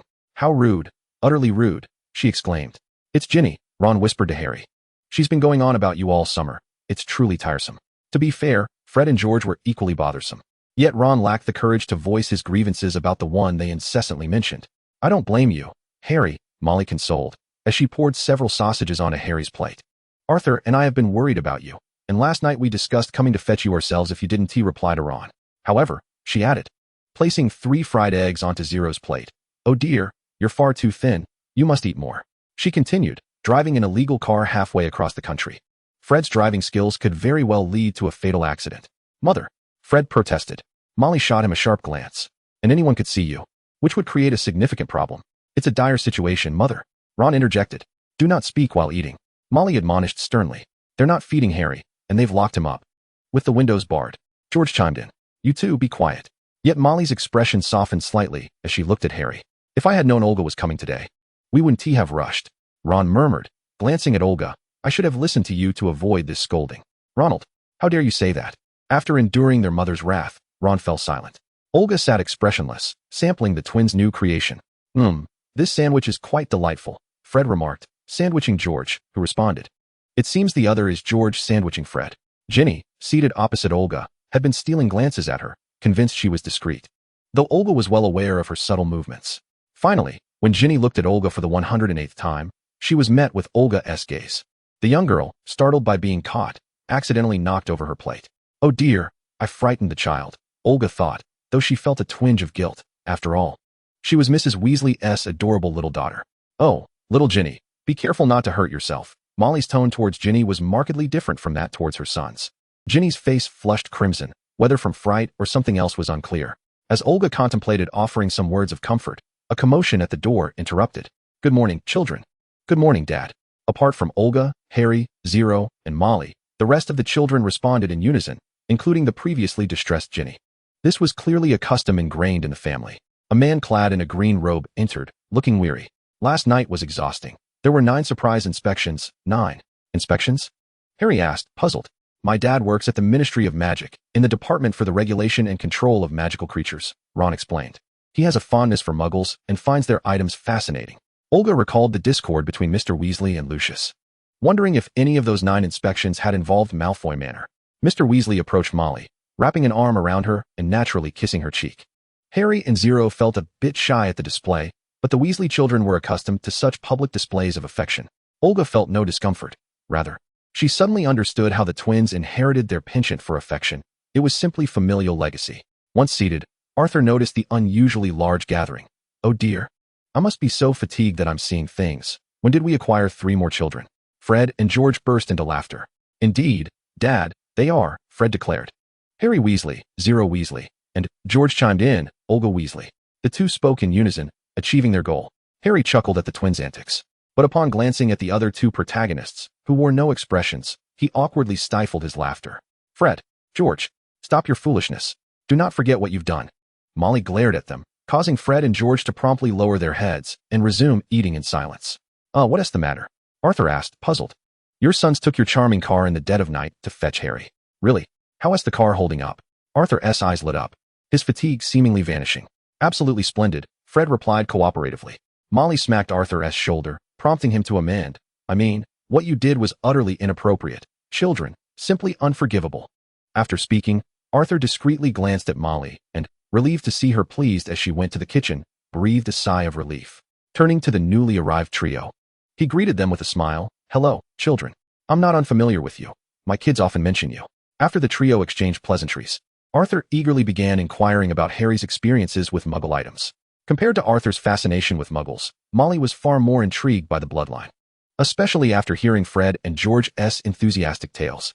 Olga could empathize with a mother's concerns and graciously extended an invitation for their family to visit any time. It was time to prepare a dedicated space for the Weasley family, not only to facilitate their dealings with the bloodline, but also to ensure their guests felt comfortable. Honey, I haven't properly thanked you for your assistance to our family, Molly stated. Fred and George can be quite unruly. I hope they don't cause you too much trouble. Their business was flourishing, greatly benefiting the impoverished Weasley family, all thanks to Olga. Mrs. Weasley was at a loss for words to express her gratitude. Please, do not mention it. It is their prowess. I am but a facilitator, Olga replied thoughtfully. Even without me, Fred and George are destined for greatness. They are inherently suited for business. Fred and George gazed at Olga with admiration. Ah, our little princess, you are truly the best. Molly was taken aback by Olga's high praise for the twins, noting her sincerity. That is wonderful to hear. Please do not hesitate to ask them for assistance whenever needed. Perhaps only Harry remained oblivious to the conversation at the table. He leaned over to Ron and whispered, What riddle are they discussing? I truly don't understand what Olga sees in Fred and George to engage in business with them, Ron replied. You can speak a bit louder, little Ronnie, Fred remarked. A smirk playing on his lips, Ron immediately fell silent, focusing intently on his meal, overwhelmed by the fear of his brother's reprimands. Once breakfast concluded, the eager twins swiftly seized Olga, leading her towards their room under the pretense of testing new products. Molly refrained from intervening, merely calling out for them to behave. Zero watched the 3 retreating figures with a somber expression, while Harry and Ron remained oblivious, cheerily dragging Zero to explore Ron's room. Olga found herself seated on a bed, belonging to either Fred or George, feeling inexplicably uneasy, yet she feigned composure as she faced the 2 towering figures before her.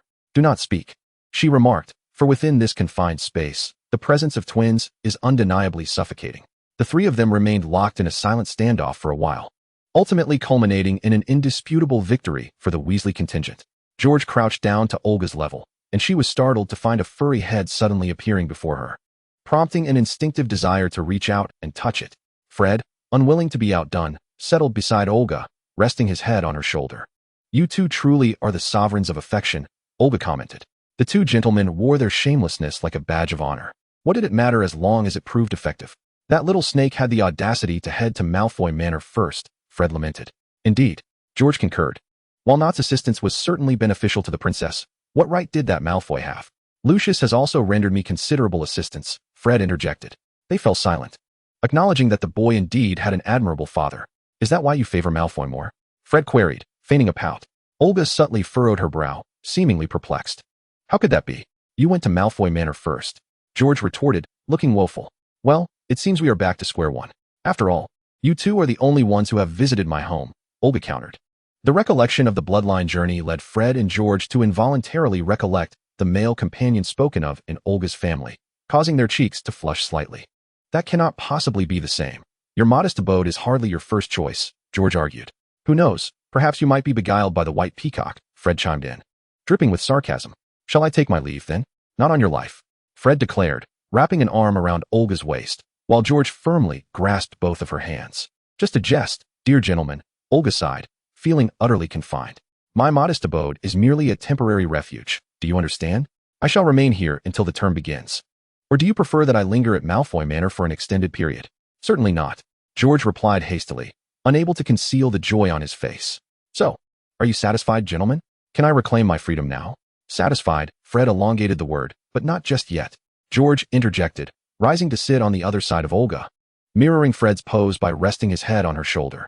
Ah, one must not fume. Anger begets unattractiveness. Olga silently chanted thrice, restraining the impulse to hurl the two out, considering it was, after all, their room. With that thought, she began to appraise her surroundings. The space was modestly sized, furnished with two identical small beds, leading Olga to reasonably suspect that if the two continued to grow, these beds would soon be inadequate. The room was cluttered with an assortment of peculiar trinkets, which Olga surmised were the twins' inventions. As George noticed Olga surveying the room, he promptly enveloped her in an embrace, covering her eyes. Do grant us a modicum of privacy. Princess, he whispered softly in her ear. Fred suddenly remembered how abruptly the little snake had arrived. They had not even had the chance to tidy the chaotic room. Did you not bring me here? Olga responded, not resisting. Adolescent boys likely harbored many little secrets, and if she chose not to see them, so be it. Our room is usually quite tidy. It's just that we've been bursting with inspiration lately, engrossed in research for new products without having the time to clean. Fred attempted to explain. This is your domain. You may conduct yourselves as you wish, Olga replied. Rest assured, I shall not mock you. George's gaze darkened, and he thought, as you wish. He looked at the girl nestled in his arms. Although her eyes were shielded, she remained tranquil, perhaps unaware that this was a testament to her profound trust in them. As George felt the gentle flutter of Olga's lashes against his palm, it sent a ripple through his heartstrings. He swallowed hard, captivated by the blush on her cheeks, contemplating whether he might kiss her. Fred, discerning his dear brother's thoughts with a mere glance, found himself equally tempted. No, she is still too young. George resolutely suppressed his inner tumult, placing a chaste kiss upon the girl's ear. Gradually, he lifted his hand from her eyes, allowing her to regain her sight. Olga blinked, her gaze slightly unfocused and bewildered, her expression blank, rendering her somewhat dazed. Fred, utterly charmed, affectionately ruffled her hair. Sweetheart, you are simply delightful. Olga immediately furrowed her brow at Fred. Mind your language, Fred. Mother also calls you sweetheart. But that is not the same. How is it not the same? It's merely a term of endearment, Fred retorted, echoing Olga's previous words. Olga found herself momentarily at a loss for words, then continued. Then you are also an elder? That could be arranged. Why not try calling me brother? Fred said with a grin. Olga narrowed her eyes dangerously. Are you certain? Fred boldly affirmed. Suddenly, Olga broke into a radiant smile, sweetly calling out, brother. Fred and George were momentarily stunned, as her typically cool tone transformed into something soft and syrupy, sending a jolt through them, leaving them tingling. And then what about me? George stammered, caught off guard. George brother, Olga replied, becoming quite agreeable. Now, call Fred brother. Fred brother. The two had begun to realize that something was amiss, but they decided to ignore it. After all, there was no such thing as a minor issue. Chapter 13, The Hearts of Twins. Observing the blissfully grinning Weasley twins, Olga's cheerful demeanor suddenly fell away, reverting to her usual tone. Very well, gentlemen. Prepare to be hunted by Odysseus. After all, she had never before referred to Odysseus as brother. Her third brother had long been vexed by her reluctance to call him brother. If he were to discover that these two had claimed the title first, oh, what a splendid spectacle that would be. Fred and George's smiles froze as they exchanged apprehensive glances. Could it be that this is your first time calling anyone brother? Fred ventured cautiously. Olga replied, mimicking Fred's tone. The twins exchanged a look, swallowing nervously. I doubt they'll mind, Fred feigned calmness. Then why did I not mention Thatcher and Hermione? This time, Fred was successfully silenced, casting a pleading glance toward George. George pretended not to notice, whistling nonchalantly. After all, he was not the first to be called brother. If anyone was to face the consequences, it would be Fred. Then, don't tell him, please, Fred pleaded, mimicking Ron's high-pitched tone. George grimaced, finding it repugnant to witness his own face making such a display. Olga's lips twitched. Please speak normally. Sir, how distasteful. Very well, sweetheart. I shall heed your wishes, Fred retorted with a wink. Olga and George both turned away in disgust. Ultimately, After being thoroughly exasperated by Fred, Olga declared, "Behave, and I shall leave the room." Thus, Fred and George were left alone in the now empty space. They pretended as though nothing had occurred, choosing to remain silent about the embarrassing actions they had just exhibited, and busied themselves tidying up the room. Before they knew it, a week had passed in the modest abode. Harry was practically beside himself with joy. He had never realized that the life of a wizard could be so entertaining. Whether it was the bothersome goblins in the garden or the noisy ghoul in the attic, he found no reason to feel bored. Even being playfully teased by the twins is of no consequence. If given the chance, he would gladly reside here for a lifetime. 02 found himself invigorated by the vivacity of the Weasley household, appearing significantly brighter, to the extent that even Harry's ardent admirer, little Ginny, would blush and feel bashful whenever she caught sight of him. Olga, on the other hand, was persistently pursued by the twins under various pretenses, as if they could not fathom life without her. Percy scoffed at his brother's antics, sincerely suggesting that with so much time at their disposal, they might as well read more books to alleviate their concerns about the Owls' exams, Owls being the ordinary wizarding level examinations. Noticing that Olga seemed oblivious, George took it upon himself to explain. The day prior to her arrival, he had received his exam results, 12 outstanding grades. Fred chimed in, "Well, that sounds impressive." Olga replied, "Indeed, it does. Bill also achieved 12 outstanding grades, yet Percy doesn't seem particularly proud of it, considering he polishes his prefect badge daily," Fred remarked. "He has been rather peculiar lately, always holed up in his room, seemingly up to something." George shrugged. "He's in love," Ginny, who happened to pass by, declared. "How do you know?" Fred and George exclaimed in astonishment. Even Olga, intrigued, turned her gaze toward Ginny, as it was the first time she had heard her speak in her presence. Ginny, feeling shy under Olga's scrutiny, averted her gaze and focused on her silly brothers, saying, "Isn't it obvious? He frequently receives and sends letters, and he always gazes at them with a silly grin. It's evident he must be in love." She nearly let slip her thoughts, forgetting the subject of her remarks stood before her. Fred and George were left speechless, while Olga nodded in agreement, surprised by the little girl's demeanor, having assumed Ginny to be a shy and introverted child. Instead, she was clearly perceptive. The idea that someone could harbor feelings for Percy, the quintessential bookworm, was hard for Fred and George to fathom, yet they couldn't help but feel envious, wondering when Olga might develop feelings for them. Ginny rolled her eyes. "Percy is quite handsome, fitting the aesthetic preferences of many girls. While he may be a tad dull, he provides a sense of security, and one need not worry about him flirting with other girls." Olga was taken aback by Ginny's bold choice of words. If she recalled correctly, the girl was merely 11 years old. Such wisdom for one so young, yet her reasoning was astute. "Nonsense, we are far more popular," the twins protested. "Indeed, who wouldn't be drawn to the spirited, mischievous charm of bad boys? With two identical faces to boot," Ginny scoffed. "But if it were me, I would never choose such a person as my boyfriend. It's far too attention-seeking." The atmosphere shifted to one of tension as Fred and George simultaneously turned to Olga, who was engrossed in observing Ginny, nodding in agreement. The twins suddenly felt a wave of anxiety wash over them. While they were unsure how the conversation had veered in this direction, they sensed it was taking an unfavorable turn. "We are not," Fred and George exclaimed in unison. The essence of passive and active attraction remained the same. Both draw attention, with the former often unaware of its effect. If a girl were even slightly sensitive, she would find herself in a state of constant worry. But considering Percy, who spent every waking moment studying, as long as one could be assured he wouldn't marry his books, all would be well. Olga regarded the young witch with newfound admiration, her eyes filled with respect.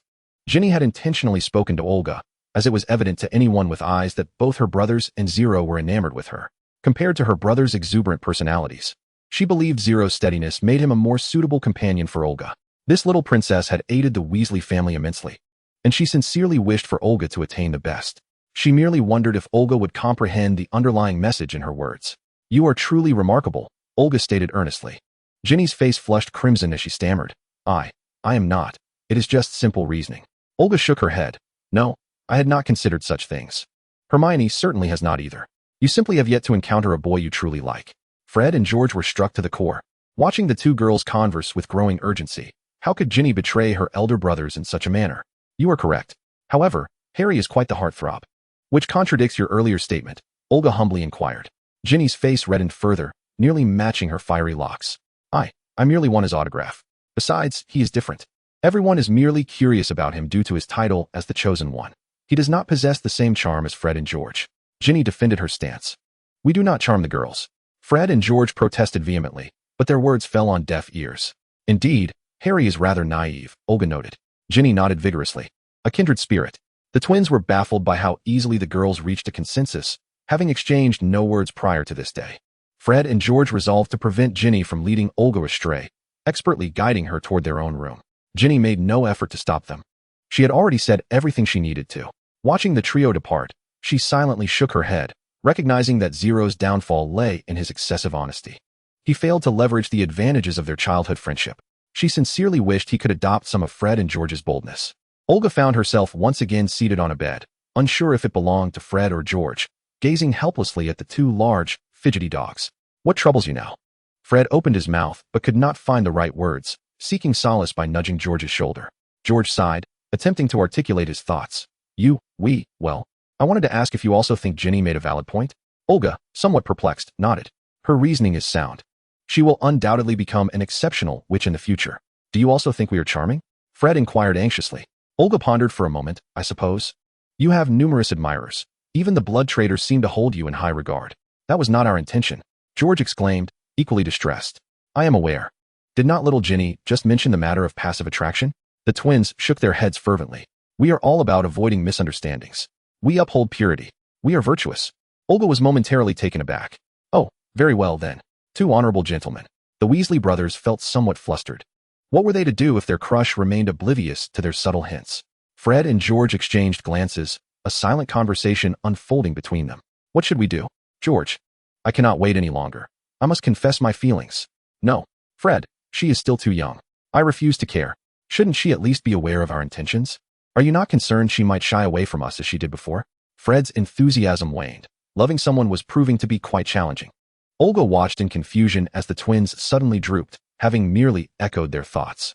She then had a realization. You two aren't feeling down because of Ginny's words, are you? Seeing them remain silent, Olga concluded, do not take it to heart. Everyone's preferences and choices differ. She was not suggesting anything negative about you. On the contrary, it only highlights how exceptional you truly are. But you agree with her, Fred pouted. Well, her words do hold merit. Observing the twins on the brink of tears, Olga quickly added, however, I believe you are both wonderful as you are. She pondered over her experiences with the twins. Bringing joy to those around her is indeed a remarkable feat. Fred and George were momentarily taken aback. Life is seldom a smooth sail. It is merely an endless pursuit of happiness. This is the impression you both leave on me, gentlemen. Thus, do not doubt yourselves. You are truly wonderful. Fred and George had committed countless mischiefs throughout their lives, both minor and major, with the gravest incident almost endangering little Ron's life, a moment that had incited their parents' utmost fury, leading to Fred receiving a rather severe thrashing, often lamenting that his backside was uneven as a result. The most frequent admonitions they heard at home were to cease their pranks and to perhaps take a leaf out of their more sensible brother's book. They remained unfazed and continued to revel in their antics. Their mother was often exasperated by their tricks, frequently erupting in exasperated shouts. While Ron harbored a love-hate relationship with them, he adored their playful spirit but despised how they incessantly toyed with him. It was only after the twins embarked on their journey to Hogwarts that Ron's life became considerably safer. For the twins, the school provided a grander stage, devoid of a fearsome mother, which was perfectly suited for their escapades. Especially after they delved into genuine magic and potions, their imaginations flourished, leading them to concoct an array of peculiar products.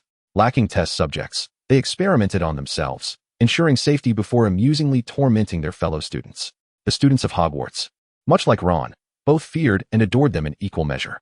Over time, it became common knowledge that wherever the Weasley brothers roamed, chaos and laughter would inevitably follow. This was likely the reason they consistently accrued points for their house despite never facing reproach, except, of course, from Percy, who endlessly lamented his brother's placement in Gryffindor. Their audacity was unparalleled. Even Mr. Filch found himself at a loss with them. It wasn't until their third year that they encountered Olga. It is difficult to articulate the sensation of their first meeting. At the start of term feast, they immediately spotted the expressionless girl, not solely due to her striking appearance, but also because of the inexplicable indifference that surrounded her, as though the happenings around her were of no consequence. Yet she was astute, locking eyes with the two without hesitation. Upon learning of her unique status, their curiosity deepened, and they sought to draw closer, unafraid of any potential repercussions. However, after spending time together, they realized she was entirely different from their initial assumptions. Terms such as selfishness, darkness, and cruelty were utterly foreign to this little princess. She was simply too endearing. George had to concede that the moment she innocently extended her hand toward him, he was completely enchanted. He began to observe her every action. But regrettably, the little princess rarely appeared in public. After experiencing a troll crisis, teleportation, crafting blood candy for her, and engaging in commerce with the undead, Fred had unknowingly succumbed to her charm as well. It was impossible not to adore her, they thought. In her presence, they felt an unreserved sense of trust. For she alone would commend them as exceptional, talented, and affirm their worth, making it inconceivable for them to let go. Simultaneously, it was the first time they experienced fear of her unhappiness and fear of losing her. Grow up quickly, princess, George suddenly spoke. Olga was perplexed by the abrupt shift in topic, but replied earnestly, strictly speaking, I was born 2,000 years before you. That does not alter the fact that you are a little squirt. Fred chimed in. Don't think your height makes you special. I could easily flatten you both. Olga detested remarks about her stature, so she urged, so grow up quickly.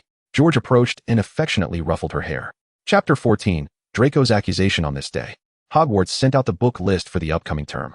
Glancing at the lengthy list of books by Gilderoy Lockhart, Olga felt slightly dizzy. Was this Lockhart an exceptionally talented wizard? It was astonishing that he authored so many books, yet titles such as Break with the Banshee, Gaddying with Ghouls, Vacationing with Vampires, Hiking with Trolls, Traveling with Werewolves, and A Year with the Yeti seemed more like travelogues than textbooks. Fred leaned over to inspect Olga's list and scoffed. He is more of an accomplished novelist, if anything. The new defense against the dark arts teacher must be a fan of his, perhaps even a witch, George added, joining in the jest. Upon catching Molly Weasley's gaze, the two quickly lowered their heads, feigning an intense interest in Olga's hair. Are you two also purchasing his books? Fourth and second years using the same textbooks? Olga inquired. Puzzled. Who knows? George shrugged. Those books are quite pricey, Ron muttered under his breath. Oh, fret not, little Ronnie. What do you expect with two elder brothers who can earn a fortune? Fred winked at Ron. Remarkably, Ron did not retort. This year, Ginny was also set to enroll. And without the twins' business, the expense of textbooks alone would be considerable. He discreetly glanced at Olga, realizing that this little princess was indeed a blessing for their family. On the day they had arranged to meet Hermione in Diagon Alley, Molly, as usual, instructed everyone to line up in front of the fireplace. Come along, children. Oh dear. We're running low on Floo powder. Arthur, remember to buy some more today. Who's first? Molly held a flower pot, turning to Olga, ladies first, sweetheart. Olga looked bewildered. What are we doing? Aren't we just going to buy books? Indeed, darling, we're using Floo powder to get there, Molly replied. You can think of it as a wizard's mode of transportation, connecting one fireplace to another that is part of the Floo network. Just speak the destination correctly, George explained. Only then did Olga comprehend Molly's intent. There's no need for such trouble, Aunt Molly. I can take you directly. But wouldn't that tire you out? There are quite a few of us, Molly expressed concern. Olga smiled gently. The number of people 1T effect of vampires' teleportation. Ron and Harry appeared unusually excited. Yay? Finally, we have a chance for a free ride. Olga transported the group to the entrance of Flourish and Blots, and before they could marvel at the wonders of teleportation, they were swept apart by the bustling crowd at the store's entrance. Having not encountered such a cacophony of scents in a long time, Olga nearly felt faint. Zero and the twins exerted themselves to surround Olga, attempting to shield her from the throng. Is there an event happening today? She shouted over the din, forced to raise her voice. It's that Lockhart's book signing. Fred, using his height to his advantage, spotted the banner inside the store. Olga felt her sanity slipping. The noise and the smell were unbearable. Damn Lockhart. The second floor is quieter. You can wait for me there. I'll fetch everything you need, Zero offered. Olga cast a grateful glance at Zero, suddenly realizing the significance of a thoughtful companion, and handed him her purse. Thank you, Zero.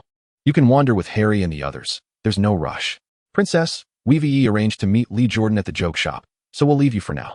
We'll bring you a gift when we return, George said, slipping a handful of sweets into her pocket. If you're bored, munch on these. Then, in swift motions, he and Fred each planted a quick kiss on Olga's cheek, an act so rapid that Zero barely had time to intervene. You too, Zero shouted in anger, only to be silenced by Gemini covering his mouth. Hush, it's already quite noisy. We wouldn't want to disturb your little prince. Olga, having no time to argue with the two, soothingly patted Zero's head before vanishing from sight. Hey, young man, don't be so irate just yet, Fred said, playfully wrapping an arm around Zero's shoulders and leading him away from the crowd. Our common adversaries are Malfoy and not. To understand our enemies is to secure victory. Yet it is evident that our knowledge of those two is woefully insufficient, George coaxed. Besides, the three of us share a bond of camaraderie already, Fred added. We're teammates. George chimed in. We are friends, they declared in unison, their expressions exaggerated. Zero did not refute their claims. Though we currently find ourselves enamored with the same individual, Fred remarked. But we can unite against external foes first, George suggested. The two echoed. Zero swallowed his retort. Sometimes I truly wonder if you're a mute, Fred muttered. Don't even think of arguing. The look in your prince's eyes is hardly innocent, George laughed. After all, we have been through this ourselves. After a moment of silence, Zero finally spoke cryptically. Then you both ought to keep your hands off the prince. Fred and George exchanged knowing smiles and high-fived, celebrating. That's not your concern. It's every man for himself now. However, we shall be allies from now on, my dear sir. Instead of meddling in our affairs, perhaps you should focus more on those two Slytherins. The early bird catches the worm. Once school starts, they'll be back to clinging to Little Serpent. Zero's gaze dimmed, pondering why he wasn't among the Slytherins. Upon reaching the second floor of the bookstore, Olga exhaled deeply. Though the raucous noise from below was still audible, at least she was free from the tainted air. She wrinkled her nose, faintly catching a whiff of a familiar fragrance. Raising her head as if sensing something, she spotted a platinum-haired boy just 2 steps away, glaring at her with indignation. Encountering the young master at this moment was simply splendid, an embodiment of moving perfume.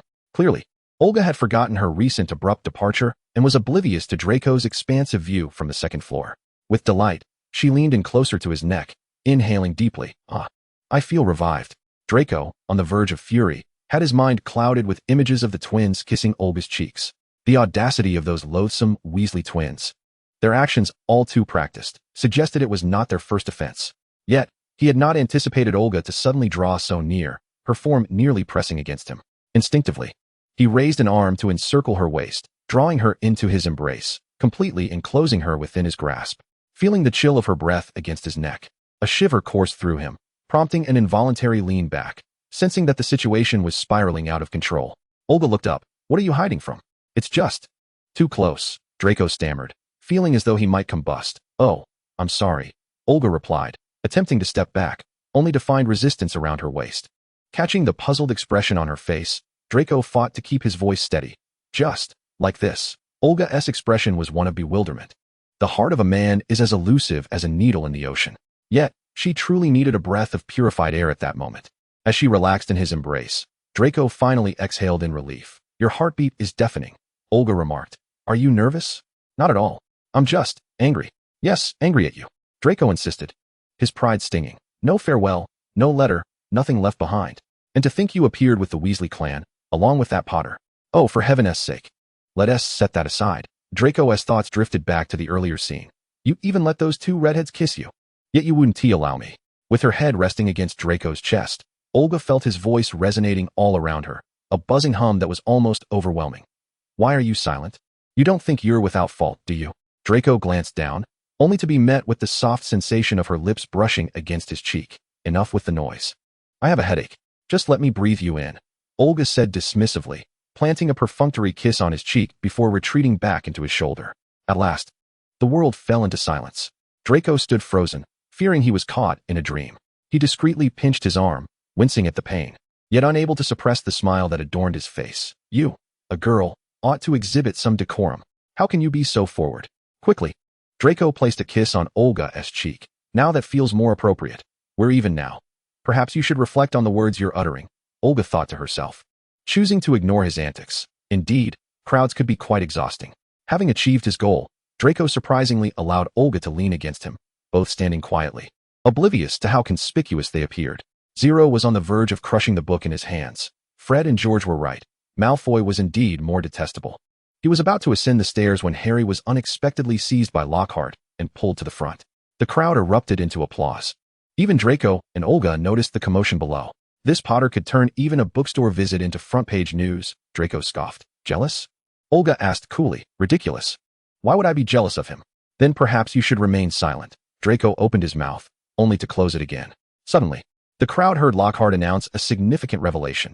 He would become the next defense against the dark arts teacher at Hogwarts. The bookstore fell momentarily silent, followed by an even more fervent round of applause. Draco and Olga exchanged glances, their eyes filled with skepticism. The flamboyant man below seemed even less reliable than Quirrell. Poor Harry, after being bombarded with countless photographs, was subsequently handed a complete set of signed books. Molly and Hermione appeared unusually excited, enviously admiring Harry's stroke of luck. Observing this, Harry thrust the books into their hands. I don't want these. You deal with them, Molly and Hermione gasped in tandem. Their impatience to avoid waiting in line for signatures now resolved. "Harry Potter, sir," a haughty voice rang out, drawing everyone's attention to a platinum-haired man, whose smirk reminded them all of the school's own little platinum head. "What a pleasure to see you here," Lucius said, proudly lifting his chin towards the Weasley family. "Ah, Arthur Weasley. How has business been lately? I assumed you were too busy to be loitering around here. I wonder if the ministry has been considerate enough to provide you with overtime pay to help alleviate the burdens of your meager salary in supporting your family. Oh, I nearly forgot. You have 2 sons who can earn a living. Are you planning to graduate them early from Hogwarts? I wonder if they will pass their owls with ease." Lucius vented his frustrations, recently irked by several surprise inspections from the ministry, particularly annoyed by the lively Weasley, whom he longed to berate upon sight. "Lucius," Arthur said, his typically jovial demeanor replaced with an icy countenance, "I hope you can maintain that smile of yours. It would be best if I don't uncover any leverage against you." "Huh? What leverage could Malfoy possess? It is you lot, the disgrace of wizards, who have sunk so low as to cavort with muggles," Lucius sneered, casting disdainful glances at Hermione's parents. "Don't ye speak ill of my father?" Ginny shouted. "Oh, look at that. Is this your little daughter?" Lucius extracted a copy of the Beginner's Guide to Transfiguration from Ginny's cauldron, indicating that she too would be commencing her studies this year. He hoped she would devote herself diligently to her studies. With that, he tossed the book back into the cauldron. Draco and Olga, observing the tense standoff among several individuals in the corner, were too far away for Draco to overhear their conversation. However, Olga could hear it quite clearly. As she had surmised, Arthur's overtime was indeed linked to Lucius's strange behavior, revealing a rather dismal state of affairs between the 2 men. It was shocking that Lucius would discard something so nefarious into Ginny's cauldron, unable to bear the sight of his father confronting those individuals alone. Draco anxiously sought to descend the stairs, his hand clasping Olga's.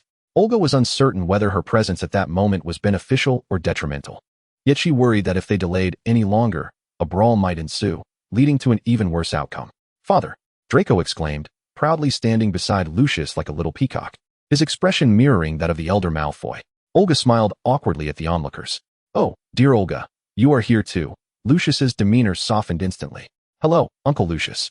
I was just getting some air on the 2nd floor. There are simply too many people here," Olga replied, her words laden with meaning. Lucius surveyed the crowd, noticing that some had begun to pay attention to them. He understood Olga's insinuation and nodded with a smile. "It seems Draco has been fortunate. Narcissa has been incessantly asking when you will visit Malfoy Manor again. I will make time to come. Please convey my regards to her." After receiving a satisfactory reply, Lucius lost interest in the remaining guests. Then, until next time, he patted Draco on the shoulder, signaling him to bid farewell and catch up quickly. Reluctantly, Draco embraced Olga and whispered in her ear, "See you at school, little princess. You must remember to keep your distance from those bothersome boys, especially those 2 Weasleys." Chapter 15. Olga's birthday. "Then you should release me first, young master," Olga said. Draco blushed slightly. "I can't be like everyone else. What makes you so different?" Zero interjected, stepping in front of Olga and pushing Draco aside. In the corner, Ginny let out a small squeal. "Ah? Zero has finally stood up." Draco frowned, displeased. "What concern is it of yours? And what authority do you have to impose demands on the princess?" Olga peeked out from behind Zero. "He can say what he likes. Whether or not it's heeded is another matter." Ginny continued her internal squealing. "Ah? Olga is just so adorable." "Olga," Draco complained, "how can you help Gryffindor against Slytherin? It's not even the school year yet, and I've never seen you so eager to attend classes. Even so, that doesn't matter." "Draco, come here." Lucius, unable to endure any longer, interjected. Even a fool could see that Zero and Olga shared an extraordinary bond, yet his foolish son was still entangled in the trivialities of house rivalries. "All right, father," Draco relented, casting a lingering glance at Olga. "See you at school, Draco." Olga waved her hand. At this, both Ginny and Hermione simultaneously exclaimed, "So cute." After the 2 Malfoys departed, everyone turned their attention to Zero and Olga. Feeling the weight of their gazes, Olga awkwardly clutched the hem of Zero's shirt, retreating slightly behind him, as if to convey, "Don't look at me." Zero stiffened momentarily, silently grasping her small hand on his shirt. Ginny, overwhelmed with joy, felt as though the earlier unpleasantness with the Malfoys had never occurred. She was determined to champion Zero and Olga. They were such a delightful sight together, perfectly matched. Arthur, who had previously worn a grim expression, softened upon witnessing the scene. Although he was furious with Lucius's words, those matters did not pertain to Olga. To be honest, he was grateful for Olga's timely appearance. He had nearly resorted to physical confrontation with that Malfoy. Addressing the somewhat flustered Granger couple, Arthur suggested, "Let the children catch up. Where were we?" What exactly is the principle behind an airplane flying through the sky without the use of magic? Olga, Hermione exclaimed, embracing the timid version of Olga. It's been so long. I've missed you terribly. I finished reading the book you sent me. It turns out that the customs of blood wizards are entirely different from those of humans. And can the weather in your country really remain unchanged? Ron leaned closer to Harry and whispered, how many books did she read over the summer? She just said she finished all of Lockhart's works. Harry nodded in agreement. Perhaps this is the realm of the academic elite. They both nodded in unison and continued their excursion through the bookstore, with Ginny trailing behind, glancing back every few steps. Olga gazed at the cauldron in Ginny's hands for a moment before reaching up with her empty hand to touch Hermione's half-up hairstyle. I suspect you would enjoy those books as well. If you're interested, you can come and see them next time. Hermione's excitement peaked. Can I really? Why not? Olga winked. It's been a whole holiday since we last met, and you look even more beautiful, Hermione. Hermione's cheeks flushed slightly. I'm not. You are the one who captivates the eye. As she spoke, she stole a glance at Zero, whose gaze seemed to be glued to Olga. Suddenly, she felt quite superfluous. I'll go find Harry and Ron. They dared to fly a car across half the country. See you at school. Hermione dashed off, leaving Olga in a state of confusion. Very efficient, very Hermione. Zero pursed his lips and softly said, have we purchased everything? May I accompany you? Olga nodded eagerly. That would be splendid. You're like a natural air purifier.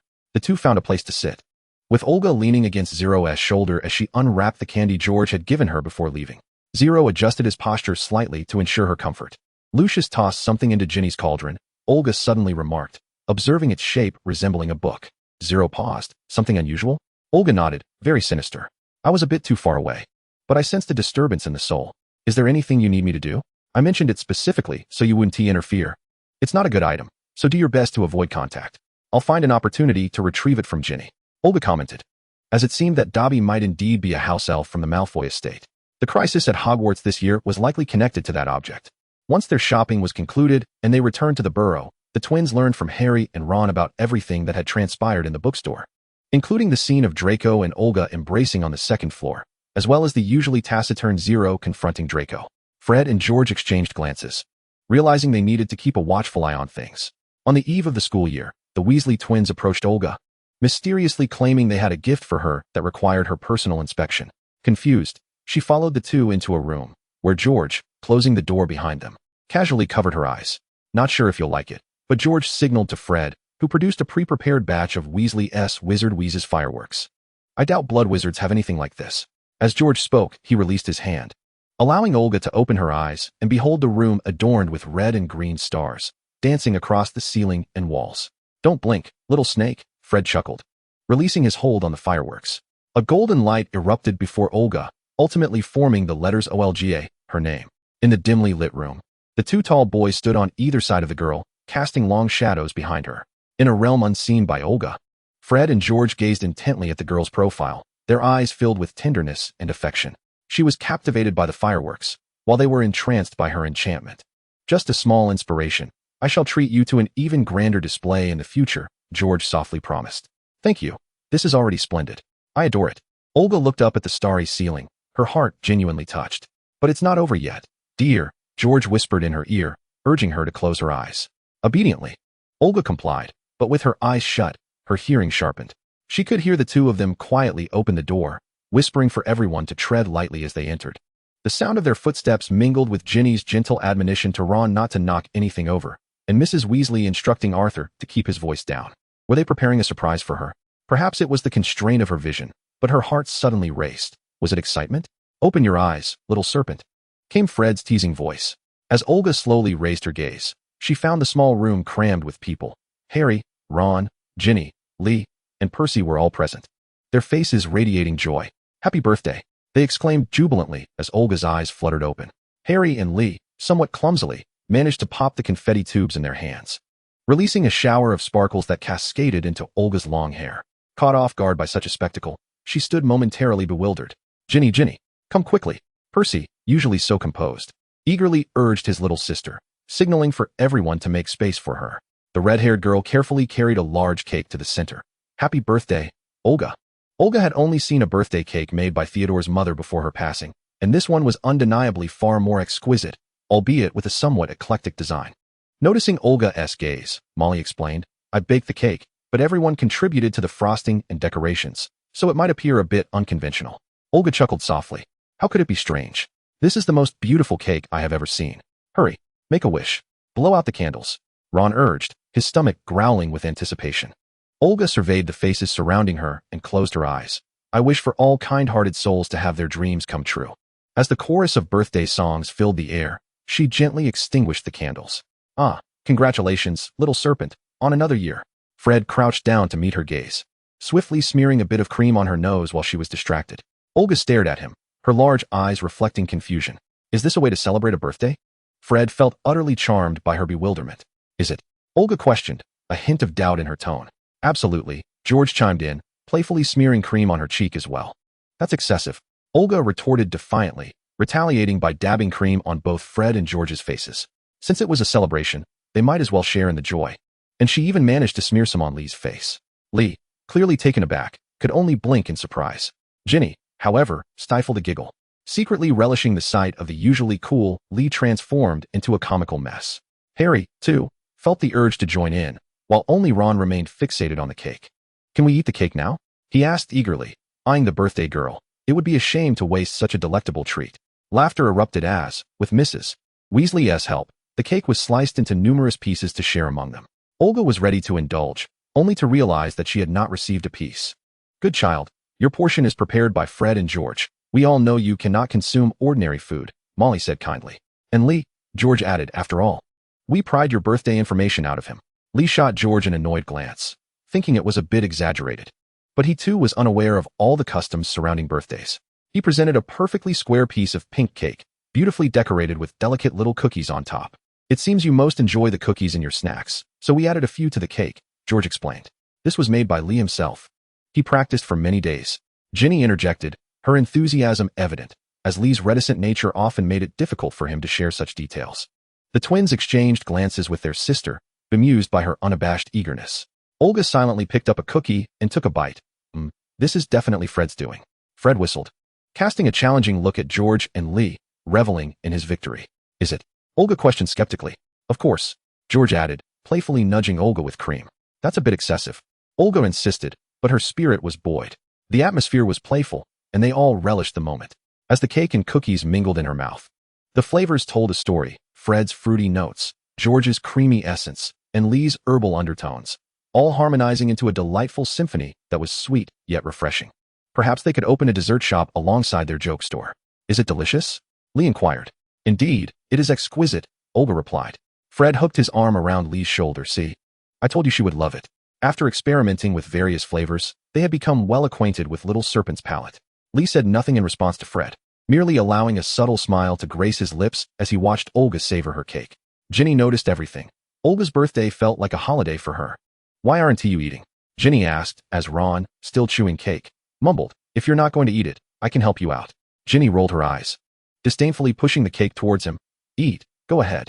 Whoever ends up liking Ron is in for a rough time. It was merely a simple birthday party. Cake was consumed. Songs were sung, well wishes exchanged, and a small fireworks display was enjoyed. Nothing particularly extraordinary, yet it felt profoundly special. Olga gazed at everyone present. The bloodline had never cared for frivolous holidays. Immortality granted them not just endless life, but also an indifference to time. Age was merely a number to them. Yet she thought she would forever cherish the memory of her 12th birthday, surrounded by a delightful group of wizards who made her experience the joy of celebrating her birthday. It appeared that the significance of rituals could truly infuse mundane life with vibrant colors. The previous night's revelry left everyone somewhat drained the next day. Molly busily scurried about searching for various items, while Ginny appeared anxious on her first day of school, fretting over what she might have forgotten. Don't worry. We won't be late, Olga reassured, observing the flurry of activity around her. We can simply apparate to platform 9 3/4. As for why they didn't go straight to Hogwarts, everyone agreed it was important to embrace local customs. Apparating everywhere would mean missing out on the scenic journey.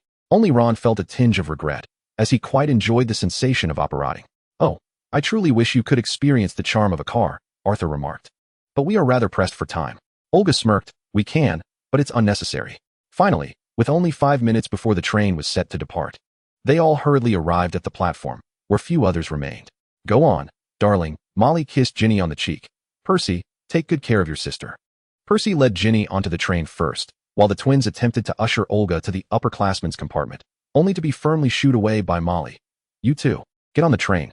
Yielding to the tyrannical influence of his mother, George gently patted Olga's small head, saying, "See you at school, princess." Chapter 16, The Nightmare. After bidding farewell to Molly and Arthur, the four of them meandered through the train carriages, nearly all of which were brimming with passengers. Eventually, they found Hermione at the rear of the train. "I almost thought you were heading straight to school," Hermione remarked, embracing Olga. "That was the plan. But they insisted on experiencing the journey's significance," Olga replied wearily, leaning against Hermione's shoulder. The train was still overcrowded, and she had to continually respond to the enthusiastic greetings of the young wizards around her. Hermione tenderly stroked Olga's head, saying, "You've had quite the ordeal." Zero felt a pang of disappointment, unable to voice it. The presence of Hermione rendered him unnecessary. Hermione was well aware of Zero's thoughts. The boy's feelings were too transparent, and she couldn't be bothered to expose them. Having monopolized Olga for the entire holiday, what did it matter if she temporarily allowed them to journey to school? Thus, she comfortably relished Olga's fleeting dependence while conversing with Harry and Ron about their holiday. Upon learning that they had nearly been late to school because they celebrated Olga's birthday late into the night, Hermione was distraught, exclaiming, "I can't believe I didn't know such an important event. I didn't even prepare a birthday gift for Olga." She lamented, "So, does love simply fade away?" "Huh, no. It's my failure as a friend for not acknowledging your birthday. Next time, I'll be sure to celebrate it properly," Hermione rambled on. Olga contemplated interjecting that it wasn't necessary, but Hermione didn't afford her that chance. "No need to say anything. This isn't your fault. It's their negligence that led to my oversight." Hermione shot a fierce glare at Harry and Ron, who had spent their summer vacation in mischief and merriment, neglecting such matters. "Now, you should rest. I'll wake you once we arrive at school." Olga, seeing this, did not resist, after all. She was merely a cog in their grand design, unaware of their premeditated plans. The second-year students and newcomers had a different means of reaching the castle. They were to ride in carriages instead of crossing the Black Lake by boat.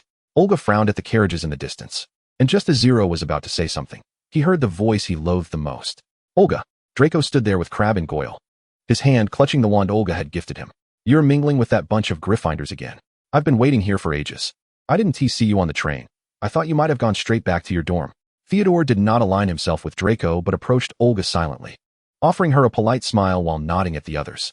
Blaise and Pansy were in no rush to leave. They knew their wait would not be in vain. The drama was about to unfold. At that moment, a snack of sunflower seeds would have been quite welcome. They exchanged glances, silently promising to remember to bring some next time. Olga felt a headache coming on as she regarded this group, exasperated by their presence and the incessant rivalry between the houses. Zero sensed Olga's distress, but was at a loss for how to assist her. Only able to stand a little closer to her side, blaming Malfoy for the situation. Crabbe and Goyle seemed hesitant to push forward, glancing at Olga in the crowd, their courage faltering. Draco, receiving no response, became infuriated. "Look at the company you keep. Pureblood traitors, mudbloods, and muggles." "Draco."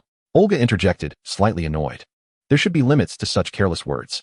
Draco barely restrained himself from retorting, "I'm here too." He glared at Olga, but dared not continue. "Well, he has been trained quite well." Blaise leaned closer to Pansy, noting Draco's unexpected submissiveness.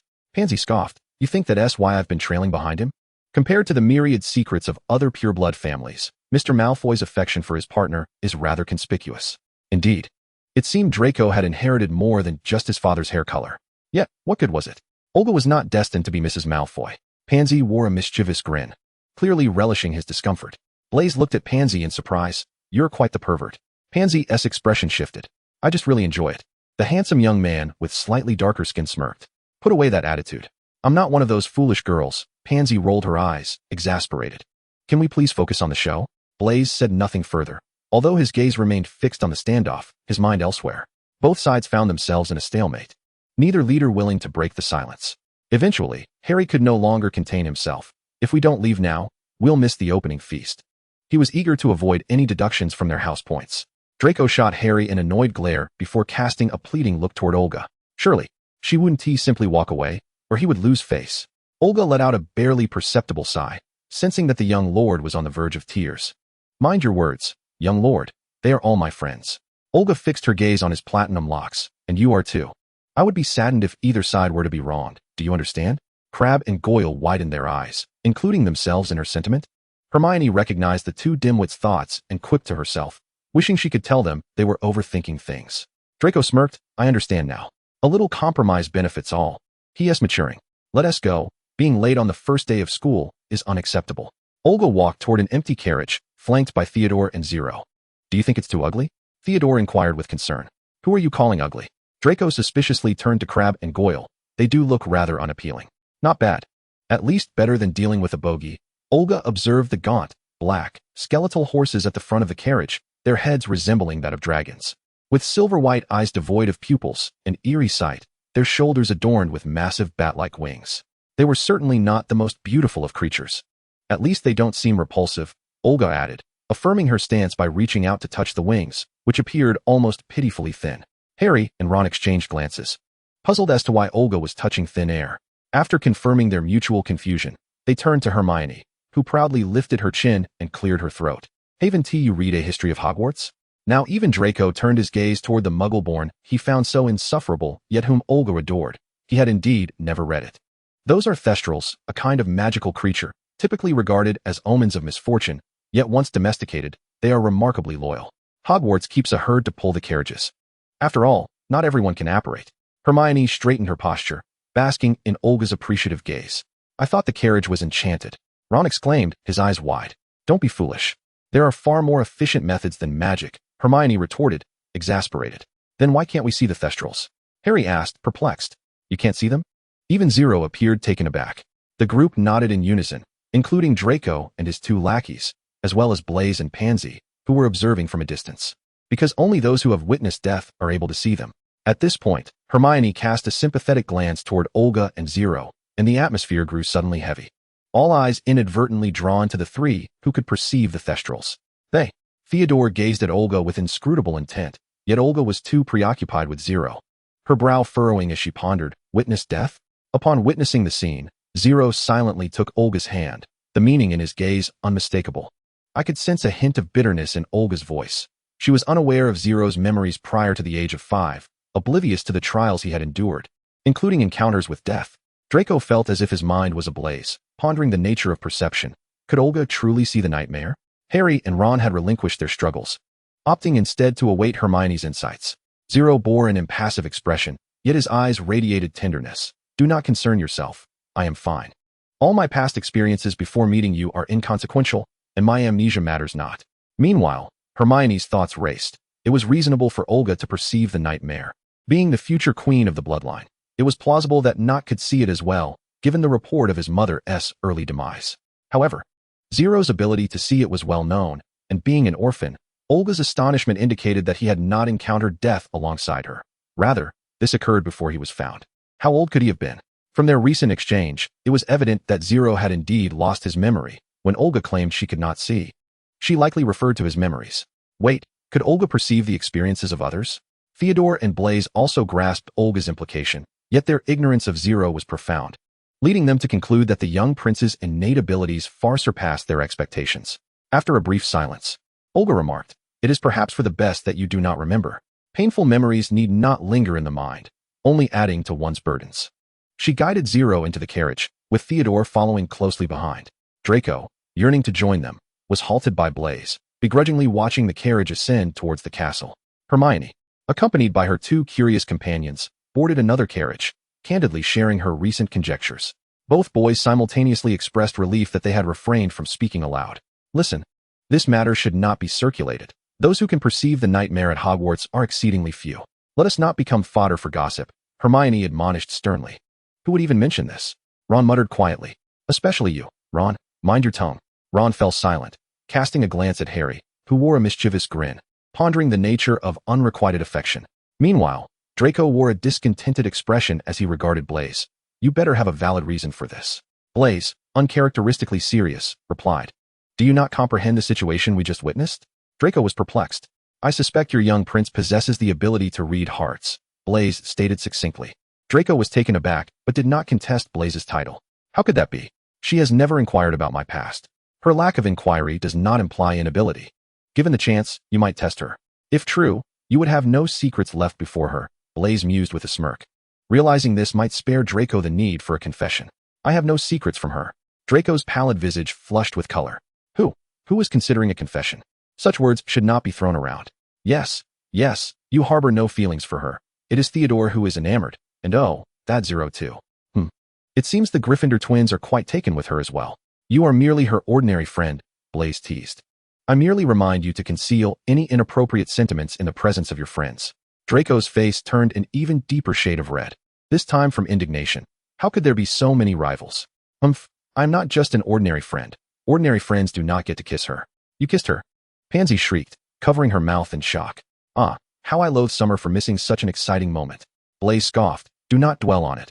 If he desired a kiss, he was likely thwarted. Draco felt an acute sense of embarrassment at being exposed. And no, that is not the case. She kissed me. Right here. He pointed emphatically to the spot on his cheek where Olga had bestowed her affection, the location precise. Oh, Pansy sighed in disappointment. Just a peck? I spent 2 months in France this summer, and there, people greet each other with kisses on the cheek. But I kissed her too. She did not refuse. Draco insisted, eager to validate his claim. Kissed her. Pansy's eyes lit up. On the cheek, Draco dared not elaborate further. EW. Pansy wrinkled her nose, and Draco, frustrated and unable to retort, turned to gaze out the window, muttering to himself about how he would eventually have his chance.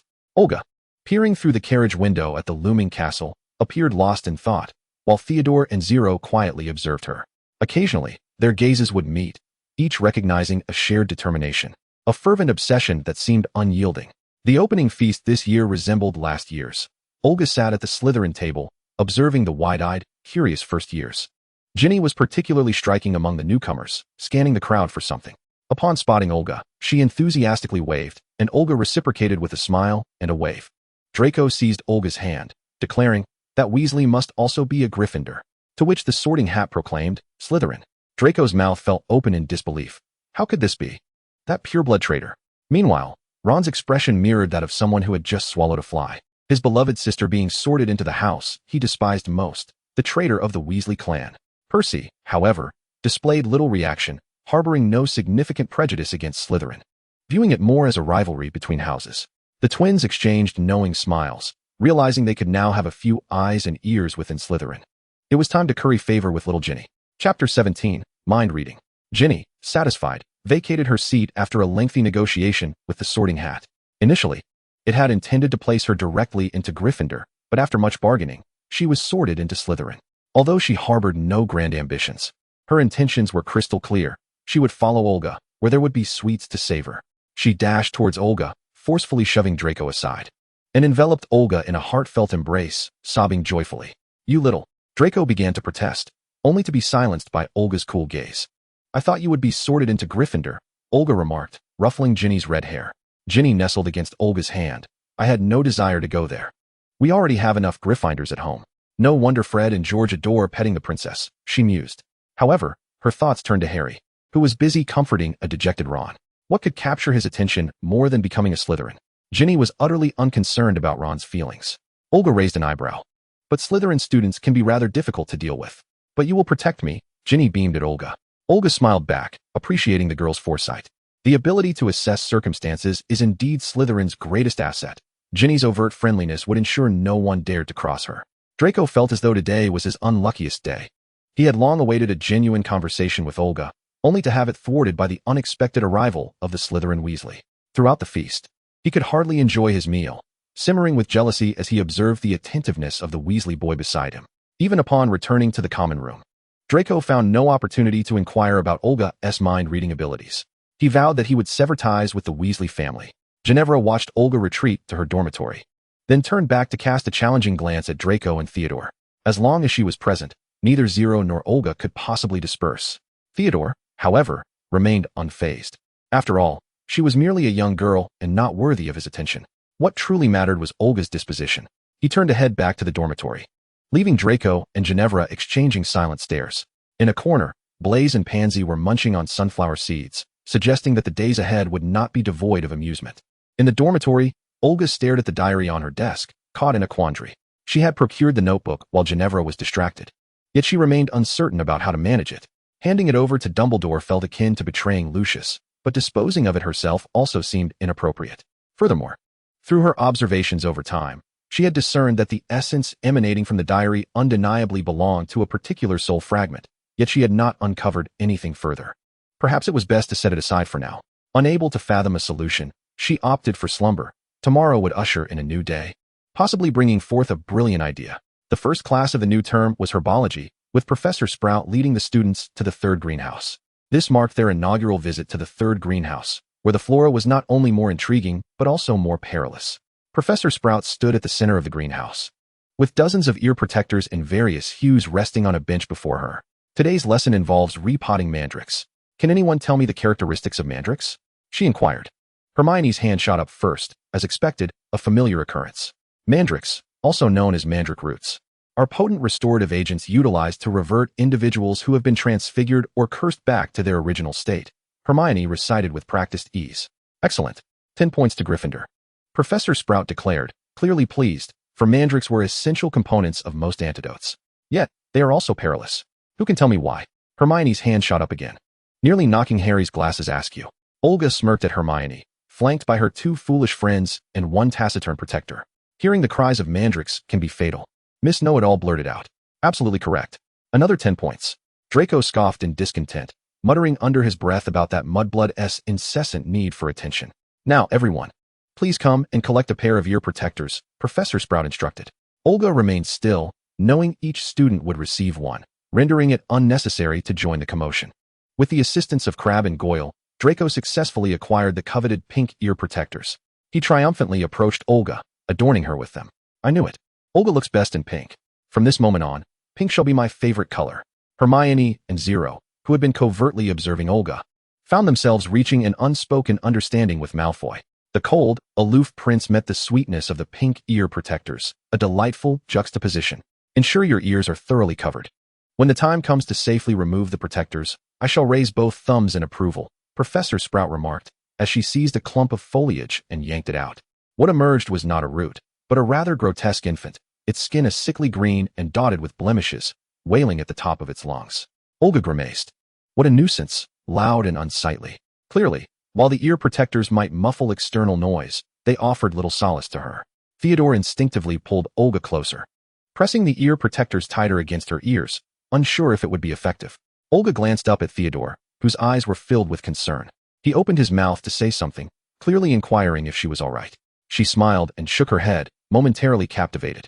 Having just seen that hideous creature and now gazing at Theodore's face, which was strikingly handsome, Theodore, upon witnessing Olga's smile, couldn't he help but let his lips curl upward. Her eyes, deep and serene like the vast blue sea, were his favorite, pure and encompassing. Daphne found it impossible to concentrate on the lesson. Unlike Pansy, she had always favored the pairing of Theodore and Olga in the ongoing school gossip. The reclusive, indifferent prince and the proud, regal princess. Who could resist such a captivating narrative? Observing their shared glances, with the affectionate youth helping the beautiful girl secure her ear protectors, she felt as if she were witnessing an eternal moment of love. She excitedly tapped Millicent, eager to share her exhilaration, her hands trembling with anticipation.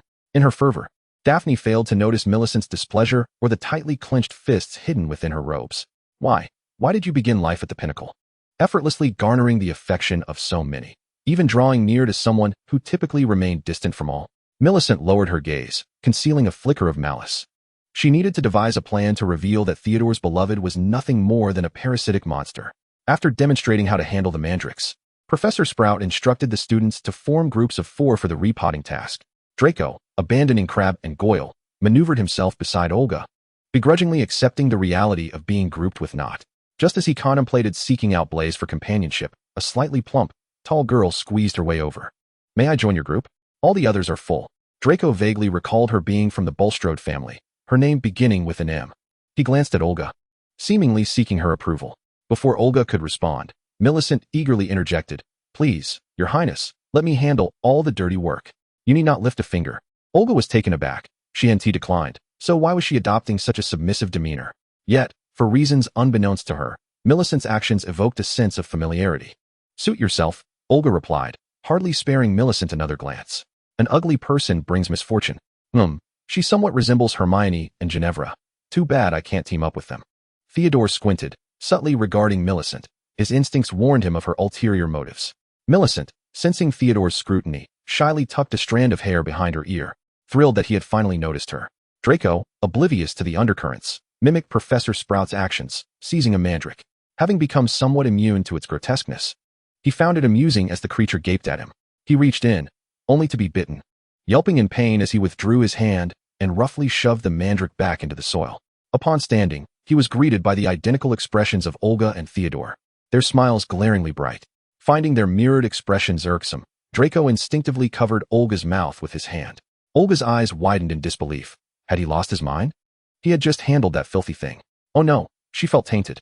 In a fit of frustration, she slapped Draco's hand away with a resounding smack, causing him to yelp and cradle his presumably injured hand.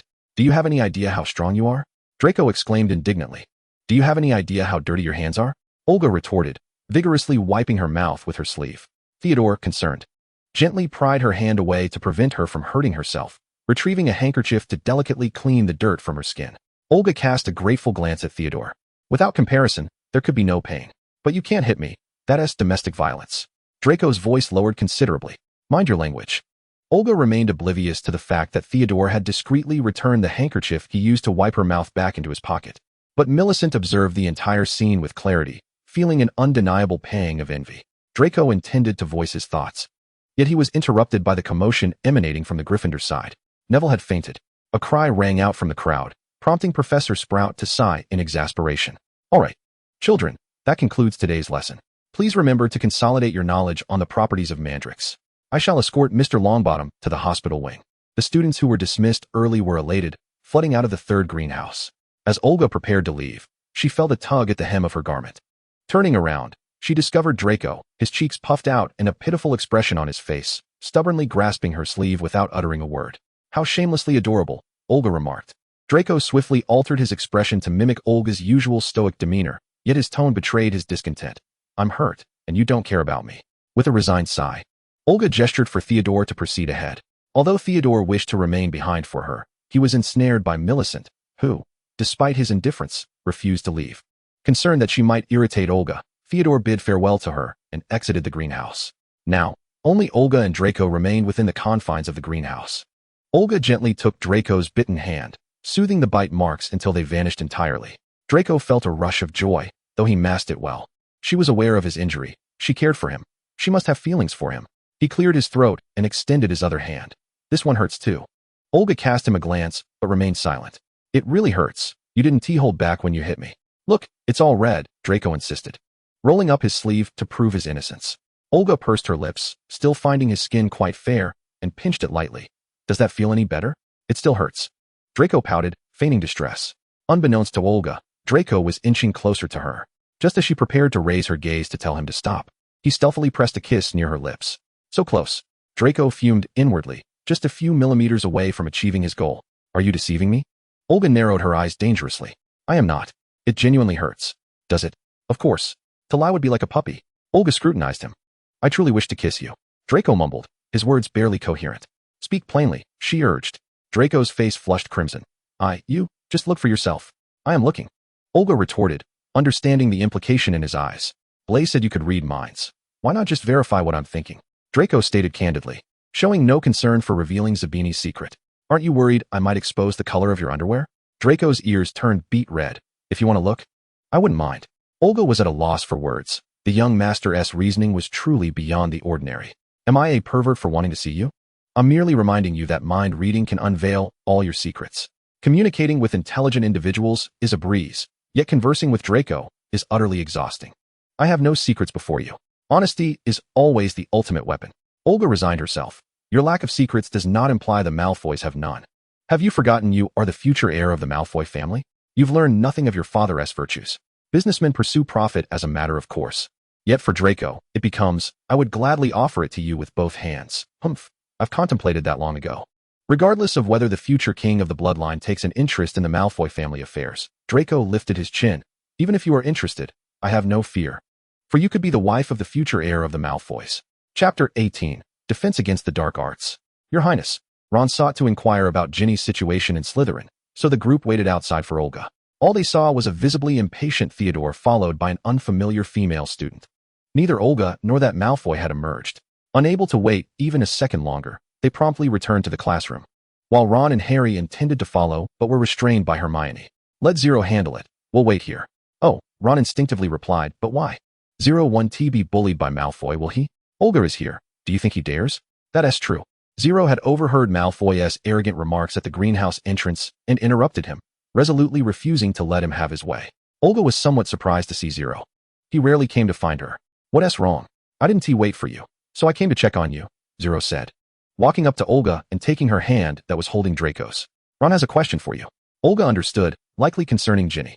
Draco was quite displeased. He hadn't finished his sentence. Once again, that wretched Zero had snatched Olga away from him. To make matters worse, after the last incident, his father had cautioned him against arguing with this person in front of Olga, insisting he would be at a disadvantage since Olga would never help him. Though he didn't comprehend it fully, his father would never deceive him. Suppressing his rising anger, he pretended to be understanding. You can go ahead and be busy. I'll wait for you in the common room. Olga was taken aback by Draco's maturity and couldn't resist ruffling his beautiful hair. All right. After all, having just listened to Draco, some of her words had crossed her mind. Draco provocatively bumped shoulders with Zero and strode away. Zero had achieved his goal. But recalling Malfoy's earlier words, he felt uneasy and tentatively asked, "What were you and Malfoy discussing earlier? Is there any connection between the bloodline and the future heir of the Malfoys?" "Nothing much, just mention my abilities." Zero thought back to the previous day's scene, lowering his gaze in silence. Olga squeezed Zero's hand. "Don't overthink it. It's merely mind reading. There's no need to hide. Besides, I can now control these abilities quite well." Upon hearing this, Zero looked at Olga with a touch of concern. "Your Highness, let us go. Ron is probably worried sick about Ginny." Olga was aware of Zero's unspoken words. They belonged to the past, and everything was progressing toward a better future. Ron became ecstatic upon seeing Olga. Had it not been for Hermione restraining him, he might have bolted forward. "Ginny, is she all right? Merlin, she must be suffering. Those self-proclaimed noble Slytherins will surely bully her. I wonder if she is hiding and crying in secret. The Sorting Hat must be too old. It must have made a mistake. How could Ginny be a Slytherin? Can we ask Professor Dumbledore to let Ginny transfer schools?" Ron rambled on, lost in his own world. "I doubt she would want to transfer," Olga interjected, unable to endure any longer. "What's wrong with Slytherin? She is still a Slytherin." "How could that be?" Ron exclaimed. "She's just a little girl in Slytherin. It's so dangerous." Olga looked at him with a blank expression, and Ron finally realized. I didn't mean it like that. You're also a little girl." "No, wait, you're an adult." "No, that's not right. You're just, He glanced helplessly at Hermione and Zero, pleading for assistance, feeling utterly pitiful under Olga's intimidating gaze. "Rest assured, she's doing better here than you are." Olga decided to let him off the hook. "How could that be? She will surely be ostracized. Every one of those wicked wizards in Slytherin looks down on others." Ron blurted out indiscriminately. Hermione, concerned for Ron's safety, gave a firm slap on his shoulder. "Oh, Hermione, why did you hit me?" Ron exclaimed in pain. "With Olga in Slytherin, what are you worried about?" Hermione retorted, her frustration evident. At the welcome feast, Ginny and Olga were so close. Who in their right mind would dare to provoke her? Ron stood there, dazed, while Harry glanced back and forth, deciding it was best to remain silent for the moment. "Your little sister is far cleverer than you," Hermione remarked. "Olga isn't angry. She doesn't argue with fools." Ron's face flushed. "Well, she volunteered and won't be mistreated. She'll take care of her," Olga succinctly interjected. Ron opened his mouth, but Olga swiftly silenced him. "Thank you," was all Ron could manage to say at last. "Not for you." Olga waved her hand dismissively. "I hope you can set aside your house prejudices. Otherwise, you'll have plenty to argue about with Ginny later." The afternoon brought the defense against the dark arts class, and to be frank, Olga's expectations for Lockhart were quite low. She merely hoped he wouldn't create any unnecessary trouble. On the way to class, Olga encountered Harry, who was being cornered by a young boy holding a square object. If her memory served correctly, it was a camera from the human world, presumably a gift from one of Harry's young admirers. "Perhaps you could ask your friend to press the button? And could you sign an autograph?" Just as Draco approached, he overheard this, and the frustration from the morning's interruption erupted. "An autograph photo? Potter, are you giving away signed photos? Everyone line up. Harry Potter is giving away signed photos." Olga discreetly distanced herself from Draco. It took considerable courage to stand near the ostentatious boy. "How embarrassing." "I'm not," Harry retorted. "Shut up, Malfoy. You think you're Olga?" Draco shot back. Ron and Hermione burst into laughter, prompting Draco to glare at them both. "Huh. Another traitor from the pure-blooded Weasley family has come to Slytherin. Truly a family of traitors." "Ahem." Olga lightly coughed, reminding Draco to close his mouth in discontent. Colin, witnessing the entire exchange, was taken aback. What was this? The famous Harry Potter was being bossed around by his arch-nemesis Draco Malfoy, while the little princess Olga commanded respect. It seemed the food chain had shifted in her favor. His mind raced. Perhaps a signed photo with Olga would impress his father. What is going on? What is happening? Lockhart's voice predated his arrival. Who is giving away signed photos?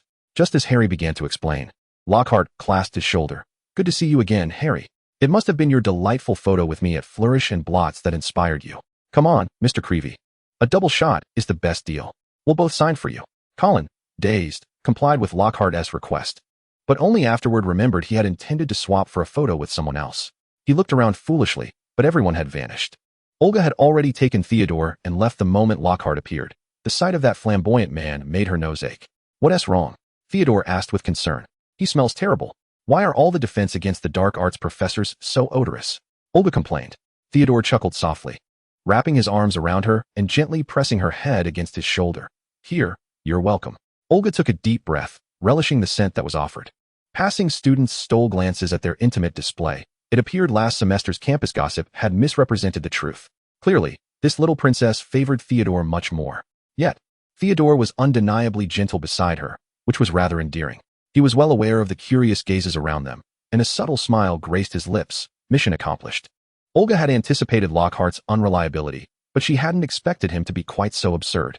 As she gazed at the exam paper handed to her, she began to doubt whether she was attending a defense against the dark arts class or a fan club meeting for Lockhart. What's Gilderoy Lockhart's favorite color? When is Gilderoy Lockhart's birthday? What are Gilderoy Lockhart's secret ambitions? What do you think is Gilderoy Lockhart's greatest achievement so far? Is he mad? Draco read the questions aloud in disbelief. Clearly, the man was quite deranged. With a stern face, Olga signed her name on the paper and turned in a blank sheet. Too disinterested to even fabricate answers to those repulsive questions, she hoped he would take the hint and leave her be. Lockhart flipped through the papers. TSK. Hardly anyone remembers my favorite color is lilac, except for Miss Hermione Granger. She even knows my secret ambition is to rid the world of evil and market my own line of shampoos. Good girl. 100 points. Where's Miss Granger? Olga stared incredulously as Hermione timidly raised a trembling hand. Surely, it couldn't be what she was thinking. Very well. Gryffindor receives 10 points. Lockhart declared, continuing to inspect the papers when he suddenly paused. Here's a blank sheet. Let me see which little wizard failed to prepare for this semester's class. Miss Olga? Lockhart halted, recognizing the name. Wasn't she the blood princess the headmaster had mentioned? Right here, Olga replied expressionlessly. Oh, it's our esteemed little princess. You must still be unfamiliar with these subjects in the wizarding world. No worries, he flashed a self-satisfied smile. I recall that your defense against the dark arts grade last semester was quite lackluster. Don't fret, I will assist you in better integrating into this unfamiliar environment. Olga watched his performance quietly, a tinge of malice bubbling within her. Suddenly, she broke into a dazzling smile, successfully distracting Lockhart from his prepared remarks. Draco shivered beside her, sensing an ominous energy in her beautiful expression. So, Professor, have you truly traveled on a ship with vampires? As her words echoed, the classroom fell silent. Harry and Ron turned to Zero. Surely he knew more about vampires than they did. Lockhart, caught in Olga's gaze, stammered, indeed. All my books are based on my real experiences. Olga nodded. Professor Quirrell from last year seemed to have some connection with vampires. If memory serves, he was bitten. How did you manage to sail with vampires and emerge unscathed? That's because they were captivated by my charming personality. After meeting me, they only feasted on lettuce. Lockhart was never shy about boasting. Wow, that's impressive. Even Ron and Harry shivered at her words. Olga's manner of speaking was rather intimidating. Zero and Theodore stifled their laughter. So this was how she flirted. Though they knew it was all an act, it was undeniably cute. Not at all. That's merely a small part of my many travels. Just as Lockhart was about to continue his self-aggrandizing tale, Olga interrupted. If that's the case, why don't we invite Mr. Lockhart to assist me? I happen to be troubled by some troublesome lower-level vampires who are causing chaos. If they could be persuaded to only consume lettuce, that would be splendid. I'll be sure to inform Professor Dumbledore to advocate for your merits. This would be a significant contribution to fostering friendly relations between the bloodline and wizards. Olga's smile gradually took on a profound significance. It was uncertain whether this butterfly was genuinely capable or merely a fool. This may also pertain to the individual preferences of each vampire. Akin to how humans cannot all adore the same cuisine. Among vampires, there surely exists a variety of temperaments. Although I yearn to assist you, I may not yet possess the requisite abilities. It is a jest, for his venture into the bloodline was merely a gift, as they are a congregation of bloodthirsty monstrosities. Such a pity indeed. Olga feigned regret, then added, in that case, you should continue your lecture, Professor. A man ought to acknowledge his limitations in a timely manner. Lockhart exhaled in relief, wiping the cold sweat from his brow, and rallied himself, saying, now, to the matter at hand. My task today is to teach you how to resist the most nefarious entities known to the magical realm. In a moment, you will confront the most terrifying of creatures here. But remember, as long as I am present, You shall not come to harm, so please maintain your composure. He bent down and retrieved a large cage draped with a cover from behind the podium. Olga's interest peaked slightly, and she sat up a bit straighter upon hearing the shrill cries emanating from within the cage. Perhaps it contained something truly intriguing. I must ask you not to scream, as it may provoke them, Lockhart declared with an air of mystery as he lifted the cover to reveal a recently captured Cornish pixie. Olga rolled her eyes. She ought to have harbored no expectations of this fool, perhaps sensing the disdainful attitude of the students in the classroom, or perhaps feeling the embarrassment of having just confessed his inadequacies before Olga. Lockhart grew somewhat irate. Do not underestimate them. They can be quite destructive at times. These pixies were a shade of blue-gray, about 8 inches tall, their cries exceedingly piercing, as they darted about the cage and pulled faces at the onlookers. Theodore covered Olga's ears in an attempt to alleviate her discomfort, while Draco, outpaced by Not, begrudgingly covered his own ears in frustration. Chapter 19, The Lost Diary. Noticing the disbelief in his audience, Lockhart flung open the cage door. Well then, let us see how you handle them. The pixies burst from the cage, flitting around chaotically. 2 of them seized Neville by the ears and hoisted him up to dangle from the chandelier, while the others wreaked havoc, tossing ink bottles haphazardly across the room, tearing books and papers into shreds, and bullying the students. Olga's expression darkened as she conjured a protective shield to ward off the onslaught of the pixies. But it seemed insufficient, as even more of the creatures swarmed towards her. Fear not, my dear princess, I shall rescue you, Lockhart exaggeratedly proclaimed. They are but mere pixies. Rounding them up will suffice. Pescapixie Pesternemy. It was utterly ineffective. One pixie even seized Lockhart's wand and hurled it out the window. Terrified, Lockhart scrambled beneath the podium. And at that moment, the chandelier supporting Neville began to falter and crash down. With a flick of her right hand, Olga summoned a plume of black mist, catching Neville just in time to prevent his fall. Subsequently, more black mist coalesced in the center, corralling the pixies together. Whenever the black mist threatened to envelop a person, a beam of white light would safeguard them. The once panicked young witches and wizards halted upon witnessing this, granting Olga more space. Eventually, as the last pixie was driven back into the cage, Olga waved her hand to close the cage door. A chorus of young witches erupted in exclamations of awe. So handsome. Woe is me, dear sister. Could you not overlook gender and regard me instead? I am gentler than Not, more considerate than Malfoy, and infinitely more caring. Olga furrowed her brow, massaging her temples. Damn Lockhart, those wretched pixies, and this infernal defense against the dark arts class. It's giving me a headache. Draco, quick on the uptake, began massaging Olga's shoulders, and upon seeing her furrowed brow ease, he shot a teasing glance at Theodore. As the classroom returned to a semblance of calm, Lockhart emerged from beneath the podium with a feigned air of elegance. Ahem, that was a test for you all, but evidently, only our little princess has passed. Enough, Olga interjected, signaling Draco to cease his ministrations. It seems I truly have no affinity for defense against the dark arts. Lockhart, do take care of yourself. With that, she departed the classroom without a backward glance. She was genuinely angry. She had no desire to see that fool any longer. Even a second more in his presence made her feel murderous. In the classroom, Ron, reveling in schadenfreude, turned to Hermione. Your little princess has abandoned your idol's class. Whose side are you on? Hermione replied. Perhaps it was merely a misunderstanding. Olga has not read his books. Think of the astounding feats he has accomplished. Moreover, did she not express a desire for his assistance previously? Stop struggling. Even I can see she was mocking Lockhart, Harry interjected. And that was merely Lockhart's own claim of his achievements. Hermione fell silent, though her expression clearly reflected her inner turmoil. Displeased by the early dismissal, Olga resolved to share her discontent with others.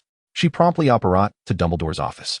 Dumbledore, startled by Olga's sudden intrusion at his desk, adjusted his glasses and remarked, "Oh, long time no see, dear Olga. If memory serves, you should be in class at this hour." Olga sat down with an air of irritation. Do not mention it. I suspect I am fated to clash with the defense against the dark arts class. Dumbledore chuckled at her tone. It seems Mr. Lockhart has done something to provoke our little princess. I very much doubt the veracity of the books he has authored, Olga replied, wishing to steer clear of the subject of that fool. By the way, I sought you out for a matter. Dumbledore set aside his work. Is it concerning the progress with Nicholas? He still requires some time.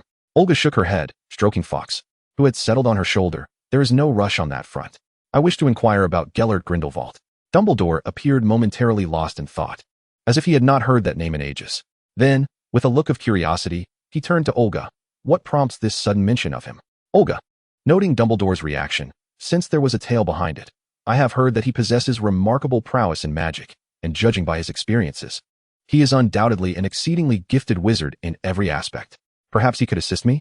Dumbledore fell silent for a moment before smiling. I presume Mr. Malfoy has been the source of this information? After receiving confirmation from Olga, he continued, I am curious, why haven't you sought him out directly? For you, infiltrating Nurmengard should be child's play. Well, after all, you are my collaborator. Approaching someone with such a unique identity and secrecy would evoke a sense of betrayal. Olga confessed candidly, I do not wish to meddle in the affairs of the wizarding world, nor do I desire a breach of trust in our collaboration. Do you understand? Dumbledore's smile grew a tad more sincere, recognizing that Olga was offering him reassurance. She was indicating her earnestness in their collaboration and her boundaries in dealings. Thus, what reason did he have not to devote himself to assisting her in achieving her goals? I understand, but this matter will require careful consideration. Olga acknowledged this, reflecting on the prolonged confinement of the individual in question. Uncertain whether his heart had grown darker, perhaps we could seek an opportunity to gauge the stance of this original Dark Lord. If he exhibits extreme radicalism, we shall forego it. After all, you have Nicholas assisting with the research on your end. Dumbledore expressed his appreciation. Thank you for your understanding. Shall we plan an expedition to Nurmengard during the Christmas holidays? You and I together. Olga was taken aback by Dumbledore's directness, as he did not even attempt to evade her. That would be splendid. How has your holiday been thus far? After addressing the pressing matter, Dumbledore turned his attention to other concerns. Quite pleasant, I suppose. I have heard that you are engaged in business with the Weasley twins. The brand name has even been established, Oslea. It is not my venture. It is theirs, and I merely serve as an intermediary. Olga felt she had explained this 1,000 times. Oh, do not take it to heart. I am simply a tad curious. You seem to share a rather amiable relationship with the Weasley family. After all, their enterprise could alleviate much of Arthur's burdens. They are all splendid individuals. Olga reminisced about the atmosphere of their modest dwelling. It was an entirely different experience. And what of Malfoy and Not? Dumbledore continued to inquire. My friendships with anyone will not affect our collaborative efforts, Professor. Olga reiterated what she had said to Lucius, feeling exasperated.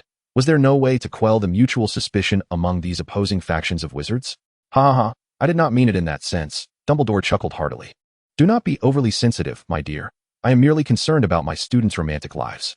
I must admit, I am quite curious about your connection with Grindelwald as well. Olga resolved to combat magic with magic. She had initially intended to grant the old professor some privacy. Unbeknownst to them, the class had already concluded. If you do not return soon, those gentlemen will surely grow impatient. Dumbledore maintained his smile.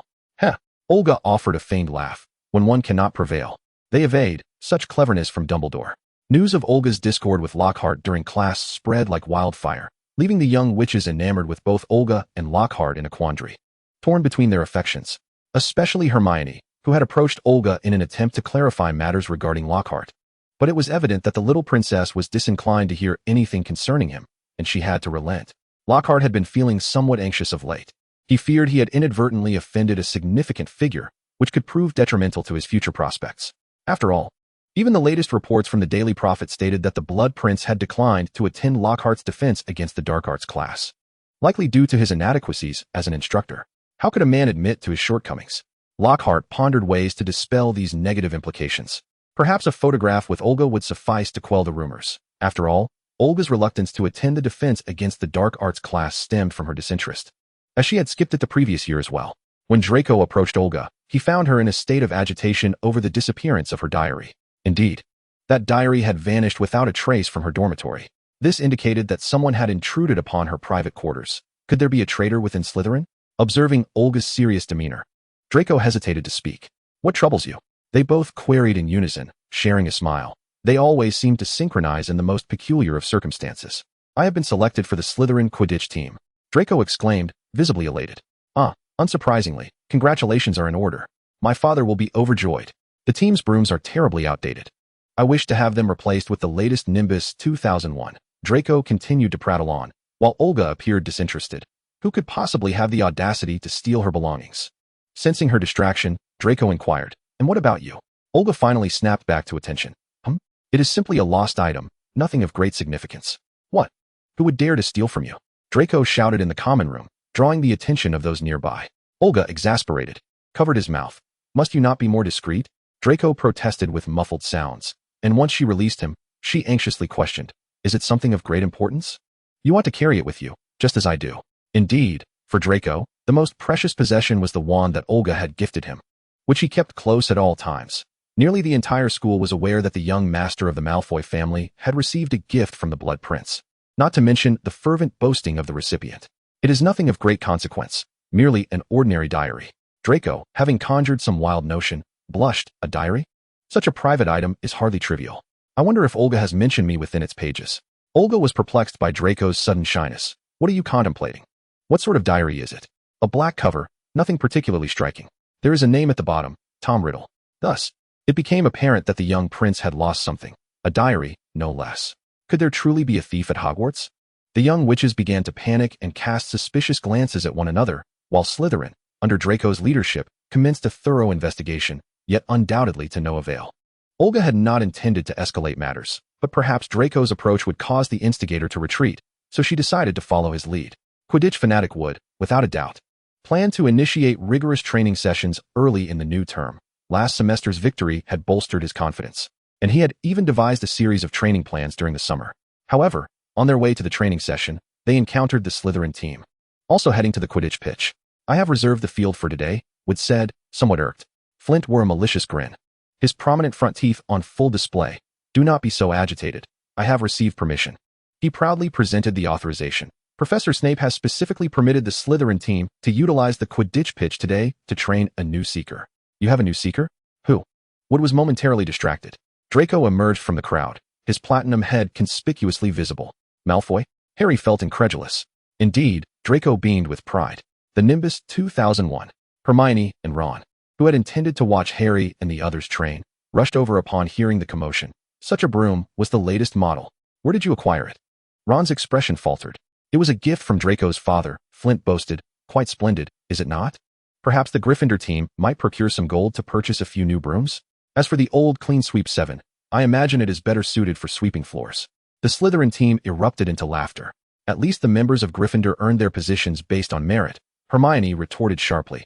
They were not selected simply due to wealth. Draco's expression darkened. No one asked for your opinion, you filthy mudblood. He may claim otherwise, but his skills have been honed under Olga's guidance.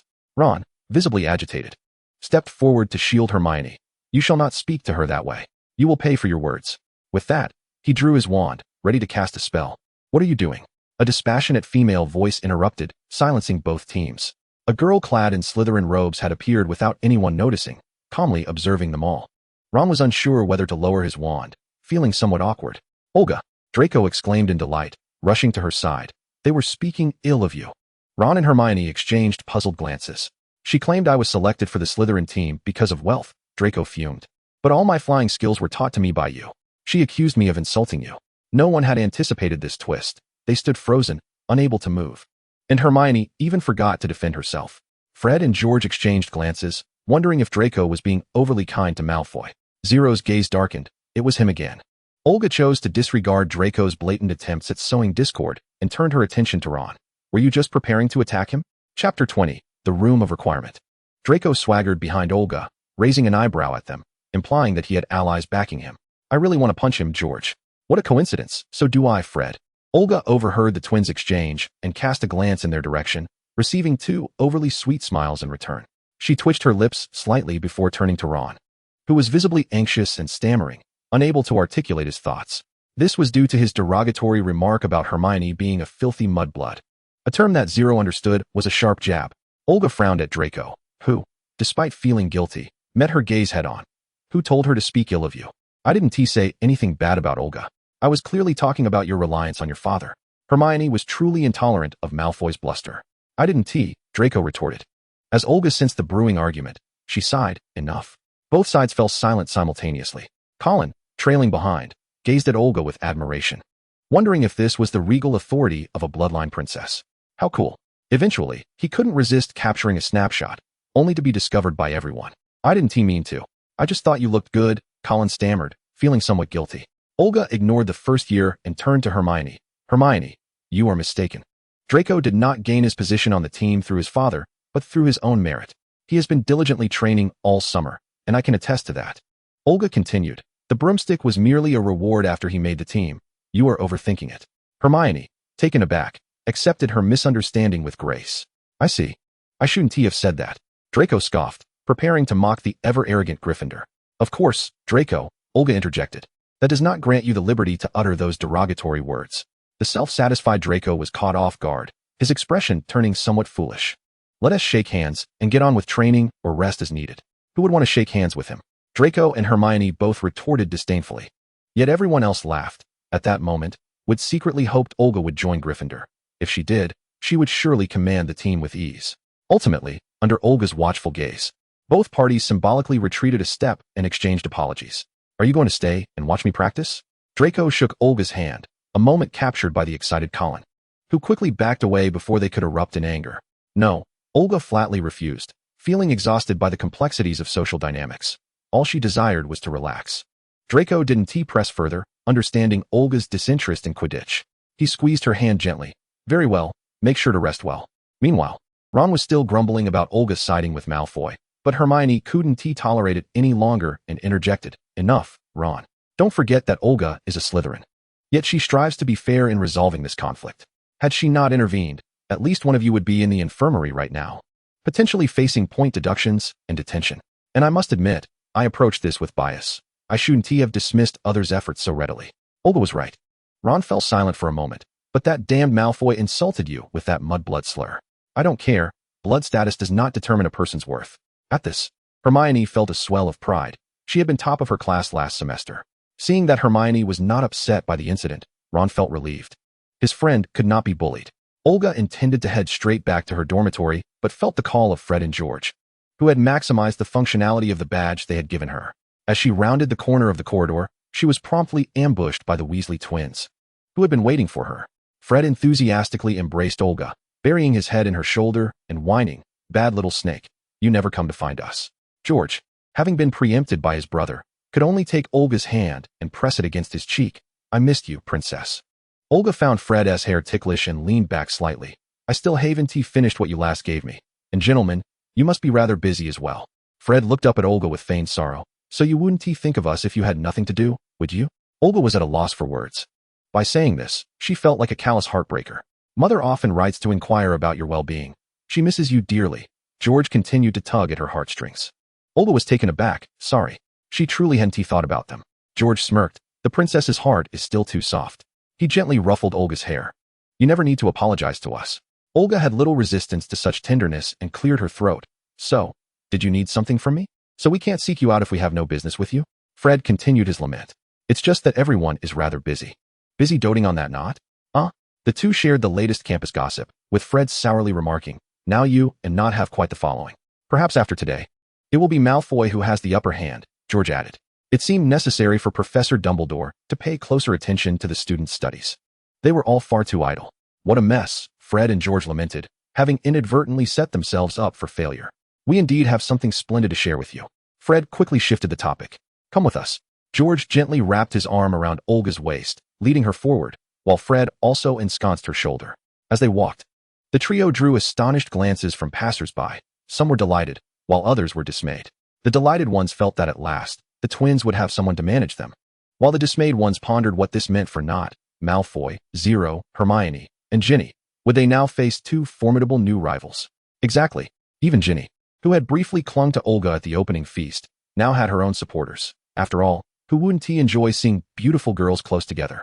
Rumor had it that many girls secretly infatuated with the twins returned to their dorms in tears, yet after crying, they quickly rallied, insisting that the men they could not have must be won by the little princess. Thus, the twins and Olga's supporters surged overnight, surpassing all previous numbers. But that was a matter for another time. For now, Olga found herself nearly carried along by the two, wondering if they knew how uncomfortable it was to be caught in the middle, and she could see them sneaking glances and making faces at the little wizards who were sizing them up. "Isn't your intent a bit too obvious? Being so eager for campus gossip?" George shook his head knowingly. No, we are not at all interested in campus gossip." Fred chimed in. "But it does depend on whose gossip it is. Our goal is to ensure that whenever people mention the Weasley twins, they think of the bloodline princess. We shall be your most loyal knights." What they did not voice was their hope that in the eyes of others, the Weasley twins would be seen as Olga's appendages. The conversation between Ginny and Olga over the summer still lingered in their minds. They feared that before Olga matured, she might harbor unnecessary misunderstandings, and it was better to reshape her perceptions through others' views from the outset. "How dull," Olga finally managed to utter after a lengthy silence. The trio ascended to the 8th floor of the castle, where Olga was led back and forth 3 times in front of a tapestry depicting a giant clubbing a dim-witted Barnaby by Fred and George. What new trick are you up to? Olga mused, feeling as though the 3 of them resembled fools. Hush, princess. Now focus on a place you wish to go. George whispered. Olga cast a suspicious glance at the barren wall before her. I wish to return to sleep. The moment the thought crossed her mind, a remarkably smooth door materialized on the wall, causing Olga's eyes to widen in surprise, her dark irises shimmering with astonishment. Oh, look where our little serpent wishes to go, Fred exclaimed, swinging the door open, only to halt abruptly. George, puzzled by Fred's reaction, inquired, what's wrong? Their gazes met, and if she was not mistaken, it appeared to be a bedroom. Noticing the silence between the two, Olga found it peculiar. Why not go in? Fred and George, their ears reddened beneath their fiery locks, turned back, stammering, well, perhaps you should go in first. Perplexed, Olga stepped into the room, momentarily stunned. This leads to my dormitory? She looked at the 2 bashful gentlemen. So, this is where my belongings went missing? Not quite. George followed her inside. Fred and I refer to this as the room of requirement. It can fulfill the desires of your heart. Once, while George and I were night wandering and got caught by Filch, I prayed fervently for a place to hide, even if it was just a broom cupboard. Fred entered behind him, and then this door appeared. When we returned, we found the room had vanished, and through numerous experiments, we discovered its function. We decided to use it as our experimental base. George continued, now it is our shared secret. How extraordinary, Olga thought, marveling at the ingenuity of wizards. The designer of this room must be a genius. She wondered if they were still alive and could assist her in studying magical arrays. I suspect you were just thinking about going back to sleep. George winked at her. Olga nodded. This place is nearly identical to my dormitory, save for the absence of the Black Lake view. Fred and George, experiencing their first foray into a female's room beyond their sister, felt somewhat at a loss. Their gazes timidly fixed on Olga. Sensing their discomfort, Olga spoke up. You needn't be so anxious. It's not my real room. Though Fred and George understood the rationale. Every time they glimpsed the large bed in the center of the room, they felt their hearts race, unable to suppress the images of Olga sleeping there. Noticing their continued fixation, Olga suggested, why not show me where you conduct your experiments? She found their sudden shyness rather disconcerting. Oh, sure. George snapped back to reality. Nudging his brother, they exited the room and re-entered, only to be greeted by the familiar sight of the bed once again. Olga was momentarily bewildered. Was this truly the same room? It seemed different somehow. The other half was occupied by the brothers' various experimental items. You must be weary from your research. It's reasonable, Olga reassured herself, though the sight of that familiar bed felt strangely unsettling. What were you just thinking about? Isn't it the same for you? But you should focus when entering the room of requirement, right? Hey, wasn't it a shared thought between us? Fred and George exchanged heated glances, their eyes darting away when confronted with Olga. Unfazed, she began to explore the experimental base. The assortment of supplies was not particularly tidy, yet it was orderly overall. The tables and cabinets were cluttered with numerous completed and incomplete projects, labeled with their experimental progress, revealing the diligence of the 2. On the wall hung the logo of Oslia, alongside a photo taken during summer vacation, forcibly captured by the 2, with half of it cropped. Oh, how heartbroken would Aya be upon seeing this photo, Olga remarked. He won't see it. Only we know of it, Fred replied, regaining his composure and leaning towards Olga. There is something else I want to show you. Assuming it was another new invention, Olga was taken aback when George produced a blank piece of parchment and, pointing his wand at it, intoned, I solemnly swear I am up to no good. Words began to materialize on the parchment. Herein, by the Moonface, Wormtail, Bigfoot, and Sharpfork, we proudly present the Marauder's map. As the ink spread, the entire layout of Hogwarts revealed itself on the paper, including secret passages unbeknownst to Olga. What does this show? Olga hesitated to ask. The location of everyone, Fred clarified. Where are they? George added. At any time, Fred continued. In any place, George chimed in. Every day, Fred concluded. Olga observed the names moving on the map. Draco was at the Quidditch pitch, Theodore in the library, and surprisingly, Millicent nearby. Hermione and Ron were in the study room, possibly tutoring, while Harry and Ginny were en route to Hagrid's hut, likely to encounter the bumbling Lockhart. But what about her and the twins? Where are we? Fred and George exchanged a mysterious smile. That is precisely what we wanted to reveal. The room of requirement is not included, George stated. Here, it's as if we are invisible. Fred added. Perhaps the inventor of the map never discovered this room. George remarked. So do you understand? This is our private sanctuary. Olga echoed Fred and George's sentiments, completing their thoughts. Chapter 21, The Pact. Fred leaned against Olga's shoulder, laughing heartily. Darling, you are truly beginning to understand us. George took Olga's hand and placed a kiss upon her lips. We are quite in sync, my dear. Olga had grown immune to their ever-changing terms of endearment. Now, she was curious about another matter. So, can this map also display my location? Indeed.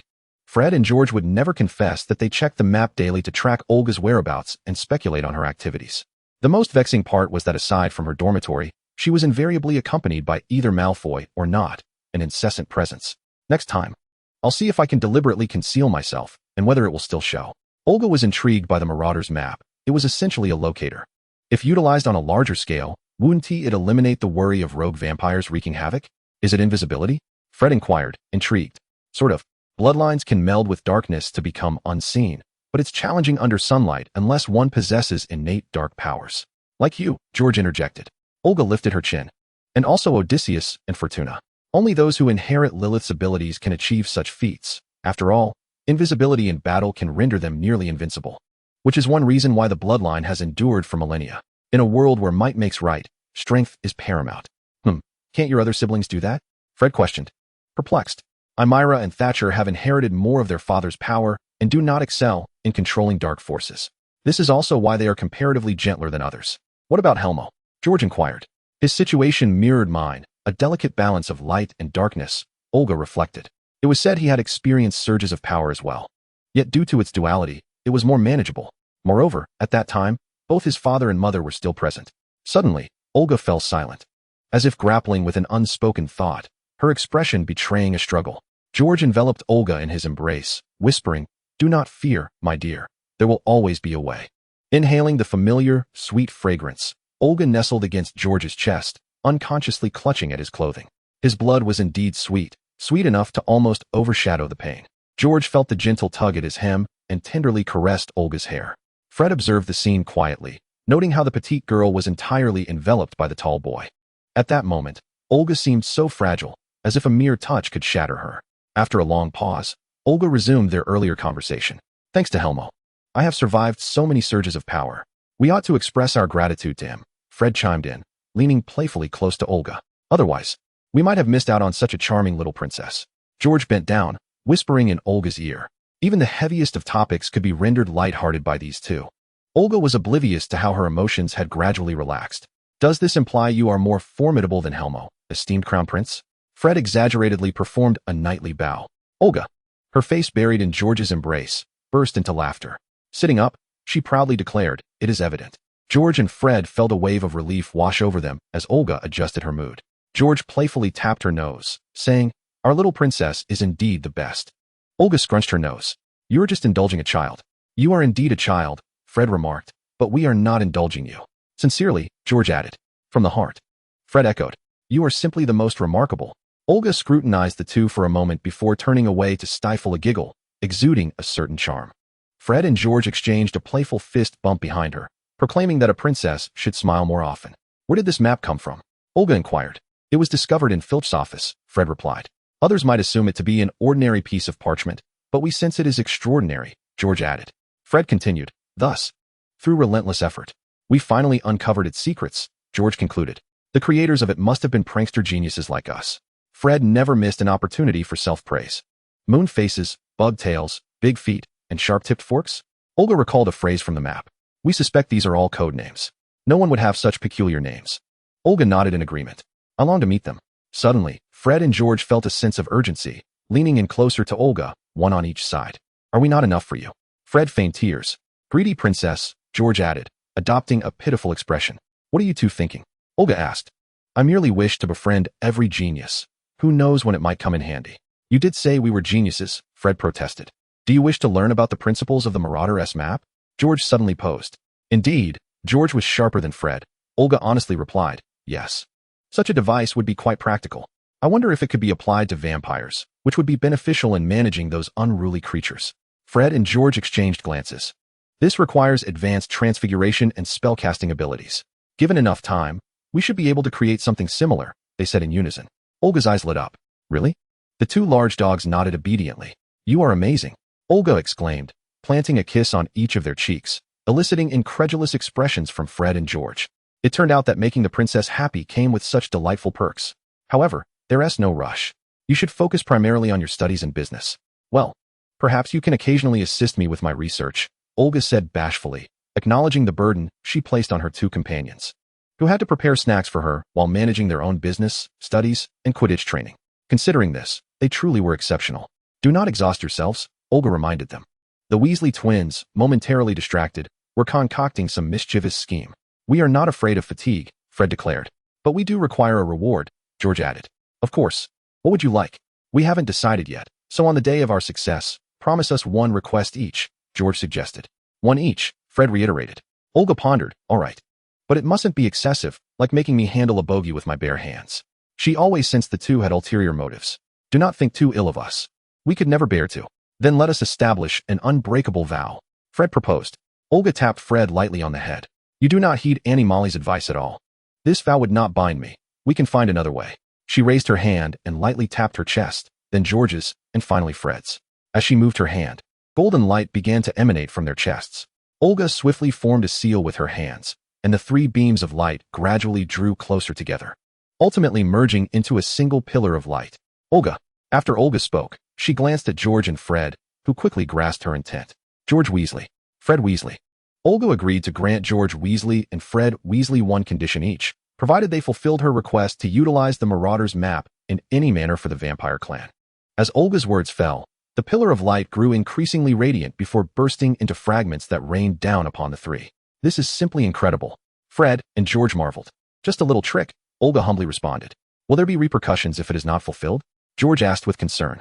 It is impossible for it not to be fulfilled. This contract is a binding force. Once you complete my task, I must fulfill your requests. Even if you are unwilling? Even if I am unwilling, Olga replied. I shall be compelled to comply. Thus, gentlemen, please treat me kindly. Fred and George had not anticipated such a fortuitous arrangement, igniting their eagerness to expedite the map's creation. In the ensuing days, the twins devoted themselves wholeheartedly to the Marauders map, much to Mr. Filch's astonishment, as the twins had not caused any mischief during this period. He reasonably suspected they were concocting a grand scheme. Harry could frequently hear strange voices in a chilling tone uttering malevolent phrases. Come here, let me tear you apart. Kill you. Here it comes again. Harry felt somewhat disheartened, as his good friends could not hear this voice. Yet hearing things others could not in the wizarding world might not bode well. What is wrong, Harry? Have you heard it again? Hermione was the first to notice Harry's distress. Harry nodded. Do not worry. There will always be a solution, Ron comforted. Perhaps you merely need rest. Wood's recent training has been brutal, Ron mused, relieved he was not a team member. As they conversed, they encountered nearly headless Nick, who enthusiastically invited them to celebrate his 500th birthday on Halloween. Hermione was in high spirits, convinced that few living souls had ever attended such a soiree, which she deemed exceedingly cool. If possible, she wished to invite Olga as well. A ghostly banquet would be devoid of those annoying odors. Following October, the temperature at Hogwarts began to plummet. The incidence of colds among both teachers and students surged abruptly, and Millicent was also feeling under the weather. The invigorating potion she consumed did little more than make her disheveled hair appear as if it were ablaze. Theodore finally felt a sense of relief. He had been thoroughly vexed by Millicent's incessant presence, and no matter how cold his words, they had little effect. In potions class, Snape, as per his usual routine, assigned the task and proceeded to wander about the classroom, simultaneously showering venom and deducting points from Gryffindor. Olga noticed that Theodore's mood seemed considerably brighter than before and, while stirring his cauldron, inquired, Are you feeling happy? Theodore paused momentarily, glancing at Olga. Is it that obvious? Indeed, she replied. You've laughed 7 or 8 times this lesson. Theodore smiled. The feisty little cat was simply adorable. Actually, it's been 9 times, he corrected. He was genuinely pleased, relieved from the company of certain irksome individuals. Olga furrowed her brow, contemplating. Do you need my assistance in dealing with them? She recalled seeing Theodore and Millicent in the library on the Marauders map earlier, initially believing Theodore had finally made a friend, only to realize it was a one-sided harassment. Theodore's smile widened, his blue eyes brimming with affection. No need. Don't dirty your hands. Irrelevant individuals should refrain from disturbing his little cat. Had it not been for the favor owed to the head of House Bester, he would have long since dealt with that insufferable pest. Millicent suddenly felt a chill sweep through, huddling her robes tighter around herself. Ahem, Mr. Knott and Miss Olga. If I am not mistaken, this is a potions class, not some romance training seminar. If you could remember your poor old professor, perhaps you wouldn't be so distracted by discussions unrelated to potion making during the lesson. Snape's voice echoed behind the two, and Olga couldn't help but feel an inexplicable sense of dread towards him. He always reminded her of the days dominated by Helmo and Fortuna. Thus, under Snape's ever-watchful gaze, Olga and Theodore hastened their movements. Observing their proficient and elegant actions, Snape found it difficult to critique, leaving behind a remark that he hoped to see Miss Olga handling ingredients next time before sweeping his robes and directing his attention elsewhere. Daphne appeared quite disappointed. She had been enjoying watching Theodore's affectionate glances, only for Professor Snape to interrupt. Regretfully, she returned her gaze to her cauldron and noticed something amiss with Millicent. Daphne had been quite dissatisfied with Millicent's recent antics. Anyone attempting to disrupt Theodore and Olga was certainly not to her liking, yet Millicent was, after all, her roommate. "Are you all right? Need me to fetch Madame Pomfrey for some invigorating potions?" Daphne asked. The number of those catching colds had risen dramatically, and Madame Pomfrey was nearly overwhelmed. This thought made Daphne envious of Theodore and Draco. Being in the presence of royalty seemed to cure any ailment in an instant. When would she ever have such fortune? "I'm fine, just need to sleep it off," Millicent replied listlessly. Seeing this, Daphne chose not to pry further. After all, Millicent had claimed she was all right. After class, Snape, having finished grading the students' assignments, noticed Olga still lingering. After a moment of surprise, he instinctively began to mock. "What is it? Our esteemed little princess has a query for your useless old professor?" Olga nearly choked, wishing she could silence him. "It's the frail old headmaster you should be referring to," she retorted, disdainfully grasping one of Snape's fingers. Snape attempted to withdraw his hand, but found it unyielding. "Why is there such strength?" he muttered, ready to scold her, but was instead met with a warmth radiating from the finger she held, traveling to his throat. Chapter 22. The Transfer Student. After Olga released her hold, she felt unsatisfied and took the liberty to refresh Snape's greasy hair. It looked considerably more presentable. Why must a professor in his 30s always appear so disheveled? Snape sensed the change in his hair, and the fleeting warmth he felt dissipated instantly, replaced with a scowl directed at Olga, though he was at a loss for words. "No need to thank me," Olga said nonchalantly as she turned to leave. Had it not been for his hoarse voice today, far less pleasant than usual, she wouldn't have bothered with that cantankerous man. She had been actively participating in class this semester. What more could he desire? Humph. Snape watched Olga depart, and after a moment, rubbed the finger she had touched. His expression inscrutable. She had helped him once again, as if she had an uncanny ability to uncover his vulnerabilities. That day, Dumbledore abruptly summoned all the heads of houses to gather the students in the Great Hall, announcing he had an important matter to disclose. The young wizards murmured among themselves, while Olga, sitting at the Slytherin table, remained oblivious to the twins' complex expressions. Professor McGonagall tapped her goblet to signal for silence, and Dumbledore, gazing at the curious faces, offered a subtle smile while discreetly winking at Olga, causing her to feel a premonition of impending trouble. "Good evening, everyone. I hope I haven't disrupted your plans," Dumbledore began. "The reason for gathering you all is to welcome a transfer student." A wave of astonishment swept through the hall. A transfer student? How rare.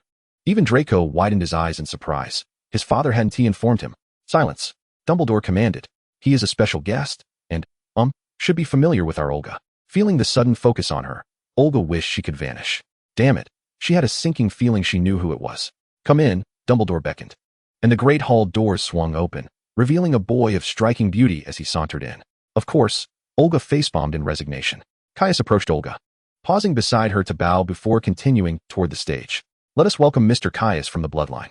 Dumbledore's introduction prompted enthusiastic applause, with students marveling at how attractive the members of the Bloodline were.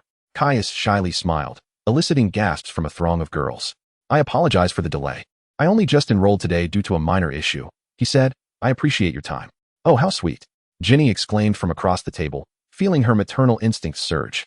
"Now, regarding the sorting," Caius asked, "can I be placed in the same house as the princess?" Dumbledore glanced at Olga, implying that the decision rested with her.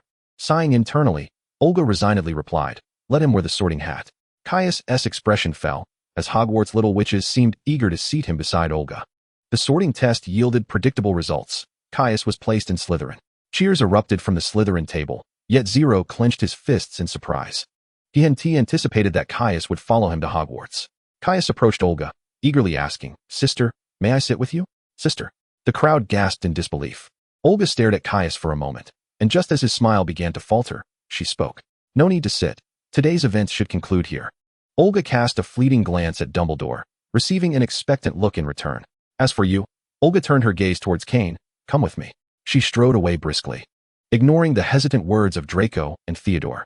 Cain had truly made a name for himself, not even mentioning such a significant matter to her beforehand.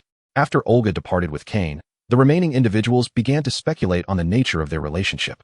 Is Cain Olga's brother? No wonder they're both so striking.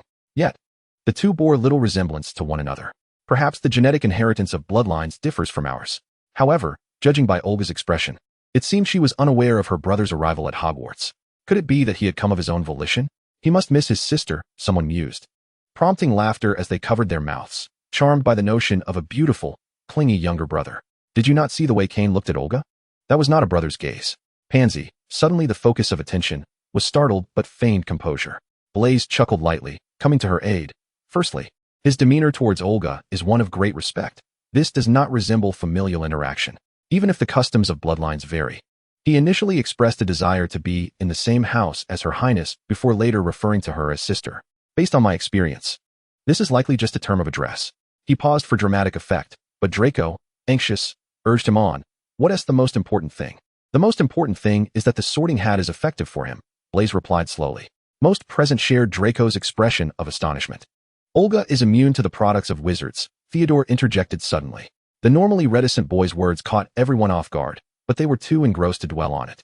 But she is the crown princess. She should possess considerable ability, right? Her siblings may not necessarily be like her. The levels among pure-blood wizards vary greatly, someone retorted. No, that's not possible, Draco said darkly. Olga has no brother. Distracted by Kane's comments and the discussions swirling around him, Draco suddenly recalled that Olga had explicitly told him she was the youngest in her family.